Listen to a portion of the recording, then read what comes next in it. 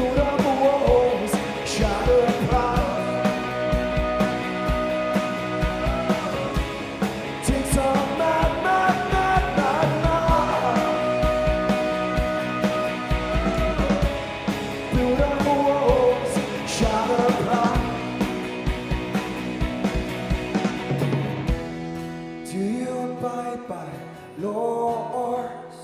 Do you write your laws? Do you abide by laws? Do you write yours?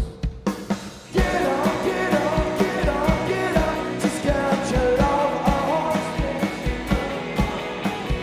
Get up, get up, get up, get up. Just get your love on. Get up, get up, get up, get up. Just get your love on. Get up, get up, get up. Just get your love on.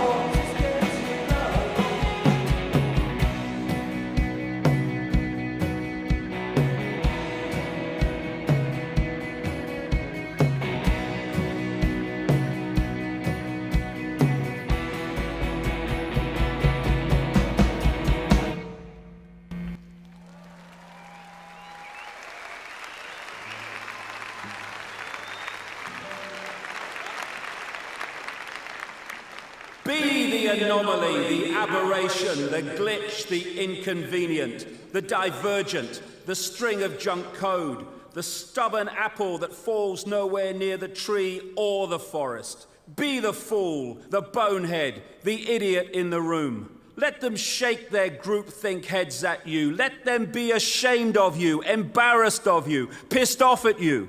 They will call you names, and you must let them. Let them jeer, let them point, let them laugh. Be resistant to their mockery. Be the fodder for their jokes. Be a magnificent failure in their eyes. A tiger does not lose sleep over the opinion of sheep. Go ahead, be the scar tissue of their worldview, their normality. They will loathe you. They will fear you. They'll wish they were you. Ladies and gentlemen, David Icke. Thank you. Whoa. Thank you. Thank you. Thank you. Hey. Thank you very much. Thank you. Whoa. Thank you. Thank you very much. Thank you.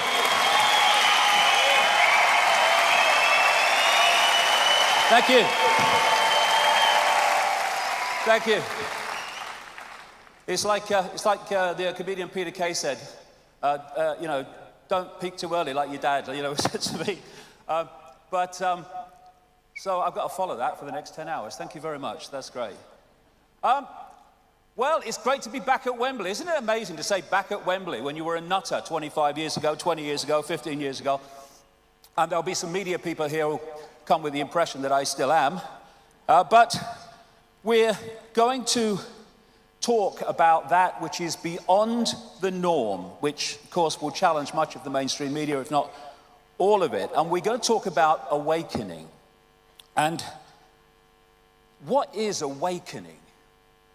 Awakening is realizing that we've been living a fake self-identity and sussing the nature of the true self-identity. And through the day, there's going to be one heck of a lot of challenging information, because we need to know what we face with before we can do anything about it. But I don't want people to freeze or think, oh, it's hopeless, what can we do? Because in our true state, in our awakened state, we have the power to change anything. We have got into this situation by realizing or not realizing the power we have, by not realizing the true nature of who we are. And we can and we will paint another picture in this generations and generations to come. We will paint another picture.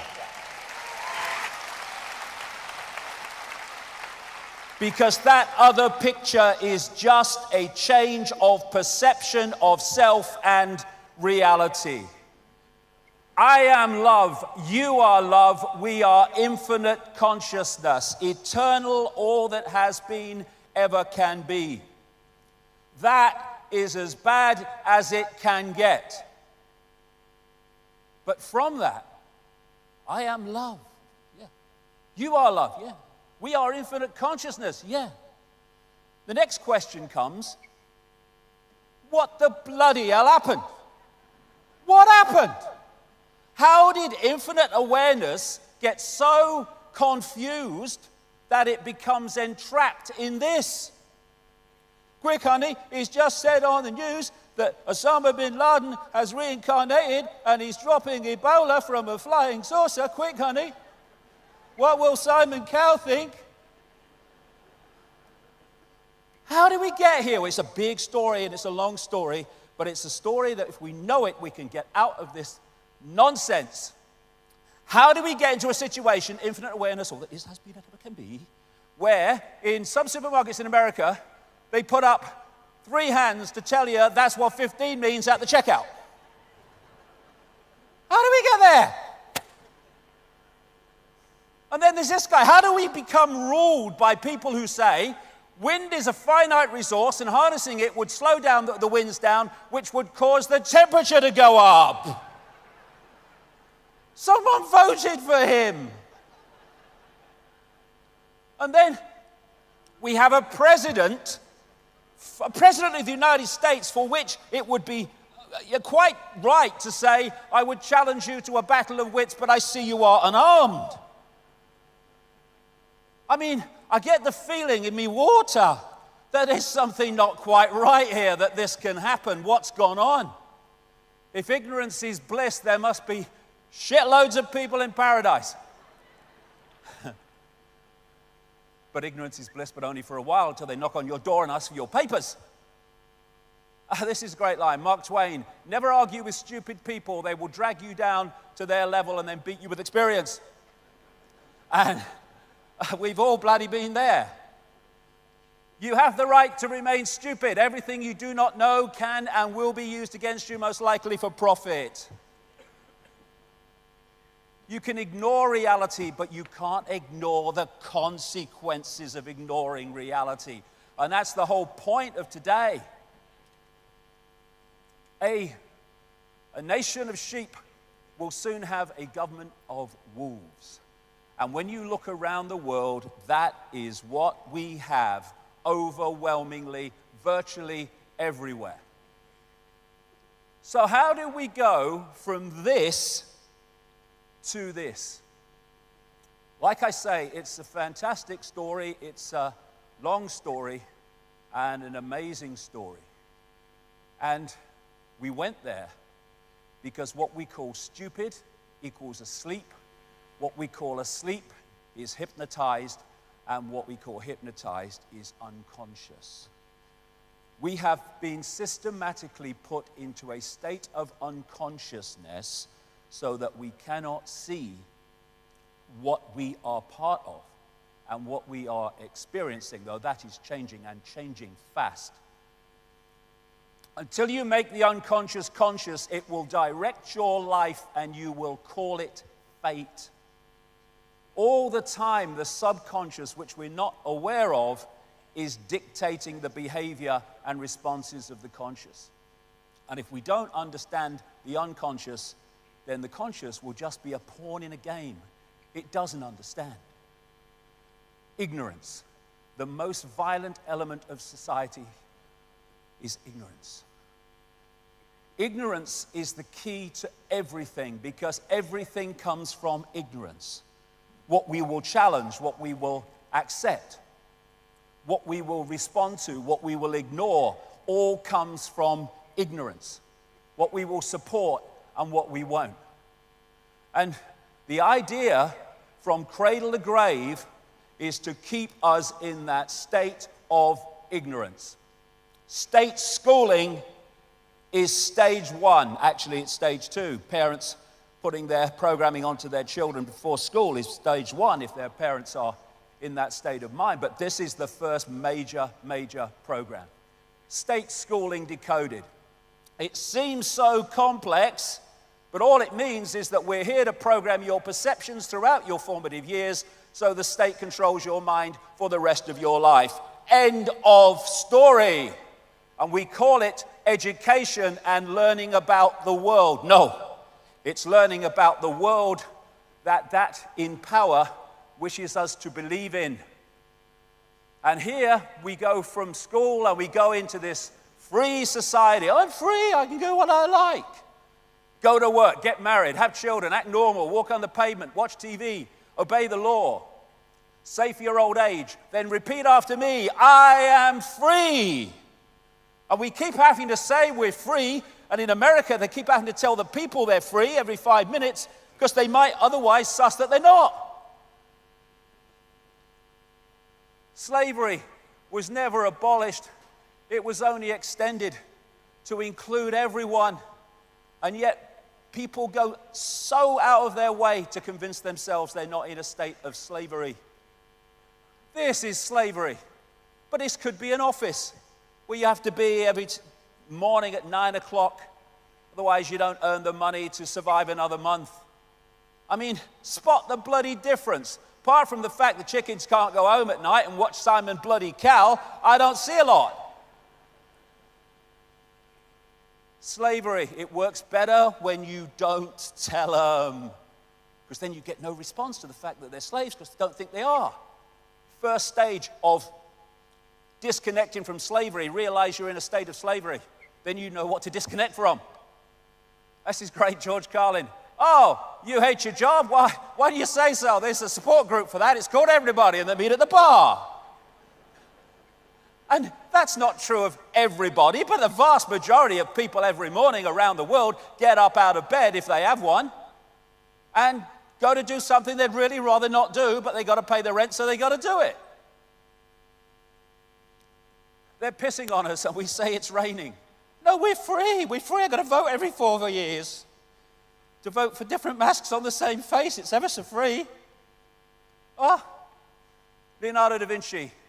There are 3 classes of people. Those who see when they are shown, those who do not see. And this system we call life is designed, again from cradle to grave, to make sure as many people do not see. And that's what I call the perception deception. Call my last book Perception Deception. I can't think of 2 words together that sum up our situation more than that. Because when there's a few controlling the many, you can't do it physically. You can do it physically in a small area. You can't do it physically across the world. You have to program the perception of the people so that they see the world the way that suits you. And from perception, again, comes everything. What I will challenge, what I will support, all of it. What I will see as good, bad, moral, immoral, all of it comes from perception, the point of perception. And that is the stadium on which the control of humanity is played out minute by minute. And it's even in their own quotes. These are 3 major CIA people. William Casey, CIA director, will know when our disinformation program is complete when everything the American public believes is false. The CIA owns everyone of any significance in the major media. William Coley, CIA director. Deception is a state of mind and the mind of the state. James Angleton, infamous CIA operative. It's all a mind game. And if we don't fall for it, we don't fall into the trap of seeing that we are slaves while thinking we're free. And here he is, the personification of frickin' evil. Decade after decade after decade after decade. If he went to jail for his crimes against humanity, they would have to throw the key mid-Atlantic, not worth keeping it, and he would have to reincarnate many times to complete the frickin' sentence. It's not a matter of what is true that counts, but what is perceived to be true. Exactly. And if we believe official sources, we are believing what they want to perceive us to be true. And they don't, oh, it's gone off. It'll go on in a minute. They don't call it television programming for nothing. Television programming. Fear Ebola, fear ISIS, fear today, fear tomorrow, fear each other, fear Russia, fear for your kids, fear climate change, fear, fear, fear, fear. Fear everything and then give us your power so we can save you from what we've manipulated you to fear. It's going on day after day after day across the great spectrum of society. It tells you what to wear, what to eat, what to think, what to love, what to fear, who to ridicule, who to condemn. And it makes stupid people famous.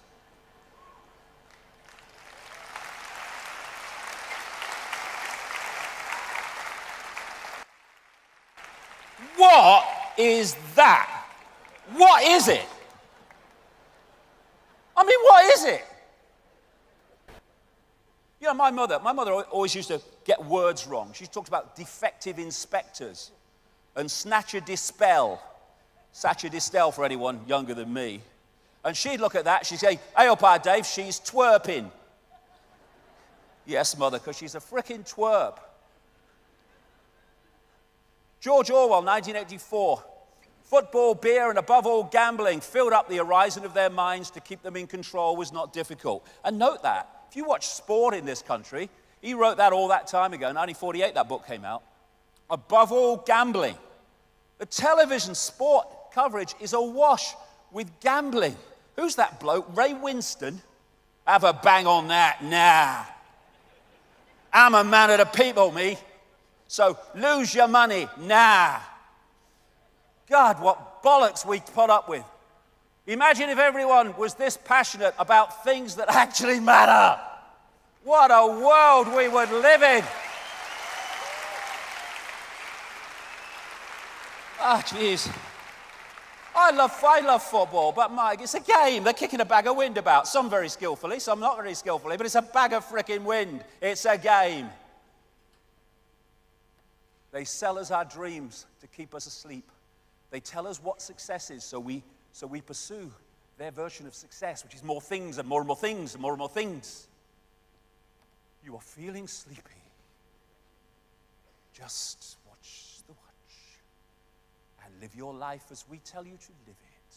And all this together is what the great cosmologist and thinker Carl Sagan called the bamboozle. One of the saddest lessons of history is this. If we've been bamboozled long enough, we tend to reject any evidence of the bamboozle. We're no longer interested in finding out the truth. It's simply too painful to acknowledge, even to ourselves, that we've been taken. Once you give a charlatan power over you, you almost never get it back. Almost never. But we're fricking going to. But that's what it is. It's a bamboozle. It's a mind program. And this state of being, this state of denial, is absolutely crucial to it. This is cognitive dissonance. This is a definition of it. Sometimes people hold a core belief that is very strong. When they're presented with evidence that works against that belief, the new evidence cannot be accepted. It would create a feeling that is extremely uncomfortable called cognitive dissonance. And because it is so important to protect the core belief, they will rationalize, ignore, and even deny anything that doesn't fit in with the core belief. And that's why people that stand out and say things that are different to the norm invariably get attacked, ridiculed, condemned, and all the rest of it, because you're challenging so many. Oh my God, how many core beliefs are going to be challenged today? My goodness me, getting the Guinness Book of Records for the days out. Mark Twain, it's easier to fool people than to convince them they have been fooled. Why? Because they don't, understandably, want to realize they've been fooled. But it's a wonderful thing to realize you've been fooled. It's a great gift, because from that point you will not be fooled any longer. It's a wonderful gift. People are embarrassed by it. This is another fundamental aspect of the bamboozle. It's called Stockholm Syndrome, a psychological phenomenon in which hostages express empathy and have positive feelings towards their captors, sometimes to the point of defending them. And this scene from the first Matrix movie captured the Stockholm Syndrome so perfectly.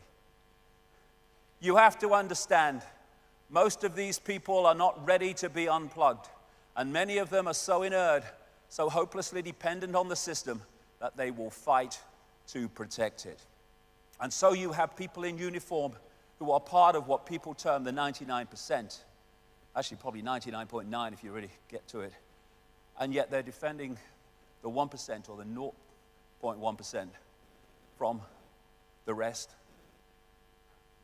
As Plato said, ancient Greek philosopher, those who are able to see beyond the shadows and lies of their culture will never be understood, let alone believed by the masses, because the program is so strong. But we are starting to break it up. And so throughout history, the lights have been destroyed and dismissed with by the candles all the way through history. And decades, sometimes hundreds of years later, people look back and they go, they killed him, but he were right, wouldn't he? And what do? The same thing in their time frame as they did to them, just in a different way. And they think they're different. Jonathan Swift, when a true genius appears, you can know him by this sign, that all the dunces are in confederacy against him. And that's because anyone who is any way enlightened is seeing through the program, and that which is still controlled by the program will therefore be in confederacy against him or her. And this great man, Giordano Bruno, died at the stake, thanks to the Roman Catholic Church, in 1600, for saying things that all this time later we know to be true. It is proof of a base and low mind for one to wish to think with the masses or the majority, merely because the majority is the majority. Truth does not change because it is or is not believed by a majority of the people. Great, great quote. So true. When you find yourself on the side of the majority, it's time to pause and reflect. Why? Because history shows us that invariably the majority are always following a cul-de-sac or a dead end. Mahatma Gandhi, many people, especially ignorant people, want to punish you for speaking the truth, for being correct, for being you. Never apologize for being correct or being years ahead of your time. If you're right and you know it, speak your mind, speak your mind. Even if you are in a minority of one, the truth is still the truth. And I would suggest that in our reality, this is the truth. We live in a freaking lunatic asylum. All right? Now imagine that you are born into a madhouse. You grow up in the madhouse. Your parents are from the madhouse. Your teachers are from the madhouse. Your scientists and your academics are from the madhouse. Your doctors are from the madhouse. All of them. The journalists are from the madhouse. Doesn't necessarily need to scan very, very far for that, does it? But what then happens is someone who's not grown up in that situation comes along and says, this is a freaking madhouse. But to you, the madhouse is normal because it's all you've ever known. And thus, to you, someone saying the madhouse is mad is themselves mad. It's one of the great examples of human inversion, this inverted society. And as this man said, brilliant, birds born in a cage think flying is an illness. What you've been brought up with is your normal, however bloody mad it may be. It is no measure of health to be well adjusted to a profoundly sick society. And that sums up the madhouse. That sums up the madhouse. People who have become well adjusted to a profoundly sick society to the point where they think it's normal. And who runs the institutions of this world? People like that, because of the system that puts them there. It's great. An idiot is a genius to another idiot, because that's their perception of what a genius is. So, let's look at this madhouse and what is considered normal. We kill people who kill people because killing people is wrong. I mean, I was that high, and I always said to me, Dad, we're still hanging people in Britain then. What are they hanging them for? They say killing's wrong. What are they doing? Couldn't work it out. It's madness. Oh no, an eye for an eye. Yeah, it makes the whole world blind. Yeah, gotcha. Here you go. I heard you throw bombs on people who throw bombs at you because you are throwing bombs at them, so they will stop throwing bombs at you. Just wanted to ask how it was working so far. Wow. Jeez. Here we go, a bit of madness. Numbers of people murdered by governments from 1900 to 1999 alone, 262 million. That's the only ones I know about. What it took to develop this fighter jet would have given every homeless person in the US a $600,000 home. Always money for war, not for peace and people. And there's a reason for that, which we'll come to later.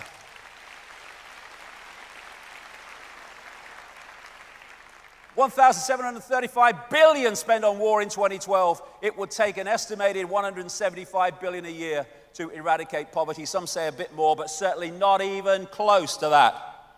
Why? Inversion.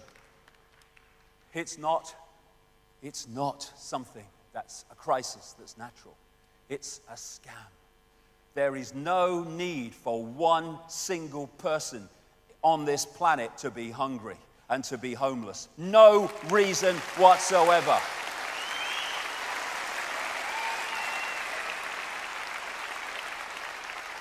It's there because it's made to be there for all the reasons I'm going to explain today. And here we go. Here's a bit of madness. No, it's sanity. It's sanity. What we do is we put poison on the food and then we frickin' eat it. And that's considered sane. And you get these people, they say, what do you mean organic food's better than the food with poison on it? That's crazy. What? That's what they say. I'll dance then. And then we borrow money that doesn't exist called credit and then pay interest on it. And we give all the things that are worth anything to the bankers for lending us money that doesn't exist called credit. Hey, it's a crazy world. No, it's not sane. And this is all going on now. This is all going on more and more day after day. Well, you've got to protect us from terrorists. The people putting them up are the terrorists. Think while it's still legal. Now, people might think that's a bit of a joke. It's not. No. Psychiatrists now say nonconformity is a mental illness. Only the sheeple are sane. They've got a name for it. They've always got a name. Oppositional defiant disorder. What? Apparently I'm a terminal case. For which I'm delighted. Now, pulling this all together, what we're looking at is what I call bubble people. Bubble people. They live in a bubble of perception and reject anything outside of that perception. Thus, they stay in the bubble. And so all these institutions are programming beliefs and perceptions in the bubble. And unless you break out of it, they're the only perceptions you ever come across. I mean, I love this one, experts. Ladies and gentlemen, we have an expert with us. And normally what follows after, and here's an expert, is a clueless prat. That's what I find, myself. Clueless at what they're talking about.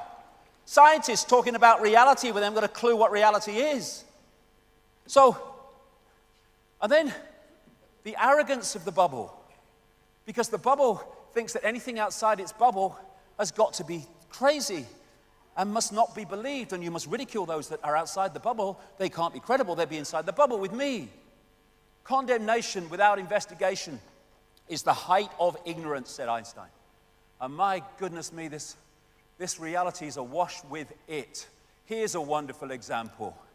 Professor Richard Dawkins at Oxford University, who ridicules and attacks anything that's kind of different, and the arrogance of ignorance. Do you know something that's absolutely unquestionable? There's no doubt whatsoever, cannot be challenged. We don't know everything. At any point, we think we know up to a point. But there's always more, vast more to know. The arrogance of ignorance says, I know what I need to know already. And that's what they say to you. Look, mate, I live in... Oh, you've had that, haven't you? Look, mate, I live in the real world, me. All right, I've got that real world. Go to work, get married, have children, act normal. I am free. That's the real world they're talking about. The real world of human slavery masquerading as freedom. Wisdom tends to grow in proportion to one's awareness of one's own ignorance. Crucial. Or as Socrates said in ancient Greece, wisdom is knowing how little we know. And that opens the mind to all possibility, knowing that whatever we know, it's a fraction of what there is to know. What if all you ever knew was a lie? What if all we ever knew was a lie? That's extraordinary when you see the tidal wave of information that comes at us by the day. Well, William Casey, CIA director, will know when our disinformation program is complete, when everything that Americans believe is false. Their goal is that everything we believe is a lie, and they're bloody close. Truth is truth even if no one believes it. A lie is a lie even if everyone believes it. Truth doesn't look at numbers, it looks at what is. And I love that line. You see that on news programs. They're talking about a story. They'll say, well, what we know is, and then they'll cut to tell you what the government has put out in a statement. That's what we know. No, that's what they bloody said. And what we know, well, what do we know at any point? Until 1929, scientists thought there was only one galaxy in the universe, the Milky Way. Today, they estimate minimum 100 billion. I've seen figures twice that, 3 times that, in estimates by other people. From 1 in 1929. And at that point, they would have said, what we know is. First step to awakening to true self. We know shit.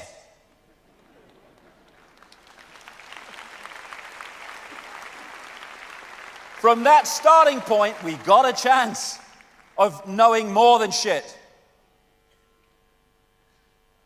Re-examine all you have been told. Dismiss what insults your soul, and that includes every word I say today if it insults your soul. Emancipate yourselves from mental slavery. I love the way he sings that, Bob Marley. None but ourselves can free our minds. So true. It's our mind. Only we can free it. And people think about enlightenment as it's some kind of, trotting down country lanes with violins and little butterflies flying around with beautiful colors. Actually, it is this, brilliantly set out. Make no mistake about it. Enlightenment is a destructive process. Enlightenment is the crumbling away of untruth. It's seeing through the facade of pretense. It's the complete eradication of everything we imagine to be true. Blank sheet of paper, starting again. What goes on that blank sheet of paper has now got to convince me. And I don't care if you got letters after your bloody name or letters before your name. I couldn't give a damn. I'm deciding my sense of reality, not the system. And John Lennon said, the more real you get, the more unreal the world gets. Why? Because the more real, awakened you become, the more you see the madhouse. And it's been going on for centuries. This is Leonardo da Vinci. I awoke only to see that the rest of the world was still asleep. But only when you awaken do you see the world's asleep, because you were asleep with all of them before.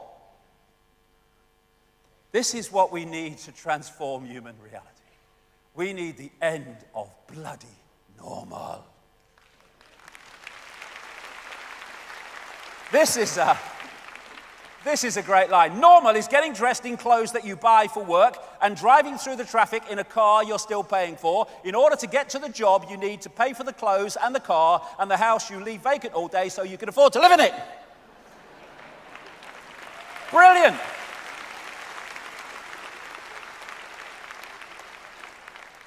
And when one person suffers from delusions, we call it mental illness. When a society suffers from them, we call it normal. Because who decides normal? That which controls the information within the society. There you go. I've just been called normal. I've never been so insulted.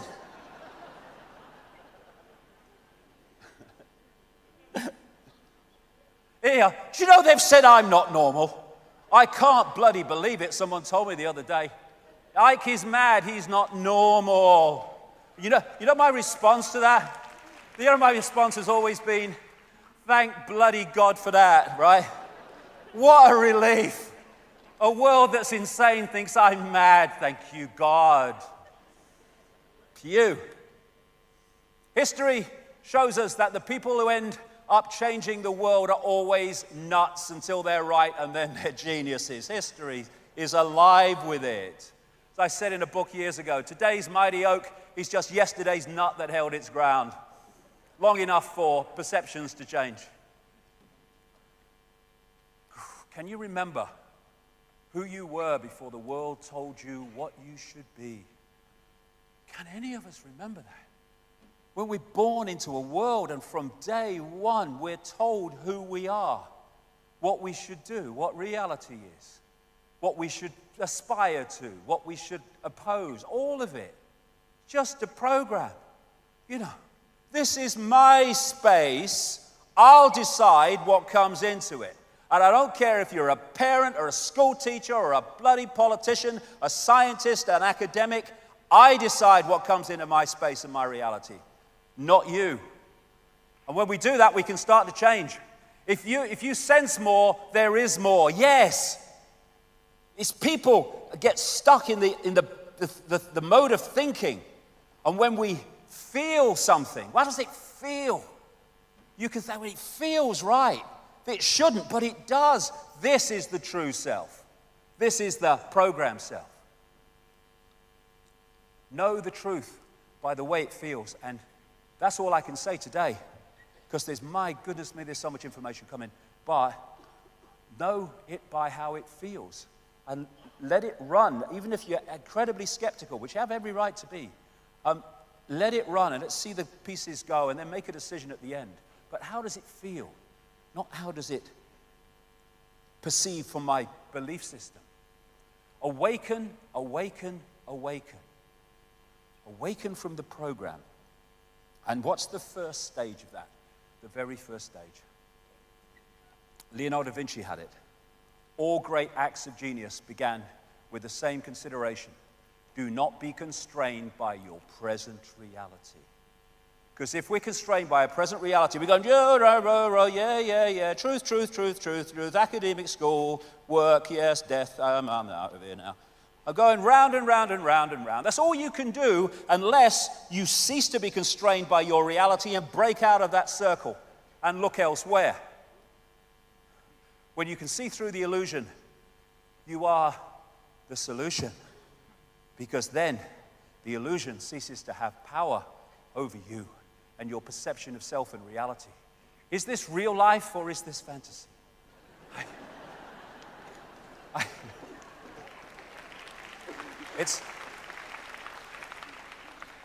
It is fantasy because it's all an illusion on a scale that we would beg a belief if we didn't see the evidence to back it up. But this is crucial.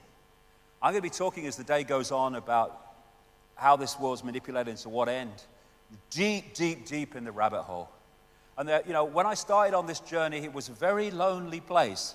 There were very few people walking on it anywhere in the world. Long time ago, 25 years. And there are now very large numbers of people. Fantastic, great, wonderful. Putting this information out about the manipulation, but on certain levels. I would just say to them that we're never going to, A, find the true nature of what's happening, or the answer to bringing it to an end, unless we appreciate the nature of reality itself, because at the inner core of those who are manipulating this world, they understand what reality is and thus how to manipulate it, while they keep us in ignorance of that same information.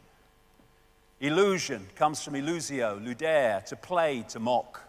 And it plays and it mocks with us if we don't realize it's an illusion. And of course, it's all real.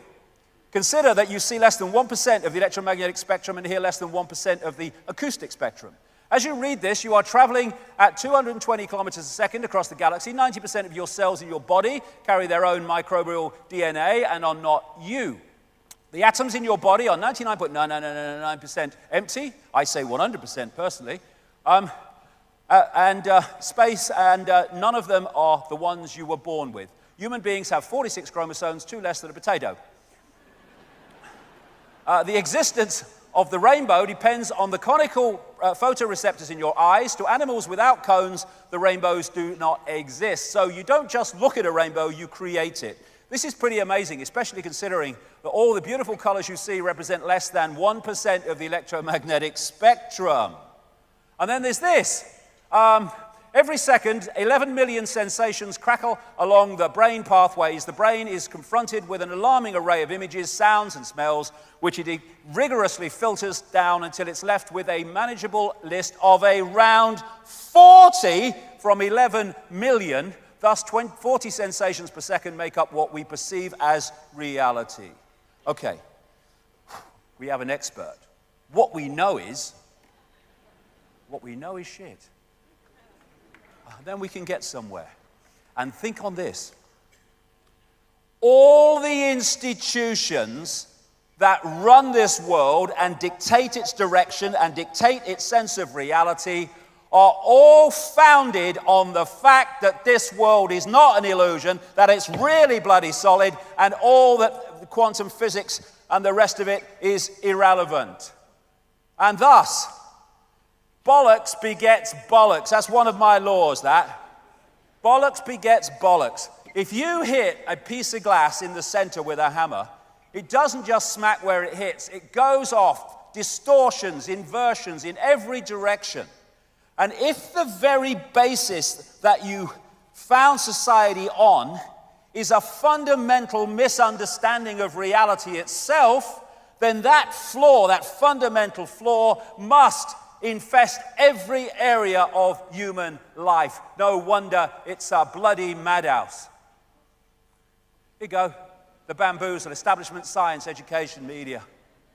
Just sticking its head up its arse, thinking it knows it all. Reality is merely an illusion, albeit a persistent one. Albert Einstein. And there's a reason why it's persistent. I would suggest, after 25 years of putting this together, we live in a virtual reality universe. And is that really so hard to imagine anymore? When you see the scale of reality that we see in these video games and stuff now, and movies, where it looks increasingly like the very reality that we're decoding. Even faces, people are looking more and more like each other in virtual reality. This one. And they're now using virtual reality in burns units to change the dressings, because the reality being piped to the eyes takes over, hijacks the brain's perception to the point where it doesn't feel the pain as it would normally. When you look at virtual reality in its developed sense, its more developed sense, they've got the gloves on, they've got the goggles on. And all that is doing is hacking into the way the body decodes reality anyway. Hacking into the 5 senses. Technologically, going to be very, very significant as we go through section 2 today. And it can be so incredibly real. And all it is a fake reality being fed to us technologically. And it's an interactive, wireless cosmos that we are experiencing. You know, when you go out with a computer and they've got this Wi-Fi stuff every bloody where now. You're sitting in the middle of nowhere, in the middle of a town, wherever, and you sit there, and from the unseen, you are downloading or decoding onto that computer an entire global reality that can be picked up anywhere in the world that it's available. A wireless internet, and I call it the wireless cosmos, and the brain is massively part of the decoding system of this wireless cosmos. This is a projection or a simulation, if you like, of what Wi-Fi looks like in the unseen. And it's just information in an energetic form. And the computer tunes into that, decodes it onto the screen as the internet. We do not have empty space between us. We have energy. We have electromagnetic energy. And we have, in that energy, information. And from that, what I call the biological computer decodes that information into a sense of reality that we think is solid, but simply cannot be. I'll go deeper into this as we go through here. The base form of our reality is waveform, energetic waveform, which can carry extraordinary amounts of information. I call it the metaphysical universe. It's the universe from which this one that we see, or think we do, comes. So, you have the information field, the cosmic internet, if you like, and we decode it through from that, through the digital, I'll get into all this as we go along, through to what is an illusion of physicality called holographic. I'll come to that quite shortly. And now we have mainstream scientists saying, this reality could be just a hologram, exactly what it is. And the most dense of things, rocks, mountains, however kind of they may be indestructible, they are at their base form an energetic information field. The more dense the energy, the lower the frequency, the denser and more solid the form appears to be. And Nikola Tesla, the genius from which so much came, one of the great scientific geniuses of modern times, who in effect gave us the electrical system. He gave us radar because it was stolen from him. And he could see beyond the physical that we perceive. And he said, the day science begins to study non-physical phenomena, it will make more progress in one decade than in all the previous centuries of our existence. Why? Because you go to the source of the reality instead of the decoded expression of that reality. You go to the source, not the expression of the source. So we live in this cosmic internet. On one level, it operates on an electromagnetic level. Of course, the brain is working electrically as it interacts with it. And the reason that animals can be so sensitive to things that humans can't be, because they read the newspapers and watch Simon Cowell, but is because they have not gone through this system of programming. So they are naturally sensitive to these information fields and can pick up changes in it, which is why animals can feel earthquakes coming before they come. So what is the internet? People say, well, it's like pictures and text and colors on a screen. Well, yes, it is, but only on the screen. Everywhere else, it's electronic circuits and all that gadgetry. What is television? Well, it's pictures on a screen. Yes, it is, but only on the screen. Everywhere else, television, in the analog sense, is frequency fields, or the electrical kit that they do now with digital. And our body-mind, the body-mind as I call it, is like a computer system which allows us to experience this reality. And that is just like sitting in an office. The person at the desk that can see the big picture is consciousness beyond the program, consciousness beyond mind, consciousness beyond the reality that we perceive, and that is experiencing the reality we perceive. If you cut that from that and isolate that in and of itself, which is what the program's designed to do, you detach people from their true self and their true perception of self. That's the thinker, the brain, the thinker, working it out. That's the knower.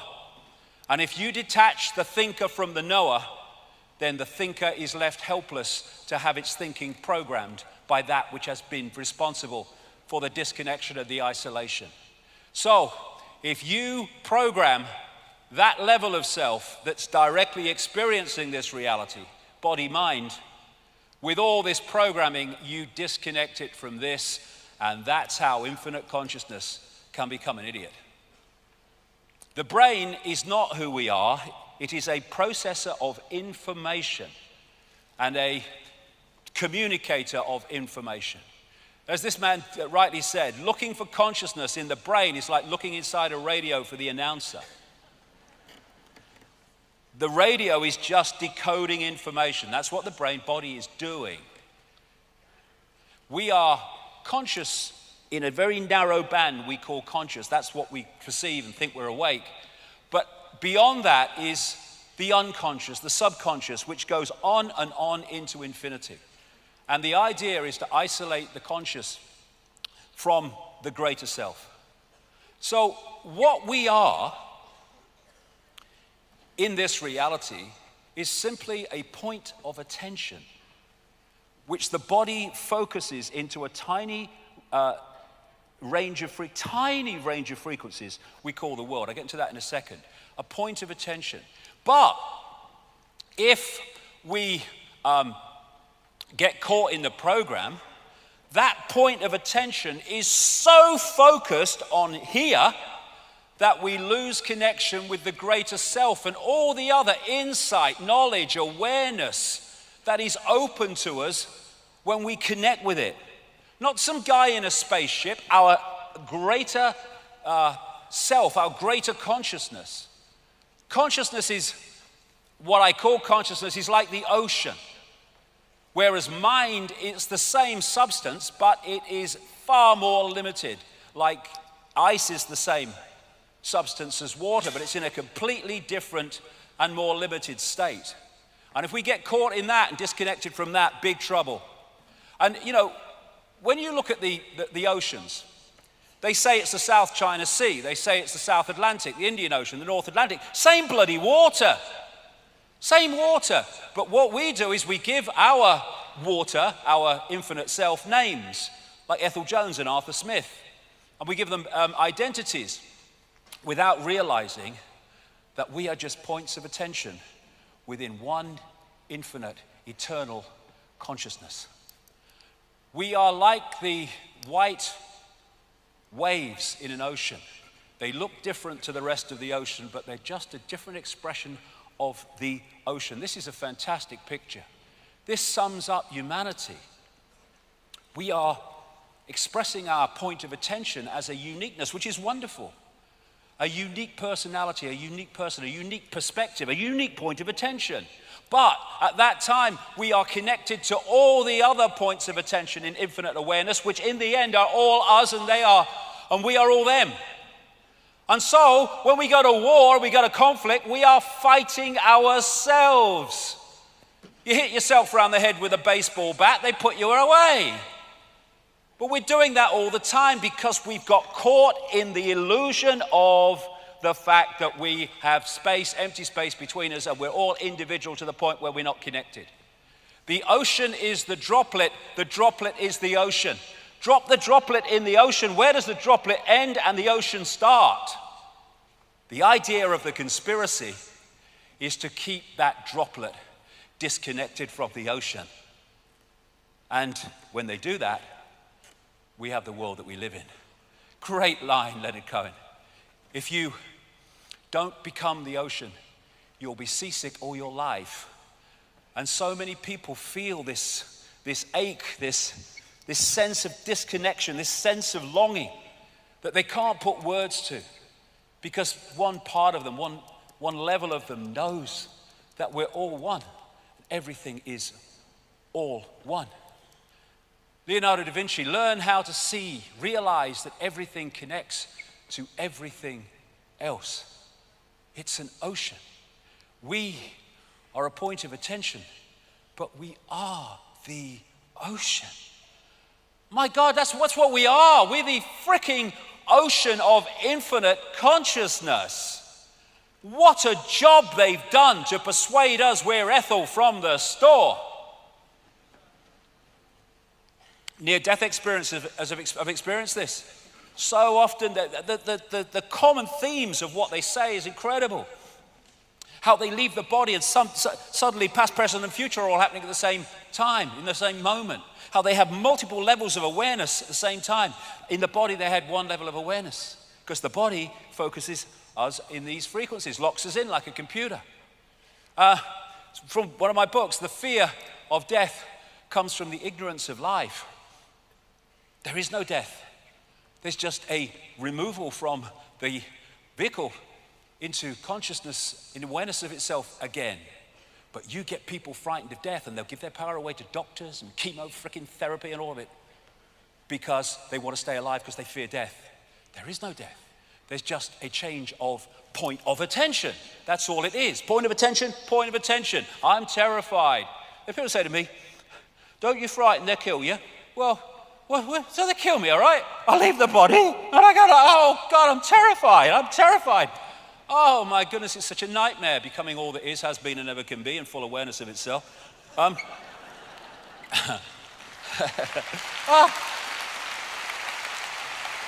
If the doors of perception were cleansed, everything would appear to man as it really is, infinite. This guy was, from the 18th century, William Blake. I mean, this is universal knowledge through history.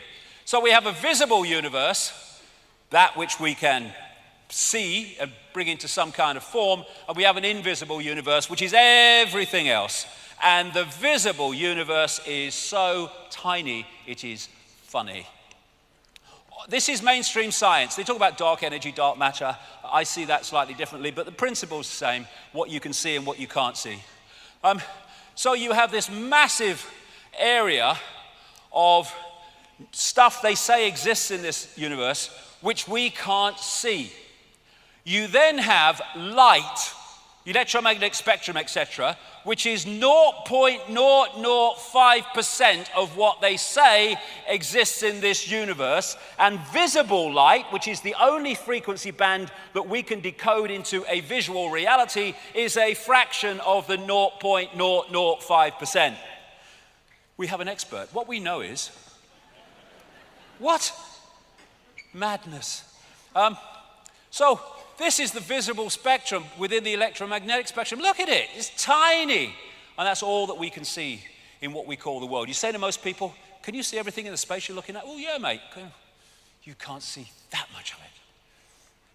So we are in a frequency band. We call it the world, we call it reality, but there are other frequency bands interpenetrating this one, like radio stations and television stations, sharing the same space. And what you perceive is what you can decode, what you are decoding. And so through the body we perceive in a visual sense what the body can decode, which is this little band of frequencies. You go outside the body, now you're perceiving much greater frequencies, and thus your reality changes. If you wish to understand the universe, said Tesla, think of energy, frequency, and vibration. Exactly. So, our point of attention holds us in this reality unless we're open to consciousness. Because what happens is if you come into this reality, this visible light reality, and you hold that connection to consciousness beyond this reality, you have everything you need. You have the information coming through the senses to give you a fix on what's happening around you, but you have the big picture that's outside of this reality, that's not programmed by its perceptions and its sense of limitation, which can then feed you insight, inspiration, intuition, to give you insight beyond that which you are directly experiencing. But you get disconnected from that, big problem. You're now trying to get your entire fix on reality from the reality you are in. And if a network controls that reality and that information that's coming at you, they are going to program your sense of reality for life. What time is Simon Cowell? All that stuff. So, most people, and it is changing, hallelujah, brother and sister, but it's still the vast majority are caught in the program which they think is real and they think is all there is to see. And so in this world, there are people in the program who are only getting that sense of reality, and then there are people who've opened their minds and opened their hearts, come to that big time, who are accessing another sense of reality, and these people call these people mad and crazy and dangerous. Yes, they are. They're dangerous to the prevailing program. So what is the universe? It is information. And what is the universe? It is information decoding information. When you put a disk in a computer, it's information. The computer is information. It decodes the information. One part of information is encoded to be decoded. One information source is encoded to decode. And that's exactly how our reality works, except the body is decoding and also encoding. So we have what I call the body computer, a biological computer. Biological in the sense that instead of like a desktop computer, you put information in and you press enter, and as programmed it responds. A biological computer has the ability to assess information and make decisions about it, which is what the immune system is doing all the time, 24/7, without any input from us. So the reason that they're able now to connect the brain directly to computers is because they're connecting two computers, one fantastically more advanced than the other, but still basically two computers. And form is in formation. Our base state is awareness, doesn't have form, it's just awareness. But we come into the realms of form, and form is created from information. And so if you look at the body, it's just like a computer in its basic sense. You know, when a computer don't work anymore, won't switch on, what do you say? My computer's dead. It goes into sleep mode to save energy. It has an antivirus system. That's our immune system. Best antivirus system ever. The brain is the central processing unit. And then you have DNA, which is basically the hard drive. And the senses are decoding systems, decoding information into a form that the brain can decode. So the senses are taking waveform information, vibrational information, they're turning into electrical information, they are communicating it to the brain, which then decodes that into a sense of reality we call the world we live in. So the world that we think we're living in exists there. And worth thinking on this, if you can manipulate the sense of reality of that and the way that decodes that information, you are dictating the experienced reality of the target population. And that's what's happening all the time. And when we realize that, we can stop it happening, which is the whole point of me doing it and standing here, really. So you look at the motherboard of the body. That is the system of meridian lines of energy used in acupuncture, which take information around the body. You know, when information is passing around the computer too slowly, things start to malfunction. And what do we say? My computer's so slow today. Yes, because the information is not passing around at optimum level. When the information is not passing around these chakra systems and meridian line systems, then the computer malfunctions. We call it dis-ease, disharmony. And so what acupuncture is doing, okay, you know, dogma bloody Dawkins, acupuncture load of rubbish. No, mate, you just don't understand what reality is. Perfectly logical. What the acupuncturist is doing is using these needles and other techniques to make sure the flow of energy, information around the meridian system is optimum. This is why in ancient China they used to pay the acupuncturist when they were well, but not when they were ill, because his job was to make sure they never got ill. Another thing, people who are skeptical of this stuff, people say, you see this in the media, he's saying you put a needle in your toe and you cure a headache. That's crazy. Well, it's not crazy. It's perfectly logical. If the problem with the head is that one of these meridian lines of information is blocked in the toe that goes through the head, then it's no good putting it in the head if the blockage is not in the head. You put it in the toe and that clears the meridian, which takes away the pain from the head. It's very simple.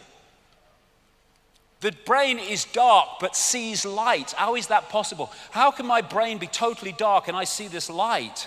Because that light in its prime form, like everything else, is just an information source.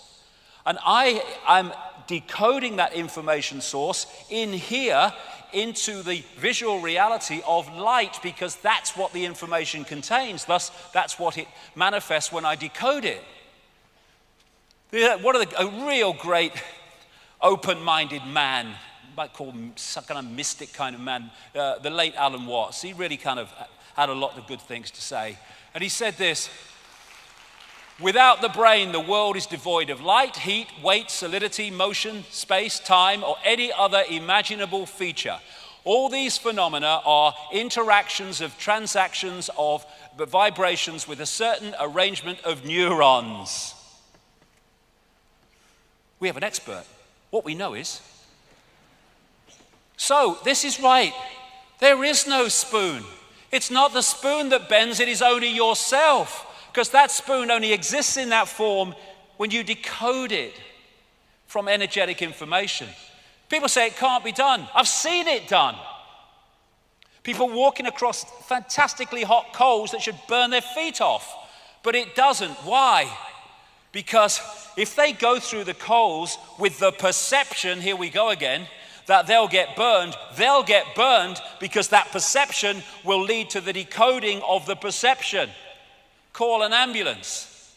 But when you go into another level of consciousness that is not decoding reality like that, you walk through coals and not get burnt, because an illusion can only burn an illusion if you think it's real. God, this world is so fantastic, and we live such a fraction of it. Information is encoded in what we call light. White light contains all the colors of the spectrum. Isaac Newton called the rainbow a spectrum because out of the Latin word for apparition or phantom, that's where we get the word spectre from. And colors are frequencies. Illusion, colors are frequencies. They're just different frequencies, and when we decode them, we see that color. And we think those flowers are red and yellow. They're not. Nothing has any color. The color is decided in our perception of it by whether it reflects certain frequencies or whether it absorbs certain frequencies. We're only seeing light that reflects. Thus, we're only seeing that color which is reflected by the object. Therefore, it seems to be that color. This is the scale of the illusion that we think is real. And even, some of these various things that you come across in science, hydrogen and carbon and nitrogen, you break them down on one level and they look like barcodes, because this is a virtual reality universe. And light radiation is information, and the frequency or wavelength vibration is its delivery system. The information dictates the frequency. So, I'm delivering information. I love you, and I mean it. That's the frequency. I hate you, and I mean it. That's the frequency. And thus, the information is being delivered, and as it's being delivered, it travels through light on a particular frequency relating to its nature. And so, the more hate we put out into the world, the more hateful world we have as we interact with the virtual reality universe, because we post information and we receive information. And this is why music, vibration, has such an impact upon us. Oh, God, I'm hoping in my heart sings to that music. Oh, shut that bloody stuff off, it's horrible. It depends whether we're syncing with the frequency or whether we're not. This is why chants are so used and dance, which creates vibration, by Native Americans and people of the East and others, because they understand that you can impact upon reality by impacting upon the frequency of the space that you're dealing with. And this is really, I think, one of those whoa moments. As the frequency increases, the amount of energy carried by the wave also increases in proportion to the frequency. So, when you open your mind and open your heart, your frequency goes up. Provable fact, measurable. As your frequency goes up, you're now being able to hold and access more and more and more information. And thus you become more aware, more knowledgeable, more insightful, more intuitive. And what the system wants is to push us down the other way, so we watch Simon Cowell. So what we're doing is decoding information into this reality. This reality is a shared reality, but it's a decoded reality. And it's operating in our heads, decoding information. And how we decode it depends upon our perceptions of reality. So this Matrix scene is absolutely spot on. This isn't real. What is real? How do you define real? If you're talking about what you can feel, what you can smell, taste, and see, then real is simply electrical signals interpreted by your brain. Now you manipulate the way the brain interprets those signals, gotcha. And that's what's happening. And bollocks begets bollocks. Because once you are operating in a society that doesn't take in the very nature of reality, you're in a flawed society all the way through. Now, this is an example of how information is carried by everything and how we impact upon information as we interact with this virtual reality universe. Sad to say, I'm sure he's not sad where he is now, but I'm sad that he's gone. Dr. Emoto, the great man from Japan, who I co-wrote a book with in Japanese some years ago. I didn't write Japanese, he did. But he unfortunately left us a few days ago. And I'd just like to mark that point by saying what a fantastic contribution he made in his work to the understanding of the nature of reality.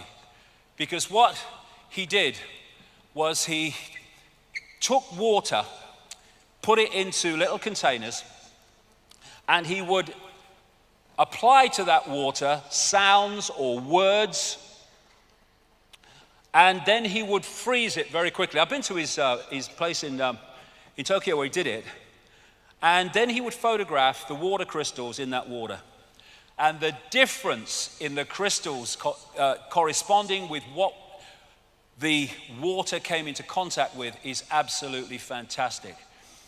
This water had love and thanks written on the side of it. Beautiful. Geometrically beautiful. Harmony, natural order. This had hate, I want to kill you, on it. Look at it. And people say, well, how does that work whether you put words on water and that happens? Simple. The words written are merely the holographic expression of waveform information. So those words are vibrating to a certain frequency. We see them holographically, but they're vibrating to a certain frequency. And that frequency impacts itself upon the water, and when you freeze it and photograph it, you see the impact. I'm speaking now. People think I'm speaking words. I'm not really speaking words. I am creating information fields with my vocal cords, and between me and you, there is no words. The words only come when you decode the information field that I'm sending out, and vice versa when you speak to me, when anyone speaks to anybody. It's all frequency. And so, love and appreciation. You make me sick, I want to kill you. Heavy metal music. This is why this can have a massively detrimental impact on people, because we are energy fields. Just look at the auric field, it's photographable. And if it's a vibe that can impact negatively or disruptively, distortedly upon your energy field, you can have mental and emotional and what we call physical expressions as the hologram is affected. This is polluted river water. Look at it. That's what it does. Because water in its base form is an information, waveform information field, like everything else. At the Aerospace Institute in Stuttgart, Germany, they've developed a way of photographing information in water droplets. You go on the internet and or YouTube and put those words in, water has memory. I'm sure it's still there. You'll be able to see the video. And so what they did is they put a flower in a big tank of water. Then they took the flower out, and then they photographed droplets from the tank. And in each droplet was the flower. That's a mock-up, obviously. It doesn't look like that. But you could see the flower information in the droplet. They then asked people from the local community to come in, and they had a big tank of water. And they asked them to take 4 droplets from the big tank and put it into a little dish with their name on. And what they found was that each person who did it, all 4 sets with each person, or all the sets, there were many more than 4, were different. But all 4 taken by the individual were basically the same. Why? Because the very action of taking a droplet, putting it in a dish, the energy field of the unique individual was impacted upon the water. This is the impact that we're having on reality all the time while we think we are powerless.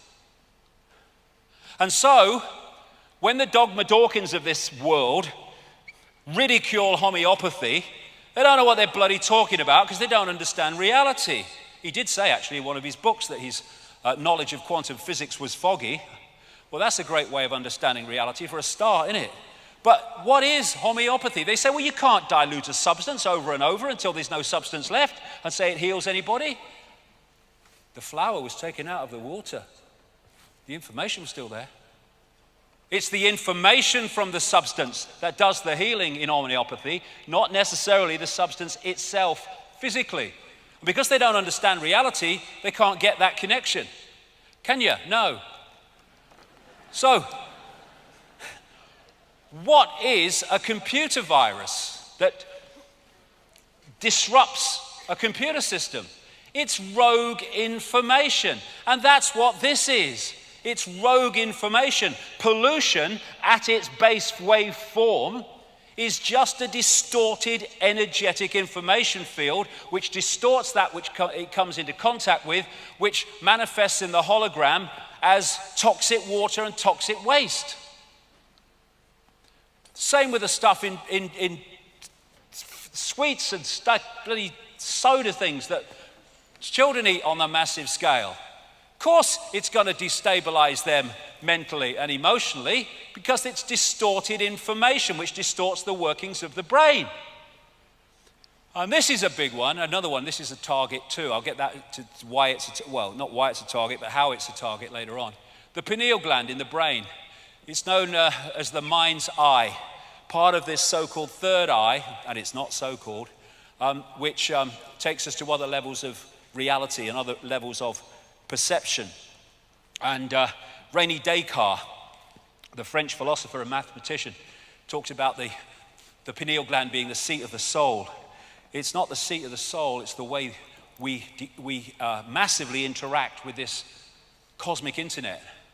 Interestingly, when you look at the pineal gland, which is a bit like a pine cone, and other parts that relate to it, it's kind of very much like the Eye of Horus or the Eye of Ra in Egyptian belief, and it's so vital to the way that we manipulate but decode reality, and can be manipulated to decode the reality that the system wants. So this is in the Vatican, a pine cone. This is a calcified pineal gland, because what has calcified it? Fluoride in the water. Fluoride in the water calcifies the pineal gland, which is massively important in the way we decode reality. Coincidence? Not a bloody chance. So this pine cone theme has been used in culture after culture to symbolize the pineal gland, because they knew its massive importance, the all-seeing eye and their level of how we decode reality. And people say, well, a little pineal gland, how can you decode a whole reality like that? Well, as I've been telling people for years, size doesn't matter, right? Look at it.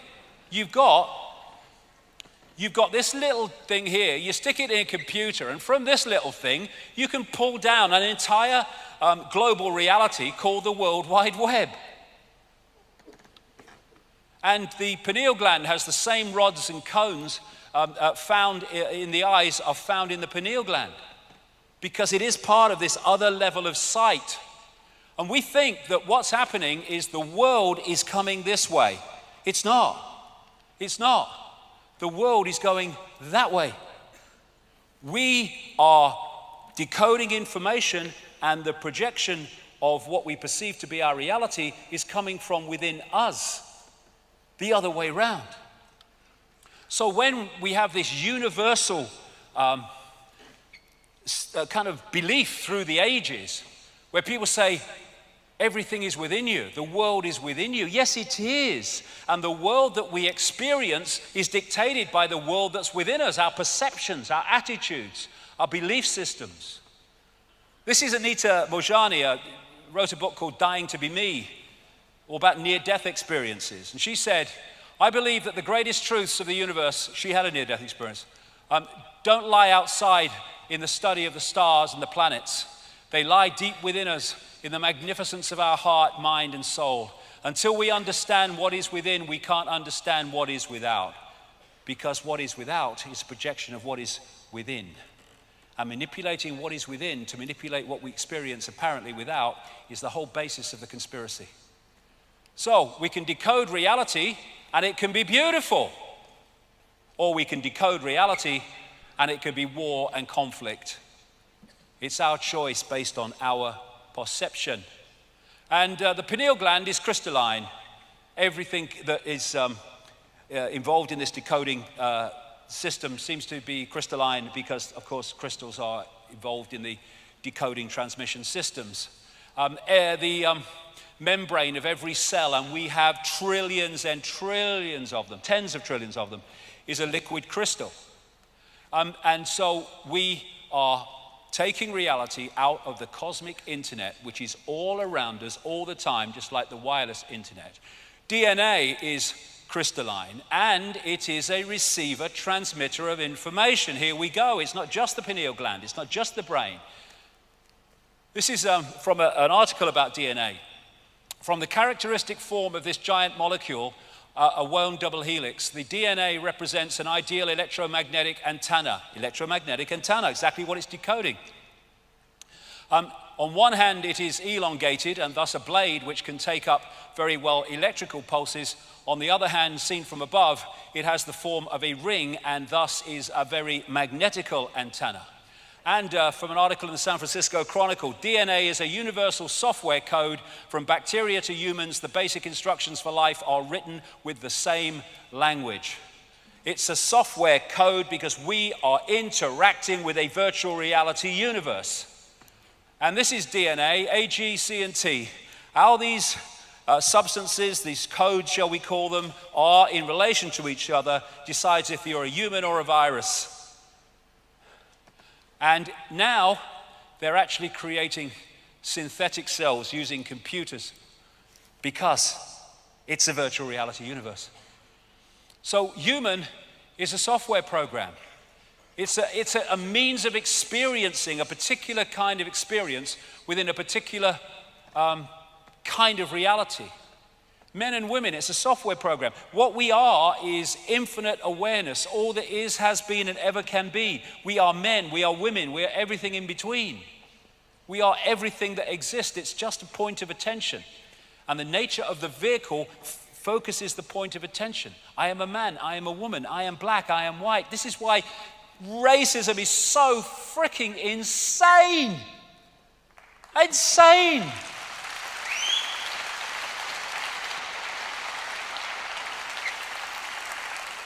My spacesuit's a different color to yours. Oh, so what? And these cultures, they're in their way software programs. They're experiences within the greater experience. And this is the underpinner of the software program. The software program should interact with the greater awareness. Overwhelmingly, it's been shut off by this. Hypnotized. All the time. Look at all the means of hypnotizing our reality. And if you hypnotize your reality, your decoding system becomes a self-fulfilling prophecy. Control perception and you control reality because of that. Control perception by controlling belief. They couldn't care less what you believe as long as you believe it vehemently, because that vehemence, that focus will decode reality in a very limited way because of your belief. Accidents happen, that's what everyone says, but in a quantum universe, there is no such thing as accidents, only possibilities and probabilities fold into existence by perception. So we have infinite possibilities. As we have infinite possibilities on the internet, am I going to that website or that website? There's infinite possibilities, but the perception pulls in certain possibilities that relate to the perception. That's why the programming of perception is the very foundation of the control of human experience. We see things not as they are, but as we are, exactly. And the thing is, program what they are, and we got them. So, from this tiny, tiny band of manipulated frequency, not even free thought frequency, we're deciding who we are, who you are, what we're going to be, what we're going to aspire to, what is and what isn't. And what is awakening? Awakening is awakening from this, from the person, persona, which in Latin comes from the word meaning actor's mask. And that's what the persona is, an actor's mask, a facade that gives us a sense of false self-identity. So, these people being normal. And then you lift the program, and we call it awakening. All you're doing is disconnecting your sense of reality and self from the program and seeing what's beyond it. Ever tried having a conversation with someone who had a belief system that is rigid and will not move? Waste of frickin' time. And when you're in that mode, you're like in a maze, but you don't know you're in a maze. You think it's free life and free movement, but you're in a maze and you're being guided down the maze. And then someone gets on top of the maze, looks down and says, "It's a frickin' maze. It's going nowhere. You're mad." Great line, this. Those who danced were thought to be quite insane by those who could not hear the music. And those who could not hear the music are because they're in these bubbles and they won't allow the music, the knowledge from greater levels of awareness in, and thus they can't hear it. We have a system that gets people to look at the world like that. And what chance have you got of seeing what is when you're looking at the world like that? Focused on one tiny area of frequency. And all this, this is all us, untapped because of the focus. Thank you. The eyes are useless when the mind is blind. Why? Because the mind is, through its perception, dictating reality. We are all one.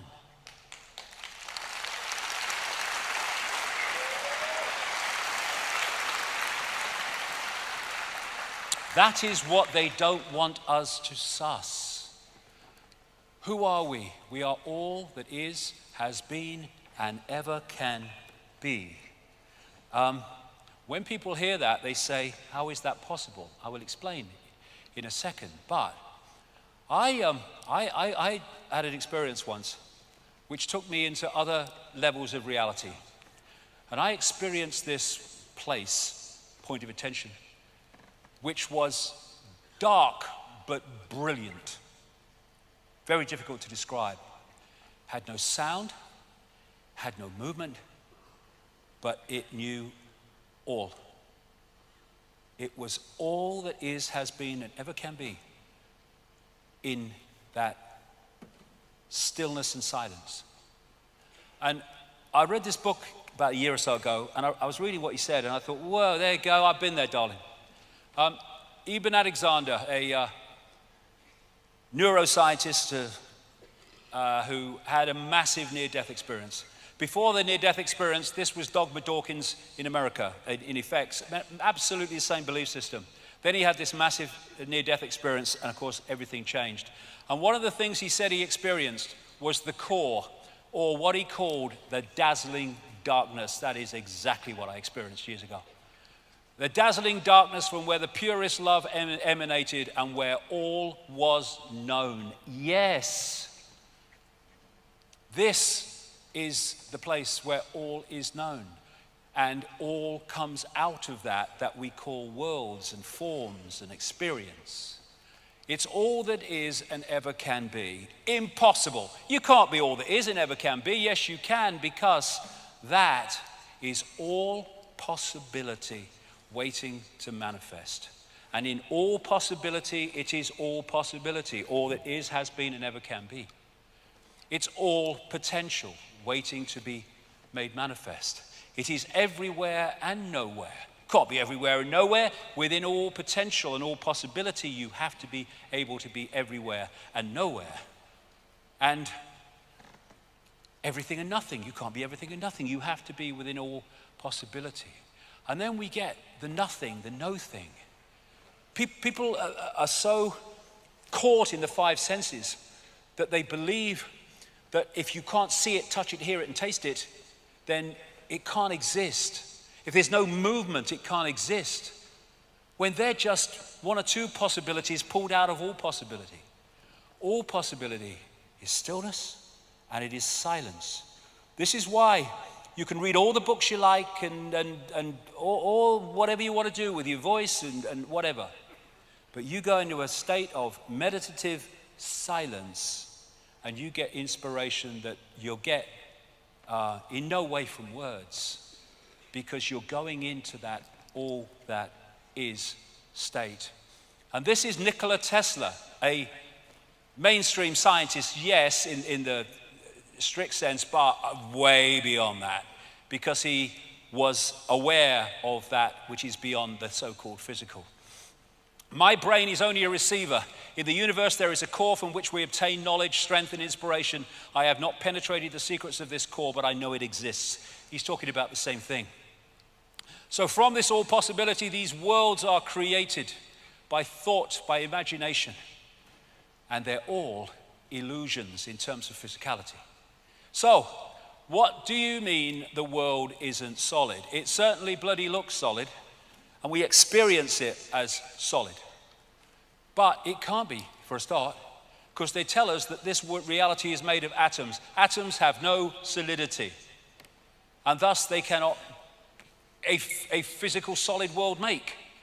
And as someone said, if you take the nucleus of the atom, it is, in relation to the size of the atom, about the size of a 10-cent piece. All the rest is empty space. And if you go into that deep enough, you'll find that is too. How can that make a solid world? What we call atoms and all these other things they talk about in science is the decoding system. When you put information in a waveform sense into a computer and the computer decodes it, there are certain stages of that decoding before it becomes that on the screen, this world. And science is so focused on the twigs and can't see the forest that it takes every twig in isolation. It doesn't realize it's part of one seamless decoding system. And so we are decoding from the waveform through the digital, I'll get to the digital in a minute, through to the holographic, illusory, physical. All these different levels, molecular and atomic and holographic as it is, and they're all different expressions of the decoding of this world. The world is a hologram. Everything that we see as form is a hologram. There's more to know even about that, but let's keep it at that level for now. And holograms are like, of the ones you buy in the shops, what they do is they get a laser, and the part of the laser goes off. It's a photographic print. Another part of the laser, in waveform, photographs the object, and then hits the part of the laser that came straight onto the film. And that collision creates what they call an interference pattern. What is an interference pattern in a hologram? It's waveform information. Looks like a fingerprint. I don't think it's an accident either. And then, well, what is it? It's just waveform. But then you fire a laser at it, and amazing things happen. And what you are looking at is basically the same principle as dropping two stones in a pond, and they start a wave reaction. And as those waves collide, What you're looking at is a waveform portrayal, expression, of where the stones fell, how fast they fell, how heavy they were. It's an information field if you know how to read it. And so what happens with the holographic waveform information is when it's read, it becomes an apparently three-dimensional object. These are all holograms that we're seeing here from these waveform information patterns. And some of them, the best of them, can look as solid as you and me. This lady is a hologram projected from somewhere else. These are all holograms. He's been projected from somewhere else. Les Dawson did a whole bloody program, you might have seen it, the British comedian. Even though he's no longer with us, great man as he was, he did a whole program as a hologram. This lady isn't standing there, but appears to be. And so what we're doing is taking this waveform information, that the cosmic internet, and turning it into a holographic reality. And now, mainstream science is starting to see that this is something they need to explore. You are a hologram projected from the edge of the universe. New Scientist, one of the main scientist magazines in Britain. Scientific American, are you a hologram? Quantum physics says the entire universe might be. And here is a mainstream newspaper report. Russian researchers want to replace your physical body with a holographic avatar. Why and how? Because they're replacing a hologram technologically generated with a hologram biologically generated, but even now they're starting to biologically generate as well. And the wonderful, amazing characteristics of a hologram, which explains so many mysteries, is that every part of a hologram is a smaller version of the whole. So when you get one of those holographic prints of a picture in waveform, and you cut it into 4, and you fire the laser at each one, you don't get a quarter of the picture, you get a quarter-size version of the whole picture. Every part of the hologram is a smaller version of the whole. And that's why you see the human energy field is a smaller version of the planetary energy field. This is where as above, so below comes from. And then you have reflexology and acupuncture and all these things that can find points on the ear and the body and the foot, all over the body, that correspond with other parts of the body. It's because they are holographic and therefore smaller versions of the whole. You might have seen people who've photographed things with their hands, where they've in various experiments that have been done. Not when I say photograph things, they've seen things with their hand. They've not seen them as clearly as with their eyes, but they've seen them. Now that is possible, although science says it's impossible. It's possible because there are sight senses in the hand, because it's a hologram, therefore all the senses are in the hand, just not as sharp as the main sense, in this case eyes. The palm reading is all part of the hologram because the whole body is in the hand.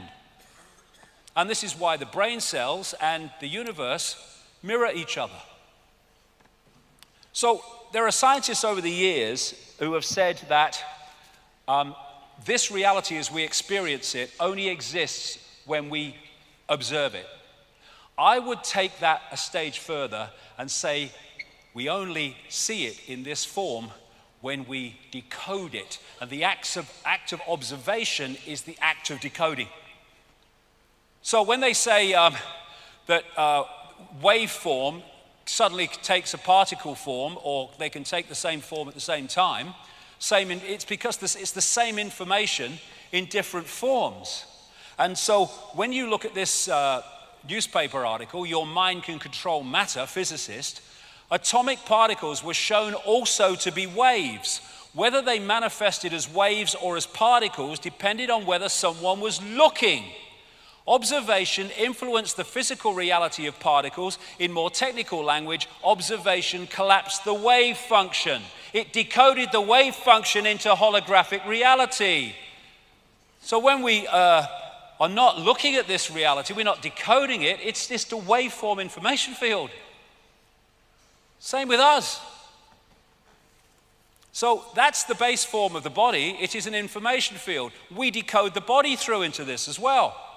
And if you can manipulate the way we decode reality, you can manipulate what we perceive. This is an example I've given many times, but I use it every time because it is so brilliant to explain what I'm trying to say here. There was a guy called Michael Tolbert. He wrote a brilliant book called The Holographic Universe about the scientific evidence for the holographic nature of what we call physical reality. And he told the story in that book of how he had a friend, his father rather, who had a party at his home, and he got a stage hypnotist along to do party tricks. And he got this guy called Tom, and he took him through the various things, and then towards the end he said, Tom, when I bring you back to a waking state, you're not going to be able to see your daughter in the room. So at that point he brings the daughter and stands her right in front of Tom. And Tom, the father's looking in her belly. So he brings him back to a waking state, apparently, and he said, Tom, can you see your daughter? Tom's looking around, can't see him. So everyone else in the room could see the daughter. He can't see the daughter. So the hypnotist went round her back, and the small of her back, he held something. He said, Tom, can you see what I'm holding? He said, well, you're holding a watch. Daughter's between him and the watch. He said, there's something on the watch, Tom, can you read it? He leaned forward, he read an inscription on the watch. Now, Dogma Dawkins and everyone else in the mainstream would say that's impossible, perfectly bloody logical. Because the base form of the daughter, like the base form of all of us, is a waveform information field. And if you don't decode that into the holographic reality, your holographic five senses can't see it because it's not in its reality. And so what had happened is the hypnotist had put, if you like firewalls in the decoding system, and the decoding system would not decode the energy field of the daughter. Everything else in the room, yeah, not the daughter. Everyone else could see her because they'd not been through that process. So the only way that he could see his daughter is when that firewall was unlocked and suddenly he's decoding her. Oh, there she is. Now imagine you know all this in great detail and you want to manipulate the global population. What power that gives you. And look at how the same information is there wherever you look with people with an open mind. Tesla, my brain is only a receiver. Central American shaman, we are perceivers, we are awareness, we are not objects, we have no solidity. We are boundless, we, or rather our reason, forget this, and thus we entrap the totality of ourselves in a vicious circle from which we rarely emerge in our lifetime. And the whole focus of the system is make sure we don't emerge. Who creates the universe that we see? We do. And thus, if we change our perceptions, we can change what we decode into a reality, and we can change society. We're not going to do it by stockpiling weapons. We're not even going to do it by mass protests. We're going to be doing it by creating a different reality, by coming from a different perception of what reality is. All that we see or seem is just a dream within a dream. And because everything is one, the dream is the dreamer, and the dreamer is the dream. They're both expressions of each other. And this is a massive way that this is manipulated, the right and left side of the brain.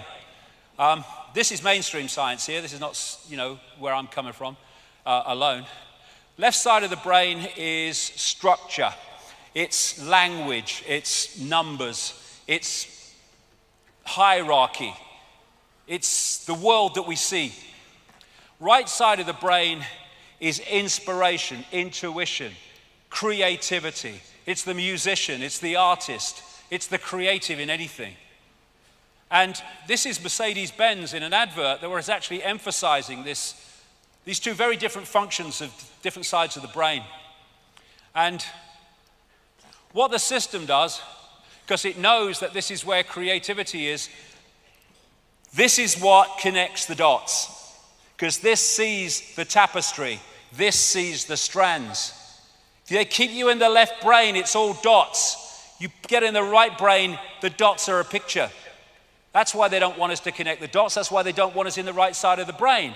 And so they put the soldiers on the gate of the left side of the brain to stop the right side getting in and having an influence. And what is that? It's doctors, it's journalists. And I'm not saying they know what they're doing this. They don't. They've gone through the system as well. It's scientists, academics in all their forms, and all the rest of it.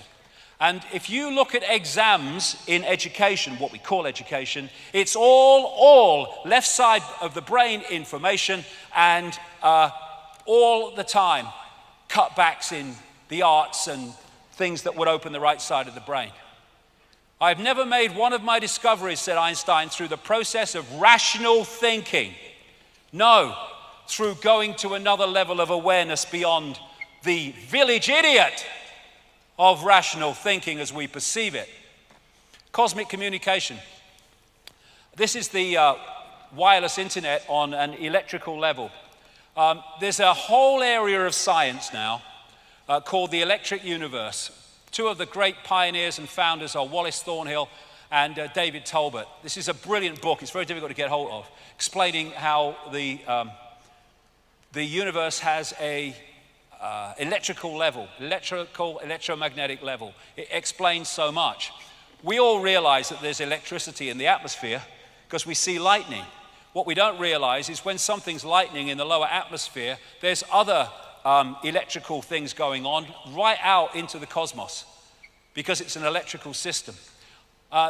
This is a news story. High-speed solar winds increase lightning strikes on Earth. Scientists have discovered new evidence to suggest that lightning on Earth is triggered not only by cosmic rays from space, but also by energetic particles from the sun. There is an electromagnetic field which connects everything. Electrical tornadoes, they are fast-rotating electromagnetic fields. The northern lights, the aurora borealis, electrical light show. Electrical comets as they interact with the electrical level of the universe. Electrical galaxy, the spinning of the galaxy.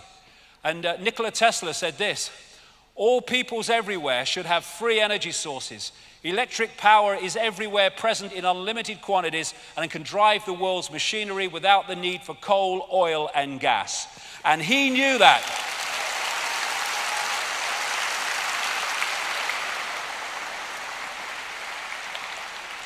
He knew that, and he died penniless in a hotel room in New York in 1943. And who are the forces that are suppressing this knowledge? The very sources that are telling you we must deindustrialize because of global bloody warming. That's a load of bollocks anyway. Scam. Gravity is powerful. Okay, the electrical force is about 1,000 trillion times more powerful than gravity. This is what the magnetic force is capable of. And as the electrical universe postulates, the force that hold the planets in their places and their stability are not gravitational forces, they are electromagnetic forces, which brings about a very simple thing. If you can, or something destabilizes those electromagnetic forces, then the planets go walkabout. And I'll get to this in part 2, but they went walkabout in geological terms very bloody recently. 99.99% of the universe or our reality is plasma. And plasma just happens to be an almost perfect medium for electrical forces. They say in the laboratory, plasma exhibits a lifelike ability to self-organize and cope with the stresses of its electrical environment. Why? Because it's conscious. Everything is conscious. And in the electrical universe arena, they can recapture happenings in the heavens in the laboratory using things like plasma focus devices. Try to get mainstream to replicate what they say happens in the universe and how. The electrical sun, plasma sun, almost entirely plasma, they say. Why? Because it is a processor of electrical power, information. Electric sun, I mean, it's not bloody obvious, is it? And they say that what the sun is like a nuclear reactor that starts in the middle and convects out. Well, they say there's a radiative zone. Well, apparently there's very little evidence, if any, for that. And the convective zone they've found is about 1% of it needs to be to do what they say it does. What the electrical universe position says, with tremendous evidence, is that actually it's coming the other way. It's not coming out from the sun, it's coming into the sun, being processed, and then going out from the sun in another form. In ultraviolet light, you have what they call a torus, or like a donut around the sun, well out, and it is a collector of electrical power. And what happens is, as that electrical power builds up and builds up, just like lightning is a release of too much electricity in the atmosphere, so there are massive releases of electrical power from this torus, and they head for the sun, and they bang into the sun, create massive holes that we call sunspots. According to the electric universe, sunspots are not going that way and banging outwards, they're coming this way and banging outwards. And here's another kind of thing that supports where the power is really coming from. On the surface of the sun, it's about 5,000 degrees Kelvin, that heat measurement called Kelvin. And in the upper levels of the sun, way out from the surface, it's 200 million degrees. That's the sunspots. And so you have cycles when this electrical power is very, very powerful and when it's less powerful. And that is what creates the sun cycle, when there's more power coming from the sun and then there's less power. Another great thing that explains another thing is when plasma has a electrical force or electrical state of a certain kind, and it meets plasma with an electrical state of another kind, the plasma automatically creates a barrier between the two. They're called Langmuir sheaths, after Irving Langmuir, who discovered them. And that's why we have these energy fields around planets. And we, in our electromagnetic level, and the planets are interacting with this electrical force, which is delivering, again, information within the cosmic internet.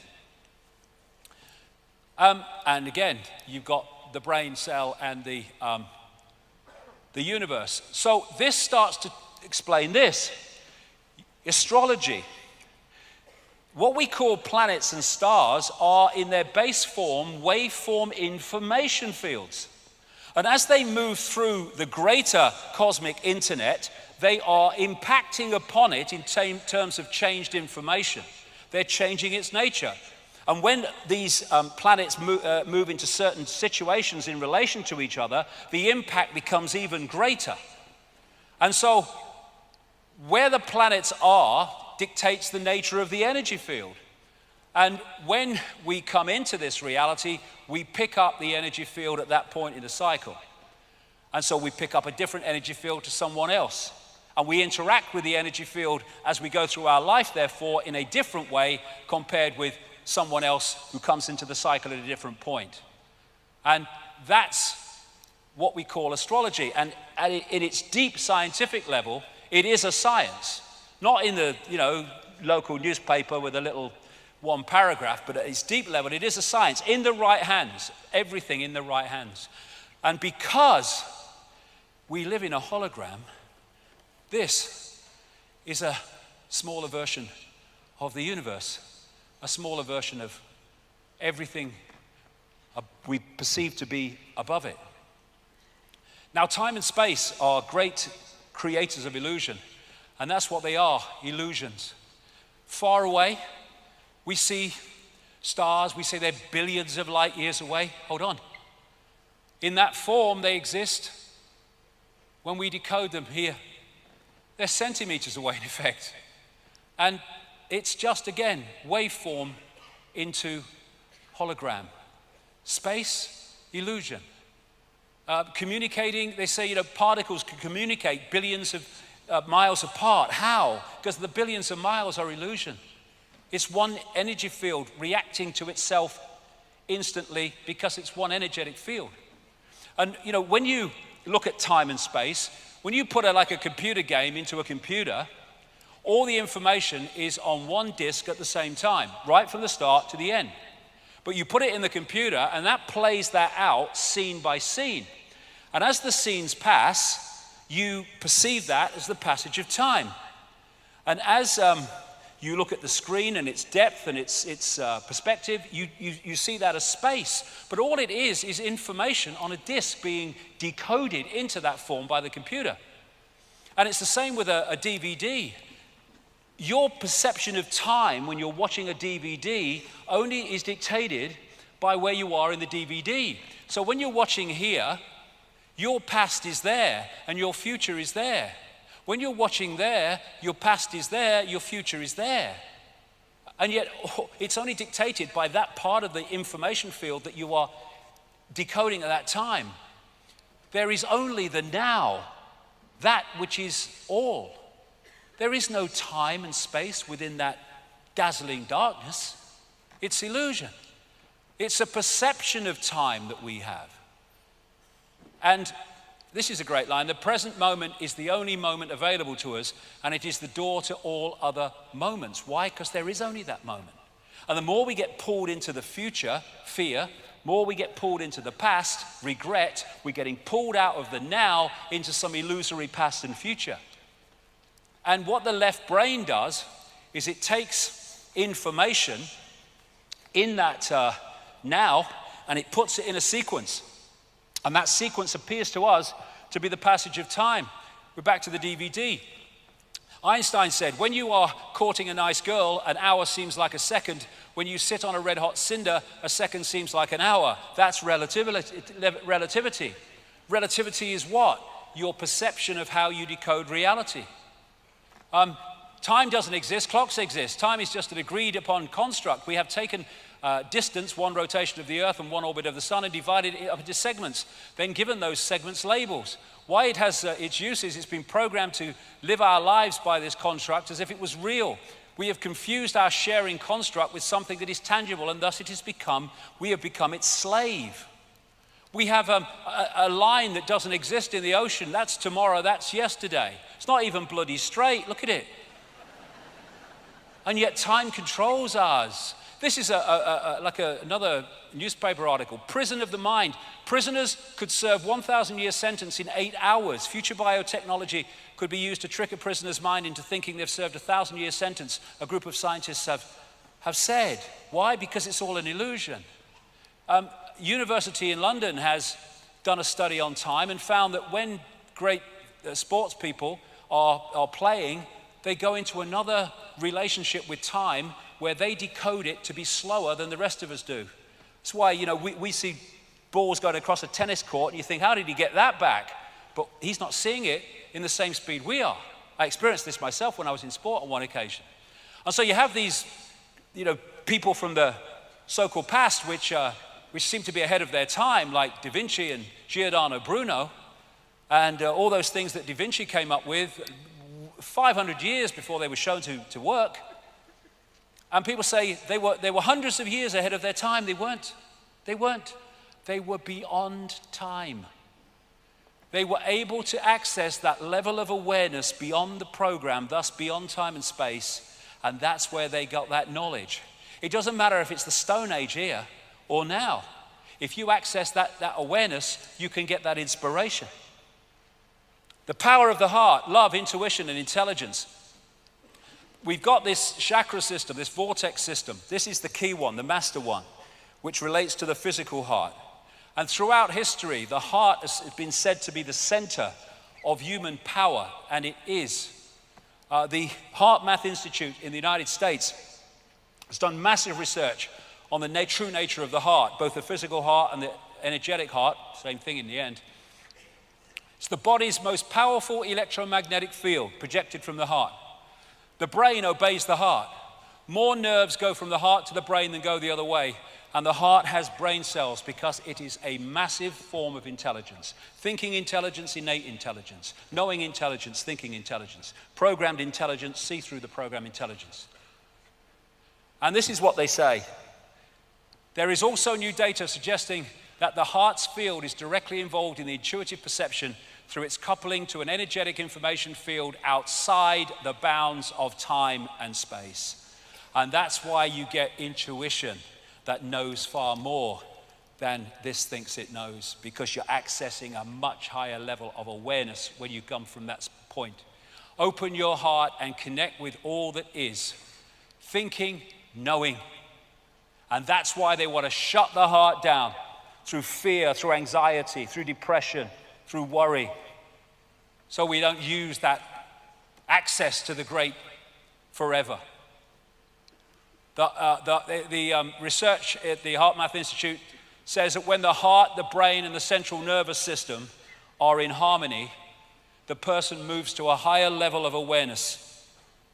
When they are not in harmony, they have a distorted resonance, incoherence as they call it, then you're not in that higher state of awareness. And this is the heart rhythm of someone in a state of appreciation. This is a heart rhythm in someone in a state of frustration. Coherence, incoherence. And look at the frickin' world. It's structured to constantly put us in states of low vibrational emotion and fear and anxiety and frustration. And in doing so, it takes us out of the true self and into the fake self. Open your heart, change the world. This is a great line from the great Bill Hicks. This is where we are right now as a whole. No one is left out of the loop. We are experiencing a reality based on a thin veneer of lies and illusions, a world where greed is our God and wisdom is a sin, where division is key and unity is fantasy, where the ego-driven cleverness of the mind is praised rather than the intelligence of the heart. Absolutely right.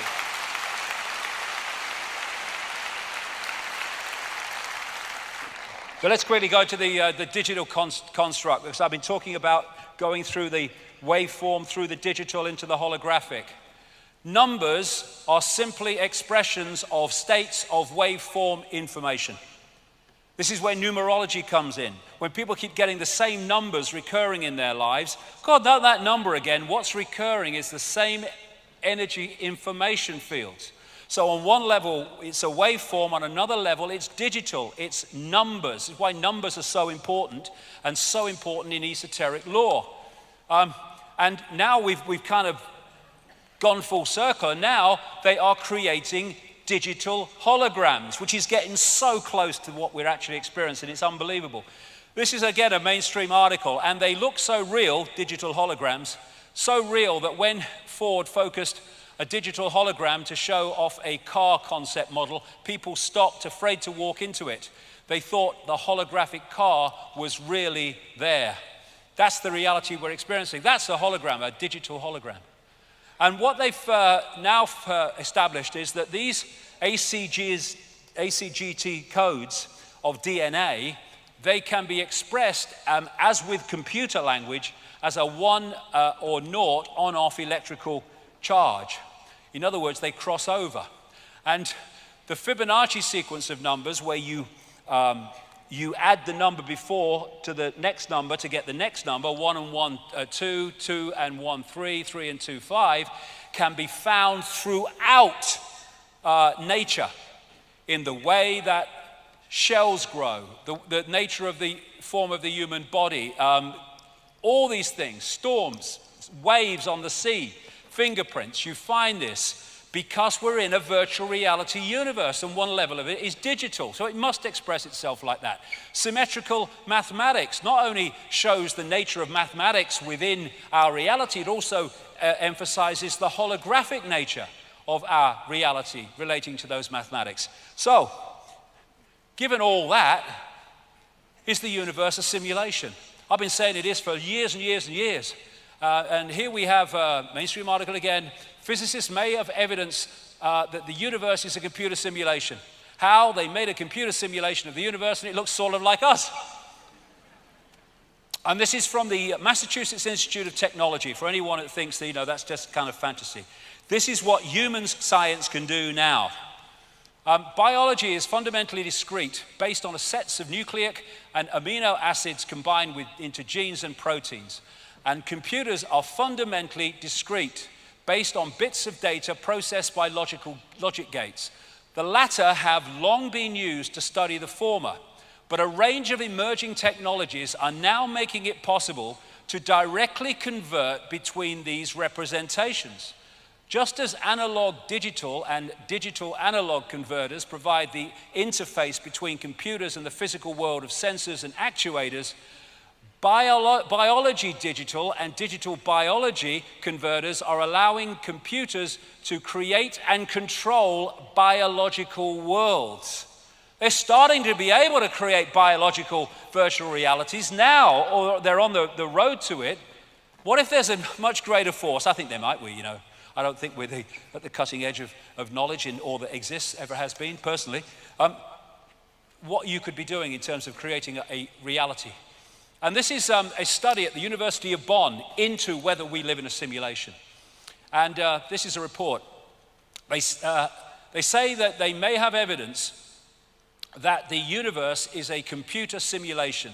They pointed out in a paper called Constraints on the Universe as a Numerical Simulation that simply being a simulation would create its own laws of physics that would limit possibility. I said in books years ago, the laws of physics that we think are laws of physics here are not universal. They're the laws of physics in the way this reality works. That's all. They're not universal. What are the laws of physics? Click, click, enter. Whatever you bloody make them. Scientists talk about a phenomenon known as the GZK cutoff, which is an apparent boundary for cosmic ray particles caused by the interaction with cosmic background radiation. The University of Bonn paper says that this pattern of constraint mirrors what you would find with a computer simulation. They say that like a prisoner in a pitch black cell, we would not be able to see the walls of our prison. And this is right on the other side of the world. James Gates, an American theological physicist, professor of physics at the University of Maryland and director of the Center of String and Particle Theory. This was reported in Physics World. There may be evidence to show that our reality is a simulation akin to the movie The Matrix. Yes. Gates and his team of researchers discovered equations in the fabric of the universe that contain embedded computer codes of digital data. They take the form of 1 and 0 and 0, the binary system of on-off electrical charges used by computers, and he says we have no idea what they are doing there. I think I can help him. Computers and other electrical technology are embedded with mathematical sequences known as error-correcting codes or block codes, which return data to its original state if something changes or interferes with it during transmission. Gates and his team have found these sequences within the fabric of our reality, but they don't know what they are doing there. They're holding the reality in place for reasons I'll explain in part 2. And what I would say, the biggest blocking code of this reality, this fake reality, as I'll explain after lunch, the speed of light. The speed of light is not the fastest speed, it's pedestrian. How can you have a fastest speed within all possibility? It is the walls of the reality, the fake reality that we've been manipulated to decode, believing it to be real.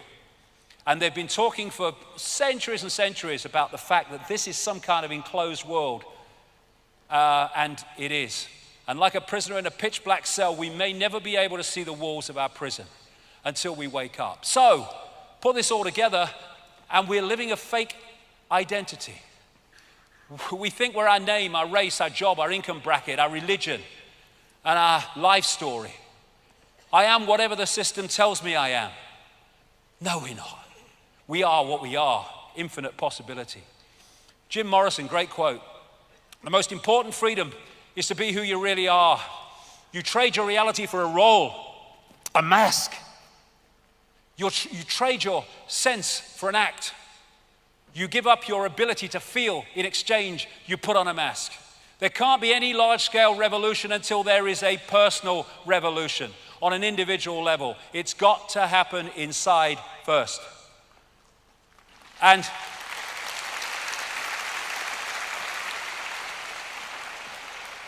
And so we need to stop living the lie and start living the truth of who we really are. We are infinite awareness. We are not humans. That is our experience. We are infinite awareness having that experience. Infinite possibility. And this is a wonderful quote I've used a few times, but it's so brilliant from a near-death experiencer. What they experience outside of the body. Everything from the beginning, from my birth, my ancestors, my children, my wife, everything comes together simultaneously.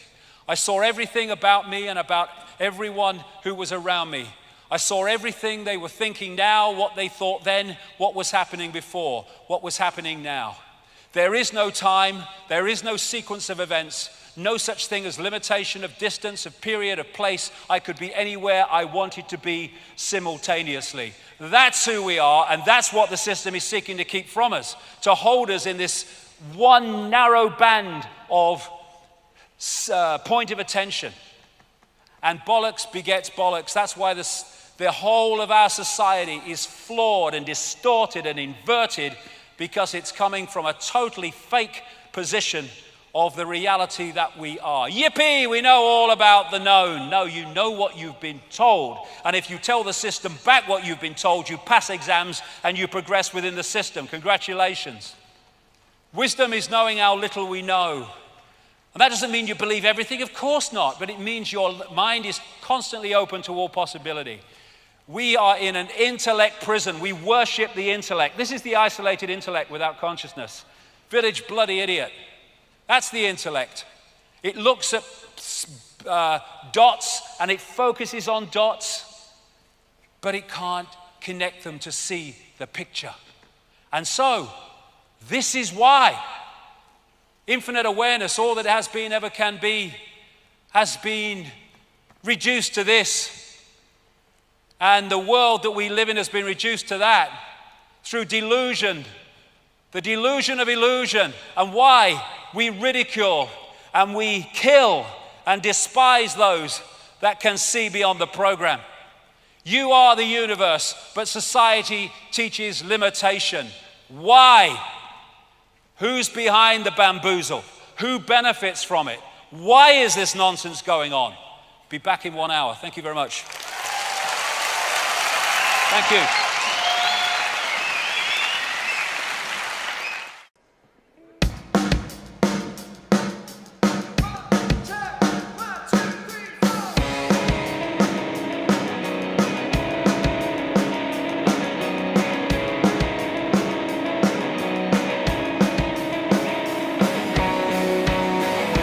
We were born to the floor. We won't be downtrodden anymore. Learn to roll. Want yourself a set of scores with all my height. Still with shoulders wide. Step clean out of line. Hold my head up high. You can't take my eyes. I still take to flight. They can't break my mind. What I'm born with is mine. Remember who you are. Remember who you are.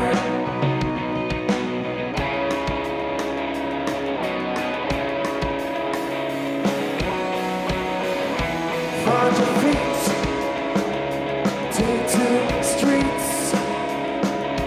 No compound gloriously. The elite has no power over me. With all my height, still shoulders wide. Step clean out of line. Hold my head up high. You can't take my eyes.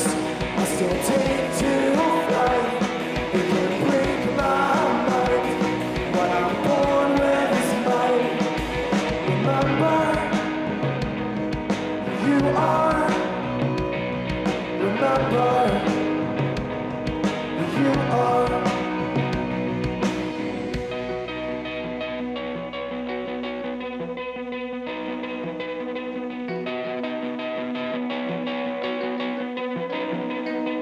Standards one, standards one, standards one. Standards one, standards one, standards one. Standards one, standards one, standards one. Standards one, standards one, standards one. Standards one, standards one, standards one. Standards one, standards one, standards one, standards one.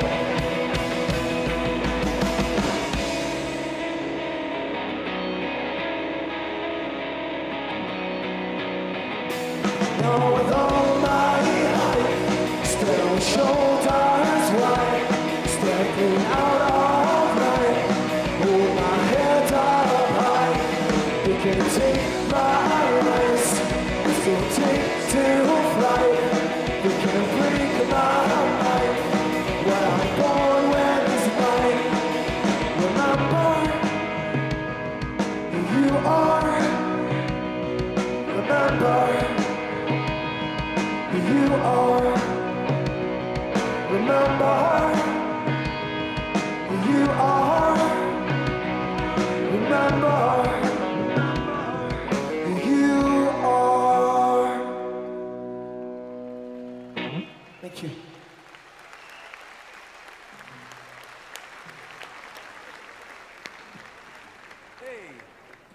Oh, quick, Rolf, welcome.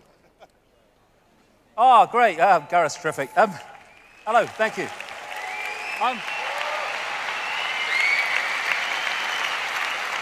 Just to say in relation to Gareth, the song he started out with today, you know, Get Your Love On, it's available in the foyer for a donation. I think £1 is the less donation, and all profits for anyone who buys it anywhere go to Gaza charities. So, well done, Gaz.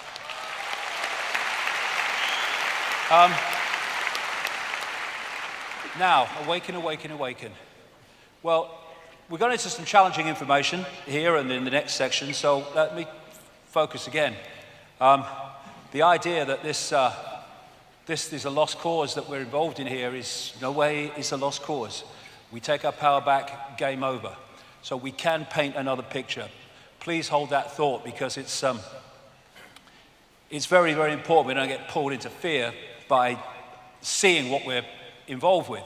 Now, Gino Krishnamurti said something very, very true when he said, if we can really understand the problem, the answer will come out of it, because the answer is not separate from the problem. They're indivisible. And you know, what I find in like some what they call New Age areas and stuff like that is, you mustn't talk about anything negative. Oh no. Well, correct me if I'm wrong, but I've never come across any knowledge that was negative. I've come across knowledge I'd rather not be true, but I've never come across knowledge that's actually negative. Ignorance is freaking negative, not knowledge, because you can do something with knowledge. And so the idea that, you know, we should be frightened of looking at things as they really are, I mean, it's just another version of looking the other way and hoping it will go away. It won't. So when people say, well, what's the solutions? Well, fundamental to any solution is to understand the nature of what we're dealing with. Because then we've got a much better chance of dealing with it. We know what we've got to deal with. And, you know, a lot in the conspiracy research arena, like I said earlier, brilliant. There's so many people involved in this now. But the vast majority of them will not go even close to where we're going to go in the next 2 hours or so, because of religious belief systems, or because, well, even if it's true and I say it, I'm going to lose my credibility. I think you lose your credibility if you don't go with what you believe to be true, and you edit that on the basis of what will people think of me if I say it. That's how we got into this frickin' mess. And unless we understand how deep the rabbit hole goes and what we're dealing with, we're never gonna find an answer to it. And just stockpiling weapons and fighting the system is just playing into the system's hands for reasons that will become clear, indeed, possibly already have. So we are infinite awareness, capable of multiple realities and perceiving multiple realities. We've been caught in the bamboozle, which has led to this and this through the control of perception. So who or what is ultimately behind this? Or at least the depth of the rabbit hole we've got so far. Well, they ain't, for a start. Because they're just here today, gone tomorrow, people who are just puppets of a system that's here yesterday, today, tomorrow, and the next day. It's not him. I don't care if he's supposed to be the most powerful man in the world. He ain't. He's another bloody glove puppet. And anyone in that job, the same applies to. It's not him either. Here today, gone tomorrow, presidents and leaders who are replaced by other leaders. But the system, the direction goes on, because there's something behind that that's pushing that direction on. And nor even is it the corporations. They're still at the level of playing out the control. It's not actually at the point of creating it. It's not the origin. It's not people sitting around tables. They're still at the point of playing it out. You can go into the shadows and you can get closer to where it's coming from, but you're still at the play out level. You go even deeper into the rabbit hole, really deep into the web. And that's where you find people like the Rothschilds and such like. You don't see us, but we control your life. But there's levels beyond that, where it's coming from. But where is it? Okay, well, I'm going to cut to the frickin' chase, really. The truth doesn't change because you don't want to hear it. Now, obviously, I can't go into great detail with this. I mean, the perception deception is that bloody big. The whole day is about connecting dots to show the picture. And all I can say is for 25 years, I've been full-time on this, and the evidence has brought me to this conclusion. There's no one out there, you see. All that is, there's no one out there. And when you think that what we're seeing is only what is within a narrow band of visible light, and then you think what possibilities lie beyond that in the great infinite forever, the idea that we are alone is absolutely beyond ludicrous. And the fact that you can be seen as crazy for believing that shows how inverted the system is. This reality, this infinity, is teeming with different expressions of life. And some of it's interacting with us. This is Professor of Mathematics and Astronomy at Queen's Mary University, London, Bernard Carr. He said, our consciousness interacts with another dimension, actually many other dimensions. Our physical senses only show us a three-dimensional universe. What exists in the higher dimensions are entities we cannot touch with our physical senses. Exactly. So, the idea that we just operate in isolation of everything else is, for me, crazy. So, like I say, I'll cut to the chase.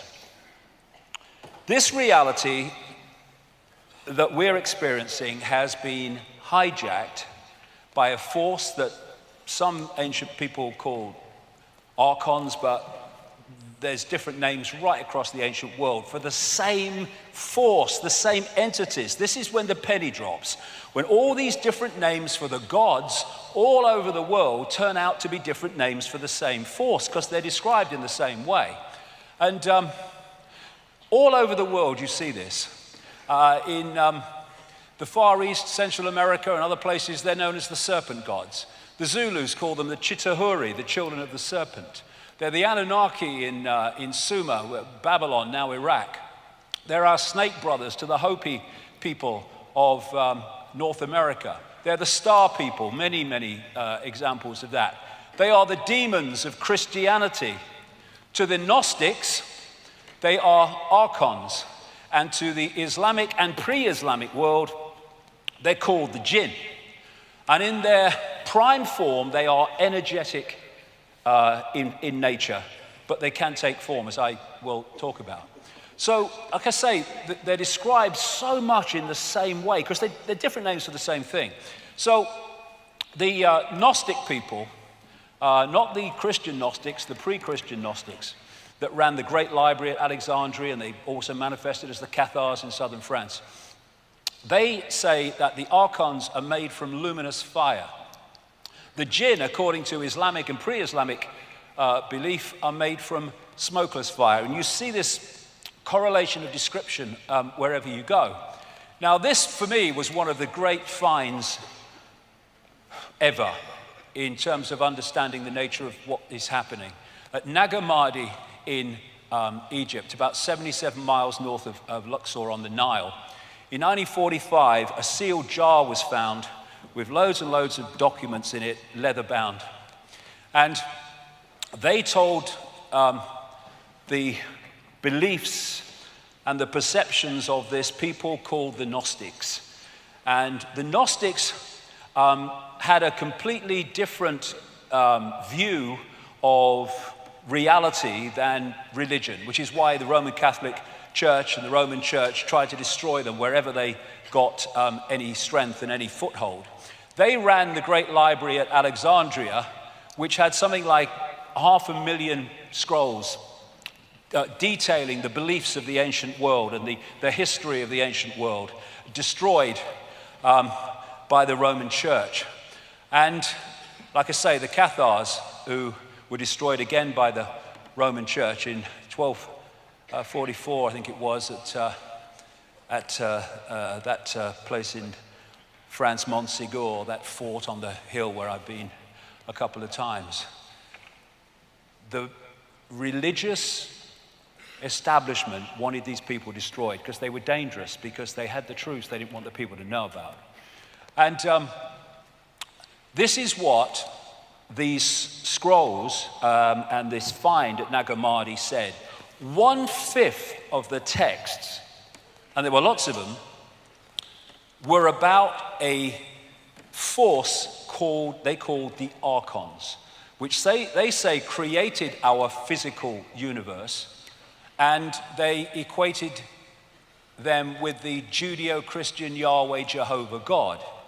And when you see the Old Testament kill 'em and flog 'em and all that stuff God, it fits precisely with the descriptions of the archons by the Gnostics. So what they say in these writings, in these texts, is that, well, first of all, archon means prince, ruler, authorities, or from the beginning. That's why they use the word archon. They said that the archons and the Lord Archon, which they called the demiurge, was a fake god that created our physical or material reality as we perceive it. The Gnostics related the demiurge, like I say, to the Judeo-Christian Yahweh Jehovah God, and they are inorganic, not resulting from or produced by growth. They are artificial. And they say in these texts that they created the inorganic parts of the solar system, but that the sun, the moon, and the earth were a system that were of itself and different from the rest, which was kind of interesting with what will come later. They said that the demiurge archons had no creative imagination and envy humans because we have. They're like cyborgs. Again, we're coming back to the inorganic. Like cyborgs, a robotic race that can imitate but not innovate. And the word they used was counter-mimicry. Now, what they were saying, in effect, is if you gave these archons a blank sheet of paper, they could create nothing on it. They don't have that creative imagination, that what was called intentionality. But you give them something with a piece of paper with something on it, and they can twist it and manipulate it once it exists. And they used the term fantasia, because these entities, they said, just as the Islamic people say about the jinn, have the ability to create virtual reality illusions.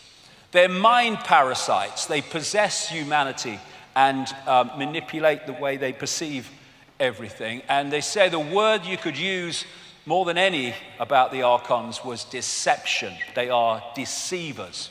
And what they create is an inversion of the natural order, which will become so crystal clear as we go along. Why? Interesting, like we see these different names, and actually for the same thing. The classic Satan is called the deceiver and the demon of demons, as this demiurge is called the archon of archons, the Lord Archon. Now, as I've kind of studied this and put it together, it seems to me that what we're looking at is what I would call a self-aware distortion, and it's self-aware inversion. Now, this is why the first 2 hours of today was so important. Everything is conscious. Even a distortion is conscious. Even an inversion is conscious, but it's conscious in a way that reflects the inversion and the distortion. And if you look at what we call evil, it is live written backwards.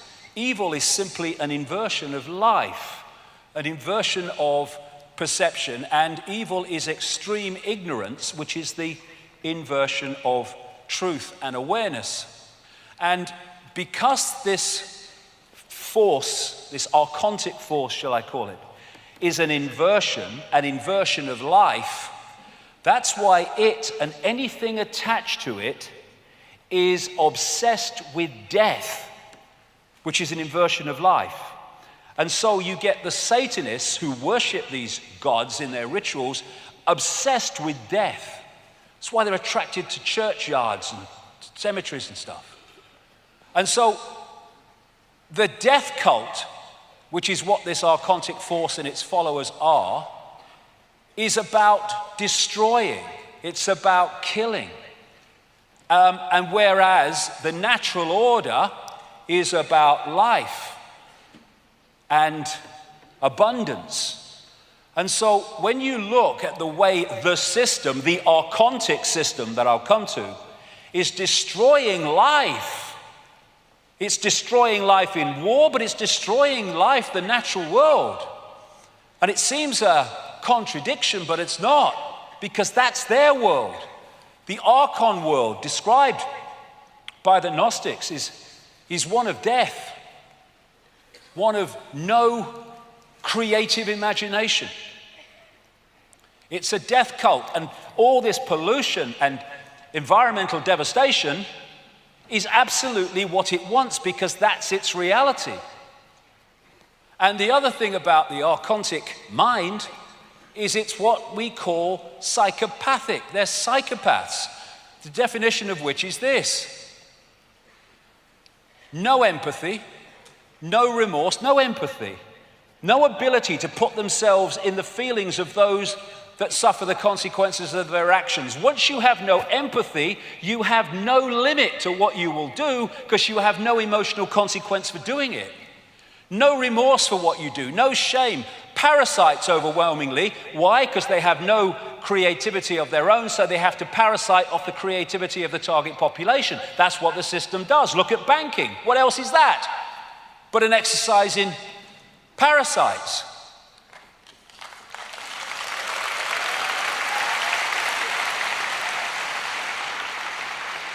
And these people, which manifest as many world leaders and all the rest of it I'll come to, are pathological liars. What is a pathological liar? An inversion of truth, inversion. And they'll do whatever it takes to get their end goal.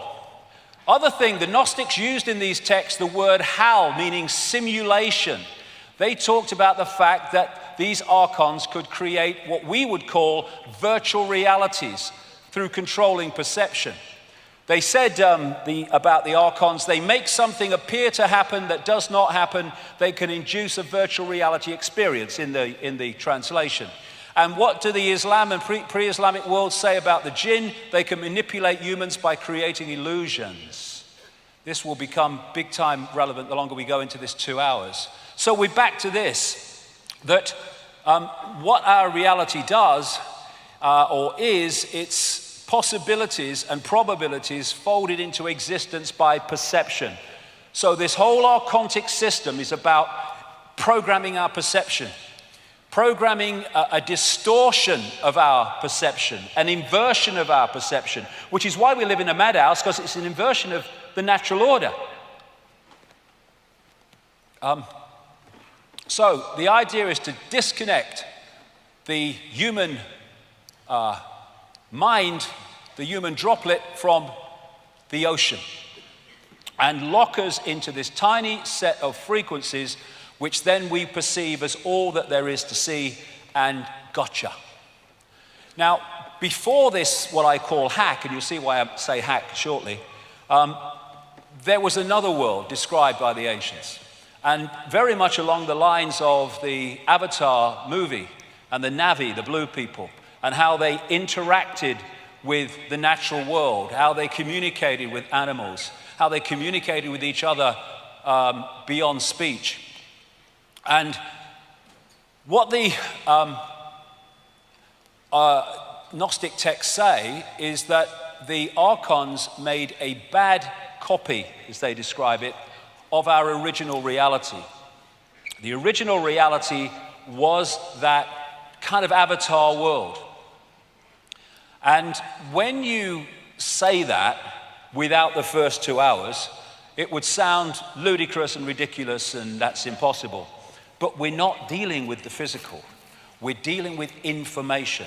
That world is an information construct which we decode into a lovely world.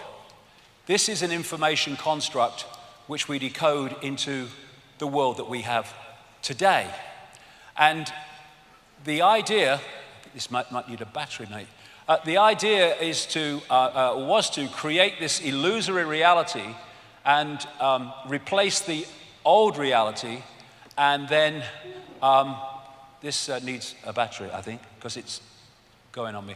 Anyway, and then tuning humans into that bad copy. Now, when you think about it, we're tuned into an information field of certain frequencies. We decode that into a reality. If we are then moved, our dial is moved, so we're decoding something else, we just decode another completely different reality. And that's what is meant by this bad copy.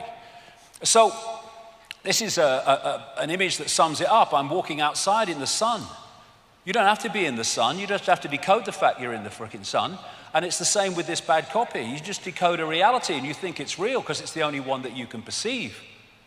So you can decode a reality of the avatar kind, and then you are fed a different information source, tuned into it, ways that I'll come to, and then you decode a different reality, what I call the archontic reality. And this, I would strongly suggest, is the fake reality that we have been decoding through what we call known human history, modern human history, and further, that we think is just a natural world. It ain't. If you can create a virtual reality simulation, then you can create an alternative to it as well, which is what the bad copy is. And you're tuned to it through something called entrainment.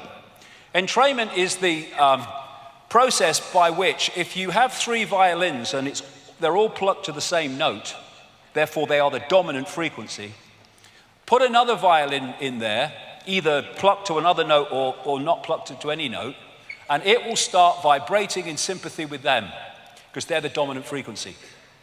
And if you can create a dominant frequency, then you can start to entrain the human decoding system into that frequency, and suddenly you're decoding a completely different reality.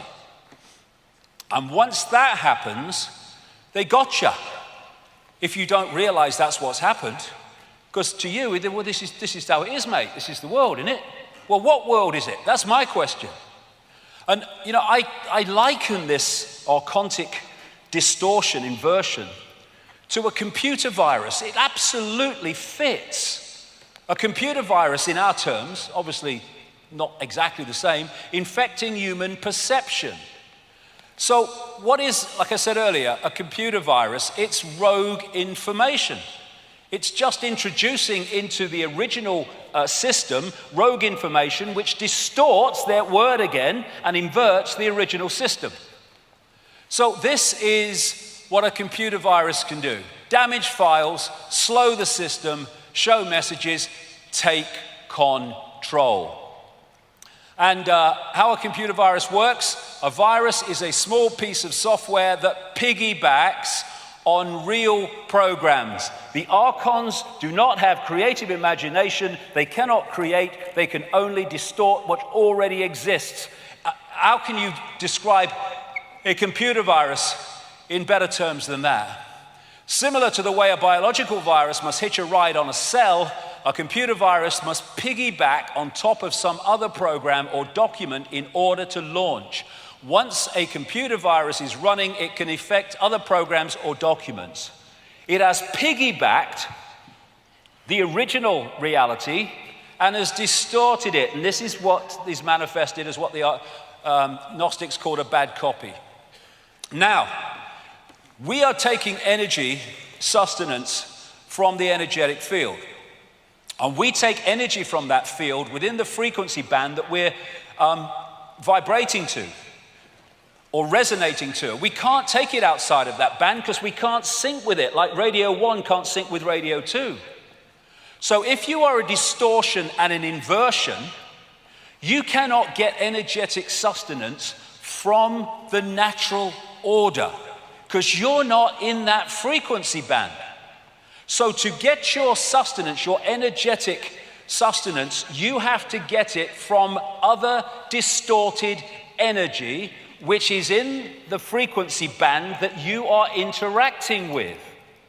And so the peoples around the world, the different cultures, etc., talk about the fact that these entities, it's a universal virtually description, feed off human energy, but not just any human energy. Low vibrational, as I would call it, human emotion. They feed off fear and anxiety and frustration and anger and conflict and war, because they are a distortion of the natural order of love, of peace and balance. And thus, these archontic inversions, energies can feed off them. And so, it's very like in the Matrix where the machines again, inorganic, were feeding off human energy. And so, while we, coming from the natural order perspective of love and peace and harmony, think that war and suffering and fear are a bad thing, to them, they are essential to their energetic survival. That's why they create them. This archontic inversion, which expresses itself in multiple ways, can't sync with that. That's what it needs for its sustenance. Thus, it has manipulated the structure of our society to generate it in unbelievable abundance. All these things that we talked about earlier, all generating low vibrational human emotion. And anyone thinks that, it's kind of just some airy-fairy imagination. This was what happened to the energy field, the Earth energy field, at the time of 9/11, when there was that massive emotional explosion in response to what happened in New York and Washington. We are impacting upon it. And this is just a few days ago in a newspaper. Babies smell their mother's fear to learn what to be afraid of. Mothers emit odors that teach their babies what to be afraid of, even if the fearful experience is one the baby has never been exposed to, according to this study. Even, in the frickin' womb, the new life is being prepared for a lifetime of fear. What is fear? Lunch to these people. They are feeding off all this emotion and low vibrational energy. And that's why the pressure is to create events all the time that produce more, and against going the other way that produce less. And so this scene in the Matrix was very much in line with what I'm talking about. The Matrix is a computer-generated dream world built to keep us under control in order to change the human being into one of these. And on one level, that's what we are. Generators of distorted emotional energy. And you talk to alternative healers and people on the true cutting edge of healing, and they'll tell you that virtually every illness is based in emotion. Because emotion creates energetic distortions, not only to be absorbed by these entities, this distortion, but also to be trapped in the body, which manifests then as dis-ease, disharmony in the body, caused by emotion. So Carl Sagan's bamboozle is really the inversion of the natural order, which is why this world is turned on its head. Wherever you look, it's an inversion of what not just we would like it to be, but an inversion of the original reality that it replaced. And this is one reason why you get Satanists and stuff like that using inverted symbols for their symbolic language. Everything is inverted for the reasons I'm talking about. And I've used this quote before, but how much more relevant is it now from Michael Elner? Just look at us. Everything is backwards. Everything is upside down. Doctors destroy health. Lawyers destroy justice. Universities destroy knowledge. Governments destroy freedom. The major media destroy information. And religions destroy spirituality. Inversion everywhere.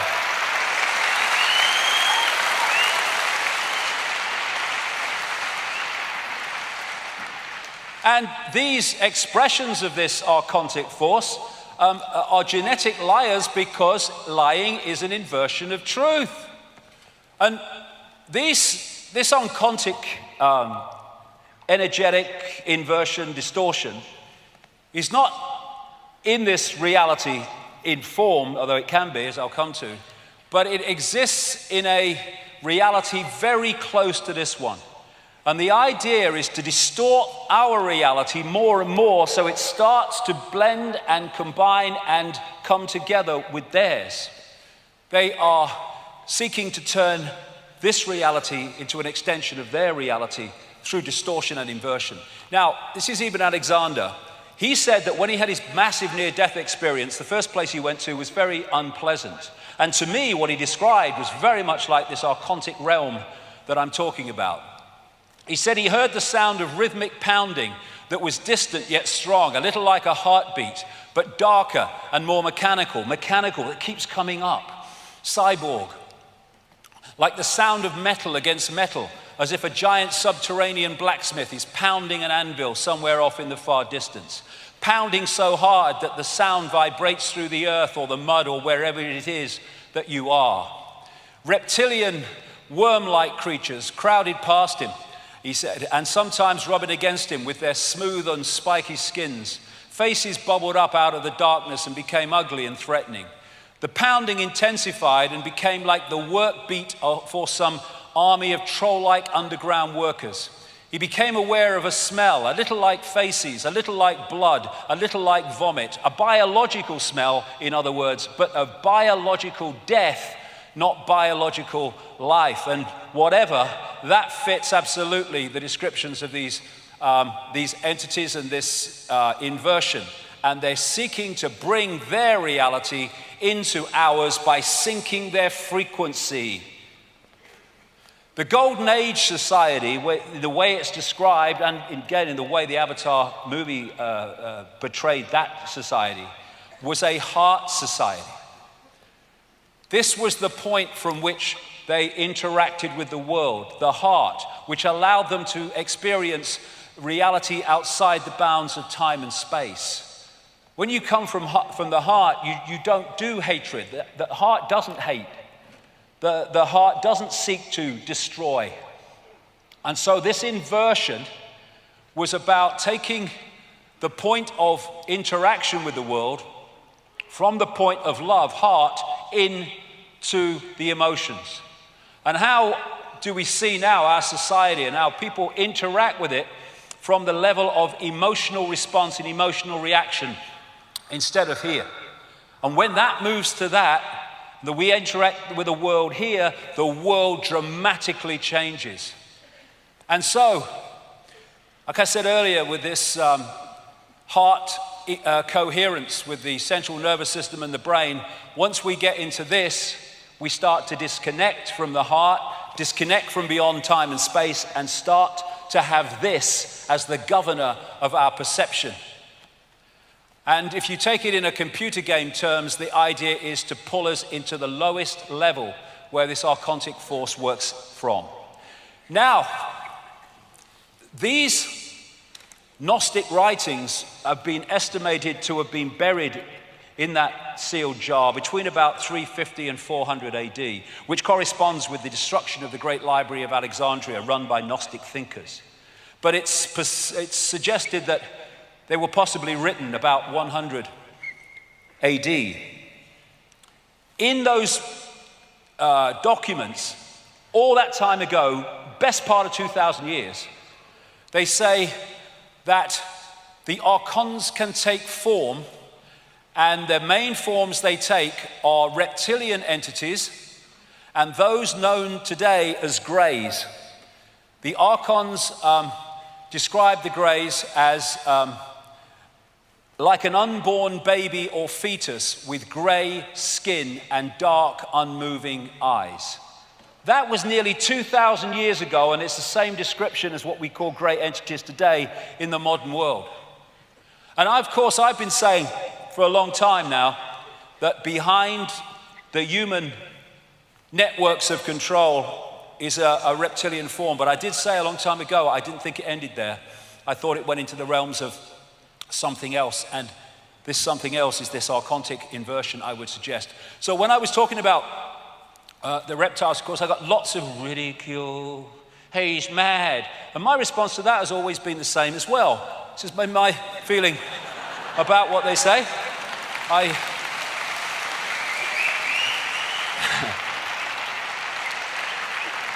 Because I simply want to know what the bloody hell's going on, me. Just want to know what's going on. Whatever it is, I want to know. And if people don't like it, well, they do the other thing, that's just as good. But is it madness, or is it seeing beyond the program? Like I say, condemnation without investigation is the height of ignorance. But they say it's rubbish, but they don't investigate it. And yet, when the Daily Mail runs a story from some chemist, scientist a few years ago who said that he thinks from his research that there are reptilian entities all around, in other dimensions, then he was treated as dead straight because he's a scientist, so he must know what he's talking about. And there was another study which was kind of projecting what some of the dinosaurs would look like if they hadn't been wiped out, as they say. And they came up with the fact that by now they would be humanoid reptilian entities like that, which is interesting because when you look at the descriptions around the world, this is a Zulu description, this is a painting made by a Spanish artist who said he interacted or experienced these reptilian entities. They are described in remarkably similar ways. And this is something called the Chani Project. And it's one of those kind of things that happen so often when I'm researching. I'll come to conclusions and I'll write it, and then something will come along and it will say, look at this. And long after I'd been writing about these reptilian entities, I read this article. I was in Nexus magazine, and it was by a whistleblower about a project called the Chani Project, Computer Interface Communication with Other Realms.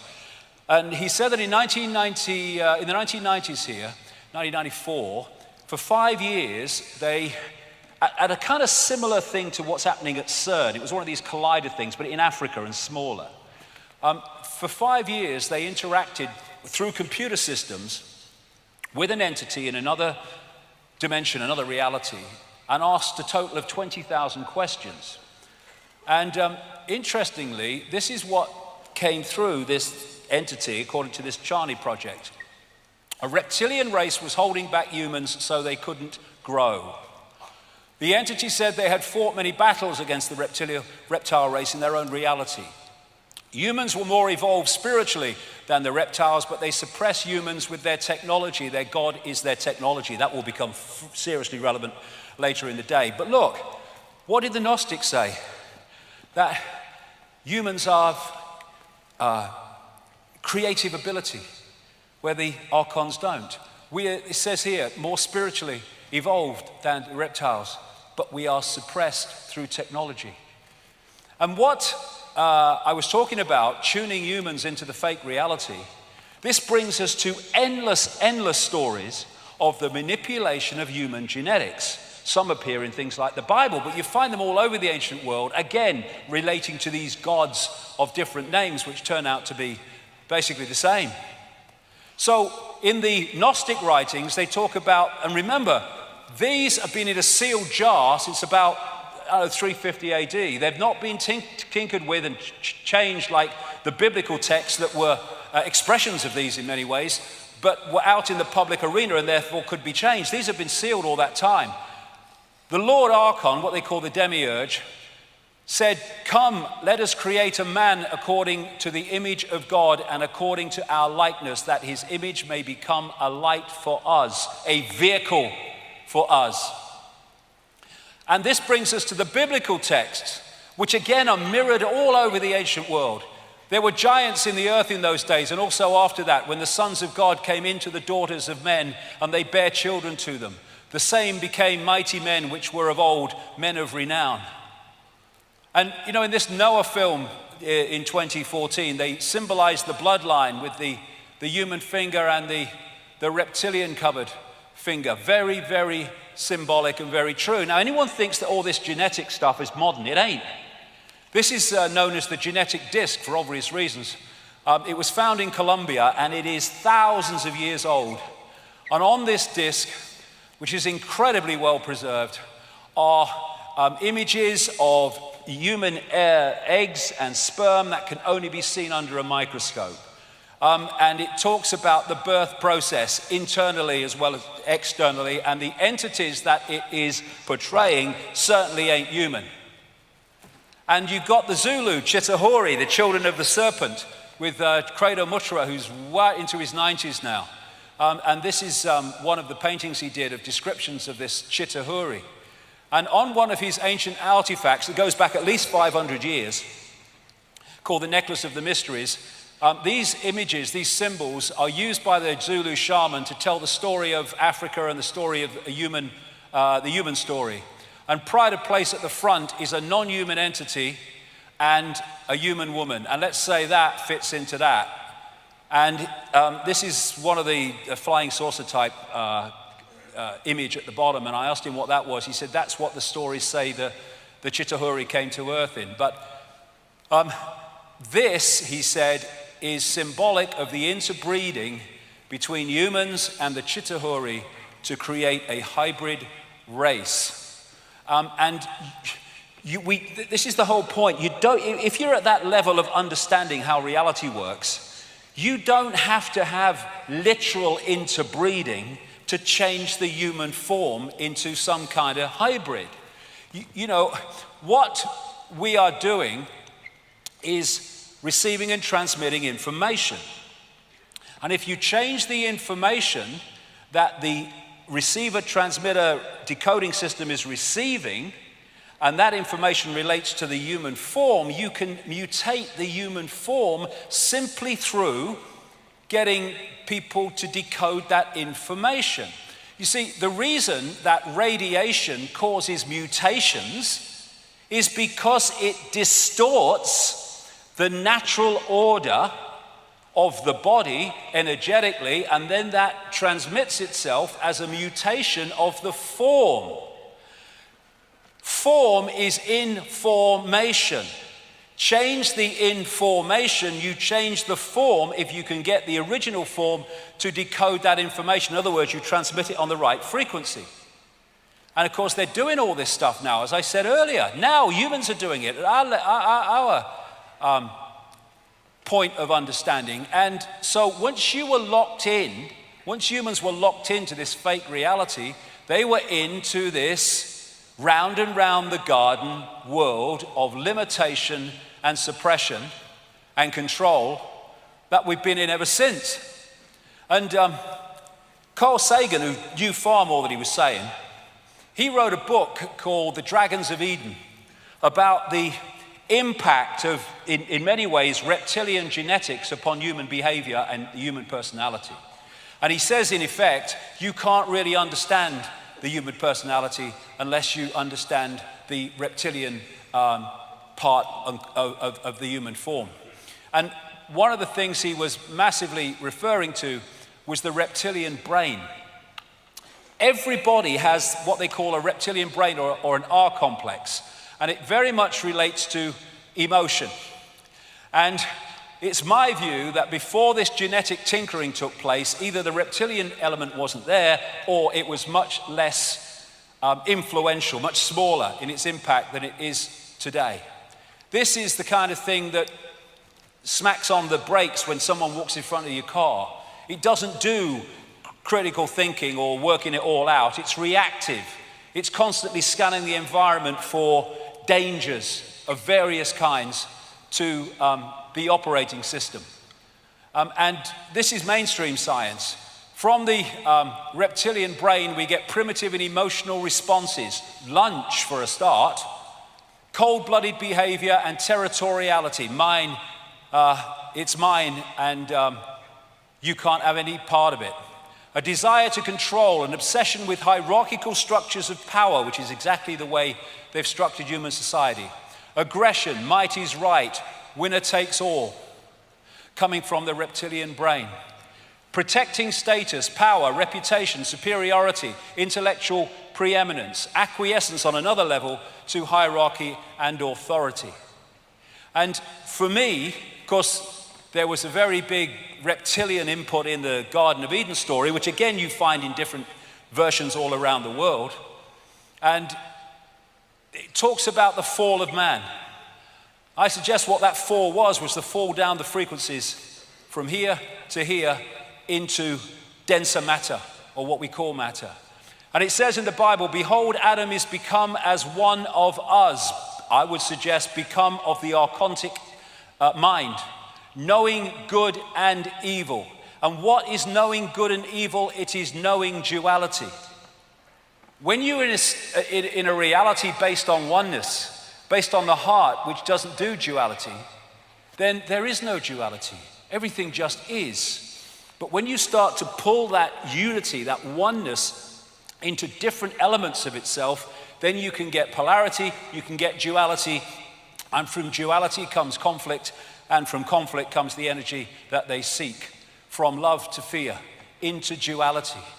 And so as we've gone through this period of known human history, this computer virus, if you like, this distortion, has distorted the waveform energetic level of this reality, and we are decoding it through into holographic distortions, like wars and conflicts and people dying of hunger in a world of plenty, where it's all about me instead of all about what is right. And we're locked into this frequency band, thinking it is all that there is. Now, of course, throughout known human history, this theme of possession has been going. Some entities possessing someone and taking over their mental and emotional faculties, their sense of reality. And what that is that on one level, like I said in the first 2 hours, we are an energetic field. You can photograph one level of it, the auric field. And from that auric field is projected the holographic, so-called physical world, physical self. What these entities do on an energetic level is lock into that waveform level of the human form. And once they make a connection with it, a frequency connection with it, they can start influencing the perceptions of that person. Now, the more that they impose their information field into the possessed information field, the more the information change is starting to affect the hologram and what the hologram looks like. And when you therefore get these possessed people that actually start to form, that's because so much of the information from the possessing entity has entered the possessed entity that it has started to change the nature of the holographic form. And so you get the exorcist type shift with some devilish face taking over from the human one. But that's an extreme version. But if they can lock into any level, they can start to influence your perception. And interesting, this is a Native American concept of inside of us are two wolves. One they say is evil, it's anger, sorrow, greed, arrogance, self-pity, guilt, resentment, all these things. And on the other one, what they call is good, joy, love, hope, serenity, humility, kindness, benevolence, empathy, generosity, truth, compassion, all that stuff. And they say, which wolf wins? And they talk about human nature. Well, it's human nature, mate. But is it? Is that human nature? Or is that the distortion seeking to impose itself on human nature? And imposing itself so much that that concedes itself to that and collectively creates a world that reflects that. Which one wins? Well, which one wins in their terms depicts which world wins. That love, benevolence, empathy, think of the world that would create and once was before the hijack, compared with the world we have now, where we are manipulated more and more into destruction and conflict. Giordano Bruno again. The divine light is always in man and woman, presenting itself to the senses and to the comprehension, but man rejects it because that divine light is beyond the program, consciousness beyond the program, and if we don't reach that level of frequency, we cannot connect with it, and that's what the occultic forces are focused on doing, is holding us out of that connection. So, in plain sight, reptilian gods, it's all over the place. The oldest form of human worship is the worship of the snake or the reptile or the serpent. It goes back at least 70,000 years in Africa, Botswana, the Salido Hills, where the San people, better known as the Bushmen, say that the great python came with a bag of eggs to create humanity. I would say actually to manipulate humanity that existed at that time. This is a guy called Reverend John Bathurst Dean. I won't go through it because we've got so much to get through and I've been through this before. He wrote a book called Worship of the Serpent in 1933. It was a work on the study of worship of the serpent and the snake and the reptile imagery all over the world. It was massive. And he concludes that what follows after his research and all that is that the most ancient account respecting the cause and nature of the seduction of humanity must be the one from which all the rest are derived, which represent the victorious serpent, victorious over man in a state of innocence and subduing his soul in a state of what he would call sin into the most abject veneration and adoration of himself. And he's talking there about the whole concept, wherever he looked, of the fall of man was always related to some serpent figure, not just in Christianity, all over the world. Now, you can find serpent figures. This is a serpent, female and baby. This was one of the finds in the area now known as Iraq, Sumer, Babylon, etc. And it was the Ubaid people, which preceded Sumer a long, long time ago, BC. And you can see in the way they portrayed the pharaohs in Egypt, the cobra, as Crater Mutwa pointed out to me, is a massive symbol of this, what I would call now archontic race, this reptilian race that can take a reptilian form. There's the cobra head on the pharaoh. There's the belly of the cobra. There's the cobra coming out of what? The third eye. The Druids used to worship a serpent god called Hu. And this is the Nagas, a reptilian race in Asia that they said could take either human or reptilian form. Or there's the Mayan people. They worship the serpent god Kukulkan. And the folklore describes, of course, dragons and serpents. Then you've got the fairy stories of the prince turning into a frog, the frog turning into a prince. And what they call these reptilian bloodlines, which I'm going to come to, are the royal bloodlines, because they are the bloodlines of the gods. And of course, in the East, the dragon is a massive central point in their imagery. You find around the world this theme of part serpent, part human, all over the place, the duality of them. And this is another common thing that you find, the serpent eating a human or eating a human baby, all over the place, all over the world. And you see it on Alfa Romeo even. And note the crown. Note how often the crown is used, because these are considered royal bloodlines, these particular serpent archontic human bloodlines, which I'm going to come to. And when you look at the Hollywood and televisual portrayals around the world of non-human entities in reptilian form, they are incredibly the same or very, very similar to what people have described who've interacted with these entities. They worshipped the fish gods, as they called them in the ancient world, with the scales. And the fish god priests used to wear a hat like that because it was a fish head. And all the way through, this same theme has come into the Roman church, into the Christian church. And there you see the mitre, the fish head, the same as the worship of the fish gods in the ancient world. And there you see it in this country as well. So what you're looking at is secret societies. They worship a certain force, a certain god. You get religion. They're worshiping a certain god. They think they're different gods, but actually it's the same gods. And then you get Satanism, and at the level of Satanism, they are more knowingly worshiping the archontic satanic gods. But in the end, all these different forms, although the vast majority of them have no idea that's the case, are ultimately worshiping this force with tremendous implications that I'll come to. So, I mentioned these bloodlines.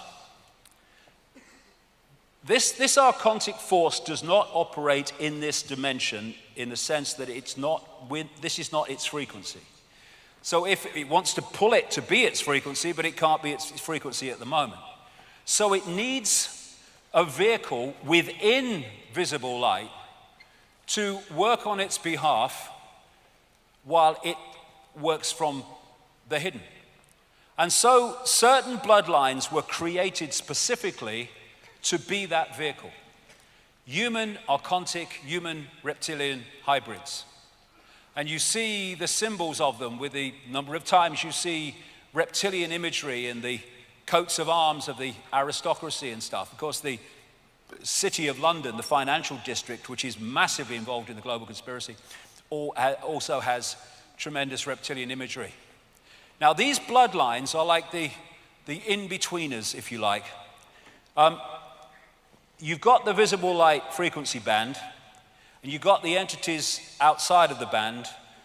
These are the representatives within this frequency which can interact with this frequency and do the bidding of this hidden force. And like I say, it's like the scientist who can't work inside a tank with something that's dangerous, so he puts the gloves on and works from outside the tank and works in it through the gloves. If you take the scientist to be this archontic force, the tank to be our reality, and the gloves to be these bloodlines, that is the dynamic that we're looking at between this hidden force and the one we see. So what has been created is a hierarchy coming out of the hidden down into the seen to create and direct a society that generates maximum low vibrational energy and systematically imposes the virus upon our society more and more and more. And these bloodlines have a particular DNA. And what is DNA? It's an information field. And they, when they create hybrids and anything like that, they see it as a software program. They don't see it the way we see it. And so the reason that these bloodlines interbreed so incessantly, I mean, we see it with royals, but all these Eastern establishment families of the United States into banking and corporations, they interbreed just the same. It's to hold this information field, which has a certain series of personality traits which the archontic force wants in these hybrids because it makes them work on their behalf without any compassion or empathy or question in terms of the impact and suffering that they make people have. So this information field, this DNA, this hybrid, has the natural order traits that I talked in that wolf's image. It has them deleted. They have the ability to empathize deleted, the ability for remorse deleted, the ability to feel any emotional impact for what they do to others deleted. And what they are describing are psychopaths. These people are psychopaths in our reality on behalf of psychopaths operating outside our reality because they are an expression of this. No empathy, no remorse, no shame. How on earth can you bomb the living shit out of Gaza and have no emotional impact?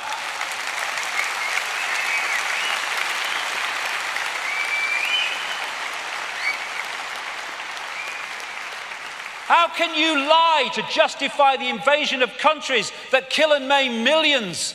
How can you do that? Only if you have no ability to empathize and you have no emotional consequence for your actions. So, you think politicians run the world? No, it's something very different, which the major politicians are an expression of. Some know, many don't. And the reason that these hybrids are so, I'll call them the elite for want of a word, are so important is because there is a hybrid genetics. It means, because when you go back, genetics is just an information field, a frequency field. The frequency of the hybrid is closer to the frequency of the archontic entities than the general run of the human population. So the ability to possess, control, and dictate their behavior is far more powerful with the hybrids than it is with the general population that have a different genetics.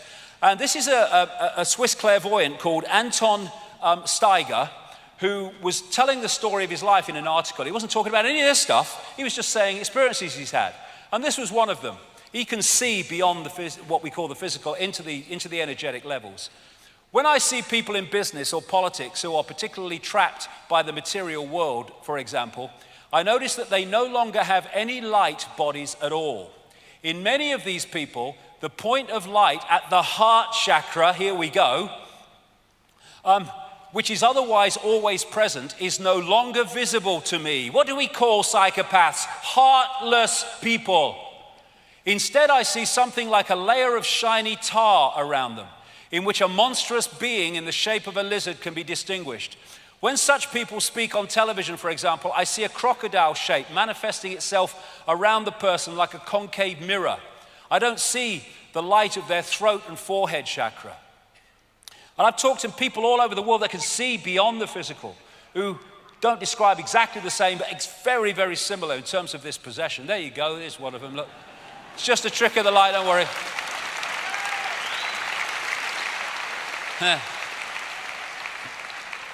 So, what we're looking at is dual DNA in these bloodlines, which is what? Dual information fields, which will explain something else in a second.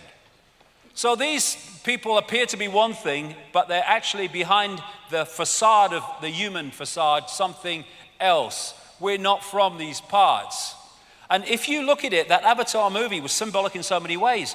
What the American invaders did in the Avatar movie is they infiltrated the Na'vi, the blue people, by looking outwardly like the Na'vi. So they didn't realize they were being infiltrated. That's what's happening here. That's what's happened for thousands of years. We've been infiltrated by a force taking over this reality that has fooled us because it looks human. And you know, this is today, the era of chimeras. Scientists fearlessly create bizarre human animal hybrids. Did you know that scientists are creating cow-human hybrids, pig-human hybrids, or even mouse-human hybrids? They're doing it now at our level of knowledge.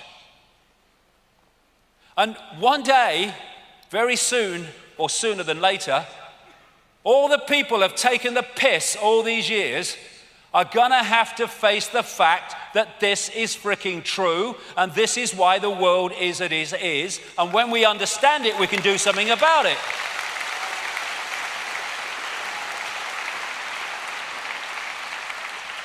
So shape-shifting.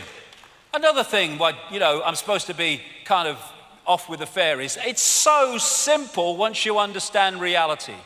Shape-shifting is possible, shifting from one form to another because the body is not solid. And I talked just a few minutes ago about dual information fields because of the dual DNA. And what we have is the DNA, which is one information field, the DNA, which is the human information field. And what happens is, as one information field becomes dominant, it changes the holographic projection of the dual field. So, most of the time, virtually all the time, when we see them, they are projecting the human part of their dual DNA, which projects into the holographic world as a human-looking hologram. When there's a shift, they could do it at rituals, and they can also do it when they go through really extreme levels of fury and emotion, emotional anger. When the reptilian or the archontic part of the dual DNA information field becomes dominant, then the hologram reflects the information in that part of the dual DNA. And to the observer, and that's all that's happening, someone has shifted from one shape to another. All that's happened, there's been an energetic shift, and the observer has first decoded the human and then decoded the shifted information field, and to the observer, that person has shifted from one shape to another. It's just the way two different information fields are being decoded by the observer. People send me things all the time, and they sent me this one a long time ago because it looks like reptilian eyes. I'm not saying it is, but it's just a symbolic example of how people have described to me, because the eyes go more than anything. They say the eyes are the windows on the soul, and that's absolutely true. And interestingly, a friend of mine has an associate who went through a study to, well, I kind of agree with it, but I don't know him, but to develop iris scanning technology. And it involved him scanning, he said, 2,300 eyes or pairs of eyes. And he said to my friend, the most amazing thing about the research, as he looked at the eyes at very, blown up level, that around 4% of those he looked at appeared to be of reptilian type and appearance. That's about 4 or 5% is the figure that keeps coming back to me over the years. And interestingly, I saw a figure the other day, they reckon about anything between 4 and 6% of the population are born psychopaths. Whether that's connected, well, have a think, I don't know. Now, so what we're looking at is behind the painted smile, something very, very different. And you look here at one of the great traits of the reptilian brain. And of course, if you have more reptilian genetics, you're going to express the traits of the reptilian genetics information field more powerfully than the general population. And one of them is an obsession with ritualistic behavior and hierarchical structures of power. This is why things like royalty and the state are bloody obsessed with ritual. It all has to be at a certain time, in a certain place. It goes round and round, ritual, ritual, ritual. That's a classic trait of the reptilian brain. It's why people like Satanists are obsessed with ritual. The secret societies, of course, are obsessed with ritual. Religions are obsessed with ritual. Here you go. This is the lady. They're so freaking happy, these people, aren't they? Hey? They're so happy. And the emotionless state of so many of the royal family, the real genetically deep royal family, is classic reptilian brain archontic personalities. And you see the obsession with ritual. When they bring someone new in the bloody royal family, they have to send out a new list for who's got to curtsy or bow to who. I mean, they're bloody mad. It just happened to be head of state. Look at it. I know my place. Your lick majesty. Have you ever seen her do that to him? We elect him. We have no frickin' say in her. And yet,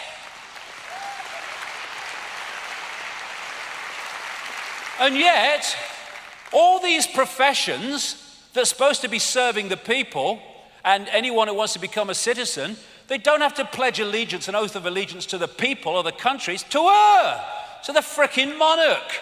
They have no power, they're purely symbolic to bring the tourists in. Bollocks! Yeah, look, they're not even bloody British, the German royal family. Oh, look, Philip, is that the Luftwaffe? I mean, what the fuck?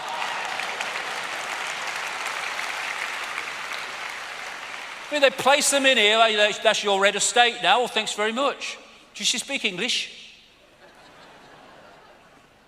Look in this one. We parasite off you when we have contempt for you, but you just let us do it while asking God to save me. What the fuck? God save the Queen! Bollocks to the Queen!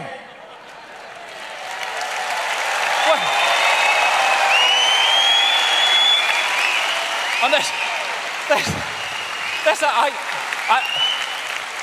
I have to bloody smile. There's a big England football match and all the players are lined up and the crowd are there and we're all patriotic. Oh, yeah, we are. And they go, long to reign over us. God save the Queen. Long to reign over us. I ain't, but many people, most of them are singing and demanding to be reigned over, suppressed, controlled over, dictated over. And that energetically has an impact, even though they don't consciously realize that's what they're doing. Just the national anthem, mate. It's not. See, it's lovely. They piss on us and we say it's raining. They piss on us and we say she's frickin' raining. There you go. And I think this guy's made the best statement ever about the Queen. I do. I love it. I think that's brilliant. It's fucking lovely. That's just absolutely perfect. Give that man a knighthood.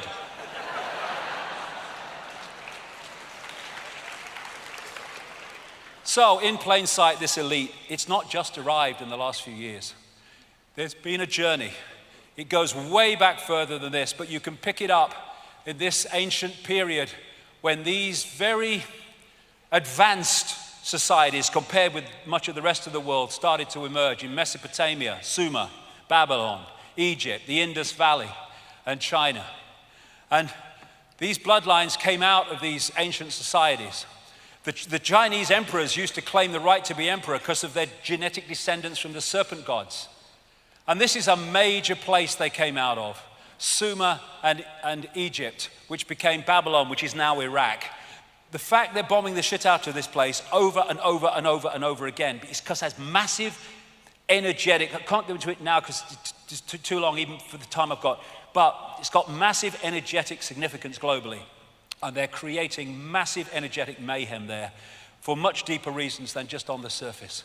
So these bloodlines started moving up into Europe under different names. They became the hierarchy that established Rome and the Roman Empire. Eventually they started to locate in Britain, and then they had the British Empire. Wherever these bloodlines have focused themselves or located themselves, a freaking empire has followed. We now have the American Empire, though they will not call it that. And eventually, as this virus spreading, this influence spreading, reached a certain global point, we had global Babylon.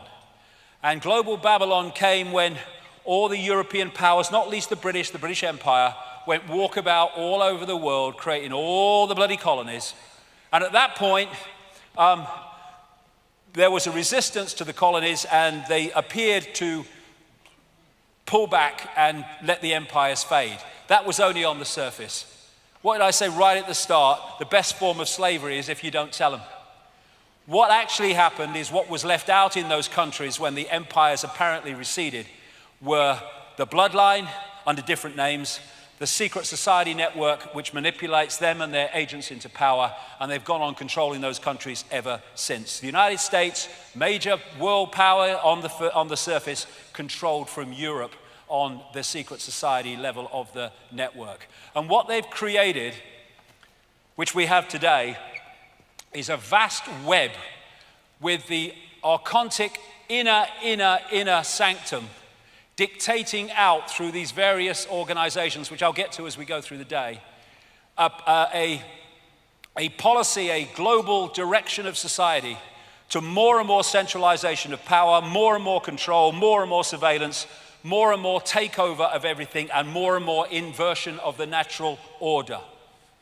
And they have the hidden with the secret societies, the deep secret societies, and then the hidden has a cusp where it meets the seen. And there you see organizations like the Bilderberg Group, the Club of Rome, the Trilateral Commission, and the Council on Foreign Relations in America. And then from the cusp of the hidden meeting the seen, you come out into the real scene, which are countries and agencies of government.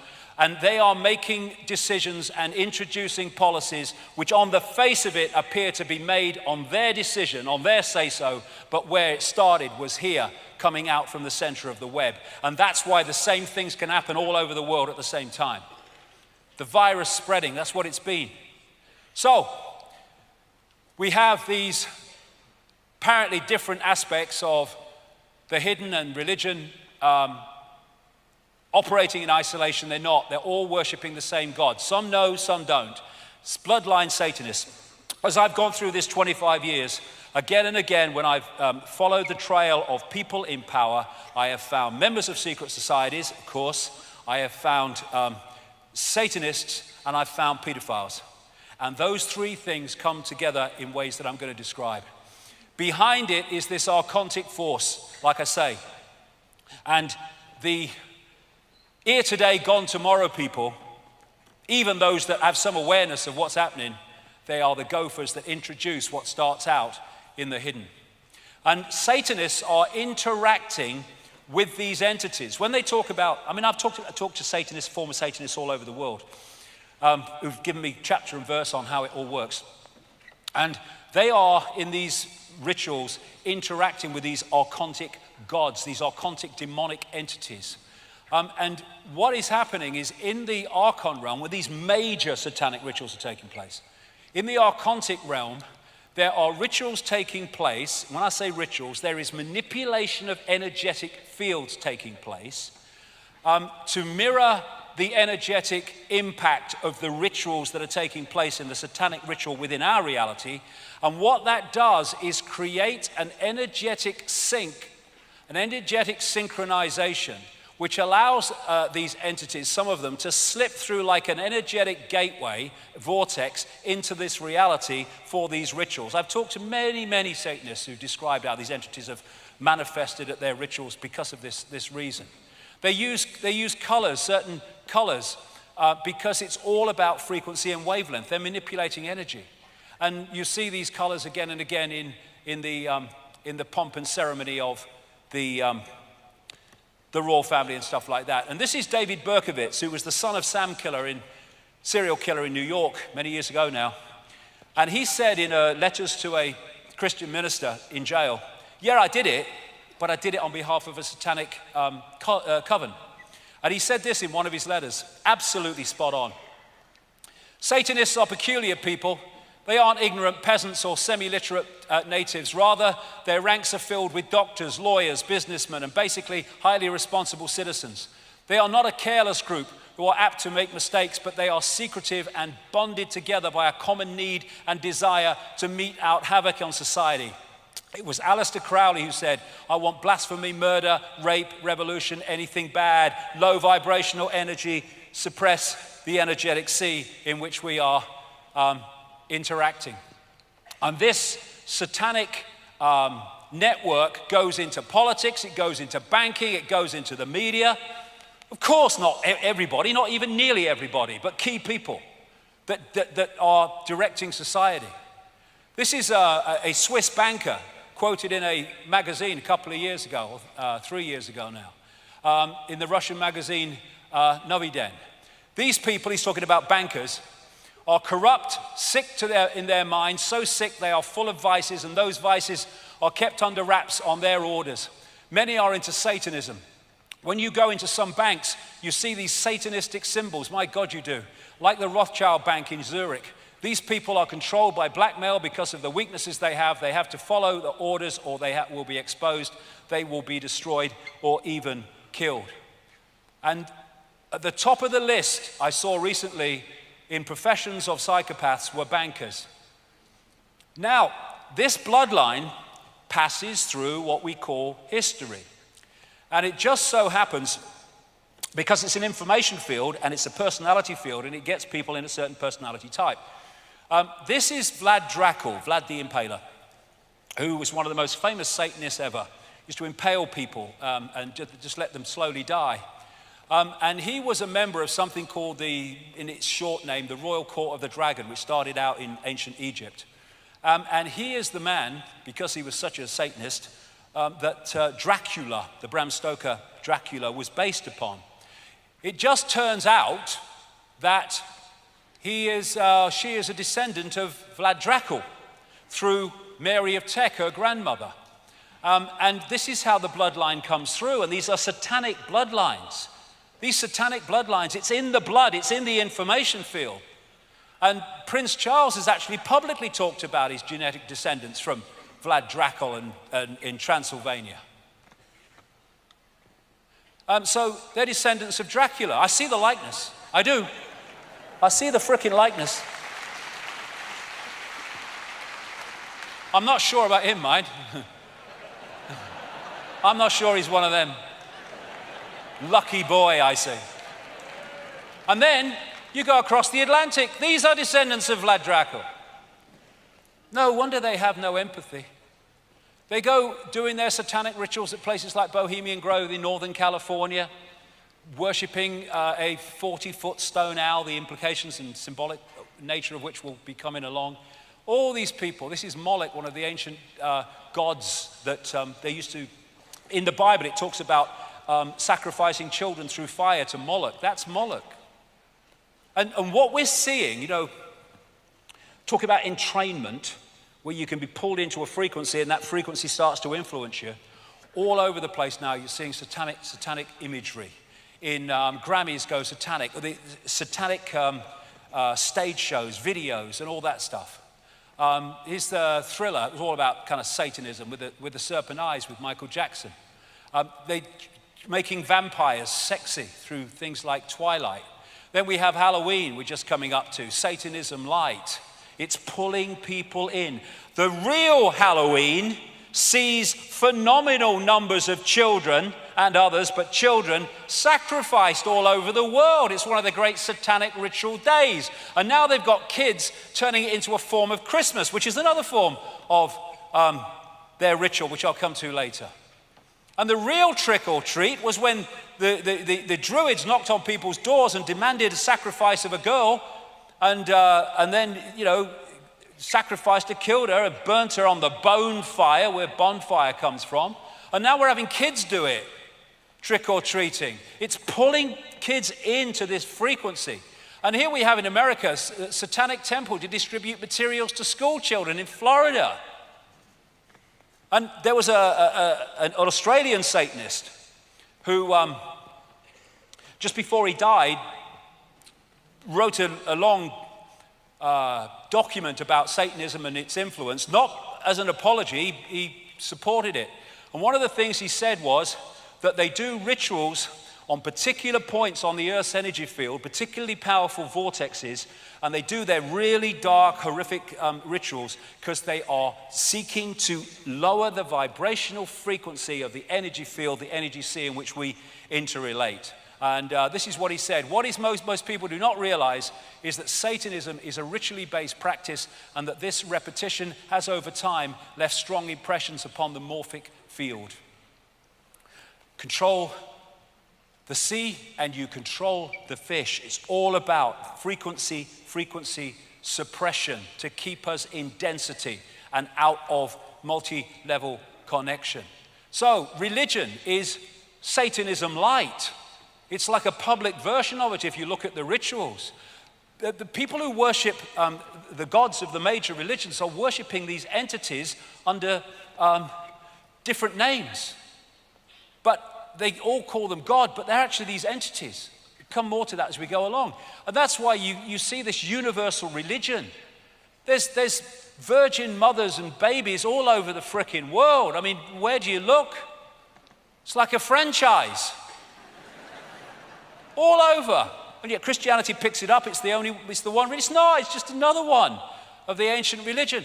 I mean, this is Satanism light when they're eating the body of Christ as a frickin' biscuit and drinking his blood as a bottle of Merlot. I mean, frickin' hell. But it's what they do in reality in Satanism. It's Satanism light.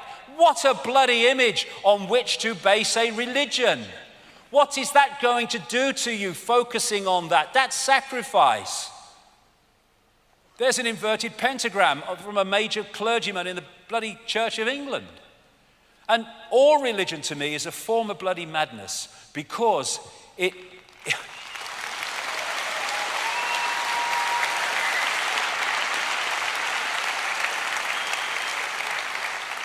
it's so squeezing the perception of possibility that you only need what it says between these two covers to understand the friggin' world, even though you don't even understand the friggin' book.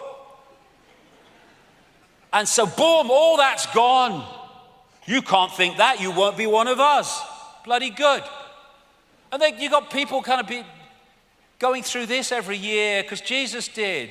And because some mate of bloody Mohammed was cut up hundreds of years ago, they do it on the day it's supposed to have happened every year. It's freaking insanity. Religion summed up. Eskimo. If I didn't know about God and sin, would I go to hell? Priest. No, not if you didn't know. Well, why did you tell me? I mean, that's it, innit? Did I say the world was mad? I might have mentioned it. Religion, you couldn't make it up. Oh, sorry, they did. They did. Yes, look, he's going away to condemn gay marriage. Look, you know what I mean? Unbelievable.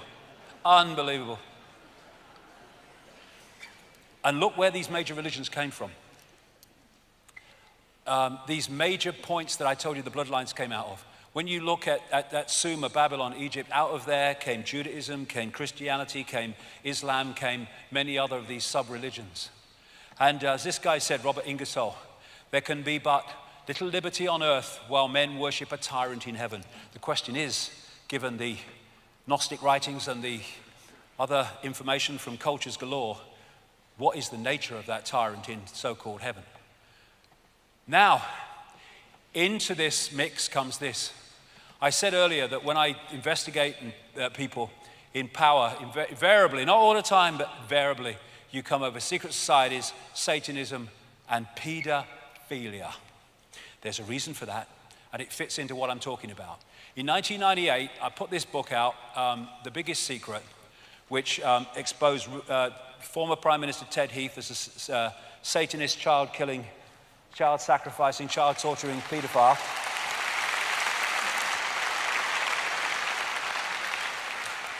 And Lord McAlpine, too.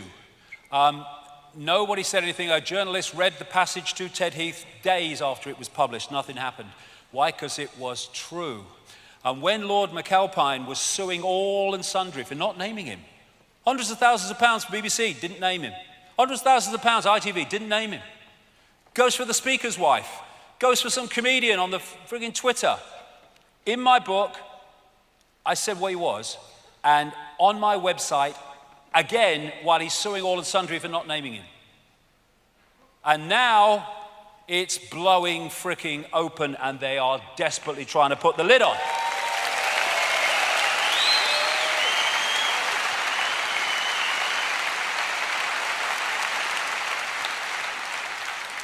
Pedophilia is absolutely infesting the establishment at multiple levels, right to what they allege is the top, for reasons I'll come to. All over the world is the same. The number of children being abused by the rich and famous, never mind others, is absolutely staggering, and there's a reason for it.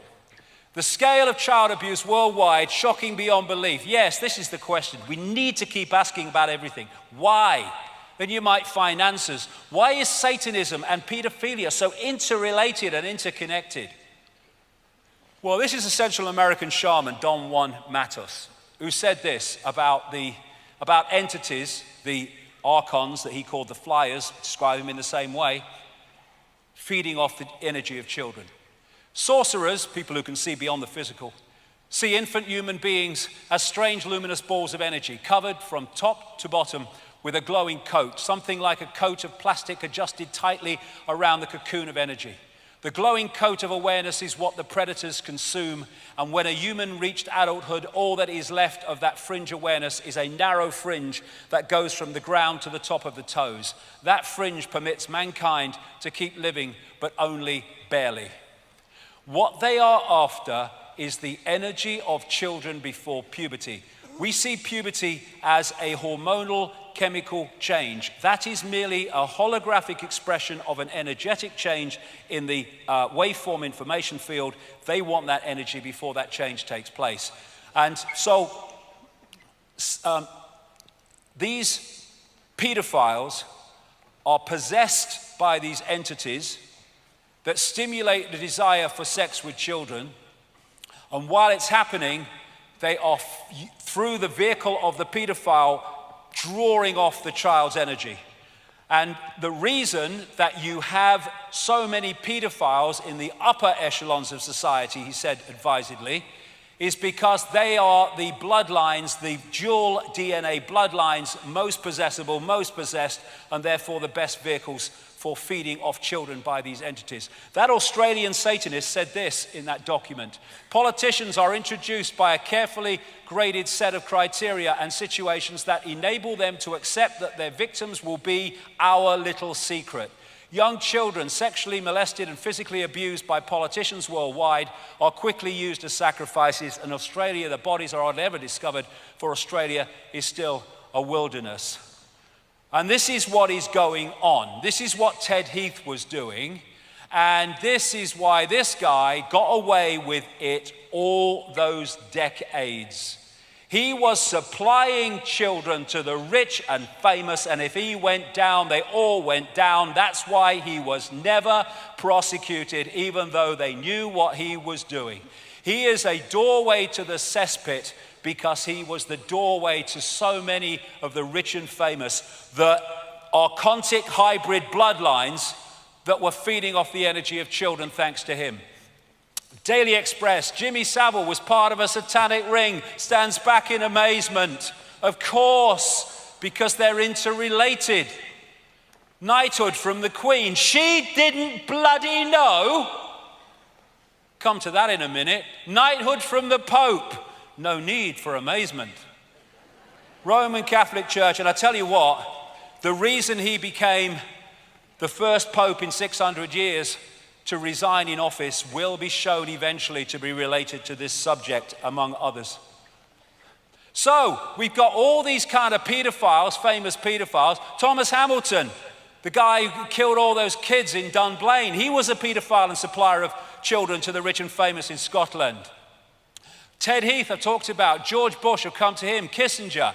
And this man, Lord Mountbatten, member of the royal family, of course, inner royal family, was a known pedophile. And who did Jimmy Savile say publicly, not in this context of course, introduced him into the inner circle of the royal family in the 1960s?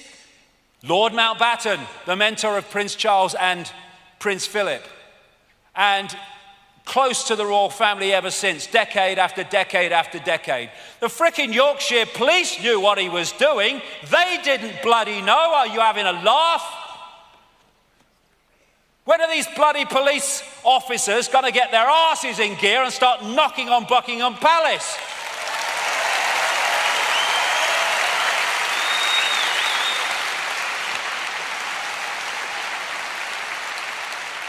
Why was record-breaking paedophile and child procurer Savile an inner circle royal buddy for decades? I knew about him in 1998 when a close friend of Diana for 9 years before they fell out, called Christine Fitzgerald, told me all about him and his necrophilia, sex with dead bodies, death cult. That's why he volunteered to be a porter in a hospital, so he got to the mortuary.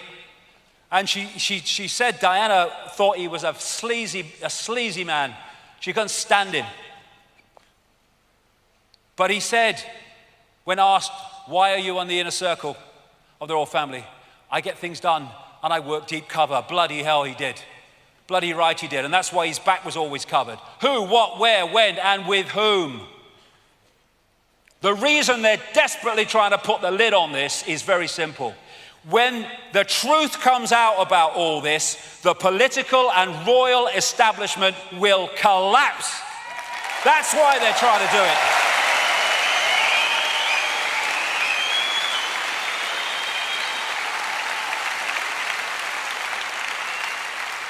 He was supplying children to Ted Heath, not least out of the children's home in Jersey when he went over to Jersey in one of his yachts, Morning Cloud, one of many called Morning Cloud. This has come out through other people now. And even the bloody Daily Mail accepted at one point, when all this was breaking, that Margaret Thatcher knew that there was a paedophile ring, or at least paedophiles in her inner circle, and she did nothing. Who was a close friend of Margaret Thatcher? Jimmy frickin' Savile. This was a close aide, Peter Morrison, from when she became Conservative leader in 75 right through to when she left as Prime Minister in 1990. Known paedophile. Even Edwina Currie, the former Thatcher minister, said so in her diaries. And so have others come out within the Conservative Party. He, Lord McAlpine, was her Svengali inner circle advisor all the way through the same period that he was our other close aide. And her Home Secretary, Leon Britton, the man who lost the dossier from Geoffrey Dickens, the MP, the late MP, that was exposing the political paedophilia and naming names. In America, this guy, I've named this guy for bloody hell, how long now? Way back into the 90s. Child killer, child abuser, child torturer. Said it on American radio endless times, in books endless times. And yet he's still at large. And you know, MI5, excuse that with Special Branch, I can't take these bleeding seriously. MI5 Special Branch, right? You can't cough close to the royal family without they've done a massive check on you. And they didn't know about Savile. The NSA, the CIA, they don't know about Bush and all the rest of them. What did the CIA do in response to Bush being a child killer? They named their headquarters after him. Here you go, this is the Political Paedophile Investigation Squad. This is the Political Paedophile Protection Unit.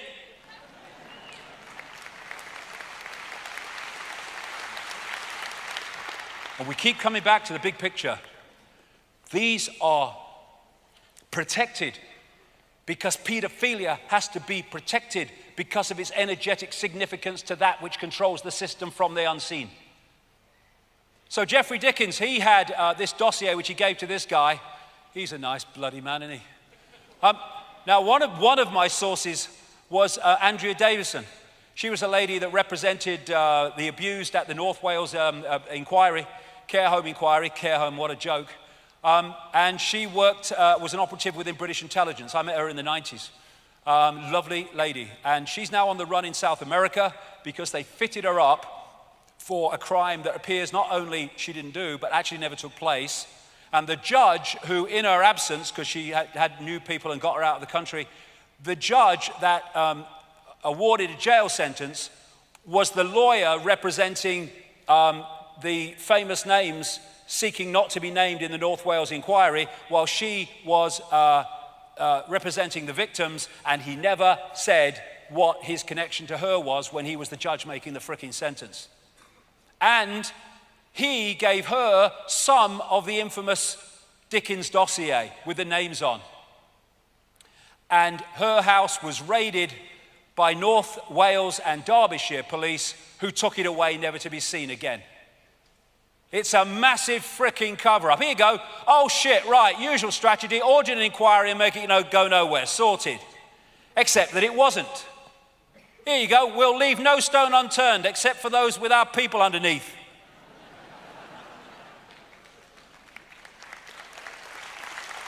So, anyone want blatant evidence that it's a cover-up?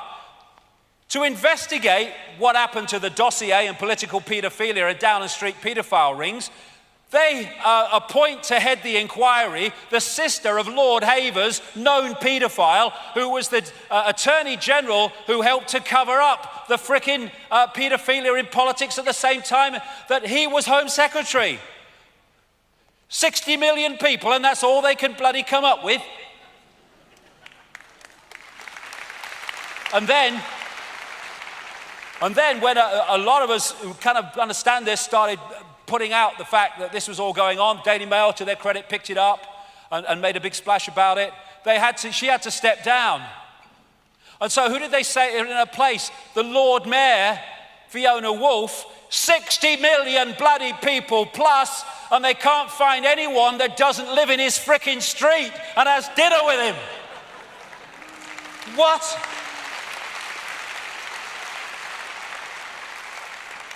How much evidence do people need? How much evidence do the media need that this is the most blatant cover-up because the establishment would fall and the monarchy would be fricking history if this came out?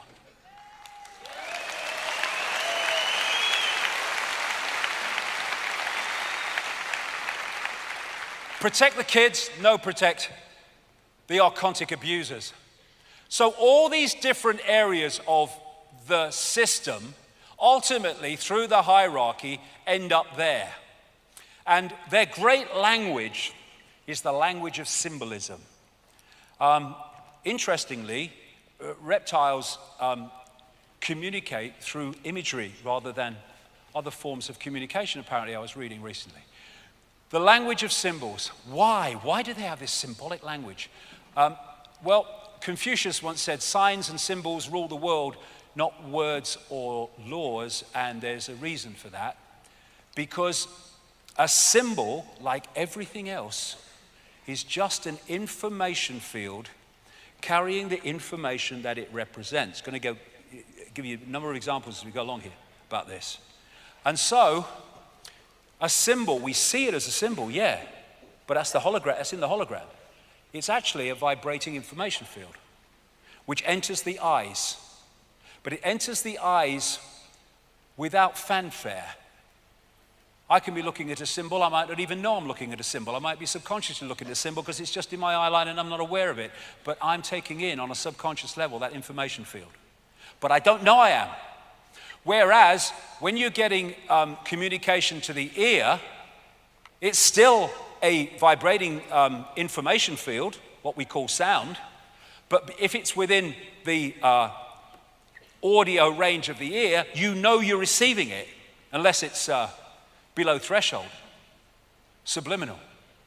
So the greatest way of getting information into the mind, into the brain, into the subconscious to influence perception is through the eyes, because you don't take it in. It's almost entirely subconscious.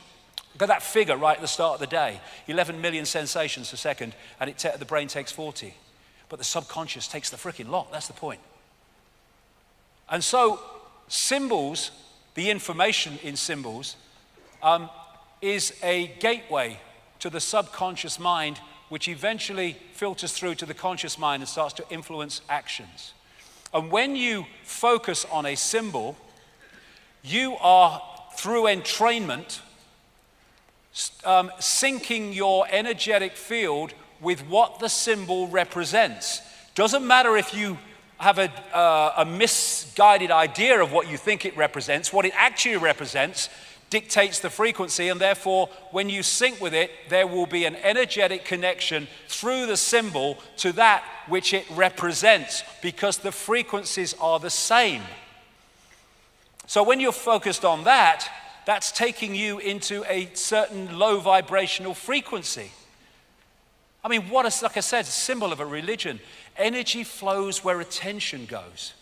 So if you can get people involved in rituals or anything that involves symbols and you put their attention on it, you are connecting them energetically, frequency-wise, to what that represents.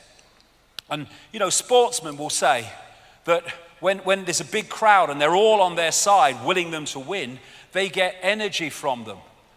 Why? Because the focus of the crowd on who they want to win makes an energetic connection with the person, and they start to feed more energy from the crowd. But it goes the other way too. When massive crowds focus on the symbols of this archontic force, whether it's personification or literal symbols, they're making the energetic connection, and their energy can be trawled because there is a frequency connection. And when you have these massive, massive rituals with unbelievable numbers of people, they're trawling energy. Go to a football match with a massively powerful atmosphere, and the hairs on the back of your neck stand up. Why? Because of the electromagnetic field generated by the crowd. That electromagnetic field en masse is what these people trawl. When you go to like Mecca and they're focusing on this, and we'll come to what that is shortly, what that represents is creating a frequency connection through what that represents to what that actually is. When they focus on Mecca, they're focusing on that Kaaba cube, and there are consequences energetically for that. When you have a satanic stage show and the crowd, the kids are focused on it, what it's doing is locking them into that frequency. Entrainment. So there's so many ways that we are fed off in that way. And symbols is a massive way. Of course, the eye is a universal symbol of this network. There you see the eye on the necklace of the mysteries. It goes way, way back. In banking and politics, in church, in state, you see it. This is thousands of years old, found in Ecuador. And there is the eye and the 13 levels of the pyramid. And under ultraviolet light, that even shines the illuminated eye. And that's what you find on the dollar bill. It's one of the major symbols of this archontic network. And there's 13 levels, exactly as in Ecuador thousands of years ago. There it is in Freemasonry, because you'll find it in Satanism, you'll find it in Freemasonry, you'll find it in banking, you'll find it in politics, because they all ultimately are worshiping the same gods. That's MI5. There it is again, the security agencies. MI6, again, the pyramidal shape. This is a church. I think it's in Poland. And here we go, old twerper's back. There you go, have a twerp. Stage show, there it is, classic. And these are locking people in. There's Madonna. What's the chances of this? Katy Perry, Angelina Jolie, Lady Gaga, CBS, Jay-Z. Unbelievable. What's the chances of Chancellor Merkel doing that every time? That's bloody ludicrous. It's not even a natural thing to do. And then you look, I mean, this is unbelievable, this. Animated bloody cartoons and stuff. This pyramid and all-seeing eyes frickin' everywhere. I'm not going to go through them all because of time, but every one of the shots that you're going to see has got that in it. Look at them, all over the bloody place. And this is feeding something into the subconscious of those who watch, overwhelmingly kids. The programming starts subconsciously from the earliest age. The Olympics in 2012, the one-eyed man, the eye. Here you had the Monsters, Inc. The central character had a single eye, and the monsters were feeding off the energy of children. It was their sustenance. And then you have this is unbelievable again, the number of personalities who get photographed covering one frickin' eye up in some form. I mean, look at it. And there's hundreds more. And most of them won't know. Another great symbol of this archontic network in all its forms is the flame or the lighted torch. And what the Gnostic said was that the archons are made from luminous fire, the jinn were made from smokeless fire, according to the Islamic belief, and the archon phoenix, that all comes from this archontic symbolism, the phoenix rising from the ashes in fire. And according to Freemasonic historians, the phoenix morphed in terms of symbolism into the more acceptable eagle, and that's why you have eagles on so many flags and state logos. So all this is putting information into the subconscious mind to filter through to the conscious mind. So, in plain sight, Saturn. Saturn is, I would say, after my research over the years, is fundamental to understanding how this, quote, bad copy became our fake reality and continues to be so. First of all, Saturn was widely worshipped in the ancient world. Question, why would it be when we can hardly frickin' see it, never mind what the ancients could do? Well, there's a story about why. This, as we see it today, wasn't always like it was, and in geologically very recent times, it wasn't like this. People like Immanuel Velikovsky and others have studied over the years and written books, and they've been followed up by people like the Electric Universe researchers like David Tolbert and Thornhill in books more recently, as they have looked at the evidence that there was a catastrophic upheaval in the solar system in the relatively recent past, not yesterday afternoon, but the relatively recent past, which could well sync with when this bad copy fake reality was locked in. All over the world you have global destruction myths and catastrophe myths manifesting under names like Atlantis and Lemuria and Mu, but they are unbelievable in their common themes of how they describe what happens. And after this movement of planets, which was a massive disruption of the electromagnetic order, as I mentioned earlier, which meant the stability had gone, they ended up where we see them today. Now, this is a fantastic book. I almost can't get it now, and if you can, it costs a fortune. But it represents a magnificent piece of research by this man, David Tolbert, one of the people involved in the Electric Universe information. It's called the Saturn myth. And what he did was study the worship of Saturn all over the world, studied its symbolism, studied what they said about it, studied why they said they worship Saturn. And what came out was this, that Saturn, once upon a time, was anywhere but where it is now, and at the time it had no rings. Come to that as we go along. Actually, it was the dominant planet, I would say star, sun, in the Earth sky. And the way they describe it, it went around in an orbit in sync with Mars and Venus as it moved around. And that was the dominant light, the dominant sun, if you like, from Earth in the Golden Age. And I say that Saturn is a dwarf star, which is not a great, amazing thing because there's so many dwarf stars out there, they say now, it's unbelievable.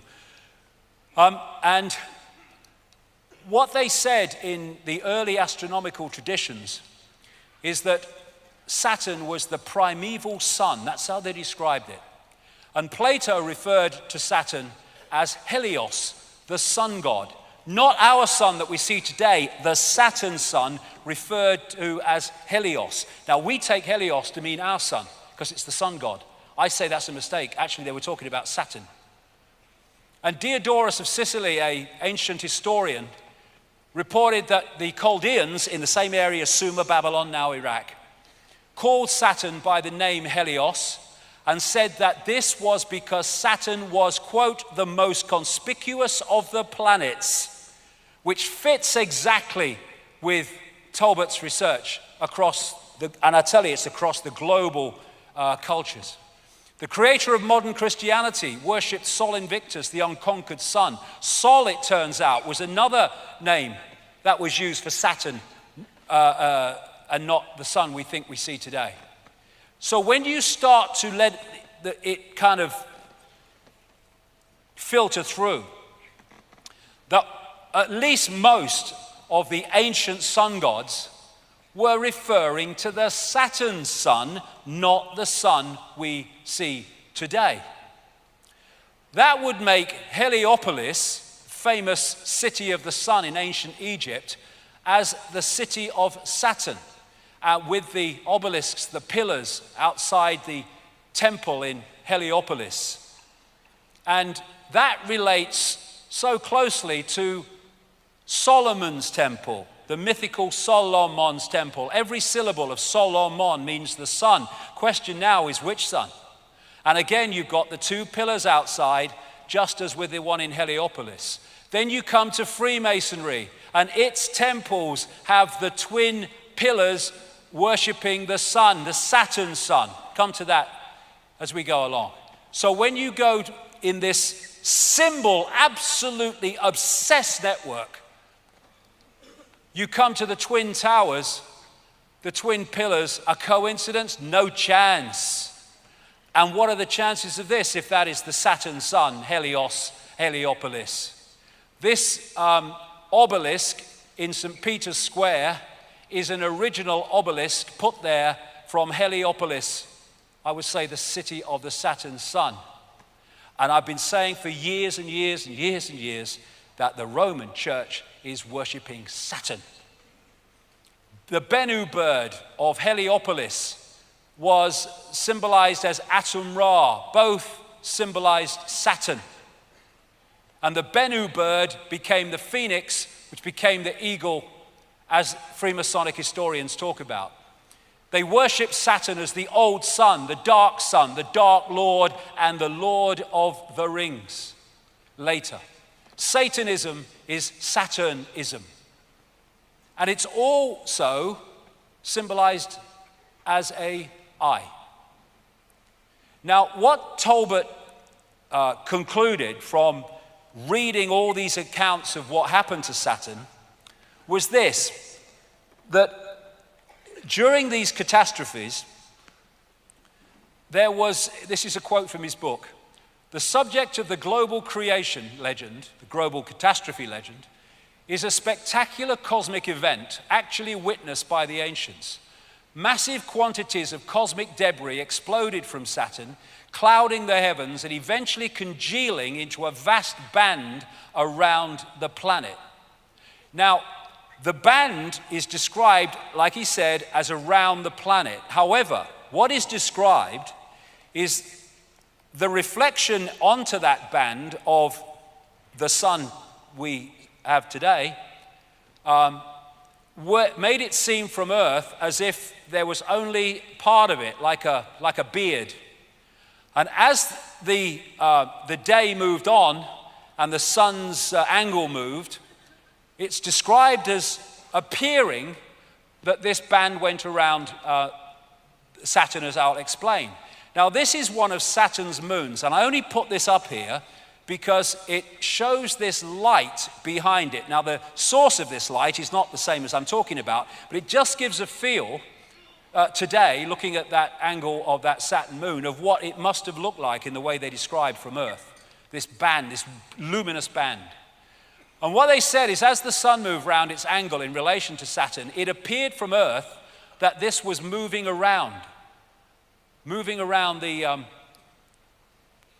around Saturn. But that became the main symbol because that appears to be what it looked like for most of the Earth day at that time. And so you see symbols relating to that all over the ancient world, which Talbot came up with.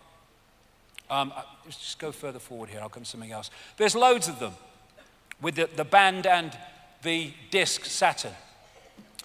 Loads of them like this, with symbolizes the horns with the planet, the sun in the middle of it.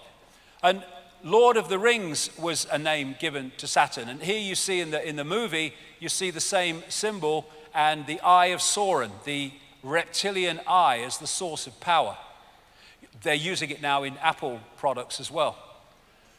Here you have the man who started a satanic secret society in Germany called the Brotherhood of Saturn. And these are Saturn symbols, and there you see the round circle with the dot in the middle and the horns. Now, that round circle with a dot in the middle is said today still to have been an ancient symbol of the sun. Well, there's nothing when you look at our sun to use a symbol like that to symbolize it. But you look at that symbol in relation to what Talbot's saying, and it's very obvious what it was symbolizing. You had an unbelievably Saturnesque stage show done at the Super Bowl in 2012 by Madonna with the luminous fiery eye again. And there is Saturn with the crescent between the Twin Towers in the Mother Lodge of Freemasonry in Great Queen Street in London. You look at the symbol of Islam, and it can be interpreted as the star and the crescent that was used in the ancient world. These laurel leaves symbols are very much in sympathy with that. This, of course, is the United Nations with the world as a target, very appropriate, and that is the symbol of the Windsors, the royal family, the Windsors royal family. That's, of course, an American great what do you call it? There's the flying disc, again, a Saturn symbol. You see that on many cars and in many areas of the corporate world. And of course, in that Saturnesque presentation, you had exactly that used in the Madonna stage show. Now this is why Satanists worship the goat. In one form, the goat god Pan. This is Manly P. Hall, Secret Teachings of All Ages, who is one of the major Freemasonic historians over the years. He said Pan was a composite creature, the upper part, with the exception of his horns, being human, and the lower part in the form of a goat. The god himself is a symbol of Saturn because this planet is enthroned in Capricorn, whose emblem is a goat. And that is where that comes from, Baphomet, one of the most famous of satanic worshipping symbols. And you see them on this ring is Baphomet on Beyonce. She's dressed, Lady Gaga, as Baphomet. And there is Baroness Philippine de Rothschild with Baphomet massively round her neck. I am staggered, I don't believe it. The owl is Saturn, the owl of Bohemian Grove. Apis or Apis, the Egyptian Saturn god, the the bull god, the god of Saturn, and that's where you get the golden calf and all that stuff. And again, you've got the money system symbolized as the bull as well. Now, I said earlier that numbers are just digital expressions of frequency waveform information fields. This is called the magic square of Saturn, and it's also the magic square of Freemasonry, of course. And why it's magic is whatever way you go and you add those numbers up, they come to 15, no matter which way you go. Now, in numerology, you add the numbers until you get a single number. So 15 in numerology is 666, 666, and that represents the energy frequency of Saturn, which I'll come to. Now, this is the sigil of Saturn, and they get it by drawing between the squares of the magic square from 1 to 2, 2 to 3, 3 to 4. And that's how they get that. Now, if you turn that up on its side, you get that, which is what that is. The most obvious symbol of Freemasonry, because they're worshipping Saturn, which is an expression of this archontic fake reality.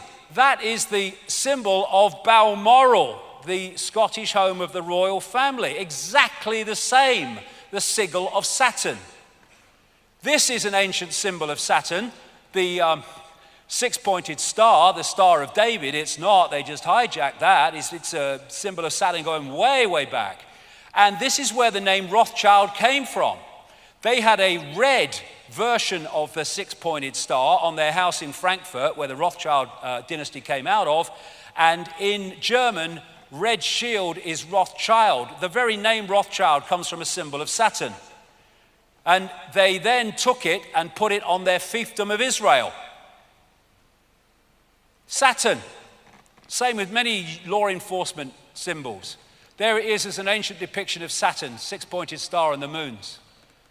There's the six-pointed star on this necklace of the mysteries. And here it is again. And all of these are from Asia. It is not a unique Jewish symbol. The Rothschilds took it as a symbol of Saturn and put it as a Jewish symbol. No one is more manipulated by the Rothschilds than the Jewish people of the world. No one.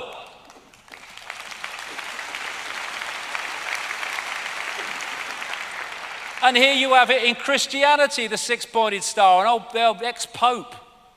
And there it is between the pillars in the Mother Lodge of Freemasonry in Great Queen Street in London. It's all Saturn. They're all pissing in the same pot, all of them. Now, another ancient symbol of Saturn is the black cube, which you see all over the place. And this is interesting. We're going to get in now into how this matrix actually works. This is a permanent hexagon storm in the North Pole of Saturn. It's 2 Earths wide, and it's going all the time, and it rotates exactly in sync with Saturn's radio emissions. And in geometry, the hexagon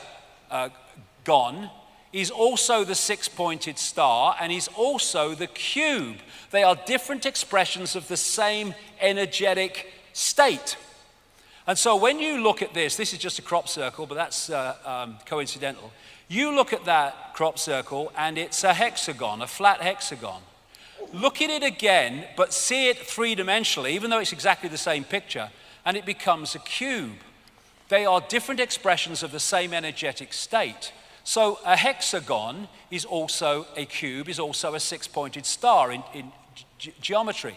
And therefore, this cube, the Kaaba at Mecca, is a symbol of Saturn, and that's what they're worshipping, though they don't realize it, though the inner circle will. The black cube that Jewish people put on their third eye as part of their ritual is Saturn. And when they worship at Mecca, they even make them sit in concentric bloody circles. They'll have them going round next. And so when they are doing their circling of that symbol of Saturn, that which is that frequency can feed off it. This is the symbol of Saturn in terms of astrology. And this is the symbol of the Soviet Union, which was created by the Rothschilds. The symbol of Saturn, the hammer and the sickle. The sickle become relevant shortly. In fact, now. This is the ancient Greek god of Saturn called Kronos, the bearded man, holding the scythe. And Kronos is Father Time with the scythe and the beard. Chronos, chronology, time. It's where it comes from. It's going somewhere. Saturn is the god of space and time, so it is said. Crown comes from Kronos, the god of Saturn in ancient Greece. The Grim Reaper is Saturn with the scythe, the death cult, exactly. Then you've got El and the Elohim. El is the Jewish god or the Hebrew god of Saturn. I would say El and the Elohim in the biblical realm is Demiurge and the archons. And you have archangels, Michael, Gabriel. The El goes all over the place. We have elections where the pawns are elected to serve the elite. We have Israel. And that is the symbol of El, the black cube. It's Saturn. The black sun, the dark lord, the demiurge, Saturn, Kronos, Satan, they're all different ways of saying the same thing. Then you have the bearded man. The god is always kind of symbolized with a beard. Where does that come from? Well, it comes from Kronos, the bearded man who is the god of Saturn. You see beards in religions all over the flipping place. And the beard comes from this symbolism of Saturn with the luminous crescent. And so we come to probably the most famous bearded man, the Saturn pattern. Well, hello from Rome. This guy comes from Rome and the worship of Saturn. This is Fritz Springmeier, a very accomplished researcher into all this. Saturn is an important key to understanding the long heritage this conspiracy has back to antiquity. The city of Rome was originally known as Saturnia, or the city of Saturn. The Roman Catholic Church retains much of the Saturn worship, hence Heliopolis obelisk, in its ritual. Saturn also relates to Lucifer in various occult dictionaries. Saturn is associated with evil. And Saturnalia, the 5th century Roman writer Theodosius said that Saturnalia, which was in Rome running up to our Christmas, was to mark the time when Saturn suddenly disappeared, which fits with that catastrophe story that Talbot talks about. So Saturnalia, that is the ruins of the temple of Saturn in Rome today, is actually Christmas. They decorated trees, they gave presents to each other, they used holly, same thing. And Santa is an anagram of Satan, Saturnalia, it's Kronos, the Saturn god. Now the bearded man is often used for Saturn. This is William Blake, who was a very deep thinker and knew a lot of inside information. And he painted this picture in 1794 called Ancient of Days. Ancient of Days is one of the phrases used in the Bible to describe God. And he depicts him as the architect. This is on the GE building in Rockefeller Plaza in New York. Again, the Ancient of Days, which I say is the demiurge Saturn, the architect. Freemasons call their God the great architect of the universe. The demiurge was called by the Gnostics the great architect of the universe. And in the Matrix, we had the architect creating the fake reality, the bearded man. And when you look at Saturn, the control system, it fits all the boxes of the society we live in. The religions, secret societies, and Satanism are worshipping Saturn. Astrologically, in other words, energetically, banking is astrologically ruled by Saturn. Politics and the institutions of state of all levels astrologically ruled by Saturn. Corporations astrologically ruled by Saturn. Law in the court system astrologically ruled by Saturn. Science astrologically ruled by Saturn. And it's amazing that the left side of the brain and the traits of it, and the Saturnian traits and the reptilian brain traits are remarkably the same. So all these different parts of the human institutions of society are Saturn's little helpers. The vast majority not knowing, the inner circle absolutely knowing. All this court symbolism and religious symbolism and the headgear in education, it's all Saturn. And you see it endlessly in corporate logos. Now, Jordan Maxwell has been talking about Saturn symbolism being all over society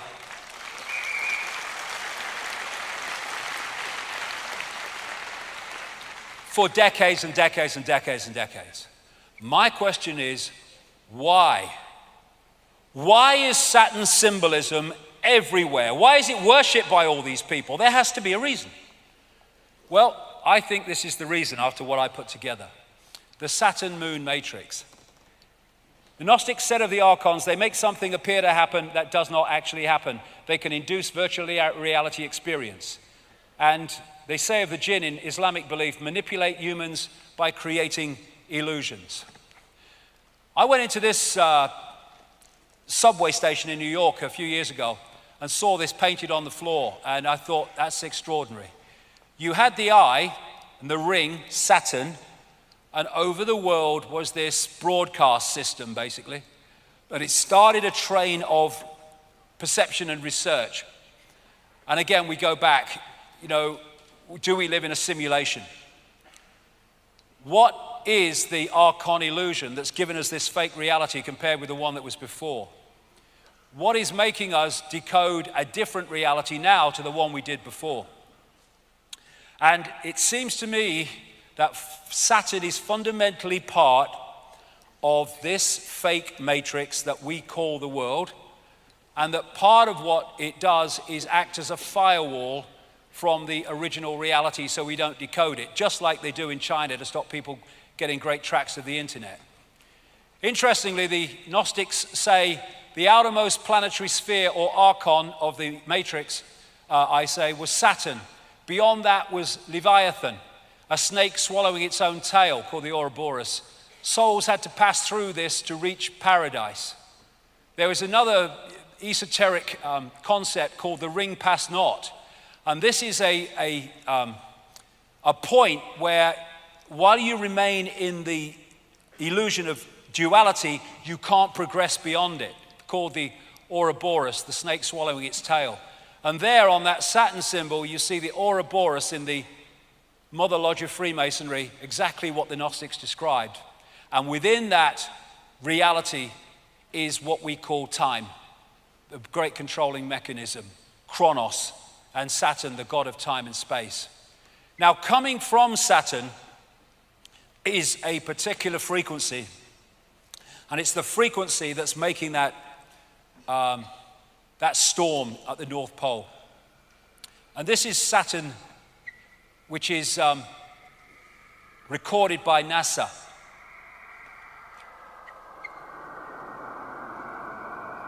Nice, man. And what the Saturn rings are they're made of sound.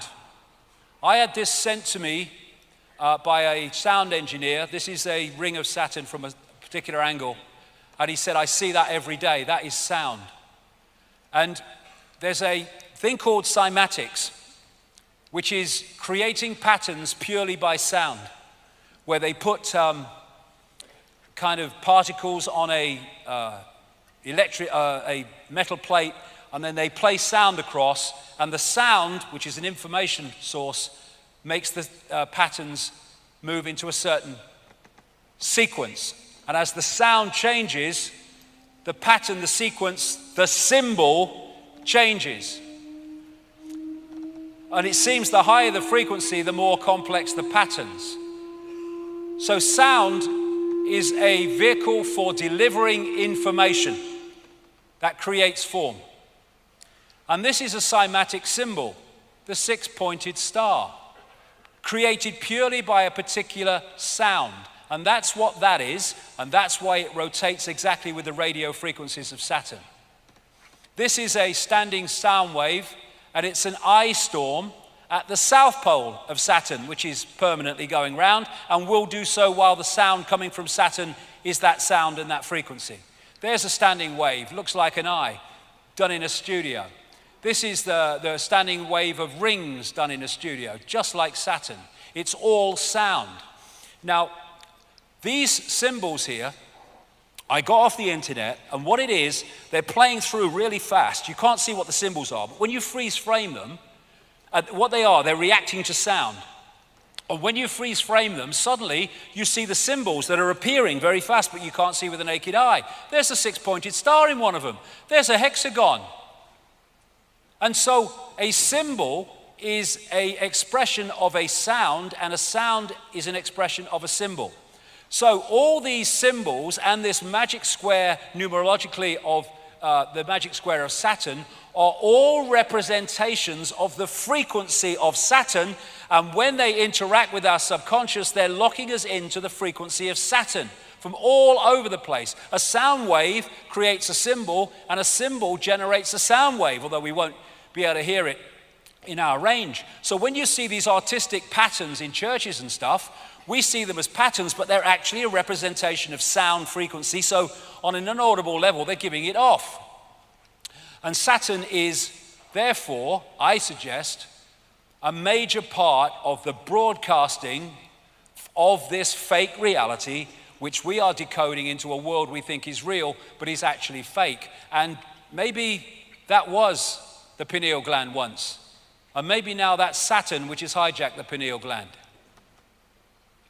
So Saturn was ringless, according to the ancients, before this great catastrophe. So where did the bloody rings come from? This man, Norman Berggren, has a long, long history, he's in his 90s now, of working in high-tech space and missiles and NASA and all the rest of it. And he wrote a book some years ago called The Ringmakers of Saturn, because when he studied pictures of the rings, he realized they were changing, and not only changing, they were being made as you looked at the pictures.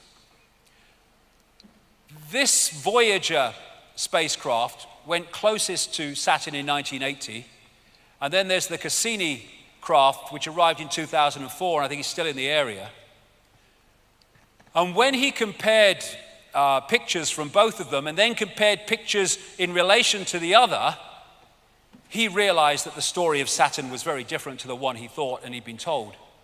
He said this in his book: several years ago, a number of folks in the astronomy and physics world began to theorizing that these rings had to be much younger than the universe, perhaps only about 100 million years old. But one pair of pictures shows a change in 5 minutes. An impression is conveyed that the latest reported measurements purport to be the true ones, when in reality all might be quite nearly correct at the time of observation, but general reluctance to accept variable ring system geometry occurs because of the apparent failure to identify a physical mechanism suitable for producing recurrent change. In other words, because they can't explain why it's changing, they'll just deny it's bloody changing. And on the pictures, and NASA has these pictures, he saw these, what he calls electromagnetic vehicles. And these are thousands of miles long, some of them. And if anyone thinks that's fantastic, that's the Earth in relation to Saturn. We're not talking about the same relationship to size. And there's loads of them on these pictures. These electromagnetic vehicles, he calls them, all over the place. Here's one pictured next to the rings by the Hubble telescope. Here's a few NASA pictures showing one of them apparently moving. You put the pictures together. Why have we never heard of these except through Norman Berggren? And then he found pictures where these electromagnetic vehicles went into the rings, and all this stuff was coming out of them that were making the rings as he was looking through the pictures. They're not natural. They say the water ice and stuff is in the rings. I reckon you'll probably find that there's a certain crystal in the rings that is generating the frequency. And this is from just a couple of weeks ago. The mysteries of Saturn's expanding F-ring. Saturn's most distant ring is twice as bright and 3 times as wide as it was during the Voyager flybys in 1980 and 81. The great mystery of Saturn's rings, how they formed, why are they like that, we don't know. Well, maybe we do. There's this massive ring that was found in 2009, about 3.7 million miles out from Saturn, but around Saturn. Get 1 billion Earths in it. And I'm suggesting that actually that broadcast comes across to us. The Saturn matrix is a band of frequency which we are tuned to, and we think it's real. It's a virtual reality as described by the Gnostics. Now, I'm going to move on quickly because we want to run out of time, but the moon, as I've said before, is fundamentally involved in this. I read this book, Who Built the Moon? The evidence for the fact the moon is not a natural body is fantastic. And interestingly, what the book found was the relationship in terms of mathematics and all the rest of it of the Earth, the moon, and the sun is completely different to anything else in the solar system. And what the Gnostics said was the archons created the rest of the solar system but did not create this. The maths involved in the Earth, Moon, Sun system is nothing less than staggering. They've been put together with the accuracy of the proverbial Swiss watchmaker, the book said. That's why the moon is about the same size as the sun, almost exactly at the time of an eclipse. And the moon is perfectly placed, said this BBC documentary, to sustain life, but that's pure luck, a cosmic coincidence. I don't think it is. We never see the other side of the moon. We only see one side of it. And they say in the book, the moon is bigger than it should be, apparently older than it should be, and much lighter in mass than it should be. It occupies an unlikely orbit and is so extraordinary that all existing explanations for its presence are fraught with difficulties, and none of them could be considered remotely watertight. They've got no idea. They first of all had the whack theory, something like a Mars-type planet whacked into the Earth and bits became the moon. That didn't work out. They had the double whack theory where it came back and had another go, and so they go on. And these scientists saying here, the best explanation for the moon is observational error. The moon doesn't exist because it shouldn't if it's natural. It seems easier to explain the non-existence of the moon than its existence. And they've smacked the moon a number of times with massive explosions and impacts. And what's come from that is the evidence says the moon is actually hollow. This is NASA scientist, again, Gordon MacDonald. It would seem that the moon is more like a hollow than a homogeneous sphere.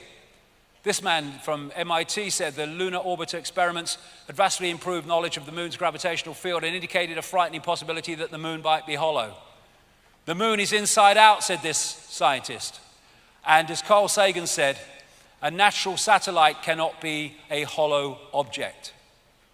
These scientists from the Soviet Academy of Sciences, I talked about this at length in my books, wrote a major article in 1970 suggesting very strongly, with considerable evidence, that the moon was actually a construct. And people like Ken Johnson, who've worked for NASA on photographs from the moon, he's come out and said actually there are non-natural phenomena all over the moon, including bases, things you can't explain that are not natural. And there are towers which have been smudged out, some of them not very badly. What the heck is that on the moon? Here's a close-up of it. I mean, what's that? That's not natural. So where did it come from? Who put it there? This is called blue gem, or the blue circle, which it kind of shines electric blue. It was seen as a light from the 1700s by astronomers. Now we can see what it is, 29 miles in diameter. What the bloody hell is it? No one can say. And in so many ways, the moon appears to be something akin to the Death Star moon in the Star Wars films. And indeed, 2 moons of Saturn look remarkably like the Death Star moon. And it, as I put it together over the years, is like an amplifier of the Saturn broadcasts, which are then fired at the Earth with far greater power and thus influence on our reality. And if you put that there, it kind of gives an indication of what I'm saying. Now, talked about that Charney project, what came out from it. Long after I've been talking like this about the moon and its influence on our reality, this article came out, and in part of what was said in it, it talked about the moon. They said this entity that they connected through a computer system with said the moon is not a natural heavenly body. Life was better for humans before the moon came. Moon forces control time and manipulate the mood of humans. The moon is there to control the Earth's mood, emotion, and a big calm would come over the Earth without the moon. There would be only little storms, not big storms. The old race, Archons, captured the moon from space and located it next to the Earth. That is said to have happened by many, many ancient cultures. People and animals without the moon would become calm and peaceful, and anxiety and fear would dramatically decline. The oceans would be much calmer, heavy thunderstorms and lightning would be rare, and the climate would be balanced with no extreme heat or cold. Telepathic interdimensional communication would become widespread, and people would be able to see new colors, higher frequencies in an enhanced color spectrum. And that fits with the fact that this frequency, this matrix, is suppressing human expansion of awareness, keeping us in the box. There would be major changes. This really left field, this one. There would be major changes to the human respiratory system as blood and breathing chemistry changed. Those born after the moon's demise would be able to hold their breath underwater for hours at a time. The Saturn-Moon matrix. That's the reality we think is the world, the one that is locking us in to this round and round and round free society. Go to work, work, buy, consume, die. Work, buy, consume, die. That's the matrix that's playing us.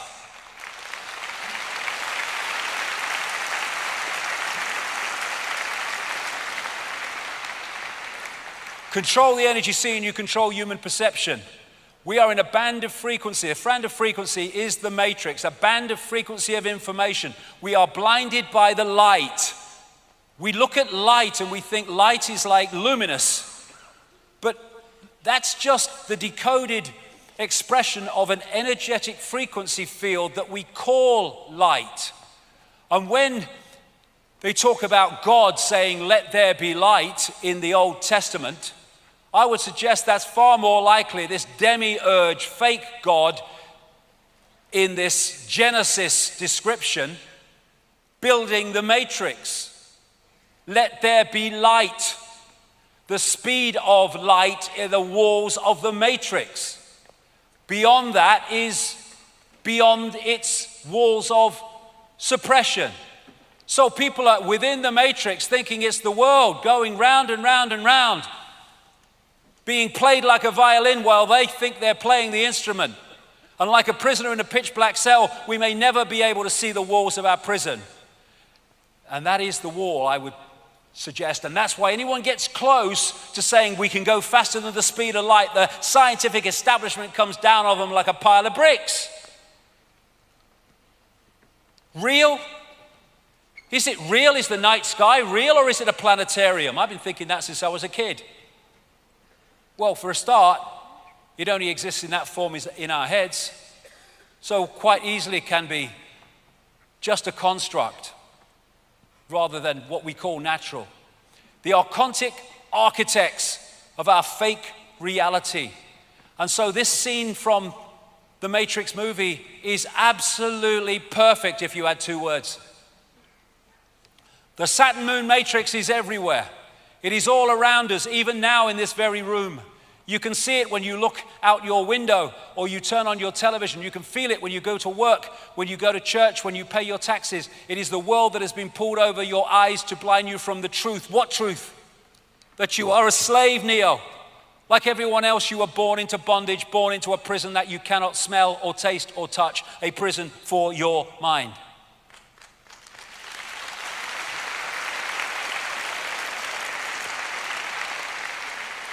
Human world, no, it's the Archon world, and they're trying to make it more and more the Archon world, which is why the world is changing in its image.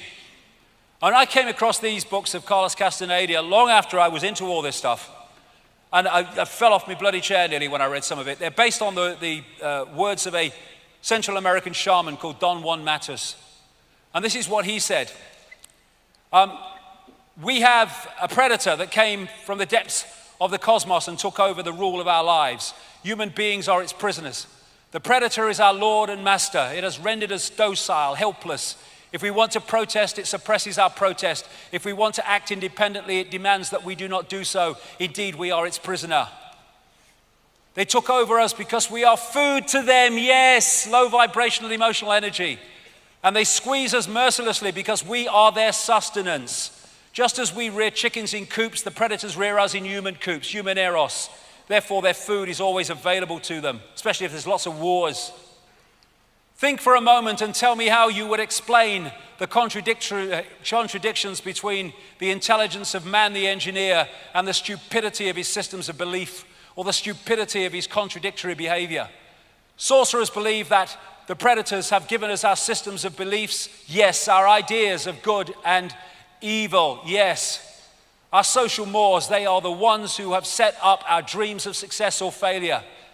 They have given us covetousness, greed, and cowardice. It is the predator who makes us complacent, routinary, and egomaniacal. In order to keep us obedient and meek and weak, the predators have engaged themselves in a stupendous maneuver. Stupendous, of course, from the point of view of a fighting strategist, a horrendous maneuver from the point of those who suffer it. They gave us their mind.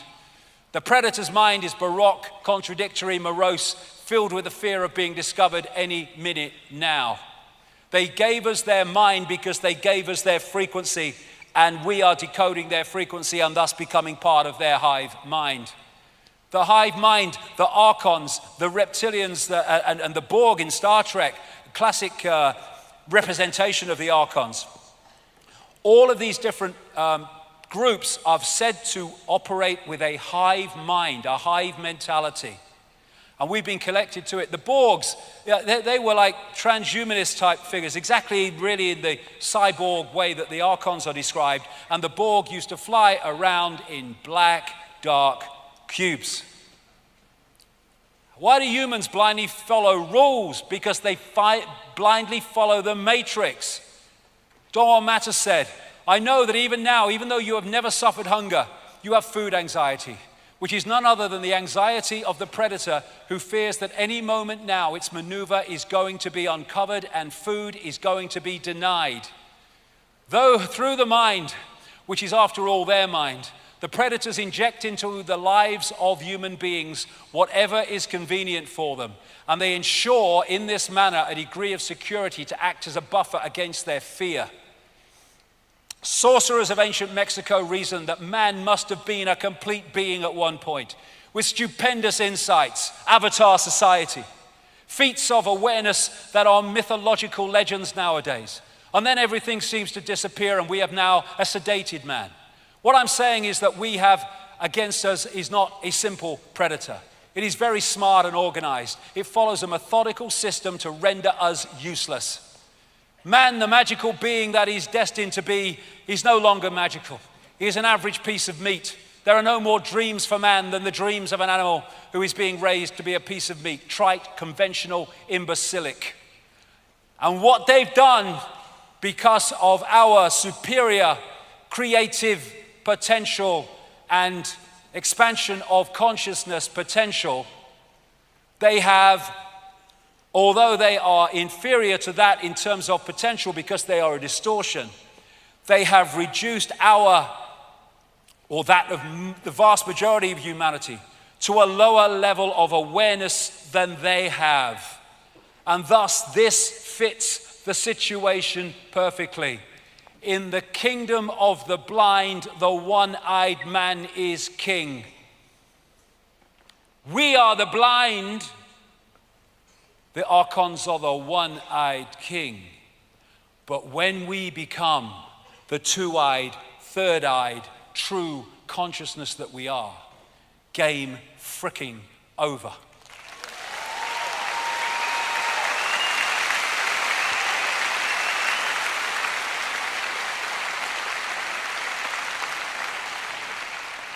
psychopaths have hijacked the world, and it's time to take it back.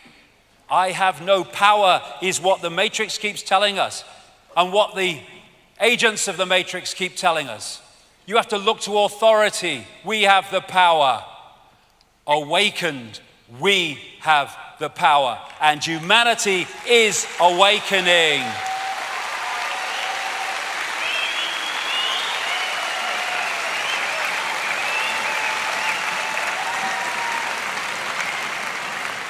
And like I said right at the start, understanding the problem is to understand the solution. And we're starting to understand the problem. I'll be back in half an hour. Thank you.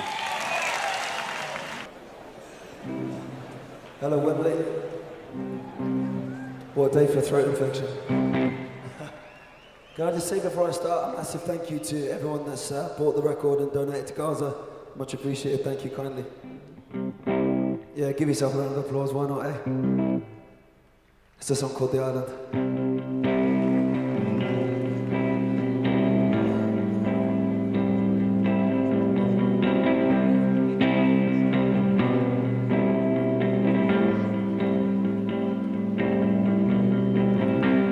Sunning up and I'm closing down.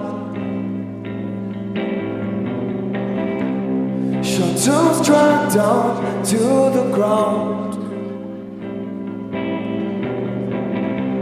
I'm boarded up and painted white. Graffiti covers up the sides of life and take my hand,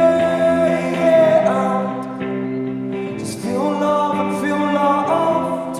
Take my hand, feel love and feel loved. Feel love and feel loved.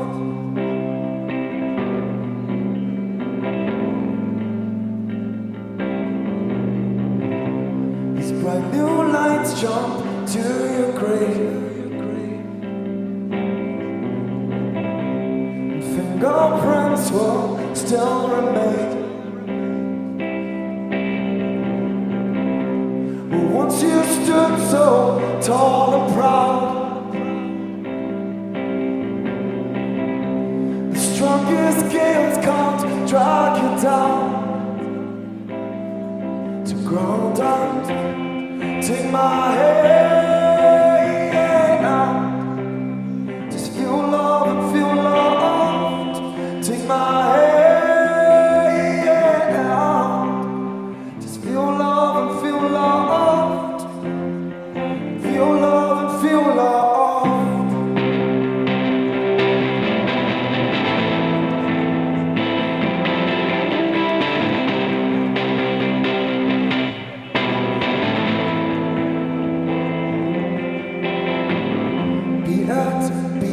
Don't just speak out. Be at, don't just feel it out. Be at, don't just speak out. Be at, don't just feel it out.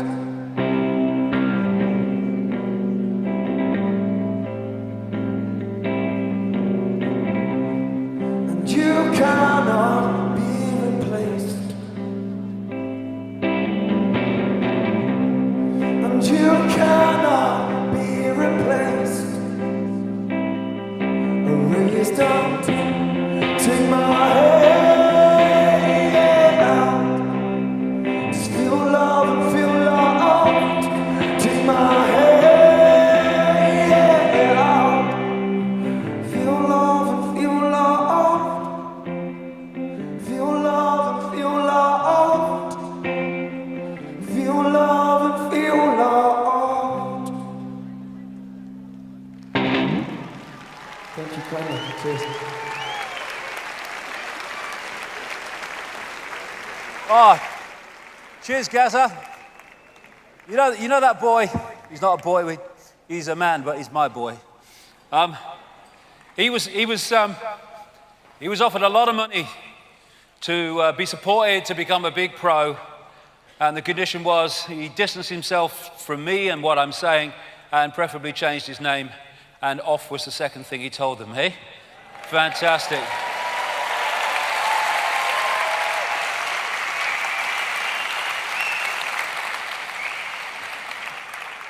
And what a freaking talent. Now, I'm gonna bring this down to today, what's bloody happening now. So we sort out the wheat from the chaff and all this massive things that happens in the news every day. And when you see it connected, you can see what's going on. We've had the AWAKEN hijack, I've talked about that, and how they feed off human energy, how they've locked us in this frequency field, frequency range, and how all these different aspects of society actually have the same master. And if you are deep enough in this web, then you can start to access what the projected future of this conspiracy is, and you can start to write novels that appear to be from imagination, but actually they're from knowledge of where the projected future is going. And when people like me have written books years and years ago, which about things that are now unfolding, it's really simple. If you can access the projected agenda and nothing comes to intervene in that projected agenda, then the projected agenda is going to happen, and therefore you predicted the future. But the idea is not to predict the future, it's to alert people so we head that future off. And that's what today's about, and that's what this section's about, because I'm relating it very much to today. That changed itself just by doing my shirt. That's a miracle. Of course, George Orwell and Aldous Huxley, 1984 and Brave New World, they knew each other. Huxley taught Orwell, real name Eric Blair, French at the elite Eton College, and they were friends, and they had access to this projected agenda. And I've been saying for a long time that Brave New World and 1984 were not from the imagination, not entirely anyway, they were from knowledge of the future. And that's why they've been so prophetic, so amazingly bloody accurate in terms of how things have unfolded. Now, one of the connections they had was into a secret society called the Fabian Society, which is behind things like the creation of the British Labour Party, also very active in Australia, and was behind the London School of Economics and all that. And the Fabian Society has a logo, a wolf in sheep's clothing, which actually gives it all away, really. It doesn't mean if you're in this Fabian Society, you're into the conspiracy, but the inner core knows what's bloody going on. And if you can get into that inner core, you can predict the future, and that's what those two did. Now, it wasn't just a story, 1984, it was knowledge of the future, and that future is now, and that's why so much is coming that he talked about. Now, I'm not going to go through all this, but I will pick ones out as I go through the various subjects. This is another example of this prior knowledge of this projected agenda. This is a guy called Dr. Richard Day. In 1969, he was a Rockefeller insider. He was involved, an executive of Planned Parenthood, which started out as a eugenics operation. I'll mention that as we go through, which again is connected in ways to the Fabian Society. And he stood up in 1969 to a conference of pediatricians in Pittsburgh, Pennsylvania. He asked them to put down their recording equipment and not take notes, because he was going to tell them how the world was going to change. Why this guy did this night, no one seems to know, but he did. And one of the doctors did take notes and did some interviews later, saying what this guy had said in 1969. What he said is the world that is unfolding and we're living in now. And he said it in 1969, which wasn't a kind of million years ahead of 1948 when 1984 came out. But I'll mention some of that as we pick what he said, as I pick out different subjects as I go through. Now, what they are doing is manipulating us to either build or accept the building of our own prison and masquerade it as freedom or protecting us from terrorism and all that shite. And it's systematic. This is a guy called Edward Bernays, and he is known as the father of what we would call today spin, social engineering, manipulating perceptions. And he said, we are governed, our minds are molded, our tastes formed, our ideas suggested largely by men we have never heard of in almost every act of our daily lives, whether in the sphere of politics or business, in our social conduct or our ethical thinking. We are dominated by the relatively small number of persons who understand the mental processes and social patterns of the masses. It is they which pull the wires which control the public mind. In other words, understand how we create reality and interact with reality, and then download and program your version of reality that you want people to believe. It's systematic. And here is a wonderful example of it, AWAKEN education. If only it was. Control perception and you control reality, and you can get them as young as you can and plant their reality from the earliest possible age. Here we are, buses waiting to take inmates to the programming centers, because that is basically what they are. And teachers overwhelmingly have no idea that that's what they are. They're pawns in a game as well. They are passing on the curriculum and teaching in ways that they are told to teach, which is programming a perception of reality by emphasizing that and ignoring or suppressing alternatives to it. Einstein said brilliantly, everybody is a genius, but if you judge a fish by its ability to climb a tree, it will live its whole life believing it is stupid. What schools, what education should be in a natural order world is not how do we get children to be what we want them to be, but how do we get the best and the potential out of every child in their unique sense and unique self. That's what education should be.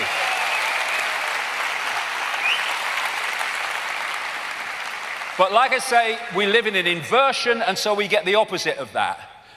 What we get is this. Have you noticed how they say, these politicians, about education, we must prepare children for the workplace. In other words, we must prepare unique expressions of all that is, has been, and ever can be to be a cog in a freaking machine for the rest of their bloody life. The system should fit us. We should not fit the system. So, J.D. Rockefeller, creator of the General Education Board in 1903, he said, I don't want a nation of thinkers, I want a nation of workers. Exactly. It's what the education system's about. It's a sausage machine programming system. And this study here, I won't go into it for time, but what this study showed is the longer that children are at school, there's a massive decline in creativity as children have become less emotionally expressive, less energetic, less talkative and verbally expressive, less humorous, less imaginative, less unconventional, less lively and passionate, less perceptive, less apt to connect seemingly irrelevant things, dots, less synthesizing, and less likely to see things from a different angle. It's a program. And this is what is taught to children at school. What school teaches children: truth comes from authority, intelligence is the ability to remember and repeat, accurate memory and repetition are rewarded, non-compliance is punished, conform intellectually and socially. That's what it's about. And the very bloody fact that vast numbers of young people have been through this shit and they've come out awakened to the fact that they're not being told the truth is a wonderful example of the power of consciousness over program.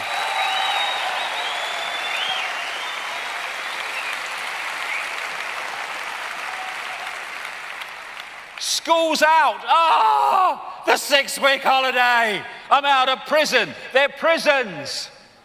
They're prisons. You have a few kind of years of out of prison when you're a little kid, and then you're in prison. Some bloody authority figure's telling you when you can go for a pee. You see that thing the other day in America? They're saying that children can't go to the toilet during lesson time unless they have a doctor's note. These people are mad. And talking of mad, 2-year-olds should start school, shed Ofsted teeth. What it should say is 2-year-olds should start school, says 2-year-old Ofsted chief. Bloody idiot. But what did Richard Day say to that doctors' convention in 1969? Schools will become the hub of the community. In other words, they will take more and more and more power from parents, which is exactly what's happening. Another thing he said, children will spend longer at school but learn less. That's the idea. State schools should offer 12-hour days to boost performance of poor students, says Department for Education. Preparing kids for the brave new world. And what they do is they lock people into the left side of the brain and they take them out of their individuality, their creativity, so they become cogs in the machine. For me, No child should go near school until the age of 6 or 7, and then school very, very different. They should play and they should let their imagination flow so their right brain is wide bloody open.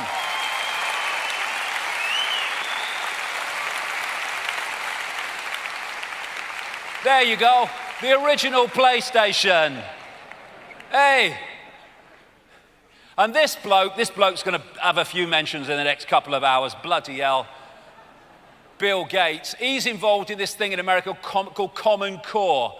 Common Core. Make everyone the bloody same. It's about imposing even more limitations on what we call learning and education, and more programming. And it's kind of the way they do it. Here's an example.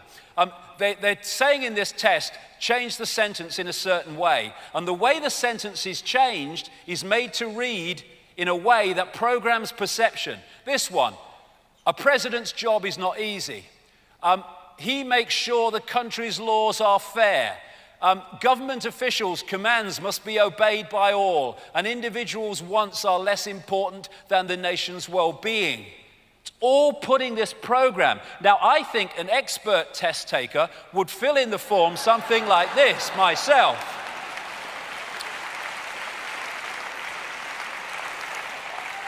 And then we might get somewhere. Here's George Carlin. Here's a bumper sticker I'd like to see. We are proud parents of a child who has resisted his teacher's attempts to break his spirit and bend him to the will of his corporate masters. Thank you. Put that in the back window. I used to smoke pot and go to class, sneak in 10 minutes late with a bullshit excuse, slink down low behind at my desk, pray to God nobody asked me any questions. I was the best teacher ever. All right, there you go. And they're taking the piss now. What they're doing is putting people into a lifetime of debt to pay for their own frickin' programming. That's what they're doing. Look at these student bloody loans. You know, get into debt for the rest of your life, brackets control, and then you'll pay for your own bloody programming. Here you go, education. Be a good citizen, accept the program. Bollocks to that. Talking of programming, Archon Media. Control perception and you control reality. The media is owned by a tiny few corporations, which in the end are owned by the same network of families. And they're dictating and suppressing and dictating and emphasizing information and suppressing information that gives another view of reality. How to control what people think. Create or buy out major news agencies and TV channels. Only publish stories that promote your agenda. Maintain debate within a strictly limited range of views and subjects. Focus on traumatic events to keep the public traumatized and in fear. Label anyone who exposes your system and manipulation as a conspiracy theorist. And that's what they do all the bloody time. I tell you, conspiracy nuts. I love this one. For God's sake, Trevor, always you with that conspiracy stuff. I'm telling you, the man and the dog are definitely working together. And it just shows you how words, see what the media's doing, and most of them don't even realize they're bloody doing it, some do. They're telling you what you're looking at. So in Afghanistan, he's a terrorist. In Syria, he's a rebel, as long as he's not on Assad's side. In Iraq, he's a terrorist, and in Libya, he's a freedom fighter, right? They're all violent, bloody tossers. That's what they all are. And how you crop a picture. There's the picture, crop it, says one thing. Crop it, says another thing. Manipulating is so easy.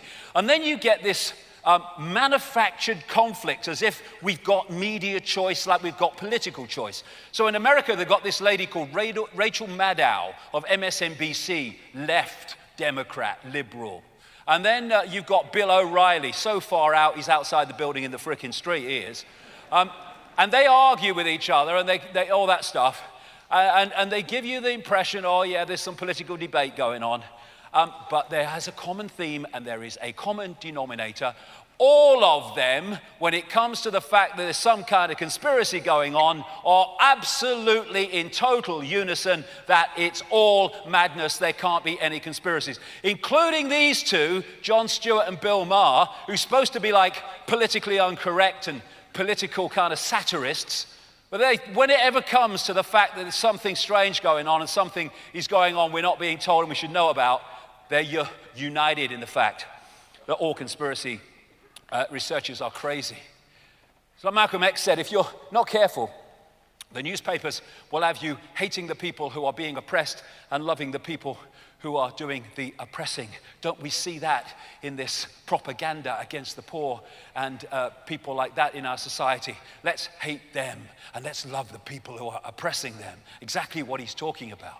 And then we have peer pressure. You see, when you've been through this propaganda, when you've been through this programming system, then it would be bad if you just took the programming yourself and left other people. I said many years ago, the human race laughs at sheep, but we out-sheep the sheep because at least the sheep need a frickin' sheepdog to keep each other in line. We keep each other in line. Ourselves, we don't need any bloody outside influence. So peer pressure says, if you're speaking outside the norm that we've been programmed to believe in, then we're going to give you a hard time. And people are fearful and they keep their heads down and their mouths shut because they fear what other people think of them. I can tell you from long experience, it doesn't fricking matter. Individuality. You laugh at me because I'm different. I laugh at you because they're all the bloody same. And like I say, this perception programming is systematic. This is the Frankfurt School, social engineering. Came out of Frankfurt, Germany, the home city of the Rothschilds, with Rothschild frontmen and agents all over it from the start. Started out in Frankfurt, went to America, and this is what it was looking for. See if you recognize this society. The creation of racism offenses, continual change to create confusion. I stand for change. The teaching of sex to children, huge immigration to destroy national identity. The promotion of excessive drinking, emptying of churches, undermining any form of social cohesion, that means, I suggest. Legal system with bias against victims of crime, dependency on the state or state benefits, and then pulling them, gotcha. Control and dumbing down of the media, encouraging the breakdown of the family. That one, breakdown of the family, is in all of them virtually, of these social engineering documents. This is another one called Quiet Weapons for Quiet Wars. It was dated 1979. It was found in a copier, an IBM copier at a second-hand sale in 1986. And this is a document which is a manual explaining how you mass manipulate the perceptions of the population. And this is some of the things they say. See if you recognize this society. Media. Keep the adult public attention diverted away from real social issues and captivated by matters of no real importance. Did I mention Simon Cowell? I think I mentioned him earlier, didn't I? Schools. Keep the young public ignorant of real mathematics, real economics, real law, and real history. Yes. Entertainment. Keep the public entertainment below a 6th grade level. I did mention Simon Cowell. Work. Keep the public busy, busy, busy with no time to think, back on the farm with their other animals. And this is another list from the same document. Absolutely devastating. Keep the public ignorant and you have less public organization. What's been the theme today? Keep people in ignorance. Create preoccupations and you lower defenses. Attack the family unit and you control the education of the young. Give out less cash and more credit, and you trigger more self-indulgence and social engineering data. Encourage social conformity, and you make programming easier. Minimize protests about tax, and you maximize the input of personal economic data while minimizing enforcement problems. Stabilize consent, and you will stabilize control. Tighten control of variables like individuality, and you have greater predictability. Maximize control, and you minimize resistance to control. Collapse the currency and you destroy faith in a country and each other. So, Archon mind games. It's all a bloody mind game, and there are various techniques that are used all the time to push this agenda on by manipulating our perceptions. Order out of chaos, 33rd degree of Freemasonry, order ab chaos. Order out of chaos. Create the chaos, then offer the order out of the chaos, which is what I call problem, reaction, solution. Create the problem, get the reaction, do something, then offer the solutions to the problems you have covertly created. 9/11 led to the war on terror, multiple invasions of target countries, and Orwellian surveillance and loss of freedom at home. Problem, reaction, solution. Here's some words I put in Obama's mouth, some truth for a change. We fund and arm terrorists and then use them as an excuse to take your freedoms away. Works every time. This is how it works. So, 9/11, we have architects at the top of their profession who have joined together in large numbers to say, no way did those buildings come down as they were supposed to have come down according to the official story. The same with pilots who've got together and said there's no way those planes were flown as they were said to have been flown by, terrorists from the Arabic world based on learning how to fly Cessnas, or in many cases not flying Cessnas. One of their instructors said I was surprised they could drive a car. And this, I'm not going to go into 9/11, but I'm just going to pick out one thing just to show you, for anyone new to this, how this works. Just one aspect, and my goodness, I cooked for 9/11 for hours. A tissue, it all falls down. This is building 7, also known as the Solomon Brothers building, 47 floors, and this fell not being hit by anything, and it fell in the afternoon, in the late afternoon on 9/11, and it was said that it fell because fire destabilized it and it fell as a result of that. Well, that's the official story, but there's another story I'll come to. Now, this lady is a BBC reporter, and the picture you see is her in a live interview with a newsreader in London, in which she's saying on 9/11 that the Building 7 building has just collapsed, right? And as she's saying it's collapsed, it's still frickin' standing behind her, right? Now, what people say is, you're saying the BBC's in the conspiracy then? Well, or the inner core, yes. Most of it, no. They just don't know their arse from their frickin' elbow. I've been there. Now, what was this all about?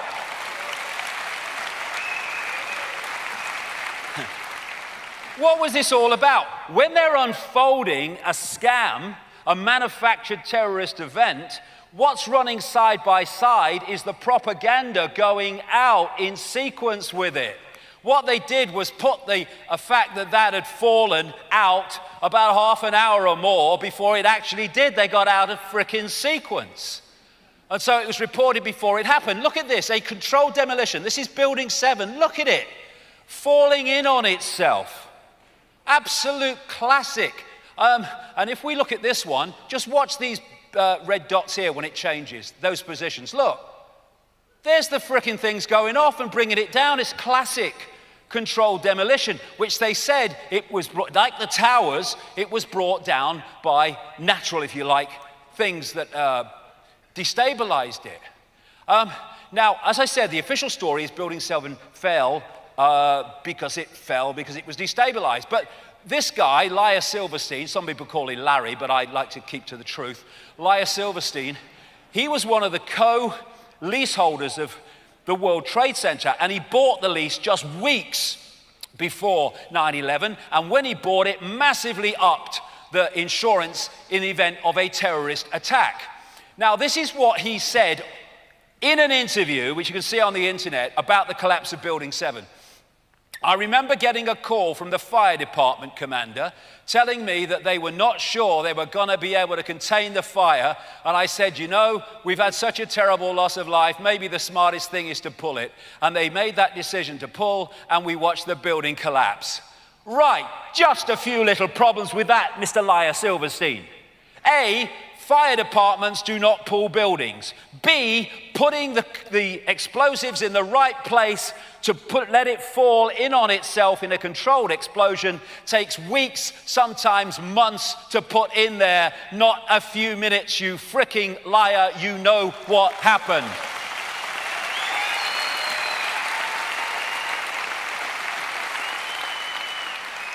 Now, Laia Silverstein used to have breakfast every single morning, officially accepted, in a restaurant at the top of one of the Twin Towers. I think it's called the Top of the World restaurant or something. Now, can you just think what day he might have missed? Eh? Because he said his wife had got him a dermatology appointment.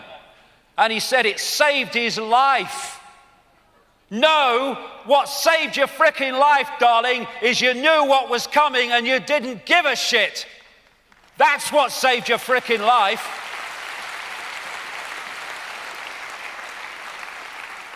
And what's that? No empathy, no remorse. Archontic personality. Attar, Muslim fanatic. According to his American girlfriend, widely quoted, he loved pork chops, used cocaine very liberally, and was anything but a Muslim fanatic. And this is Aaron Russell, award-winning film producer. Before he died, he started speaking out about the conspiracy and what he knew about it. And he told a story of meeting Nick Rockefeller. Rockefellers, Rothschilds, they're all involved in this. And how Nick Rockefeller tried to get him into the circle, recruit him. And he said this when he met Nick Rockefeller. This was around a year before 9/11. He said that Nick Rockefeller told him there would be an event that would lead to the invasion of Afghanistan and Iraq, to take over the oil fields and establish a base in the Middle East.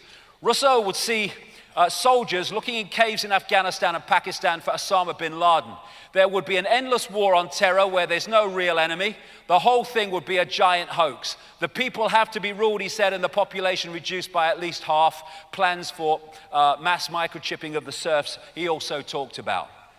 That's the truth. And of course, at 9/11, they put a memorial, classic frickin' Saturn, a memorial to the victims.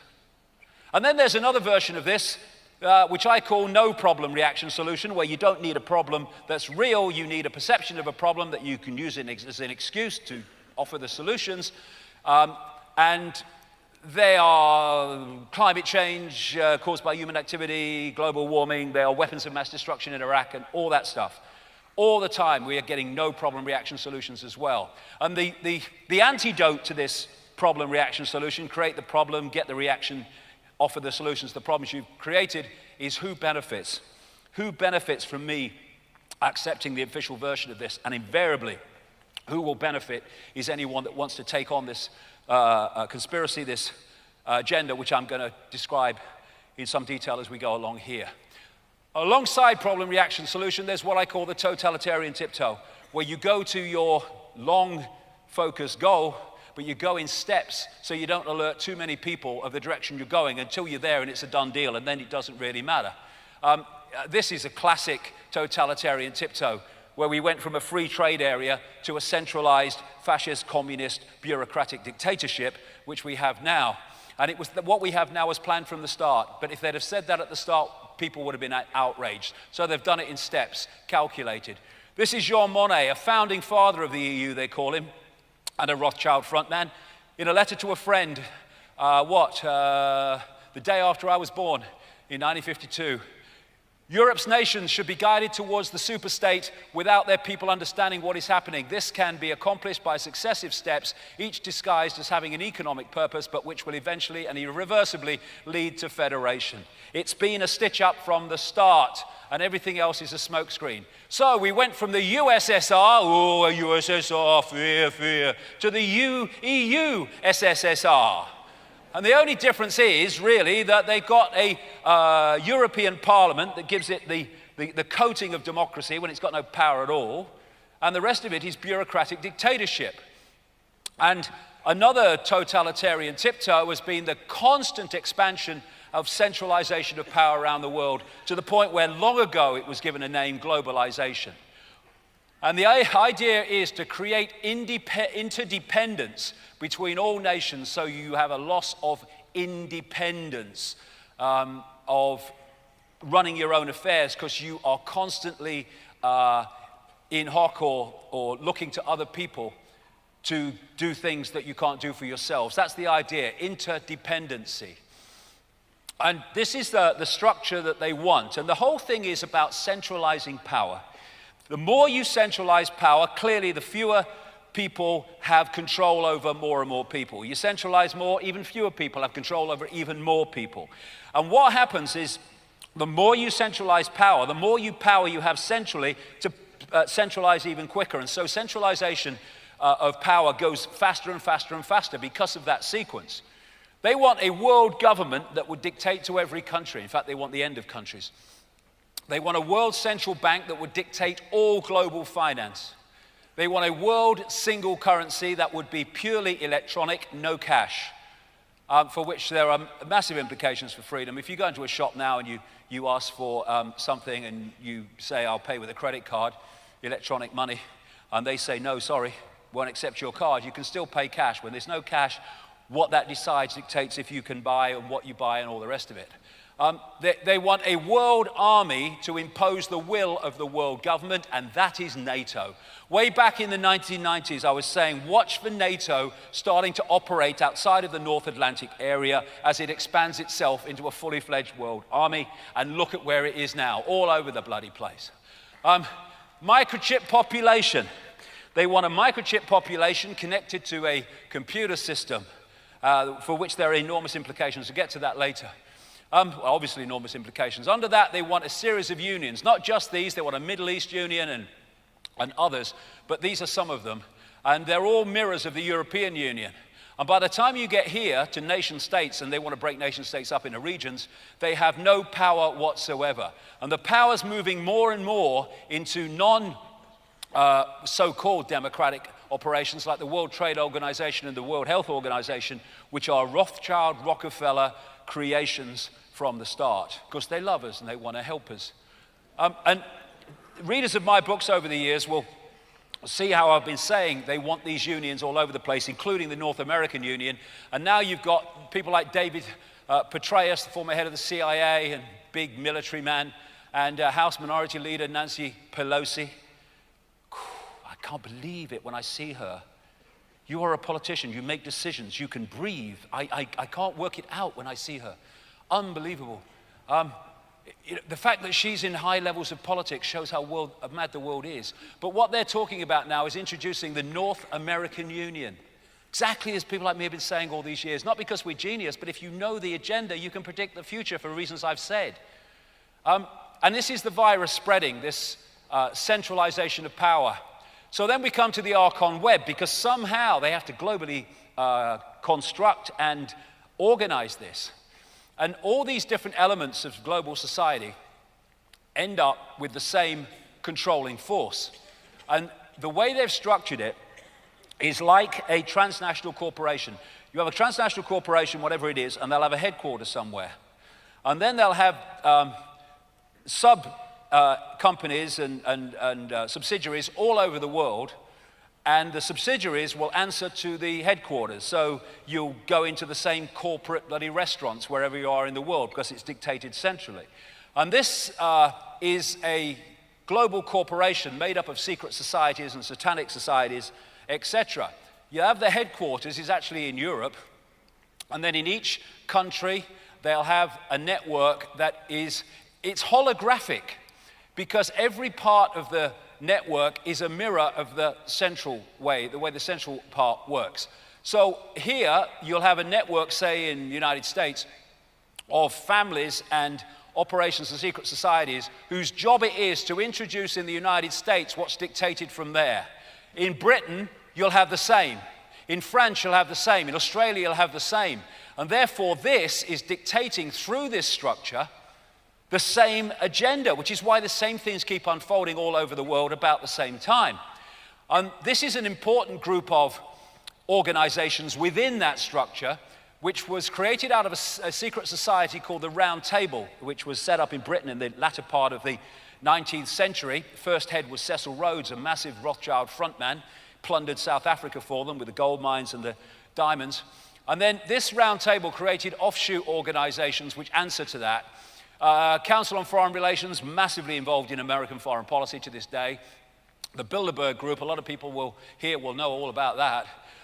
It was this organization that created the United Nations, especially the Council on Foreign Relations. The Trilateral Commission, that's another operation out of America. And this, the Club of Rome from the 1960s, was specifically set up to use the environment and threats to the environment as excuses to transform global society. That's where ultimately global warming comes from. So you've got these organizations that seem to be independent, but they're all answering to the same masters. So the idea is that you keep the population in ignorance of all of that, so they haven't got a clue how they're being manipulated. And you hoard the knowledge in the upper echelons of this structure. Archon politics. This system, this network that I've just described, spews out the bloody leaders that we're given to choose at elections. Do you want this mask on the same face or that mask on the same face? That's what politics or political choice has been reduced to. And of course, most of them are of this archontic bloodline or agents of this archontic bloodline who are basically psychopaths, and thus anything bloody goes. And so these people, like I said much earlier, are here today, gone tomorrow, frontmen for this hidden hand. I like that one. All these presidents of Republican or Democrat, they answer to the same bloody masters, and that's why nothing changes. The agenda goes on. The Bush and Obama example is classic. During the Bush years, the Bush administration was controlled by a group in the shadows, some not in the shadows, they were seen, called the neocons or neoconservatives. This was widely reported in the media. The Democratic Party is controlled by a group in the shadows and some not in the shadows, which I call the democons. I put Kissinger in the democons because he's advising Obama at the moment, but he's usually over there. This is the key. At the next level, the neocons and the democons answer to the same master. And therefore, whoever is here is answering to the same master. And that's why whoever is here, the same agenda unfolds. Change, change, change, change. Him on steroids. So, that's how it works. And it works like that in this country. It works like that in virtually every country. And so democracy and the voice of the people is an absolute illusion. Here's Obama Bush. There you are. There's the composite. Here's the world's first face transplant of success. There you go. That's how it works. You know, when people attack people for saying what's the point in voting, they're just showing they haven't got a clue. There's no point in voting because you're voting for the same force no matter what.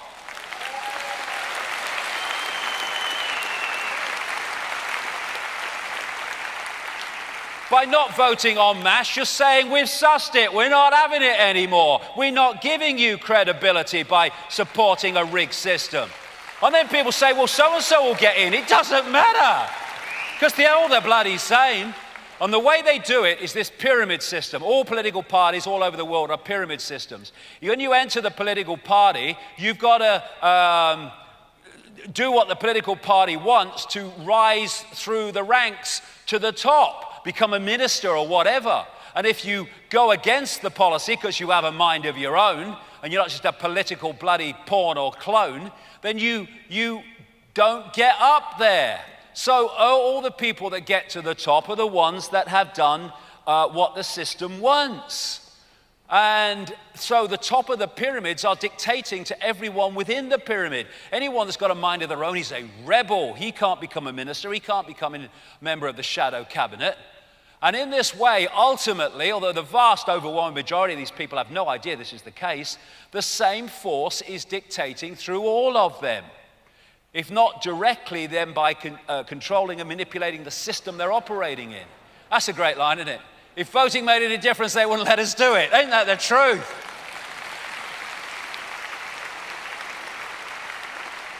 And so you get this, the march of tyranny. What it goes is, oh, I don't like them Republicans and what they're doing, I'm voting Democrat. I don't like what their Democrats are doing, who can I vote for? Well, you've only got the I'll vote Republican. Oh, I'll vote Labour. I don't like them. I'll vote Conservative. Don't like them either. Who can I vote? I'll vote Labour. So it fricking goes on. It's an illusion. If anybody can give me any policies that take Clegg and Miliband and Cameron off the same bloody postage stamp, I'd like to bloody hear them. And then behind that, you've got the legal system, which is imposing the will of the political system. I'm a judge, and that means I do whatever the government tells me. They're not all like that, but you want something that's absolutely not going to go wrong, you put a safe man in to have the inquiry. Lord Hutton on David Kelly, I rest my case. So, don't cheat, don't lie, don't sell drugs, don't kill. The government hates competition. And when you go deeply into that, especially in America, and don't sell drugs, you find that's exactly what they're doing through their agencies. AWAKEN Hunger Games. This is now, we're getting into the society they want us to live in and the one we're seeing unfold by the day. And it's time to stop it bloody unfolding. Of course, the Hunger Games was this movie that involved a reality TV show which was about terrible brutality. Every person for themselves, and the one standing had killed or others had killed all the rest. And this is what Dr. Richard Day said in 1969. Violence in the media and movies will be increased to desensitize people to violence and make them feel that life is short, precarious, and brutish. It's part of the social engineering. But the reason I call it the Hunger Games Society is in that movie, the society was broken up into sectors. Each sector was responsible for certain specializations. And then and these were all in abject freaking poverty, basically. And then you had the capital, where a tiny, tiny few people lived parasitically off the efforts of the poverty-stricken masses.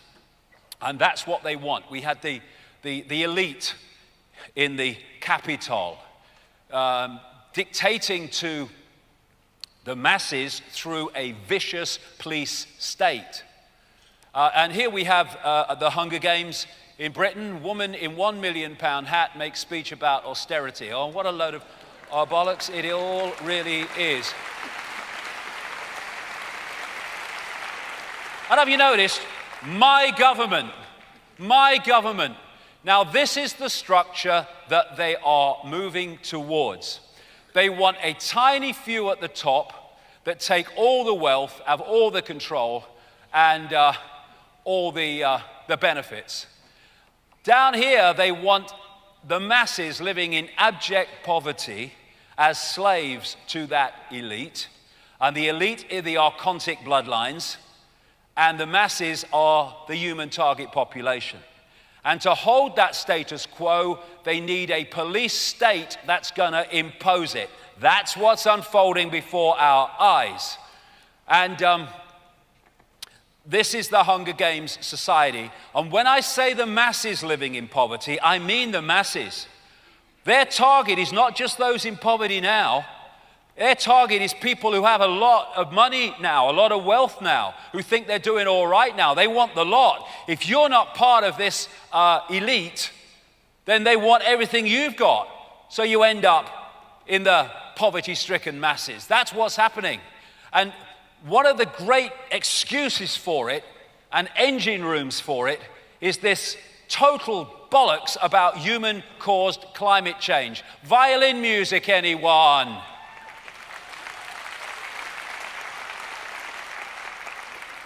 Here he is, Al Gore.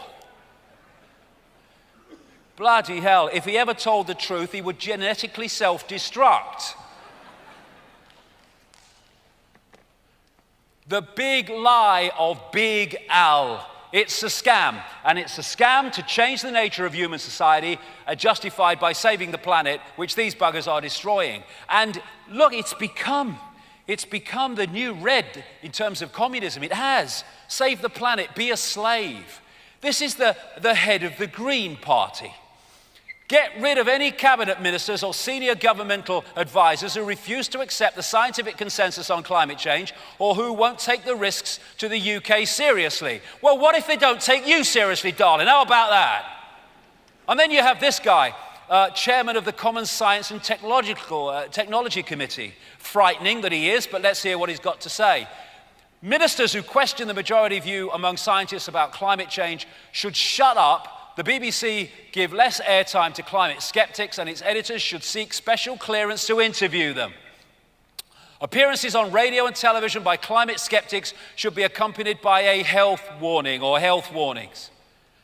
And then you have this lady, Professor Kari Norgaard of Oregon University. Cultural resistance to accepting the premise that humans are responsible for climate change must be recognized and treated as an aberrant sociological behavior. This is where we're going, to shut up those exposing the lie. Like this guy, how green zealots gagged professor who dared to question global warming. No A-level for climate change denier. My son Jamie was told by his teacher when he was at school that if he said in his exam that he didn't agree with global warming caused by human activity, and he said so, he would not pass. That's the society that we frickin' live in. The Global Warming Survival Handbook by David de Rothschild. And all these blokes, they wheel these people out whenever they want a concert to bloody program the masses. Bollocks begets bollocks. Once you have the fact that human activity is not changing the climate in the way they say, then everything that comes from that must be bollocks in things that are done on the basis that they are. And it is. So, here are the greenhouse gases, the major ones. You would think that CO2, carbon dioxide, is here. You got to, the propaganda, it has to be. No, this is it. And the green bit is the only part that is from human activity. The rest is natural, and without carbon dioxide, we would not have a planet that we do. And that is water vapor and clouds. So we must tax and ban condensation. There we go. Now, this is Professor Leslie Woodcock, Empress Professor, University of Manchester, this great list of things that he's been responsible for. And he said this: water is a much more powerful greenhouse gas, and there is 20 times more of it in our atmosphere, around 1% of the atmosphere, whereas CO2 is only 0.04%. Carbon dioxide has been made out to be some kind of toxic gas, but the truth is it's the gas of life, inversion. We breathe it out, plants breathe it in, and it's not caused by us. Global warming is nonsense.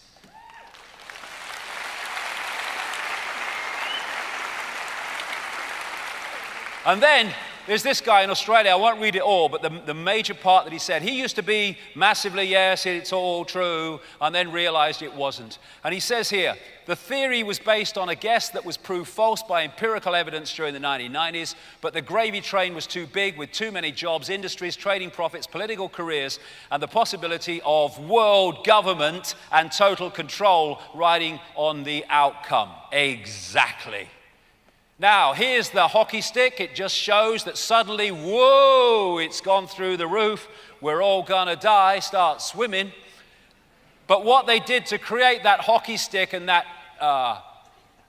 perception deception is they missed this off, the medieval warm period. All that time ago, 1000 AD forward, when the temperatures were much warmer than they are today. Where was the human-created carbon dioxide then? And then, after the medieval warm period, they went into the Little Ice Age through here up to the 1900s. And it was so cold, they had Little Ice Age frost fairs on the Thames. Now, when they say to you, oh, this is the warmest year since records began, it's good to ask, well, when did records begin? And loads of them started during the Little Ice Age, which gives a massively distorted view of comparison. This is the truth. From 1997 to 2012, and it's gone on now to 2014, temperatures did not rise. That's why global warming became climate change in the propaganda. Global warming, it goes up, it goes down. That's what it's always done. 7 years ago, Big Al said the ice cap is falling off a cliff. It could be completely gone in the summer in as little as 7 years from now. We are 7 years from then, and it's just increased by 43 frickin' %.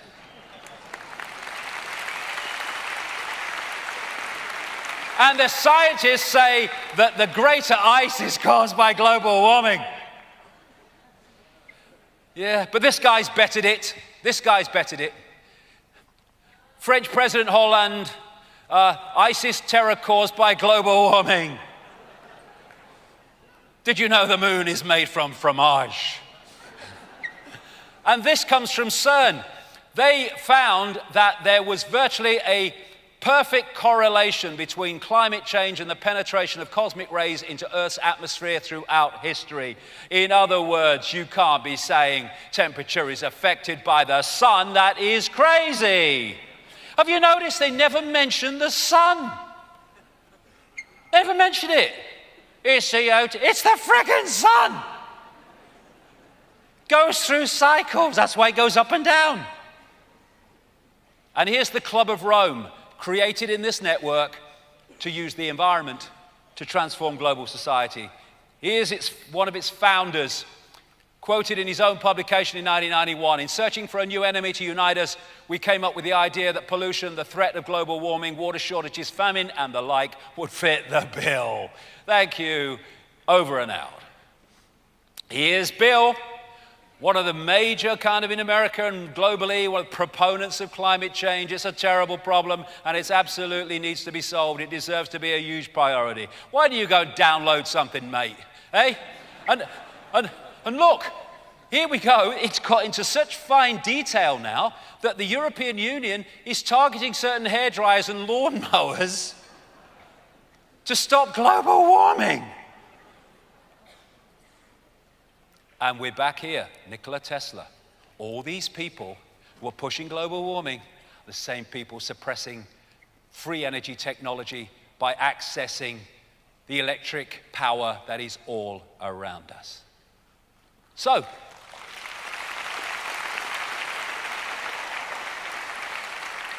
I've put a few truth words into Gore's mouth here. Makes a change. He must be feeling very strange. I know it sounds strange to push global warming when there isn't any, but it's not about saving the planet. It's an excuse to transform global society. Thank you. Which brings us to this, AWAKEN Agenda 21. This is the agenda for the 21st century, hence its name. And it is the plan to introduce that Hunger Games society under the name Agenda 21. Agenda 21, these are from its own documents of various kinds. Agenda 21 involves this: an end to national sovereignty, many, many sources of that. State planning and management of all land resources, ecosystems, deserts, forests, mountains, oceans, and fresh water, agriculture, rural development, biotechnology, and ensuring equity, i.e. equal slavery. The state to define the role of business and financial resources. Abolition of private property, it's not sustainable, except when they have it. Restructuring the family unit, everywhere you see that. Children raised by the state, straight out of Brave New World. People told what their job will be. Major restrictions on movement. Creation of human settlement zones. Get to them as we go along. Mass resettlement of people who are forced to vacate land where they currently live. Dumbing down education, mass global depopulation in pursuit of all of the above. And it was introduced at the Environmental Earth Summit in 1992, headed by this guy, Maurice Strong, an oil billionaire. I think he's now on the run in China, last I heard. And he said, isn't the only hope for the planet that the industrialized civilizations collapse? Isn't it our responsibility to bring that about? This is using the environment to deindustrialize the world and create this Hunger Games society. And of course, he's a friend of Big Al, Big Lie, Big Al. Now, if anyone thinks that's, extreme, this is a map of America as desired and projected by the Biosphere Programs and World Heritage Program. And whenever you see diversity or sustainability or Agenda 21, they're just into connecting interchangeable terms. So the red on this map of America is designed to be core reserves and corridors with little to no human use. Can you imagine the numbers of people to be removed to make that possible? Then you've got all the yellow bits, buffer zones, highly regulated use. And normal use are just the green bits. Look at it across America, 300 odd million people.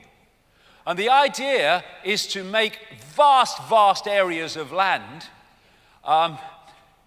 ban it from human use and human activity on the basis of saving the environment, when what it is taking it all over for the less than 1%.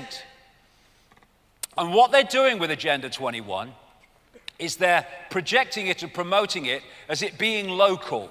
So you have all these different local Agenda 21s. This is one on the bloody Isle of Wight. Now they know what it's bloody all about. But actually behind all this individual, it's individual communities. Behind all that is the centralization of the whole Agenda 21 agenda through the United Nations. And it's a Trojan horse to introduce that Hunger Games society. And they're doing it through this structure I talked about, through into each community, into each country. And this is a word to watch for. This is a buzzword of Agenda 21, reset or reboot. Resetting society means transformation to Agenda 21. So, if you're going to bring this about, not just in America, but around the world, then you've got to start doing it, and you've got to start having ways of doing it. Now, the first one is take their money, and when you've taken their money, they've got no choice but to go where you want anyway. And so we have AWAKEN money. And of course, bankers invariably certainly the major ones, are psychopaths. They have no empathy, they have no remorse for what they do to people, and they destroy lives. Here you go. I'm a psychopath and I run a bank. Whoops, I repeat myself. So this is what they're doing. Type in £1 million. Congratulations, you just created £1 million just like a bank does. Crazy, of course it is. What we're doing, we're being deluged and submerged in debt on money that does not exist, never has existed, and never will exist, called credit. They're lending us money that doesn't exist and charging us interest on it. And when we can't pay it back because the economy's gone through no fault of our own, they come and take the wealth that does exist, like our house and our business or land. This is the real value of fiat money. Fiat money is simply money that a government has said has value and can be used as a currency of exchange. It has to be backed by nothing. It's just an IOU. That's all it is. You look on the English money, it says, I promise to pay the bearer. Well, why are you promising to pay me? You've just given me the money. It's an IO frickin' you, that's why. And so let's ask the audience, shall we? If all the money is created out of debt and lent, and that's the point, all our money, a whole currency, is created from the start as an interest-bearing debt. Why? Why aren't governments creating their own money interest-free? Why? Because governments are controlled by the same network that controls the banks. If all money is created out of debt and lent out with the application of interest, how can we pay it off? A, print more money. B, tax the poor. C, give banks bailouts. D, in the end, you can't. It's impossible. And this is why it's impossible. When you go into a bank and you lend, say, 50 grand, they type into your account 50 grand. It doesn't exist. It's just the fact that they can lend 10 times and, in fact, more to people that want to borrow money, 10 times more than they actually have on deposit. It's called fractional reserve lending. You only need a bit and you can lend a lot. This is why it's a scam. Anyway, you go in and you want to borrow 50 grand and they type into your account 50 grand. Fine. But you're not paying back 50 grand, you're paying 50 grand plus interest. And the interest is never created, just the principal. Thus, there is never, ever, ever enough money, real or what, in circulation to pay back all the debt and all the interest on the debt.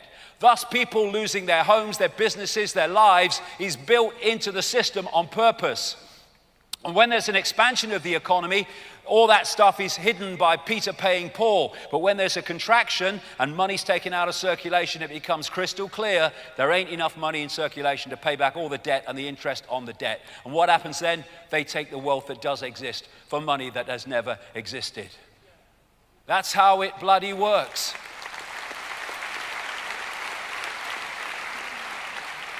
Give a man a gun and he can rob a bank. Give a man a bank and he can rob the bloody world.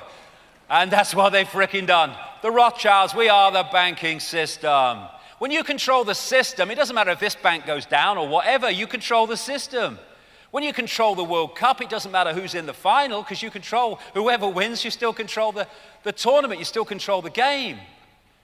Nathan Rothschild, the guy that built up the Rothschild Empire in Britain, I care not what puppet is placed on the throne of England to rule the empire on which the sun never sets. The man who controls Britain's money supply controls the British Empire, and I control the British money supply. When we have one world electronic currency, whoever controls that controls the world. This is one guy who stands up to the banks, Bernie Sanders, senator in America. Congress doesn't regulate banks, banks regulate Congress. Ain't that the truth? That's how it works in this country too. Now, because you have the web, and within that web, you have the central banks like the Bank of England and the Federal Reserve. You have the European Central Bank. You control the governments. You control the reporting of your activities. You control the entire game. And so you turn the population into debt slaves who are beholding to you, who have lent them nothing. Financial crash, what this was systematically brought about to do was transfer, as it did, phenomenal amounts of wealth from the masses to the few, where money that the masses have to take responsibility for was hosed and poured at the banks and just went missing. Most of the bloody lot of it did. And so in that period, while the people were being crushed because the government said, oh, we've lent all this money, we're running out of money, we've got to have an austerity program. So the masses who took responsibility for the money given to the banks are now in an austerity program because of the money given to the banks. And the idea is to crush people, to control them. In America, in Britain rather, I don't know what the time is, it's bloody more now probably. 1.26 trillion in debt. That's just a recent figure, it's probably more now. In America, 17.6 trillion in debt. They'll never pay the bugger back. And thus they are in hock under control of those who have lent the money. And what they're doing with America, I've been saying it for decades, is they're destroying America so that America can be absorbed into this global system that I've just described. The United States is being financially dismantled step by step to come under the jackboot of the global government. And so, when you look at this Hunger Games structure that we're moving towards, but we can stop it, we will stop it. The idea is to pull all the people that are not there into this mass of global poverty and therefore control. And that's why there is a war against the middle classes all over the world. The middle classes being those that are doing kind of all right. They're not in real bad straits, they're doing all right. They don't want, and some of them are doing really, really more than all right. But if they're not part of the 1%, they want them as well. And that's why they're targeting all over the world what we term the middle classes in moving jobs abroad. And this is what Dr. Richard Day said in 1969. He said there's coming the curtailment of US industrial preeminence. This is exactly what's happened. Now, talking about pulling everyone into the Hunger Games society that isn't part of the elite few, that's what this was about. They're now calling them bail-ins. They've transferred vast amounts of money through governments from the masses to the elite, but there's still people who are doing okay. Well, they want them. So the idea of Cyprus was not to bail out the banks through governments, but to take money directly from the bank accounts of the banks, the people with accounts in the banks, and take that money. And a lot of people with a lot of money in those banks lost virtually all of it through this bail-in. And now they're saying all future banks will be bailed out by a bail-in. And there are examples after examples now of how they're changing the laws so that they can come straight into the bank accounts of people and just take it. Here's just a few. Taxman's plan for covert raids on family bank accounts is branded illegal, extremely worrying, and excessive. Plans could result in money being taken from innocent families, say experts. That's the frickin' idea. Belgian government applies retroactive tax and removes funds from citizens' bank accounts. Australian pensioners and savers have bank accounts raided by government. This is what is happening. And it's to pull in those people that are doing all right into the poverty-stricken masses of the Hunger Games society. Bail out, bail in, take your tax, I want all your money, all of it. That's the idea. So I say to people, If you think you're doing all right and your job's still paying well and you've got a big house and all that stuff, well, okay, look the other way. Ignore the people in terrible straits. Say it's not my problem. But remember that it will be your problem because they want you as well. Now, do you want to stand up alongside those in dire straits now, in unity, or do you want them picked off so they can come along eventually and pick you off? That's the idea.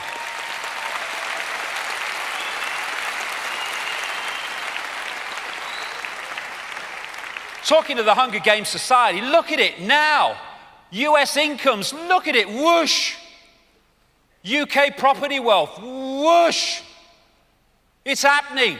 The richest 400 in the world worth more than the bottom, richest 400 in the US worth more than the bottom 95% combined. And these people have massively increased their wealth during the recession, as they were meant to do. $1 billion. If you spent $10,000 a day, it would take more than 300 years to run out. Ah, look at them. All those billions. Bill Gates, 76 billion at a rate of $17,000 a minute. And at the same time, this is happening. Inversion. We're seeing the elite and we're seeing the gathering masses. People can be left to this. Well, that grotesque amount of wealth they'll reincarnate 100 times to spend. Because money is power in this system. And putting spikes to stop homeless people sleeping. What is that? No empathy, no remorse. Archontic mind.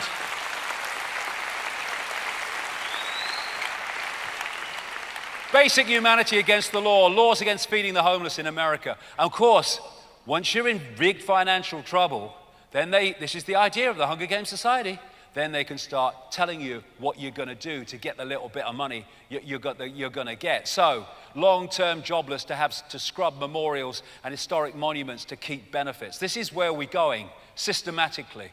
And these United States Federal Reserve, the World Bank, the IMF, the European Central Bank, they're all assets of the Rothschild-centered system, and they're all following that same agenda. This is a great line. They take our skills, they take our labor, they take our knowledge, they take our pride, they take our talent, they take our best ideas, they take our time, they take our lives. In the end, they take our jobs. These makers then turn around and call us takers. What is a better way of describing how the Gnostics describe the archons? Feeding off human creativity. Parasites. Parasites. Here you go. What are you going to be when you grow up, banker? You, banker. There you go. And the more suffering there is through finance, the more energy there is to feed off. And then you've got these, before I leave finance, these transatlantic and various groupings called trade groupings. And what they're doing is taking control of people's lives from even governments and giving it to corporations. One of the most controversial provisions of the talks in one of these trade groupings includes new corporate empowerment language insisted upon by the US government, which would allow foreign companies to challenge laws or regulations in a privately run international court. Here's the new government as it's planned to be. And the cashless society, finally on money. The cashless society, people who've read my books will know I've been talking about this, writing about this since the early 1990s. The idea of bringing about a cashless society so you can control, in the way I've described, control whether people buy, what they buy, if they buy. And of course, now the cashless society is unfolding so fast. In places like Israel, I understand, and Sweden, they're almost cashless already. Now, get the people off the land, force them off. Okay, force them off. And so what they're doing, they're changing the laws and they're making economic changes which make it impossible for those that are not of the elite to stay on the land because they want them all in human settlement zones, which I'm coming to. So Obama signed this rural council operation, which makes rural life impossible. US Department of Agriculture to purchase submachine guns. This is apparent madness, but it's not, because these are agencies increasingly violent to remove people, not of the elite, from the land under Agenda 21. They are attacking organic and small farmers all over the place and making life impossible, throwing them in jail for things they haven't frickin' done. And the idea is to remove those off the land so Food Incorporated, the corporations, not least people like Monsanto, can control the food chain. The worldwide destruction of the family farm, Wall Street's unprecedented land grab, Agenda 21. EU Commission to Irish government, tax farmland, what is behind it? Agenda 21. Right to farm being stripped from Americans, Michigan to criminalize small family farms with chickens, goats, honeybees, and more. Bizarre, why is Michigan government trying to derail Detroit area's urban farming movement? Agenda 21. Battle for the California desert, why is the government driving folks off the land? Agenda 21. The Forest Service this week has said that the media needs a photographic permit in wilderness areas, alarming First Amendment advocates. Demanding permits to take pictures in wilderness areas is the first step of denying any access whatsoever into wilderness areas, which is exactly the plan of Agenda 21. And they're destroying community food gardens. This is in Canada. And what they're doing, they're changing the zoning laws to say you can't grow food there, even though people are hungry and they're communally growing to help each other out. Allotments are going under. Food and Drug Administration in America to ban organic farming, ? They're doing these raids on organic farming communities to bring about the end and Agenda 21. And this is Dr. Richard Day, again, 1969. Growing food will be banned by saying it isn't safe, and the state and corporations will control all food production. The supply and distribution of food will be monitored so that no one can give food to a fugitive of the system. That's what's unfolding. In 1913, corn is 100% farmer-owned. 2013, corn is 95% owned by corporations, and 90% in the United States is genetically modified. Kissinger, control oil and you control nations, control food and you control the people. This is what it's about. And the same is happening to water, again under Agenda 21. These corporations are buying up all the water sources. This fricking idiot, the CEO of Nestle, is saying water is not a human right. Excuse me, mate, if you don't get access to it, you fricking die. Oh, that's what you want. Sorry, I gotcha. Water is not a human right and should be privatized. US court ends private property rights, all water to be controlled by government.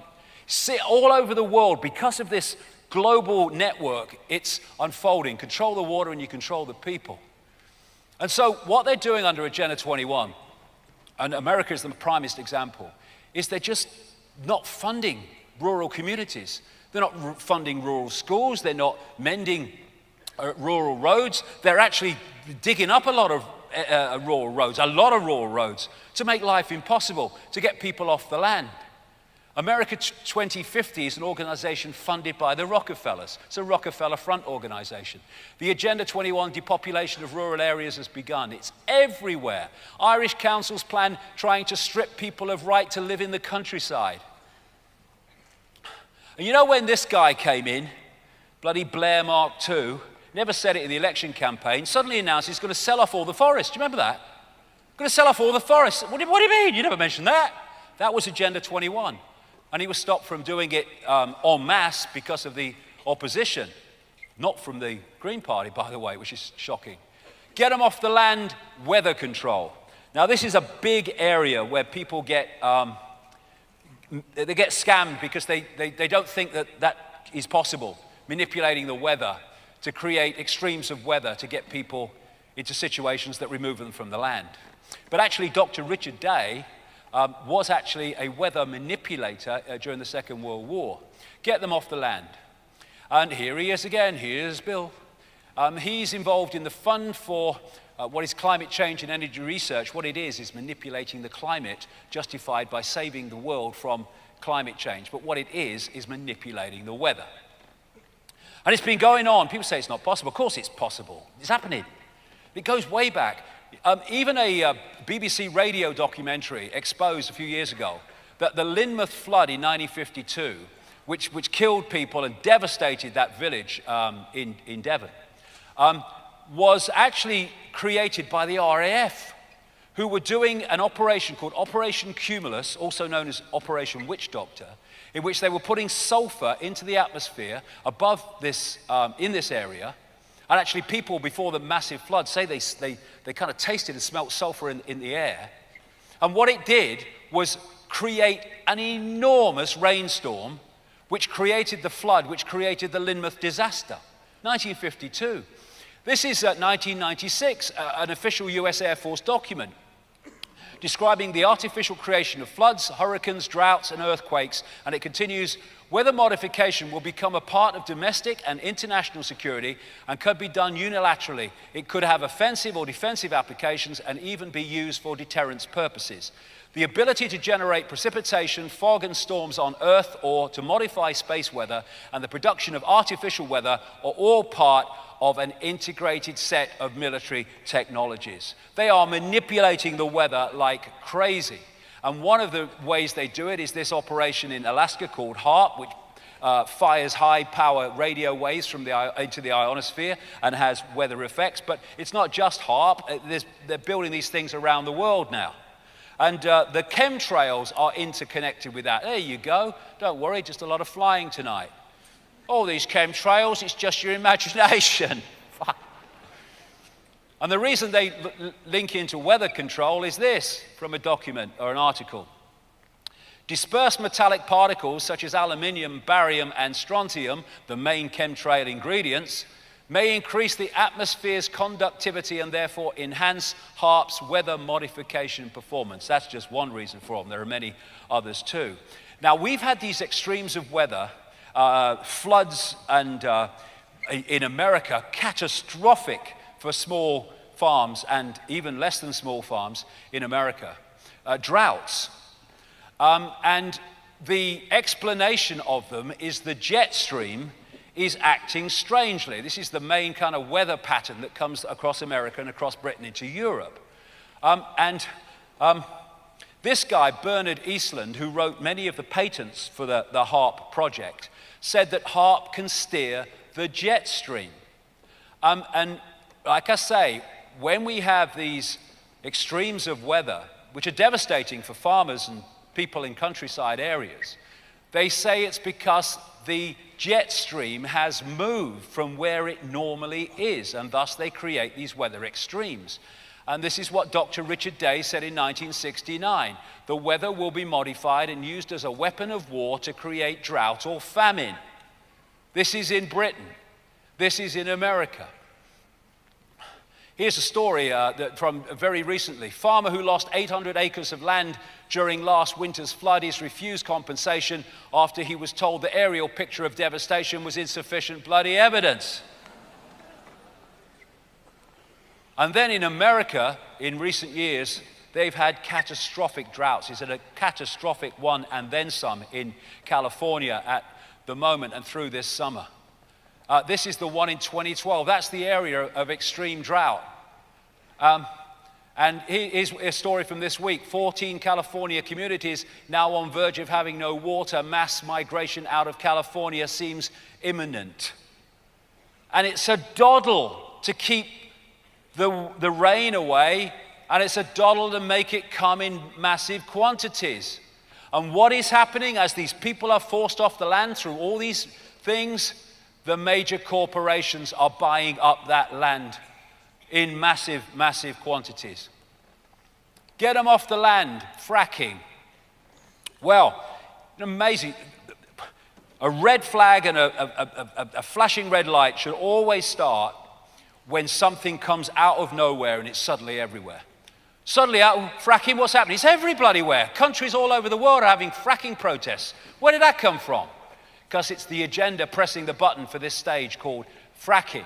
Here we go. Farmers fear fracking could spell financial ruin. They're now letting people in this country drill under their bloody homes, put whatever they like under their bloody homes without any oversight. And what the fracking is, I mean, you know, you say, look, I'm sure you didn't get that right. Explain it to me again, because that's madness, okay? That's madness, right? So just explain it again. Well, what they're doing is they're forcing at high power water full of hundreds of chemicals into the ground. They're breaking up the structure to get to this stuff they want, this gas or whatever, shale gas. And they're causing earthquakes because they're breaking up the structure. And then all these chemicals are going into the groundwater supply, and we're supposed to frickin' drink it. That is the astonishing story of fracking. And when governments, in the face of such unbelievable nonsense, still push on with it, it's the agenda. 630 chemicals they're putting in this stuff, going into the groundwater supplies. Look at it. And when you can't get access to clean water, what do? You have to leave the land to find a place where you can get access to clean water. Control the water and you control the people. And here's report states fracking can cause earthquakes on faults tens of miles from the fracking boreholes. Look at this. This is Oklahoma, 2009, 38 earthquakes. 2014, 780 and counting. Oh, fracking's nothing to do with it. Yeah, but you started fracking here. But what is it doing, this fracking? It's driving people off the land, and it's creating an Archon world of death, destruction, and devastation. So, they force people off the land. Where are they going to put them? This is Agenda 21, human settlement zones. As you saw, it's in their own documents. What they want to do is concentrate the masses in high-rise, ultra tiny boxes where they can be under surveillance 24/7. And it's happening now. Like I say, this is the structure they want, and they want a world of regions. They want to break up countries into regions. And this Rockefeller organization, America 2050, this is when they want all the stuff finished and in, is breaking up in their wish list America into mega regions, exactly in line with this Hunger Games movie map. And the European Union is doing the same. This is a map of regions they are suggesting should be created in Europe as countries cease to be. And in these mega regions, they want mega cities where, like I say, this is David Dees, a great political artist out of America. And this image really sums up what they want. They want an end to people having access to cars who aren't in the elite. Now, this is what they mean. Recently, last few years, when Mayor Bloomberg was mayor of New York, they started a project to build 165,000 units for people in New York. And these yellow lines are the size of the units. They are 10 feet by 30. And this is absolutely in line with Agenda 21. This is the 165,000 units, while elite, has massive properties all over the world. Here, Agenda 21, city officials, developers recommend coffin apartments for middle class. Coming everywhere. Rabbit Hutch, Britain, growing health concerns as UK sets record for smallest properties in Europe. They're moving towards it. Soaring house prices will kill off middle class within 30 years, Britain to be left with tiny elite and sprawling proletariat. Abolition of private property. They also want to take people out of cars by making it too expensive for the masses to have cars and run cars. And like I say, it's all being coordinated through this network. Now, if you look at the Hunger Games movie, the mode of transport was high-speed rail. And what they want in this Hunger Games society is the main source of transport to be railways and high-speed rail, because it's easier to control people that way. And it's interesting that if you look at this mega region, mega cities map of America 2050, Since the invention of the aeroplane, American railways have been going down and down and down and down. They've just been left to rot, basically. And then suddenly, in the last few years under Obama, enormous amounts of investment have been made into building high-speed railways across America. And when you take that map and then you put the high-speed rail map of America and the list of years they want to introduce it, it absolutely fits over that mega regions, mega cities map. This is what we're seeing in this country and throughout Europe, the building of these high-speed rail systems in line with Agenda 21. And I know for an absolute fact that some of the people who are doing it under being railway executives actually work for NATO. So then is Archon food. All these things are connected. I'm connecting dots here. All these different things which people oppose and protest against are actually all different expressions of the same conspiracy. There is a war on the human body. There's a war on human health. Now, the Fabian Society was called the Fabian Society after a Roman general called Fabius. And his claim to fame was never to engage in a battle which could lead to a win or a loss, which could be decisive.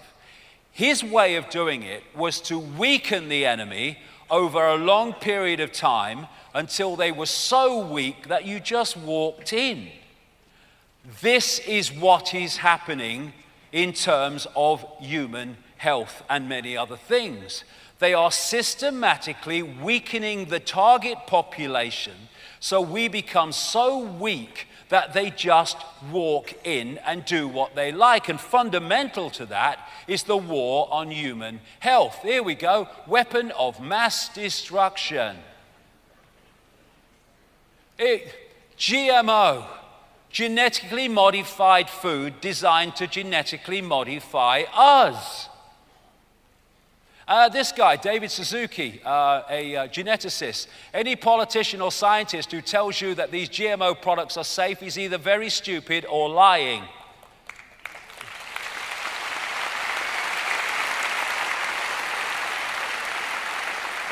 Most of the food chain now in America, overwhelming majority of the food chain in America is infested with GMO, and they're trying to do everything they can to bring it in Europe by stages. And this is how they do it. Here he is, Michael Taylor, an executive of Monsanto who moves over to be the food czar for Obama. And he's moved through that revolving door a number of times. What he does, he works for Monsanto and then he goes into government. He should be policing Monsanto, but what he's doing is introducing Monsanto's agenda in government. Here's Bill again. 500,000 shares in Monsanto. He owns the most evil company on earth. And he says he wants to make the world a better place. I don't believe you. This is the GMO scam. You will eat what we tell you to eat. Got it. This is why all this systematic contamination is going on. And here we're dealing with a force that I was talking about through the day that is about mutating the species so we decode reality in a different way. And all these GMO products, they need these poisons to go with them. And what happens next? You eat it. And it's part of this war on the human organism, the human health, to weaken it. I mean, you would think on the face of it that it's madness to do this. But there's method in the madness of those who know why it's being done. Monsanto's darkest secret, Roundup's effect on the fetus. Get the baby before it's even born. Look at this. Paint thinner in children's cereal exposed. It's bloody madness, unless you know the agenda and what it's designed to do. Here are McDonald's, shit in any bloody language. There you go.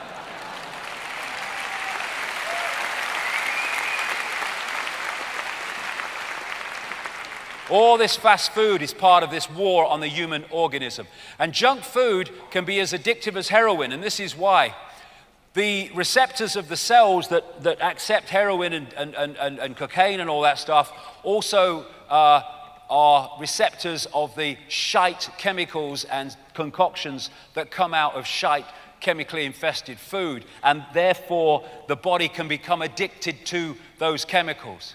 So what they're doing, the GMO, is they're forcing out of existence opposition to GMO so everything can be genetically modified. Genetically modifying the planet. That's what they're doing.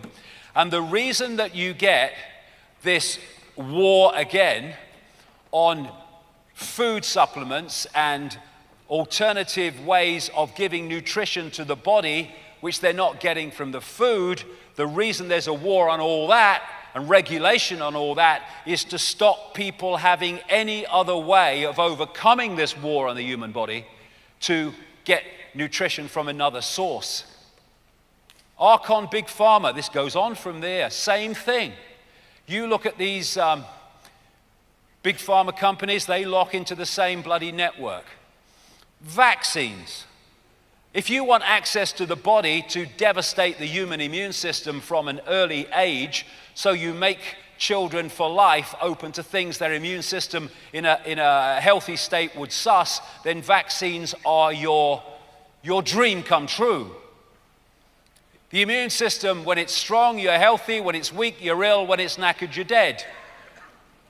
And this is the focal point of the war on the human organism, a war on the human immune system. All these vaccinations that kids have before the age of 6, because it's systematically targeting the health of young people so they'll never be healthy for the rest of their lives, thus easy to control.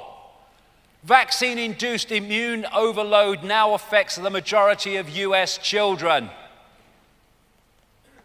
Big Pharma wants pregnant women to be vaccinated. Yeah, 2 for 1.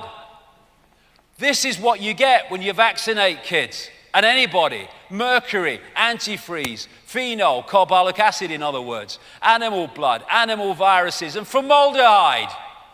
They embalm dead people with that. Just a partial list, and here's Billy, one of the major promoters and funders of the mass vaccination of the so-called developing world. India holds Bill Gates accountable for his vaccine crimes.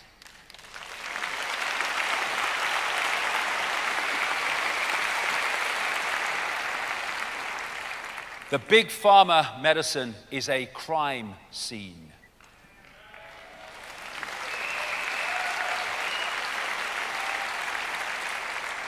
And they're trying to destroy any alternative to it. And this is the human body in its prime form. It's an energetic field, an information field. When there's a problem, a distortion in the field, it comes through to the hologram as dis-ease, distortion, dis-ease, illness.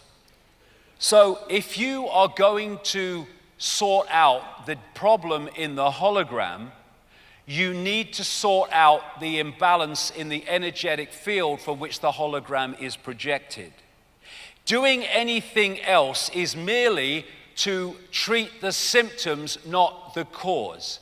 And Big Pharma treats the symptoms, while alternative medicine in its true sense, cutting edge, treats the cause. And that again is why alternative practitioners are under so much attack from the system.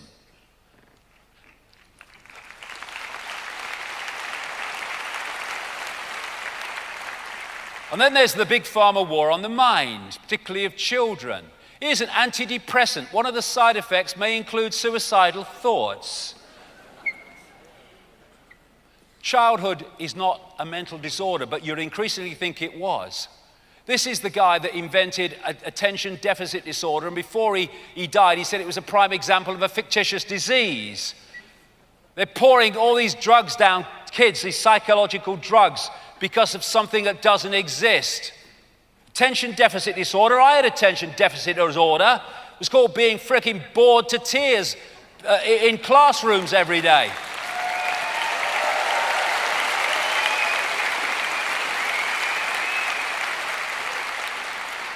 Bombshell, 1 in 13 US children take psychiatric drugs. 10,000 American toddlers now taking amphetamine-based ADHD drugs, which doesn't exist. And now they've made daydreaming an psychological illness. They're calling it sluggish cognitive tempo. See, you're boring me frickin' rigid. It's a disease to drug more children. The drug industry has come up with yet another phony mental illness that says that it afflicts as much as 2 million children, SCT, and one of the symptoms, they say, is daydreaming. Daydreaming is to let the imagination go where it wants to go, into realms beyond time and space. And if anyone daydreams, good frickin' luck to them. I want my kids and grandchildren to frickin' daydream. Daydream.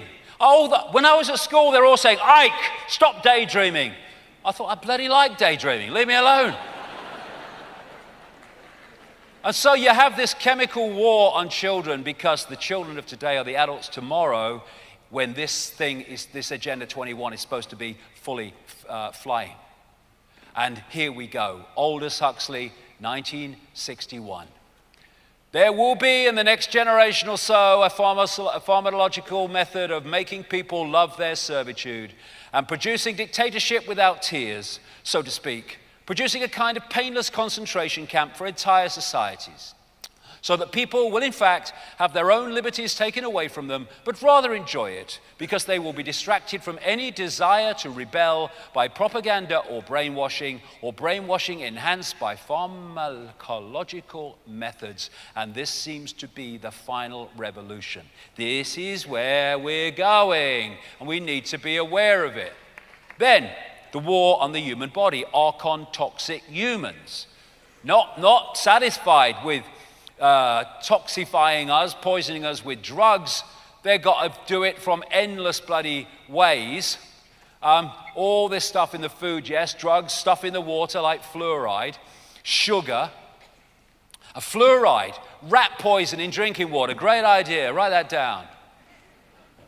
Fluoride, officially classified a neurotoxin in world's most prestigious medical journal. What should we do with it? Let's put it in the water. Fluoridation is the greatest case of scientific fraud of this century, if not of all time. Robert Carton, former US Environmental Protection Agency scientist. Dr. Dean Burke, 34 years at the National Cancer Institute in America. In point of fact, fluoride causes more human cancer death and causes it faster than any other chemical. And they want it in the water. Now, that would be madness under any criteria, but like I say, there's method in the madness because it's bringing about what they want. And what fluoride does is calcify the pineal gland and makes it receive and transmit in a fundamentally less efficient and flawed way. Coincidence? No chance. They are looking all the time at the way we decode reality. Dementia can be caused by aluminium, says Professor. Now, what could possibly be a source of aluminium adding to the dementia explosion? In chemtrails. And you look at all the chemicals that we use that is being taken in all the time. I was in the supermarket a few years ago, 2 years ago maybe, and I was looking at this bottle because I was researching this stuff for a book, and I had this list of bloody things which were basically, don't do this, don't do that, if this happens, see a doctor, if this happens, don't do that, don't do that. Oh my God, it was washing up liquid. We're being toxified everywhere. And these toxins are actually energetic distortions. They are distorted information fields in the waveform fabric, which we decode through as what we call chemicals, but they are distortions in the energetic fabric which distort the hologram. And all this is to weaken the target population. Then, going on from this, Agenda 21, as was mentioned in their own documents, it's about culling the population. This is the Georgia Guidestones, which came out of nowhere. They call it America's Stonehenge. And on there, it calls for 500 million in perpetual balance with nature. 500 million. Look at the population of the world today. Draft copy of the UN Global Biodiversity Assessment calls for the world's population to be reduced to 1 billion.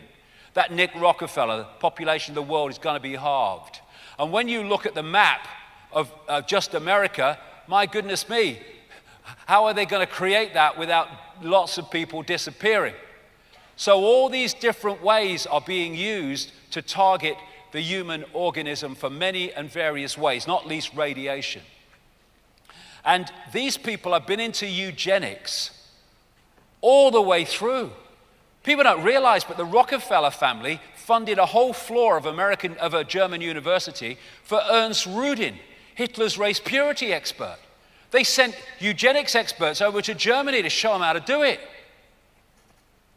And this is Planned Parenthood. That Dr. Richard Day, 1969, was an executive of this. It was set up as a eugenics organization to cull the lesser races by this lady, Margaret Sanger, founder of Planned Parenthood, who was a lover of H.G. Wells, who was connected to the Fabian Society. These are some of her lovely quotes. The most merciful thing that a large family does to one of its infant members is to kill it. We do not want the world to go out, the word to go out that we want to exterminate the Negro population. She was targeting Jews, she was targeting Orientals. And of course, when Hitler did his thing, they had to kind of change the language. So Planned Parenthood went from a overt eugenics organization to a covert eugenics organization hiding behind population control. And one of the people who headed Planned Parenthood was Mr. Gates' father. He talks about it. He used to have conversations about it. Doesn't he fund a lot of vaccines in Africa? Doesn't he fund the introduction of GMO in Africa? I think he does. This man is everywhere. Vaccinations, climate change, weather manipulation, population control, GMO. And then to give you an idea of what's kind of happening in terms of population control and another angle on it, biggest study ever confirms drastic decline in male productive health.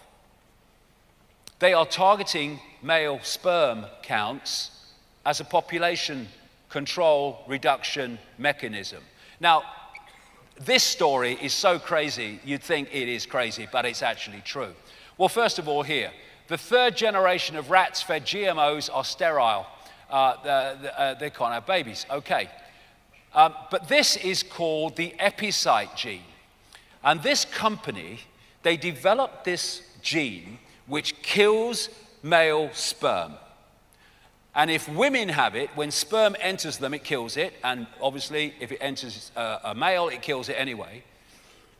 And they genetically manipulated this gene into corn. And then DuPont and Monsanto took it over. So why would anyone want to promote corn that made you sterile? These people would, for reasons I'm talking about. The other thing of Agenda 21 is to get rid of old people once they can no longer serve the system as a slave. All over the world we're seeing this. The Liverpool care pathway in this country. They call it something else now, it's just the bloody same. Take away drugs and food and everything, make them die quicker. There you go, 1 in 100 patients on death list, GPs told. Frailest to be asked to choose end-of-life care. Get rid of the old people. They can't serve us anymore, they're too bloody frail. Get rid of them, that's what they say. Do you want me to let you die? Question nurses on home visits are told to ask elderly patients they've just met. This is happening all over the place, and it's all into Agenda 21. And then there's the war zone called Planet Earth. They are devastating the environment of the planet, be it rainforests or whatever. And Monsanto, they want to replace all natural crops, seed varieties worldwide with GMO. They're introducing GMO grass, GMO trees, GMO frickin' everything. They're even introducing genetically modified insects and putting them out there. They are changing the nature of our reality. They are modifying it so it suits them. Monsanto's Roundup Ready GMO grass about to be approved and fed to cattle. And what they're doing is they're increasingly making the planet inorganic. They're turning it into their world. This is what we're seeing. Trees and plants the world over are dying because of toxic soil, water, air, and chemtrails. They're killing the planet and they're killing it. Look at this. Bees pollinate at least a third of the human food supply, and they're killing them in unbelievable amounts now. Honeybee population collapse continues. Nearly 1/4 died over the winter. Death rates unsustainable. And what does the Environmental Protection Agency do in America? They expand the use of bee-killing pesticides. Why? Because it's systematic. They are killing life because they are an inversion of life, and they want to turn this world into theirs and fuse the two together. Half the world's wild animals have disappeared in 40 years. This is something of beauty. I must destroy it. The global death cult. This is what's behind this. It's not ad hoc. This is the world of the natural order. This is the world of the archontic distortion, and they're pushing this world into that one before our bloody eyes. Archon wars, well, yeah. There you go. We are the Rothschilds. Governments make our tea. We see governments declaring war. They declare war on behalf of the hidden hand. All these organization, including Rothschild Zionism, which is actually not Jewish people. Rothschild Zionism is a secret society created by the Rothschilds, controlled by the Rothschilds, and they run Israel as their bloody fiefdom. This is not about Jewish people. It's not about Israelis, if they only realized it, and a lot of people do. This is about using Israel.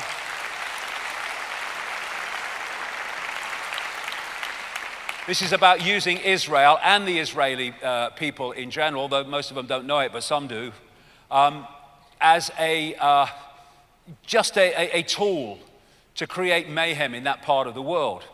I mean, you know, the truth is, and this has come from people like Shlomo Shland, the professor of history at Tel Aviv University, what we call Jewish people, particularly what they call Ashkenazi Jewish people, they have no historical connection to Israel.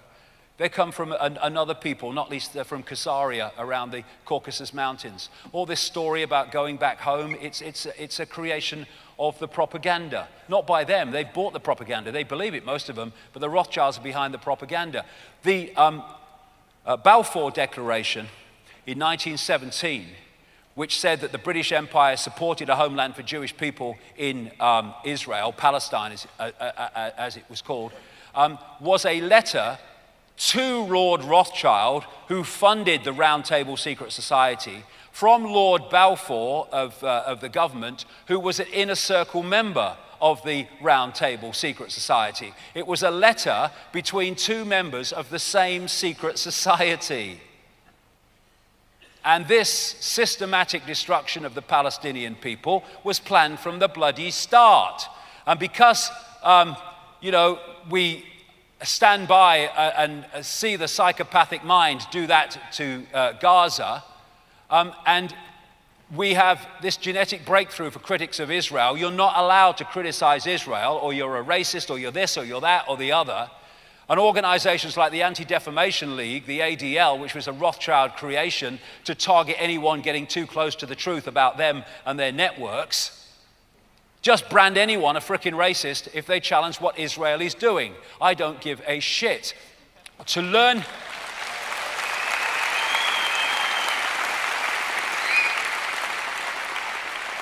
who rules over you, simply look at who you're not allowed to criticize. Voltaire, exactly. The most racist creed on earth at its extreme brands the rest of the world racist. I beg to bloody differ. This is the US and Israel. This is the special fricking relationship.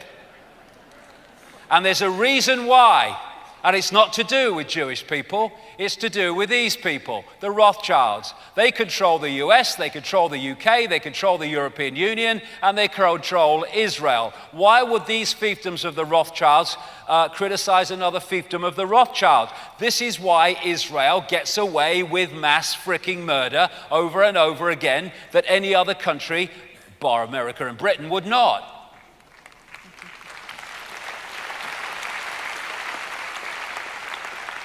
Now, what the American military have done is carve up the world into commands, the arrogance of it.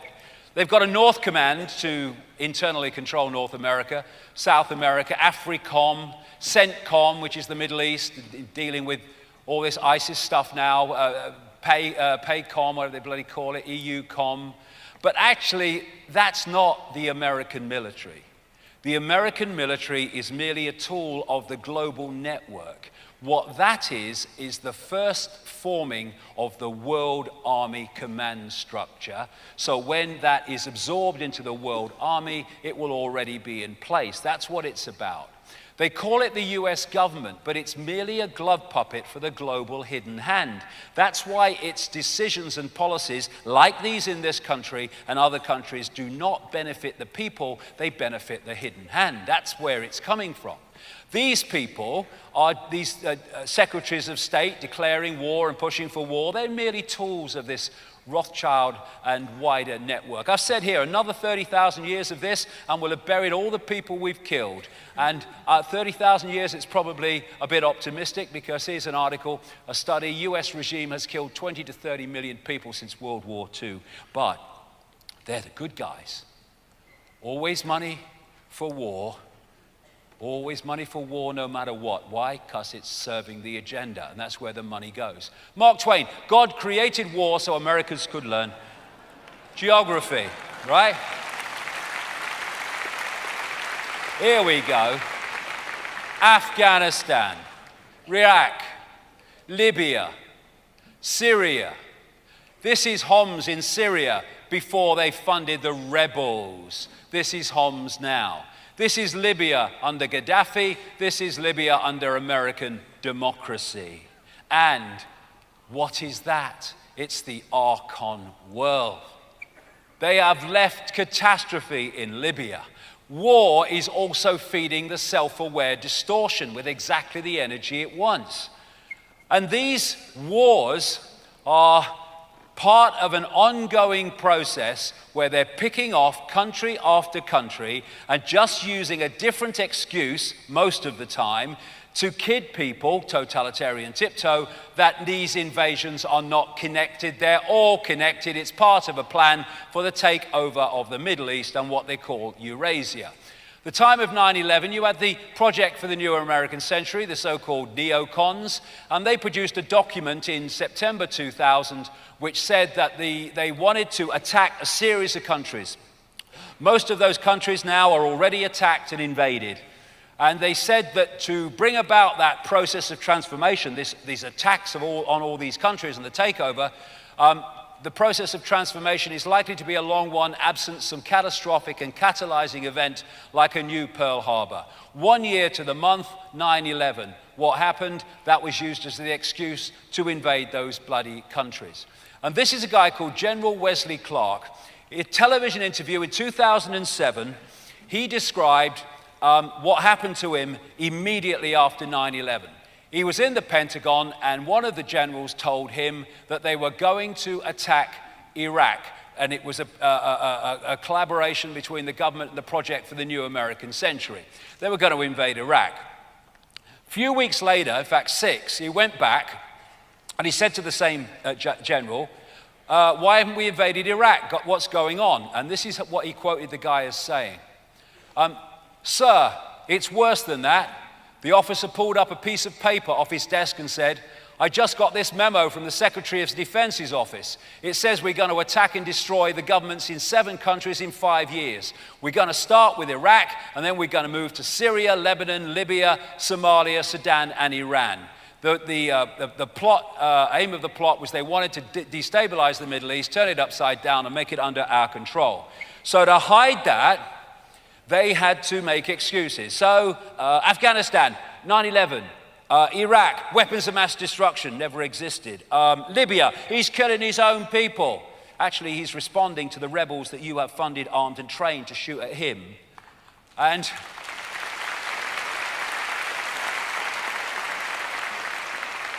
And then what we'll do is we'll move those rebels over to Syria and we'll say he is killing his own people. And so we have the perception deception to hide all that. It's a movie.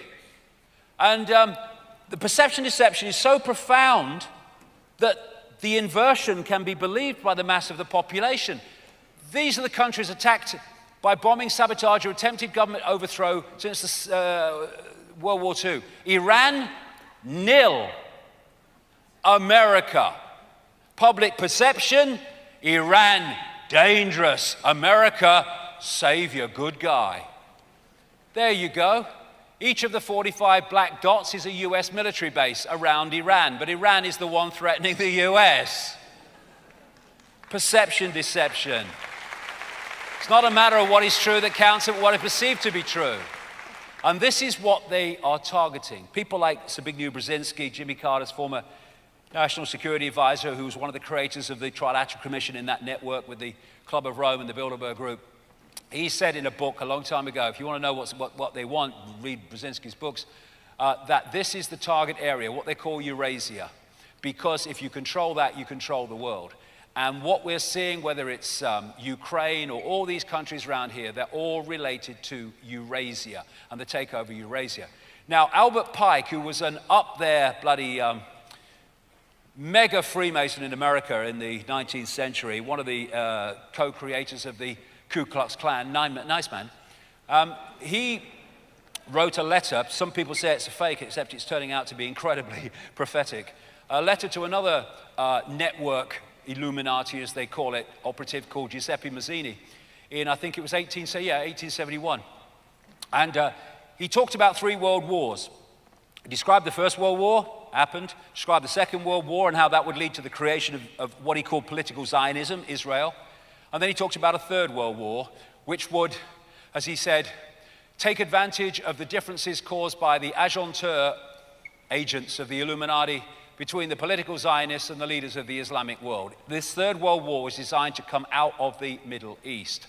And Albert Pike said that at the time of the Third World War, they would unleash the nihilists. A nihilist, one definition of nihilist is someone who rejects all theories of morality, which of course fits ISIS, ISIL, whatever they're called today, made in America, made in Israel, and to a large extent made in the UK. They're the same bunch. They started out as Al-Qaeda, which was created as Robin Cook, the former British Foreign Secretary, before he died, very soon before he died, pointed out that Al-Qaeda was actually the creation of the CIA. Al-Qaeda means the base or the database, because it was the database of Mujahideen fighters in Afghanistan, which they got together to fight the Russians in Afghanistan. And it's gone through a series of changes from ISIS, ISIL, Islamic State, trained, funded, and armed by these people to be the enemy that justifies the further invasion and control of the Middle East. This is the process: hidden hand, Pentagon, CIA, Al-Qaeda, ISIS, ISIL, Islamic State. CIA is training ISIS while claiming to be combating ISIS, former CIA contractor. The evidence for this is overwhelming and coming out more and more all the time. They've trained these people, they've armed these people, and a lot of the time in Jordan, to create this frickin' mayhem problem to which they can offer their solution, which is what they're doing now, and it's nothing like what they want to do. This is why you find terrorist leaders inside the US aid tents in these countries. This is why you find John Rothschild Gopher McCain with these people they call terrorists in these countries like Syria. And this is al-Baghdadi. He is the supreme leader of ISIS, and he's the supreme leader of the world. I think you're a very naughty boy myself. ISIS joke fraud. I'm the mysteriously elusive one because you mustn't know who I really am. And look, he's got the watch. Flash frickin' watch. Nice man from CIA. Hey! Wardrobe! Continuity, what are you bloody doing? You left the frickin' watch on, they'll see it. There you go, he got a good number though in the There you go, he was made a few quid there. It's a frickin' joke. It's a joke. I'm not saying this is true, but some people are suggesting that actually al-Baghdadi is this guy, Simon Elliott, or Elliot Shimon, a Mossad agent, and he's been seen, this guy, with McCain, which doesn't surprise you. And, you know, people might find that far-fetched. Why would they put somebody in to do that? Because they're creating an illusion. And this is Adam Gardan. The FBI announced he was an Islamic terrorist that we all should be afraid of. Ooh. But who did he turn out to be? He turned out to be Adam Perlman, grandson of the former head of the Rothschild-created Anti-Defamation League. It's all an illusion. You ought to just put on an Arab hat and they think you're Arabic. And this lady, she's got 2 bullshit bloody detectors she has. She could have 4. This is this lady, Rita Katz, who claims that she found one of the beheading videos on the internet. Well, how frickin' lucky. This is an organization, SITE, I call it SHITE, I think it's accurate, SITE, Search for International Terrorist Entities, that was putting out bin Laden videos long after he'd bloody died in 2001. And she is an Israeli Mossad front person, and so's SITE. And it's all part of the propaganda. And this stuff is fake. I am not saying for a second that these people weren't killed. I don't know that. I wouldn't dream of saying that because I don't know that. But for sure, these beheading videos are a freaking fake. And when this was pointed out with the first one by the alternative media, suddenly video experts in the mainstream were coming out and saying the same because it was so freaking obvious. And the idea is to create maximum horror, so therefore maximum effect, because the more we are horrified, the more we will support what they want to do in the Middle East to protect us from the enemy they have created. This is the mind game. I don't want another war, but we can't stand back and let Islamic State do what it's doing. That's what it's all about. And then there's these people. They've been radicalized. They've been vegetabilized from where I'm looking. They're going out, Islamic State and all that stuff. They've been played like a violin by the very people they think they're opposing. Top US military official admits our Arab allies are funding ISIS. What happened to those allies? They became part of the terror coalition against ISIS. You couldn't make it up. Kerry meets the Saudis. I just wanted to discuss how we stop the terrorists we're both arming.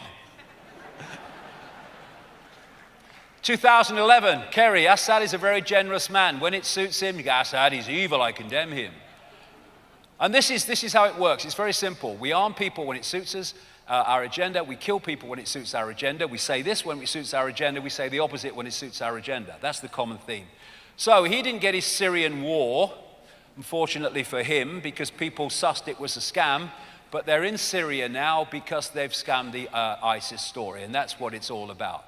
And here is the real reason they're in Syria, to remove him and get around the resistance from the people.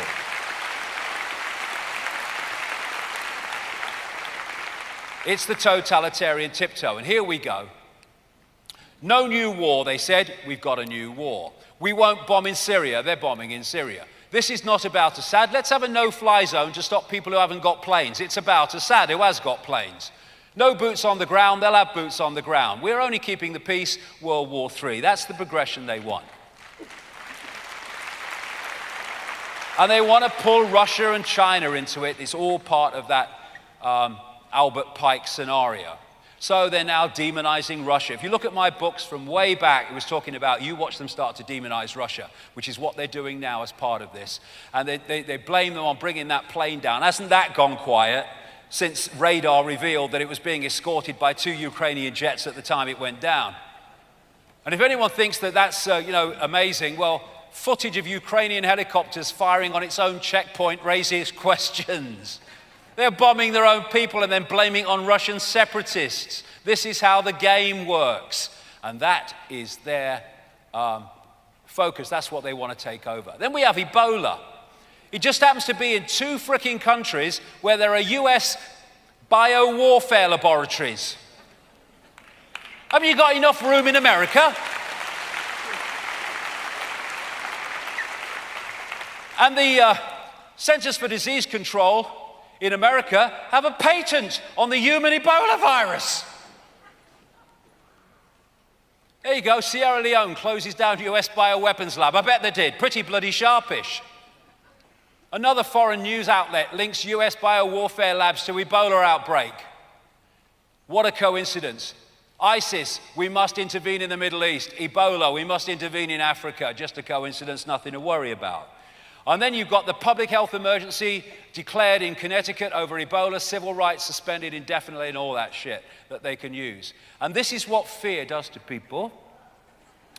This is a passenger at Washington Airport waiting to get on a plane. This is how the perception deception works. Fear. Make them fear and they'll give you their power. Our complete state. If you look at this structure, that is designed to keep this status quo in place. So what we're seeing is more and more vicious, psychopathic police states around the world, in Britain and in America. They have a kill list in America. He can kill anyone he likes if it's on the kill list. He doesn't have to go through any judicial oversight. He can take anyone off the streets he likes and not have to take them through due process. So and so it goes on. There's almost a law against everything now because they want to tie us into a web like a spider ties a fly with regulations and laws. We've got this outbreak of luminous jackets. They're breeding, I'm sure they are, in the night. They're all over the place, these things. They're like roundabouts in Milton Keynes. They're breeding. And you've got a certain type of mentality in the administration of all this. I am a Dalek, rules must be obeyed, exterminate, inability. You know, they've got little cracks in their head where the bloody computer chip goes in. What are you? I'm a government administrator. I thought you were. There you go. I bet they have no idea what prats they look. But what this is about is the way the police are turning from the police as we knew them systematically, because of Agenda 21 and what I'm talking about, into the military.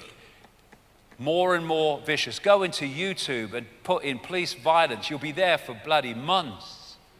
And what they've been systematically doing, I've been saying this for years, is recruiting people overwhelmingly on the basis of personality type, not ability to do the job. That's why the good cops and the good coppers are disappearing and these psychopaths are coming in more and more to replace them. Psychopaths who do this.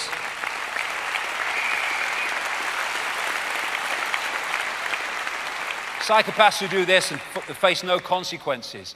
Taser tots. Indiana police tase a 10-year-old boy at daycare center. It's madness. Here's a new weapon they're introducing that can blind people for up to 15 bloody minutes. Here's a totalitarian tiptoe there. Tasers for the few, tasers for the many, tasers for all. Guns for specialist officers, first guns on routine patrol. They're having a trial of guns on routine patrol, and then guns for all. That's the totalitarian tiptoe of that one. And this is America now, and these are police. They have a system in America now called 1033, the 1033 system, in which police forces can get so-called surplus military technology and weaponry from the military, the US military, and use it to police the local communities. It's unbelievable. But it's not really, because this is the transformation to the police state to impose Agenda 21. Why does a Florida County Police Department need 18 million Apache Italic helicopters? Answer, Agenda 21. This is what it's moving towards. School cops across Texas receiving surplus military gear. School cops. We're here to protect your freedom. No, you're here to take it away because you are the real domestic terrorists. That's the truth.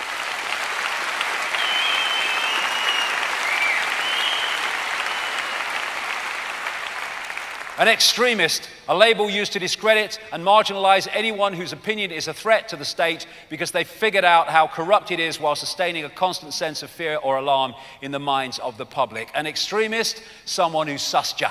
That's what it is. And you can expose war crimes and you go to prison with the key thrown away. You can commit war crimes and you get a Nobel Peace Prize. And this is what the police and law enforcement need to understand. They are part of the 99.9%. And their children and their grandchildren have to live in the world that they are helping to impose on others. And think about this, police officers of this country. This is what's designed to happen. Private security firms are designed to take all of your bloody jobs and take over the policing of the people via corporations. Let's go this way. Oh, there you go. A time to choose. Morality, doing what is right regardless of what you are told. Obedience, doing what you are told regardless of what is right. Which way we go there decides on the world we're going to live in. Every great atrocity is the result of people following orders. It's time for the police to realize that they're designed to live in this world as well. This world of constant surveillance for their families and their children. Where they've got drones now that can take down your login codes and your bloody mobile phone. It's madness. You've got these bloody surveillance bloody insects flying around now. It's madness. These people are mad. And Bill Gates, for it is he, 5 billion plan. Let's put a camera in every classroom. Bill Gates spends 1.1 million fitting students with their mood bracelets to see if their teachers are boring. God, it's going on. Schools installing facial recognition systems to identify troublemakers. Get them ready for it. Bill passes allowing police to shut off all cell phones remotely. All internet activity now monitored by pre-crime algorithms. This is UPS. Every time he moves his arse in that seat, someone back at headquarters knows he's done it. And I'm not kidding. If he backs it up, they know he's backed up. If he walks out, he knows he's not sitting there. This is what's planned with these black boxes they're putting in cars increasingly. So everywhere we go is tracked. EU to bug every car in the UK with tracker chips, which they can't stop this big brother technology. They've got cameras to go into cars that are constantly monitoring your mood so you don't get caught in road rage. FBI will have up to 1/3 of Americans on biometric database by next year. On and on it goes. FBI plans to enlist local cops nationwide in massive DNA collection scheme. And once they have your DNA, they have your unique transmission frequency from that DNA. Surveillance cameras will soon be reading your lips. Lie detection for benefit claimants. Michelle Obama to high school students, monitor your parents for thought crime. Now, all that is to protect us from terrorists. You having a bloody laugh? That is the fast unfolding global police state of Agenda 21 to impose the society where there are less than 1% have total control over everybody else. That's what's unfolding before our eyes.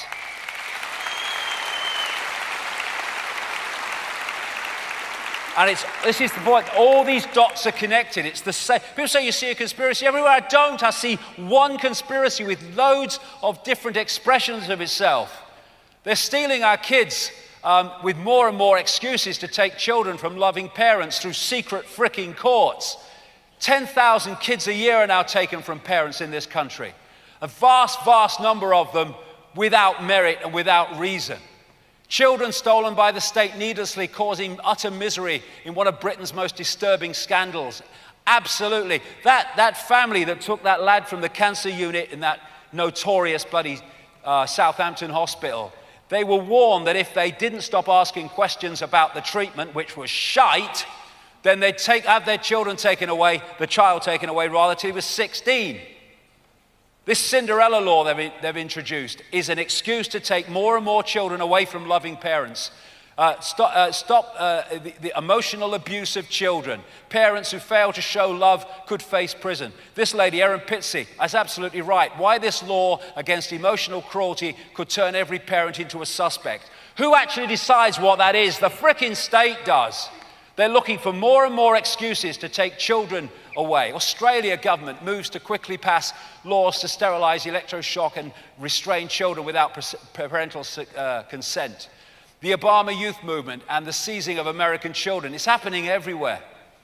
And there's this bloody idiot, batshit crazy, absolutely. Fine parents who don't read to their children, says Ofsted head, and he wants to punish those who miss school events. Richard Day, schools will become the hub of the community, take over control of kids. Licensing parents being considered by politicians and philosophers. And this is what it's leading to. This is what was talked about by Aldous Huxley in Brave New World, creating a situation where parents had nothing ever to do with procreation and children. Natural reproduction has been done away with, and children are created, decanted, and raised in hatcheries and conditioning centers. From birth, people are genetically designed to fit into one of 5 castes, which are further split into plus and minus members and designed to fulfill predetermined positions within the social and economic strata of the world state. And we're seeing that movement, that totalitarian tiptoe towards that. Political correctness, that's not about protecting minorities from abuse. That's about shutting people up so that they can't criticize anything without being accused of something. It's about silencing people's opinions. Big Brother's here now.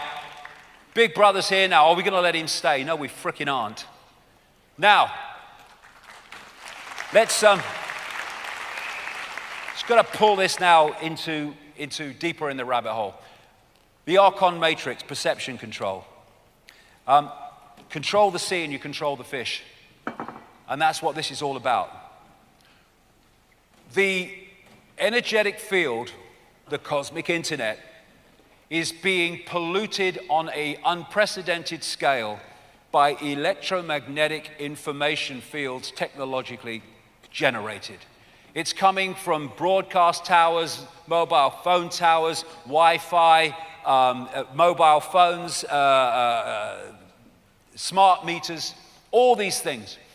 It's absolutely polluting the very energetic sea that we live in with technologically generated, distorted information fields. And there's a reason for this. They are, I put it here, hacking the hack. I'll say what I mean by that in a second. So anything that says smart in front of it is basically designed to talk and communicate with everything else with smart in front of it. It's the big Agenda 21 code word. Smart, smart this, smart that. Smart drugs use microchips to deliver them. Smart meters are there to put an electromagnetic information field into every home and business, which not only can take information from there to a central point, it can deliver information within the frequency band of human brain activity, and it can insert thoughts and perceptions from a distance. That's the idea. Google Nest now talks to washing machines, lights, and even your car. The idea is to create this global grid, which is basically a sub-reality. It's hacking the hack. It's one level from the fake reality. We're now into a technologically generated fake reality, and thus we are even another step, a big step, from connection to infinite awareness.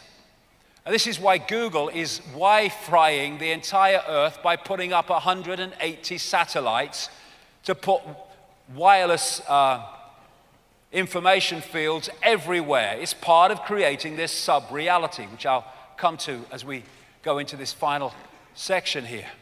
And through entrainment, they can entrain the human organism to tune in, even if they're not in the frequency to start with, and feed them with information and perceptions. These light bulbs, which have and are being by law replacing the ones we had before, are actually shite. Well, most of them are. These are frickin' shite to start with. But it doesn't matter, because that's not what they're there for. They are information transmitters into every home, every business. And that's why they don't just discourage these that have worked perfectly well.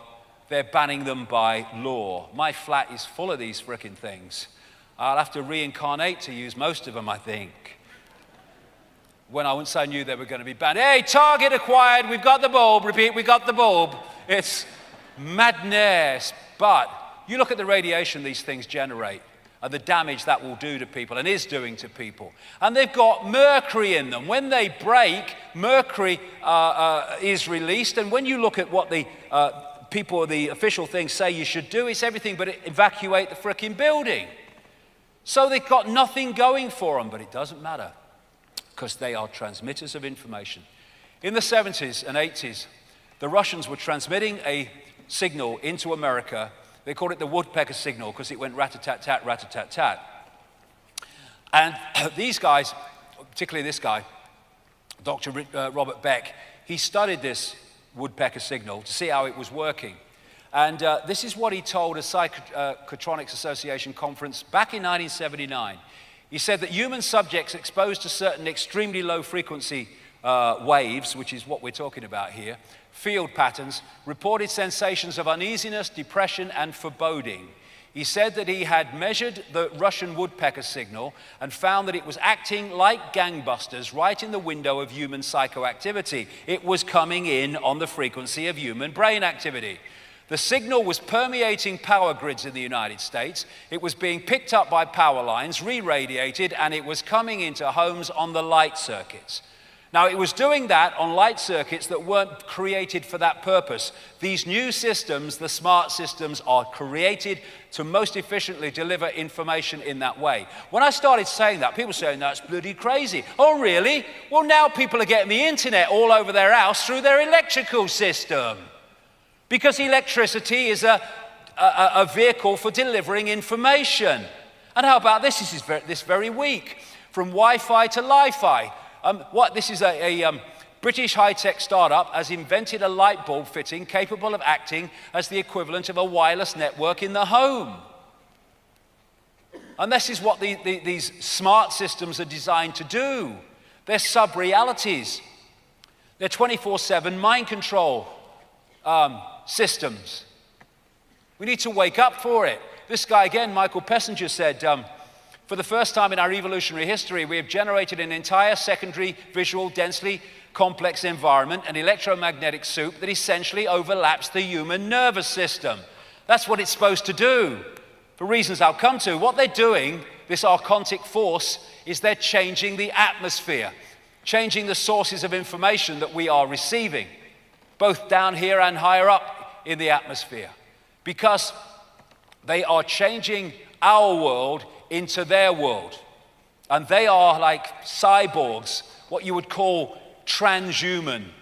And that's what transhumanism is all about, as I'll come to. They're changing the atmosphere. HAARP can virtually lift part of the atmosphere. You can make it move, do things, one of the creators said. And so what they're doing is they are changing the energy sea into an atmosphere and an information environment which suits them and further represses humans' ability to expand consciousness into the wider awareness. They're filling the atmosphere. This is what Fukushima was about. No way that was a freaking accident if people look at the evidence. Look, this is the smokestack from a small nuclear explosion. This is the smokestack from the explosion at Fukushima. It was created to release phenomenal, staggering amounts of radiation because they're changing the atmosphere. And who created nuclear power? I know for a fact, almost from the horse's mouth, the Rothschilds. So they're changing the atmosphere into the Archon world more and more. Do you know that the technological radiation in our atmosphere now, we're living in, is millions and millions and millions of times what it was 50 years ago. They're also, through that same situation, changing the frequency within this atmosphere between the ionosphere down to the surface. This is why all these whales and dolphins are beaching themselves. Their radar's changing. They've lost their sense of direction because the way the energy field is changing. They're creating this sub-reality. And it's a technologically generated one, and they want to create this reality technologically between the ionosphere and this surface where we live. And chemtrails are part of that because it is a medium for delivering what they want. So they're hacking the hack and taking us to another level. They're trying to take us to another level distant from awakened infinite consciousness. Because you can have that situation, but if you take this technological level further forward, it's even more challenging to access infinite awareness from this reality. People say, why would they destroy their own planet? We're living on a planet as if we had another one to go to. Well, what if this planet don't suit them in terms of its atmosphere and its frequency, and so they're changing it to make it like home? That's what we're frickin' seeing. And this is what transhumanism is all about. Transhumanism is about putting bits of technological kit into your body so you interact with technology. The idea is the technology then becomes your master and it becomes your sense of everything. You become a slave of the technology. I've been talking for years, as people who've gone through these years with me will know, about the microchip agenda, and now they're openly talking about the microchip. This is an electronic tattoo. It's one of the stepping stones to it. New medical microchips to be implanted by 2017, delivering drugs, routine birth control through wireless communications. Is choice lost? Microchips to administer drugs, replace pills. Microchips will be implanted into healthy people soon as you think. Australian man who has a microchip inserted into his hand so that he can do more with the iPhone 6. Well, I hope he sticks it up his arse, because that's where his brains are.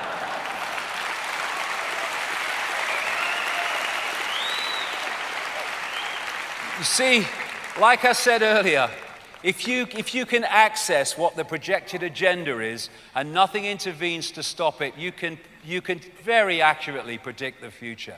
That's why I've been talking for years about the microchip agenda, and now we're there. Well, I hope now we're there and people can see it. A number of people will also stick their iPhone up their arse and start to open their bloody minds and see what we can do about it. Computer chip modeled after brain architecture. This is all part of taking over the body. Now, as idiots go, this guy is major league.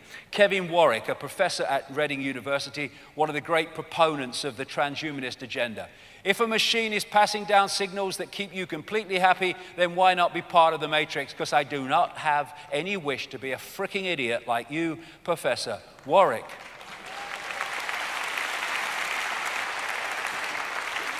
Now, I mentioned earlier about Monsanto being the most evil corporation on the planet. It's got big competition. It's got big competition in something called cuddly Google. This, serving the system since the day we started, and you've seen nothing yet. This is a venomous corporation. What happened is this lady, Regina Duggan, was the director of DARPA. DARPA is so dark it cannot be seen. It is so dark. There is no light that can show it. It is so dark and it's so sinister. It is the technological development arm of the Pentagon, and it's creating all this transhumanist stuff to control people. And she then made a most amazing career move. She moved from director of DARPA to a top executive of Google. As career moves go, that would seem to be strange unless you know the agenda, because Google is massively part of the transhumanist agenda. They've just bought Boston Dynamics, a DARPA-funded robot corporation.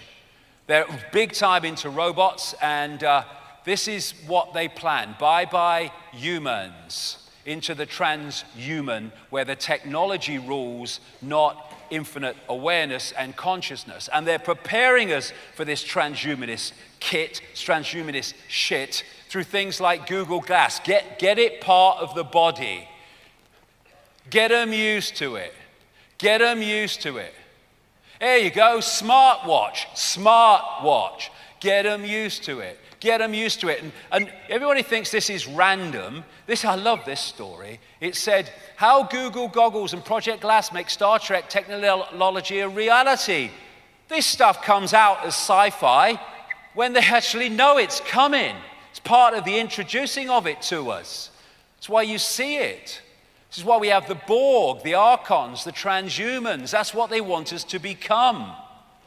My sat-nav said this way: addiction, addiction, addiction to technology. That's the idea. Einstein said, I fear the day that technology will surpass our human interaction. The world will have a generation of idiots. You're no longer a child, a glorious expression of infinite creation. You are a computer terminal on a global mind hack. That's what's unfolding before us, being pushed by the mainstream media, never offline, modifying mankind. It's great how Apple is invading our bodies. Look at this, freaking computer in the skin. How transhumanist can you get? Wearable technology for the skin. Oh yeah, it's fashion now. At the end of this road, I started out with my iPad, then Google Glass, then my Apple Watch, and onto the microchip, and then next came.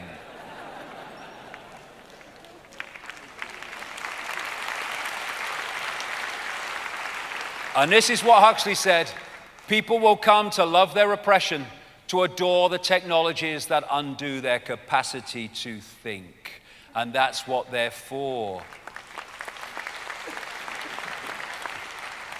If you take the human organism into a technological level of control, the ability of that to access that becomes almost unimaginable. That's the idea. I had the vaccines, drugs, GMO, fast food, Wi-Fi, smart meter, smartphone, Google Glass, fluoride and sun cream, and I'm perfectly fine. I don't know what you're going on about. And this is part of the DARPA and almost certainly Google agenda. The idea is to replace human troops with robot troops to keep the masses under control. They're developing them. It's no good saying they're not. They're developing them. There's videos of it. All DARPA stuff. Artificial intelligence could co-pilot future combat jets, Navy official. Exactly. Robots could learn how to herd humans like sheep, study. That's the idea.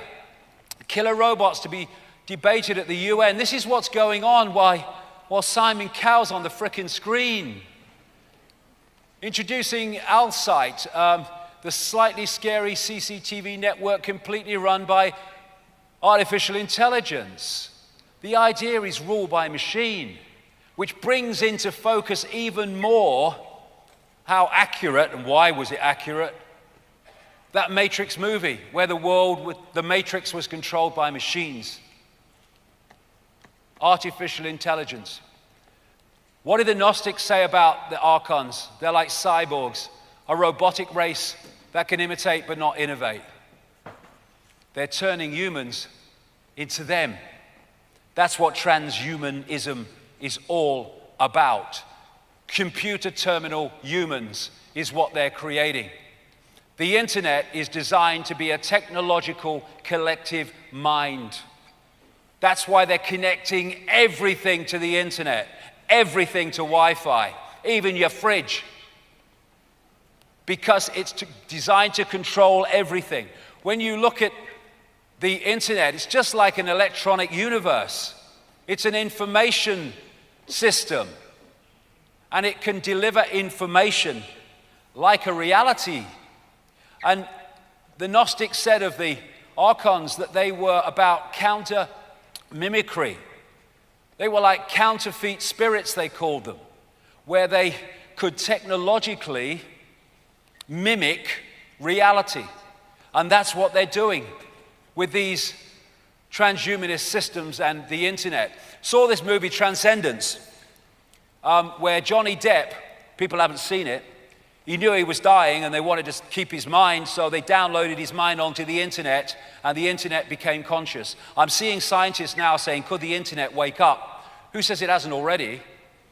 And what happened was that he, through his mind, the internet became conscious and then started dictating all these machines and all these gadgets and what happened that were connected to the internet.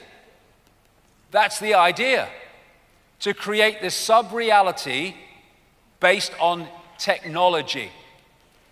Now, what is that but a hive mind, a technological hive mind? matrix connecting humans to the hive mind. A virtual reality within a virtual reality, the hack within a virtual reality, the original reality. And it's no accident that in that Charney project, this entity in that 5-year period and the 20,000 questions included this point. It was said, humans are more evolved spiritually than the reptiles, but they suppress humans with their technology. Their God is their technology. And that is the world we are seeing unfolding around us every single day. One final point before we have a break. They cannot create this reality because they cannot create from nothing. They have to get us to create it for ourselves. And this is where putting subconscious information, implants into the subconscious is so important. And that's what this is all about. Preemptive programming. When you look at the last, 15 years, there has been movie after movie after movie that has portrayed the very society that these people want to make our society. One after the other. Of course, we have the Hunger Games, but there's Equilibrium, classic one. We have Divergent, we have X-Men Days of Future Past, one after the bloody other, off the conveyor belt. And what they're doing is planting that reality into the subconscious to make us familiar with it. So as it unfolds, and through our subconscious we help to create it once it's in there, we are not so aghast with it, or some of us are, because we're somehow familiar with it. And the familiarity has been put in to a large extent at the subconscious level by the endless movies and television portrayals of the very society they want to impose. So, before we have a break and then get into raising this frickin' vibe to beyond the archons, is it a lost cause? Is it a lost cause? Is it a lost cause? No fricking way. It's a lost cause. It's a lost cause if it went on being unfolded before us while we didn't recognize what it was. We're waking up to it. And we can decode this world and we can decode another world. It's a choice in the creation of our reality that we have the power to intervene on, if only we realize we have that power instead of thinking we're Ethel Jones and Arthur Smith. We can paint another picture and end this shit. We have the power to do it. And we'll get into that after we've had a break for half an hour. Thank you very much. Thank you.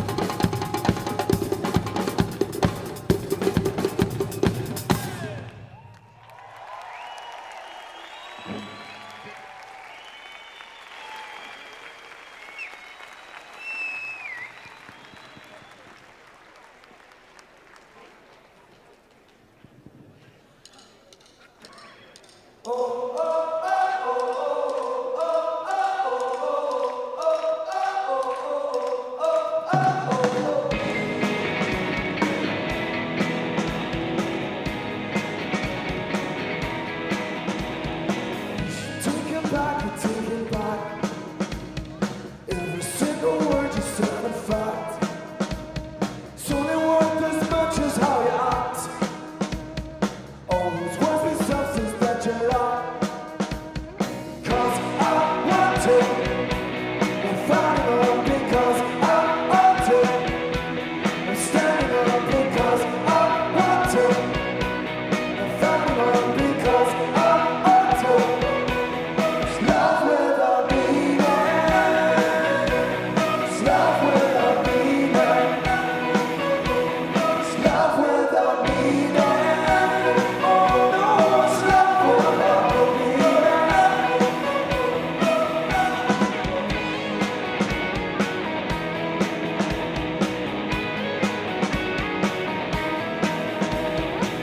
Once I thought and wrote it down.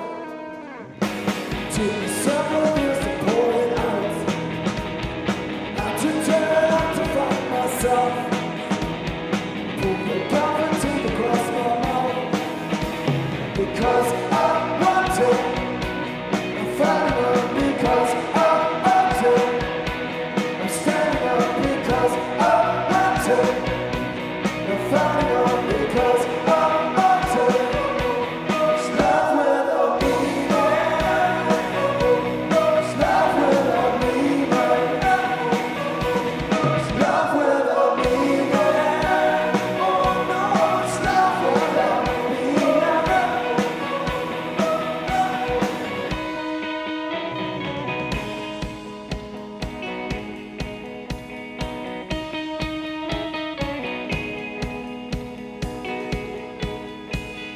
Don't you think you've heard enough of love? Don't you think you've heard enough in love? Don't you think you've heard enough of love? Don't you think you've heard enough in love? In love? In love? 'Cause I want to. I'm fighting up because I want to. I'm standing up because I want to. I'm fighting up because I want to. It's love without meaning. It's love without meaning. It's love without meaning. Oh no, it's love without meaning.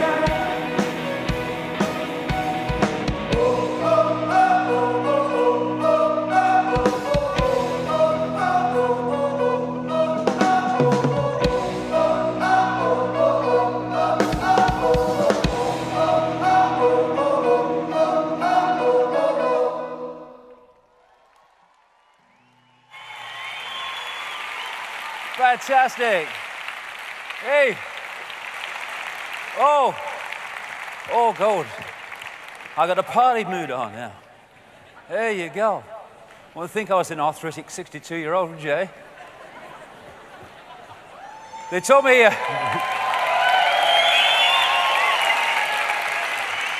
They told me when I was 19 that I could be in a wheelchair in my 30s. I said, bollocks to that. I ain't going to be in a wheelchair in 30s because I've got things to do. And so the mind is so powerful. Before I start, because we got a lot of music and stuff and all that business and coming up, and it's all about a vibe thing, this, which I want to talk about first for a little while, but not that long. But a few thank yous. One is to my son Jamie, who's pulled all this together. He's done a fantastic job over a year. That's me clocked so I don't go over.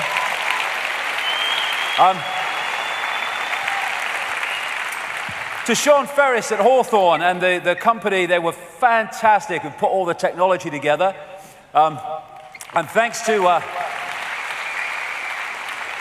Thanks to Wembley Arena. I tell you what, Wembley Arena, they're nice people. I love coming here, and they've been great with us as always this year. And thanks to Zachary, who's made a big contribution to pulling out this sequence we're going through here, which we've actually not rehearsed, so it'll be a bit of fun, because we have not been able to get together. We've rehearsed some of it, not much. So, skin of the pants and all that stuff, but then it's fun, isn't it? Awaken, awaken, awaken. You know, when people talk about solutions, they kind of expect you to map out an organization and a structure and have someone taking the minutes. That's not what it's about. We're in a situation where psychopaths have taken over our reality. And so what's the answer? Well, the answer is we are. We are the answer. And, you know, you can go through the left brain and talk about structure, and he takes the minutes, like I say. But the bottom line is, the difference between the world we live in and the world that we can live in is whether our society is conscious or unconscious, because unconsciousness is going to get us here, so consciousness must take us somewhere else. It's about becoming conscious. Question is, how do you become conscious? Well, you disconnect from the program, and then you automatically are conscious, as I'll come to. But, you know, the theme in whatever culture, whether it's the Gnostics or whatever, they talk about this archontic force envying humans and fearing that they will wake up. And that's why they have to keep us asleep, and they're terrified that we'll wake up. And that's why in the land of the blind, the one-eyed man is king. Because the one-eyed man, the suppression has kept humanity, the target population, in a deeper sense of ignorance than it is in. Thus, the one-eyed man is king. So we wake up, and like I said, the three-eyed, two-eyed man, woman, everyone will wake up, and the game will be over.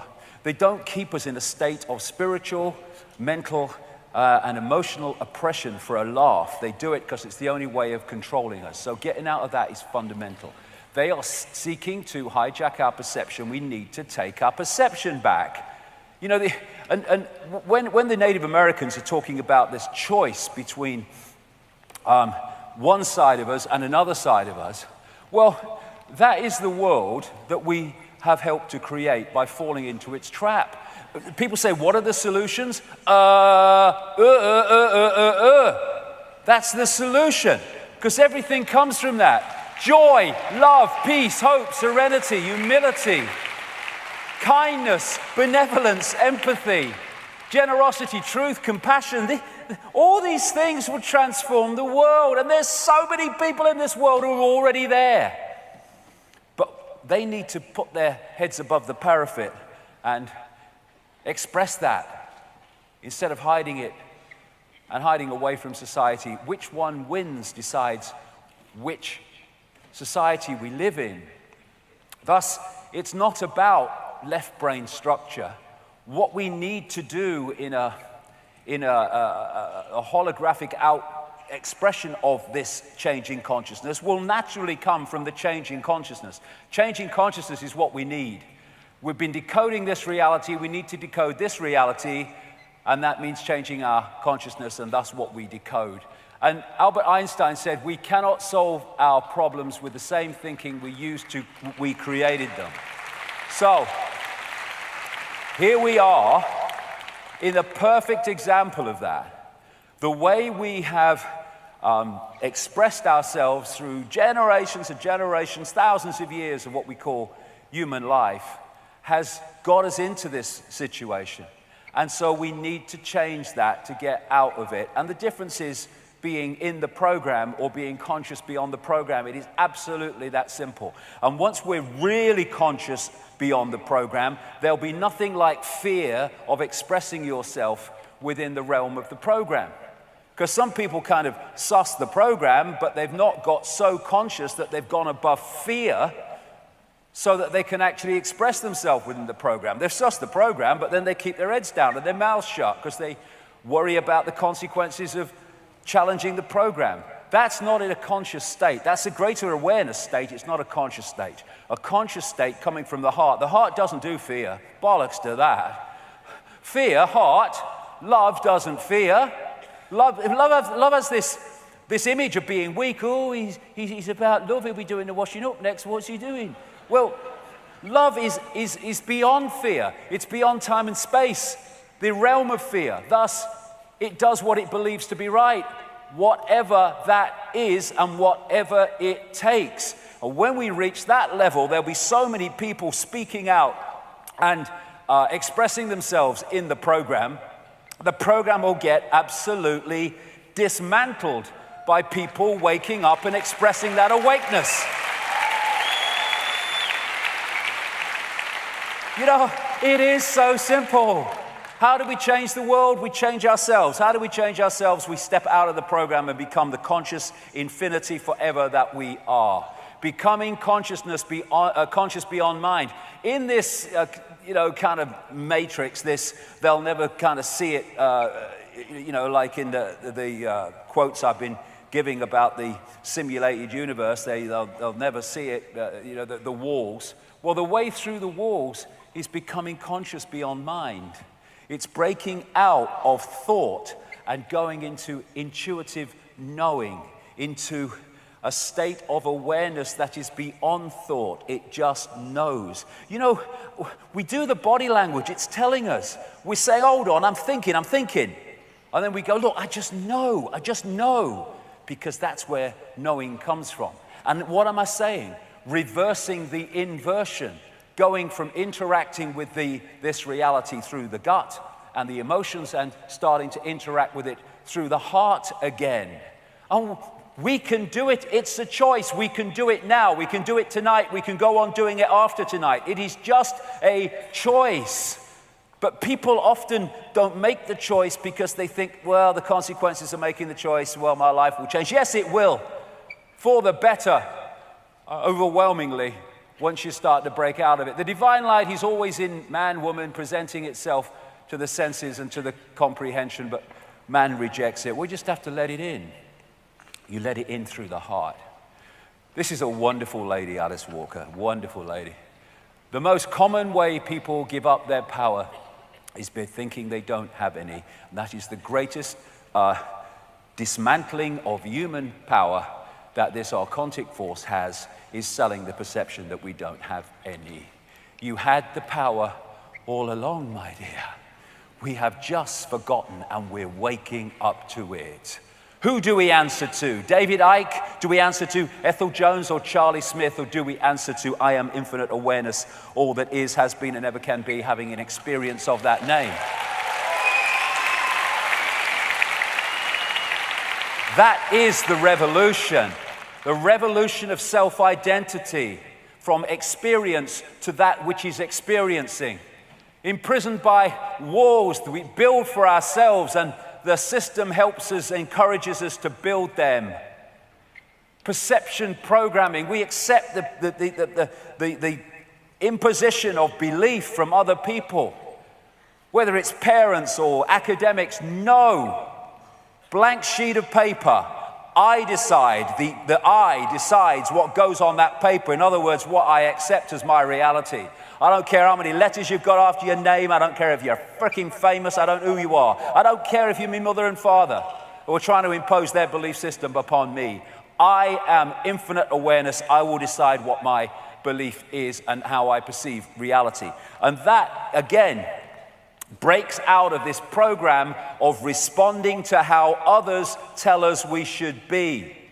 And we've got to kind of realize that there will be resistance to that. People who go, oh, what about you, when you start to resist the program. But it doesn't matter, because if they can't respect our right to be us, well, what we bother in being around them anyway for? It's about dropping the actor's mask or realizing what the mask is, that it's just an experience. It's just a point of attention within infinite reality. And when we leave this body, we'll move our point of attention. And we are doing that infinitely forever. That's as bad as it freaking gets. And if we go on accepting the program, go on accepting externally implanted beliefs, then we're just pawns in the program, pawns in the game, and we've given our power away. What are we doing as infinite reality? Having our belief systems externally imposed. We have infinite reality, infinite possibility, infinite potential to choose from and manifest. Why are we having people tell us what we are and what we should be? When we choose not to do that, when we choose not to fall into the program, then we start to make a positive difference in the world. Because by disconnecting from the program, we are taking its power away one by one by one. And when we get caught in emotion, that's what we're supposed to do in our Viking challenge, overcoming emotional impulses. You know, I know that as much as anybody. But when we get caught in these emotion programs running through the body, and what's interesting is when near-death experiences describe their experiences, invariably they say, when I left the body, there was no emotion. It wasn't your emotion loss. Human emotion wasn't there anymore. It's a program, or this low vibrational human response, because that's the energy that they wish to generate for reasons we've discussed, and thus they have put programs through the operating system which generate that energy. But infinite consciousness can overwhelm and overpower that if we come through the heart, because the heart doesn't do that kind of emotion, this does. And once we fall for the emotion trap, we're not in the now. Because when we're worried about the future, we're pulled into a future that actually doesn't exist. We're pulled into a place where we can't do anything. We are powerless because you can't change something that doesn't exist. And when we have regrets, emotional regrets about the past, we're pulled into the past that doesn't actually exist. We're pulled out of the now, which is the one moment where we can change everything. So pulling out of the regrets and the future, I am not what has happened to me. That is an experience that we have had to this point. And it's brought us to this point. And some of the things we haven't liked have been good for us because it's given us experiences that have helped us to become more understanding of everything. But I am not what has happened to me. I am where I am now. And at any point in the now, we can make a new start. And whatever has happened in the past, however bad it was, however we regret it, however we don't like it, we can start anew now anytime we choose and build a different world, a different reality, a different human experience for ourselves. We have the power to do that as long as we don't fall for the program that pulls us into the past and the future. I am not what I choose to, I am what I choose to be now. And tonight, anytime, we can choose to be something different. Oh, well, you weren't like that before. No, but that was another now. This is this now. I am now. And Leonardo da Vinci said, one can have no smaller or greater mastery other than mastery of oneself. This is the revolution. Mastery of oneself that takes us out of the program and ceases to have us being a computer terminal on someone else's matrix. And what we do is we don't accept externally downloaded perceptions of reality. We choose our own on our terms. Socrates said, the secret of change is to focus all of your energy not on fighting the old or fighting anything, but on building the new. And this revolution is about building the new.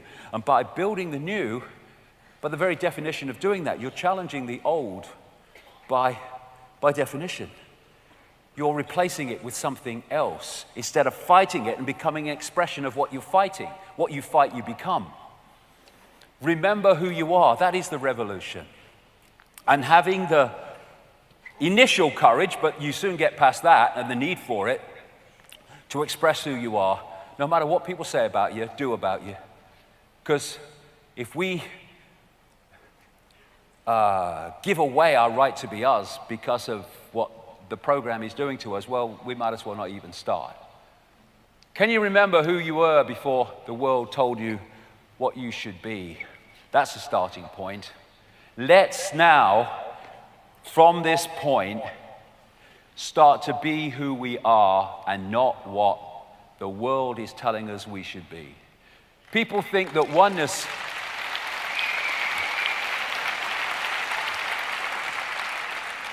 People think that what we call oneness is like everyone's the same. That's the opposite. Oneness is the oneness of all possibility.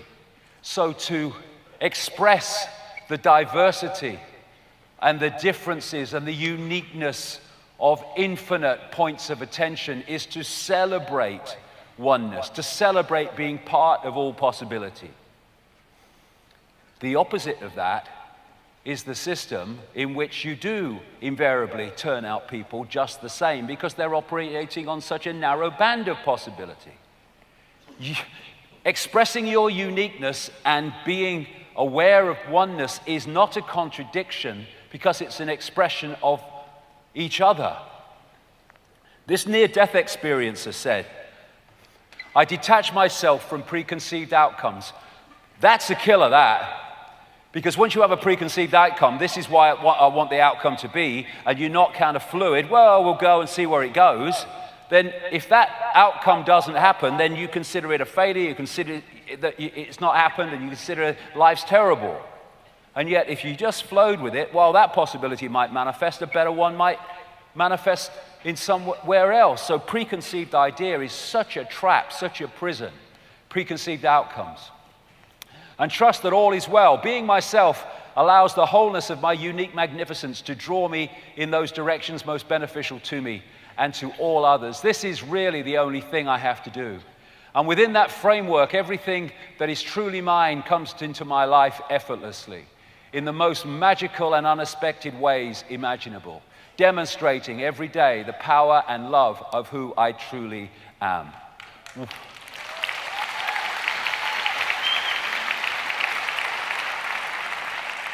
One of the kind of experiences and the common themes through my life in the last 25 years, if it's easy and it flows, go with it. If there's blocks all over the place, go somewhere else. Because what that quote said, it's effortless once you get into the vibe, once you get into the flow of the self. Instead of having the mind have preconceived outcomes, so you're pushing against doors that will never open, getting more and more frustrated, when if you went in with the heart and just flowed with it, amazing things would unfold. Life becomes an adventure. Remember who you are by forgetting what they told you to be. Look, we look through our lives, how many bloody people have told us what we should be, what we should think, what we should do, how we should respond. Enough of this stuff. We decide what happens in our lives. We decide what we believe.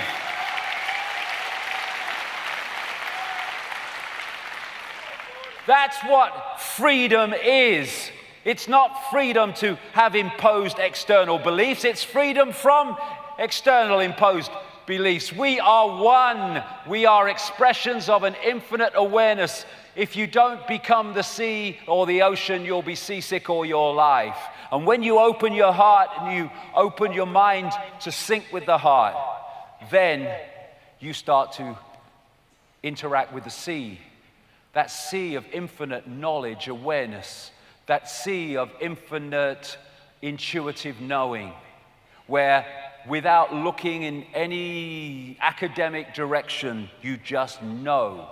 You just know. You just know what's right. You just know where you have to be tomorrow because this is telling you, and you follow it, and suddenly amazing things happen because you followed it. Where if you followed the head, oh, can't go there, that's silly, you will not have those amazing experiences because you've cut them off. This is Ibn Alexander from his near-death experience, in which he said, to experience thinking outside the brain is to enter a world of instantaneous connections that make ordinary thinking, those aspects limited by the physical brain and the speed of light, seem like some hopelessly asleep or sleepy and plodding event. Our truest, deepest self is completely free. It is not crippled or compromised by past actions or concerned with identity or status. It comprehends that it has no need to fear the earthly world, and therefore it has no need to build itself up through fame or wealth or conquest. The revolution is to take that awareness of self and bring it into the program. And with that, the program will dissolve in the sight and the power of that energetic change that it will undergo as a result of that energetic transformation that we bring.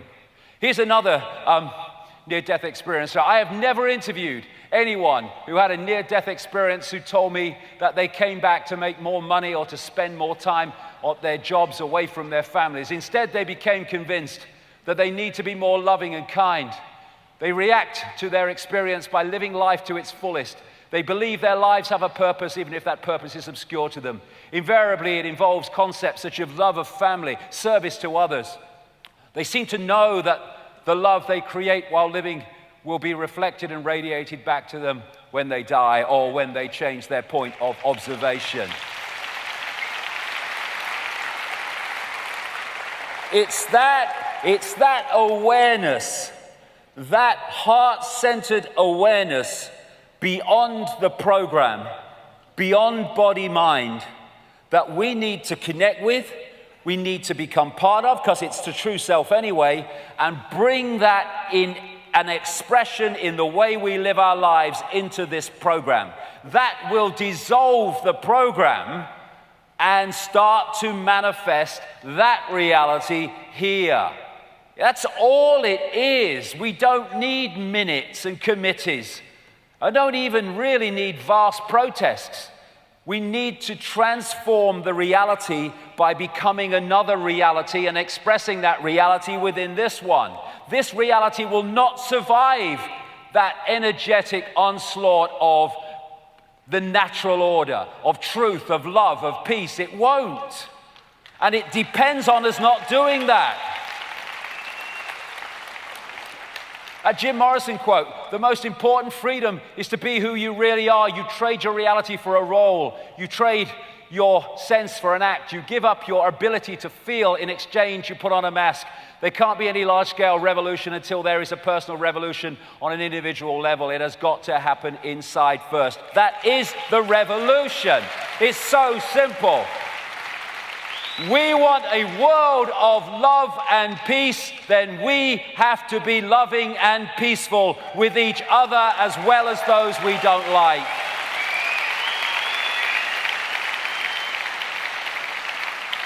That's it. That's it. It's rejecting the program and rejecting the impulses to follow the program and expressing our freedom, living what we want this world to be, and collectively we will be the world that we want it to be. It's that simple. It's about, as this quote says, breaking down all the pretenses, all the lies that we've been fed, rejecting them, coming to our own conclusions through the heart. This great quote from Osho, the awakened man and woman.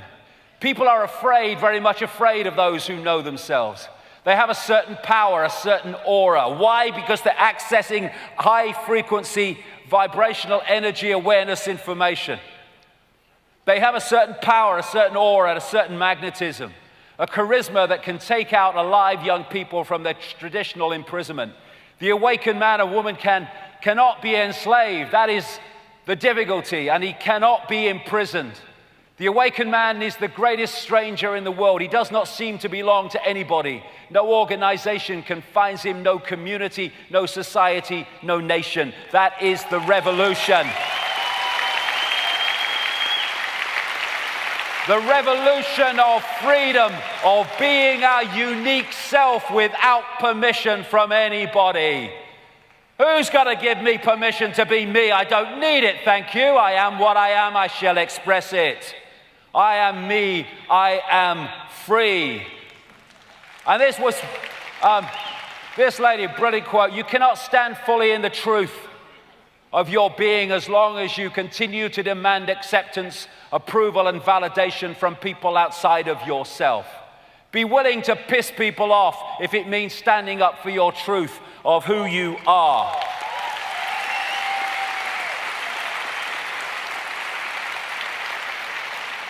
They told me 25 years ago, "You're finished. No way out of this. No way back from here. It's all over. What are you going to do with the rest of your life? It's over. You can't go any further after all that frickin' ridicule. Watch me. Watch me."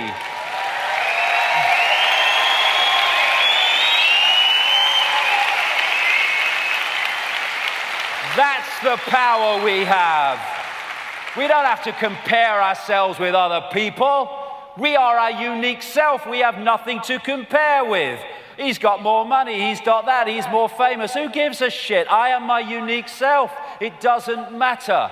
As long as I express my unique self, I am in my power. I don't need to be anyone else. I am me.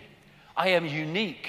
I am a unique point of attention within an infinite reality. We all are, but we forget that. As Jiddu Krishnamurti said, we are always comparing what we are with what we should be. We are what we are. Let's express what we are, celebrate what we are.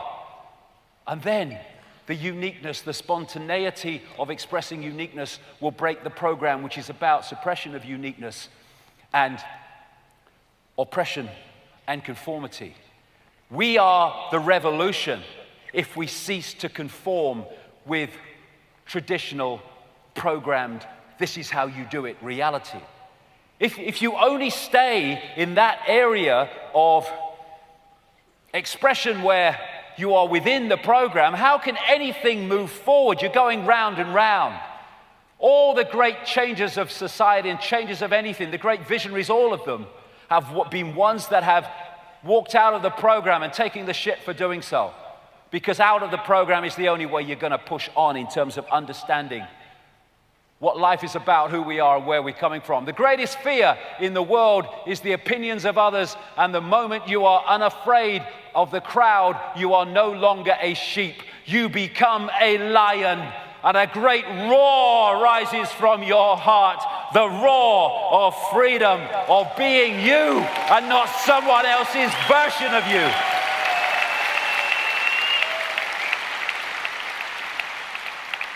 Come out of the masses, stand alone like a lion and live your truth according to your own light, not someone else's version of it. Expressing our uniqueness is a revolution that will change everything because the program depends on that not happening. It is better to live one day as a lion than 100 years as a sheep. What's the point?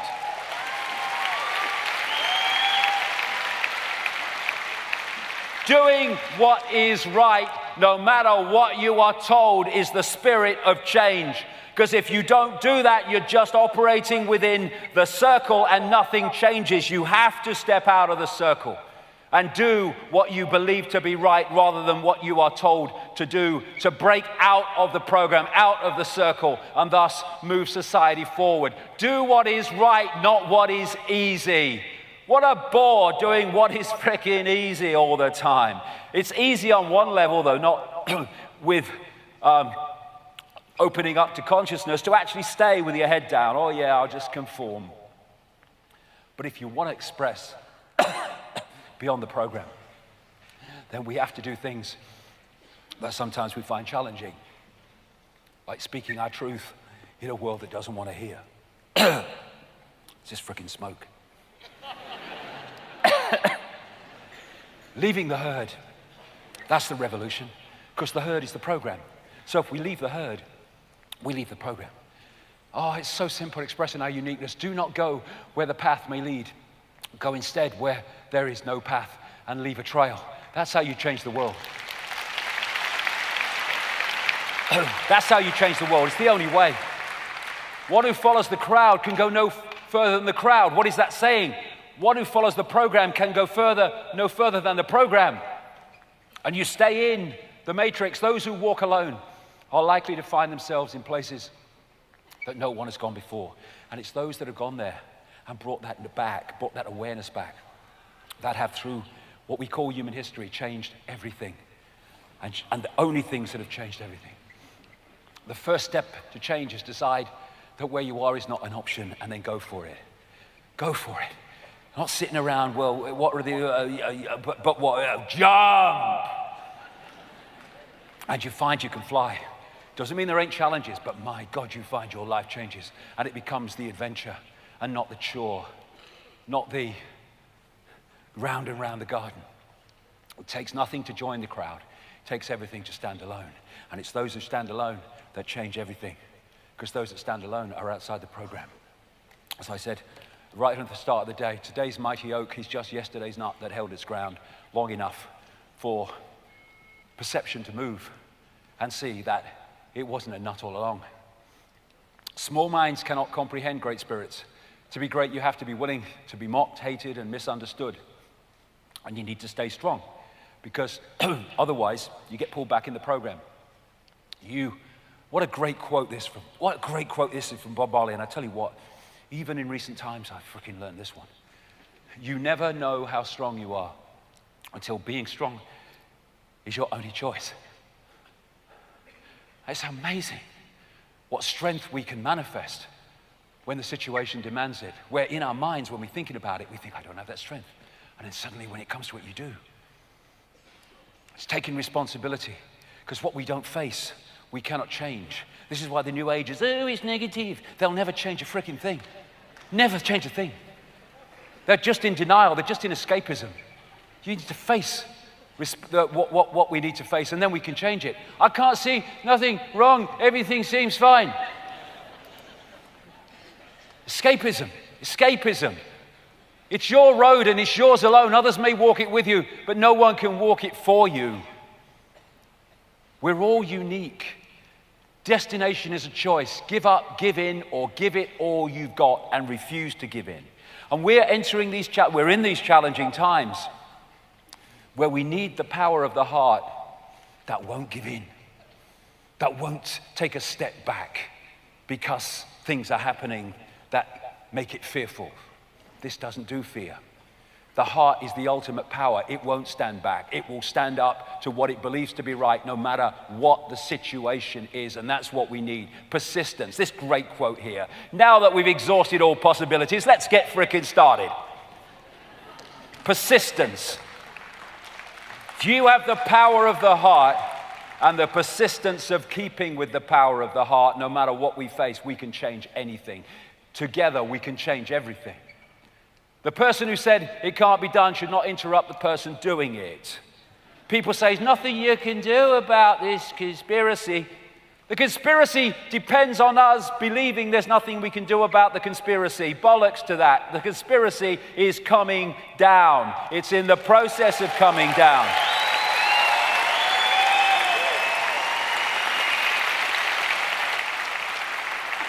It may not seem like it, but my God, the cracks in the dam are becoming more and more obvious. There's a phenomenal wake-up going on around the world. Leonardo da Vinci, it's long come to my attention that people of accomplishment rarely sat back and let things happen to them. They went out and happened to things.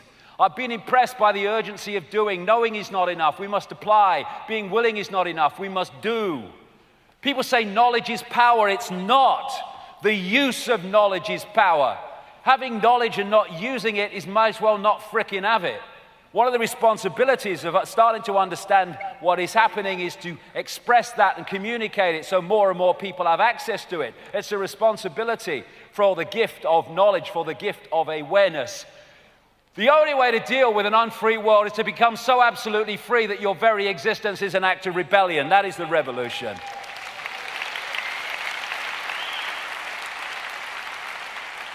This is what I believe is going on. This is what I believe about reality. Hey, you're bloody mad. This is what I believe. This is what I believe about reality. I just keep going. Keep communicating it. No matter what people say about you. They'll be saying something else tomorrow. A slave is one who waits for someone else to come and free him. How have we seen that through history? People under oppression waiting for someone else to come and do the business. We need to do the business together. And then, together, there'll be no more slavery. If we stop acting like slaves, there'll be no more slavery. Human race, get off your knees. We get off our knees, we look this system in the face, and we say no more. We're not cooperating anymore with our own enslavement. And the thing is, the power is with us in numbers alone. We don't understand our true power. I mean, look, don't panic, organize. I think I see an answer to this. It's in front of our faces. This system is a house of cards, a row of dominoes, however you want to symbolize it. Push one down, all the buggers have gone. Divide and rule is there to stop us responding to this in unity by fighting among ourselves. I mean, if you've not seen it, it's worth watching on YouTube. This is a video called The Tiny Dot. And what it does is show the numbers comparison between the American people, and this is only some of it, and that which is dictating to the people and dictating their lives and changing the laws that impose themselves on their lives. We are the many and they are the tiny few. And to stop us doing that, they have to divide and rule us. Look, 535 members of Congress dictating to 300 million people. What are we doing? And in fact, it's even less than that are actually doing the dictating. 650 MPs, 63 million people. What are we doing? And it's much less than that again, in fact, who are actually calling the shots. So what they have to do is divide and rule us. So we're fighting among ourselves, and therefore we don't focus ourselves together in unity on the common control system. So they play us off, religion against religion, politics against politics, income bracket against income bracket. And we need to understand that this conspiracy is not designed to enslave Jewish people, Muslim people, middle-class white people, conservatives, Labour, Republican, Democrat, whatever. It is designed to enslave all of us that are not in the 0.1%. That is, for goodness sake, let's concentrate our minds, put down our dividing belief systems, put them aside, and let's unify with what all of us are going to be affected by and increasingly are affected by. Let's look at the control system that wants to enslave us all, and let's work together to bring it to an end, because we have the unity, we have the numbers to do that. We fight among ourselves. Resentment, Carrie Fisher, great quote, resentment is like drinking poison and waiting for the other person to die. Well, let's put this aside, for goodness sake. All this internet stuff you see, all this abuse. You know, at Anonymous, typical example, at Food Nutrition, I'm a 30-year-old fitness fanatic and food expert, and you're wrong, you dumbass. All this is going on. All this abuse. All on these conspiracy sites where all this abuse is going on, and they say they want to change the frickin' world. They're just perpetuating the world that they say they want to change. Look at all this, slaves fighting slaves. Can't we see it? Can't we see that there's a common enemy, if you want to use that word? I don't like it, but there's a common focus that we need to look upon and deal with. And while we're fighting among ourselves, and while people in uniform within the 99% are policing on behalf of the 1% or less, the system goes on. And this is one of the biggest divide and rules of all. Me, me, me. At least, you know, if you're in a religious group or belief system or political, whatever, at least there's a group of you divided from a group. What me, me, me does is divide every individual in me, me, me mode from the rest of humanity. Because the only decision that's being made on actions is what is right for me, me, me. Therefore, the rest of humanity is excluded from the decision-making process. It just isolates every individual in a little island, a little bubble, outside the rest of humanity. And what would change this world overnight if we started doing what we believe to be right and not necessarily what we believe to be right in the moment? Not screwing someone because we can, but doing the fair thing because we can. And if we just do what we believe to be right as opposed to what we believe to be right for us in that moment, that will transform everything, because this world's been created by people making decisions for their own benefit instead of the benefit of the greater humanity, the greater oneness, the greater I. And when we cut off the energetic sustenance of this force, which depends on low vibrational distorted emotion and distorted thought, then the power is withdrawn from that which oppresses us. If we withdraw that energy source and bring in that energy source, the game is over. Because we turn the electricity off. We turn the nutrition off that feeds the beast. And again, we're back to the same thing in that Native American wolf image. Think love, think peace, think harmony. And then we turn the collective energy field, the energetic sea, into love, peace, and harmony. And the world is not what it used to be. kindness. It doesn't cost a thing. Sprinkle that shit everywhere.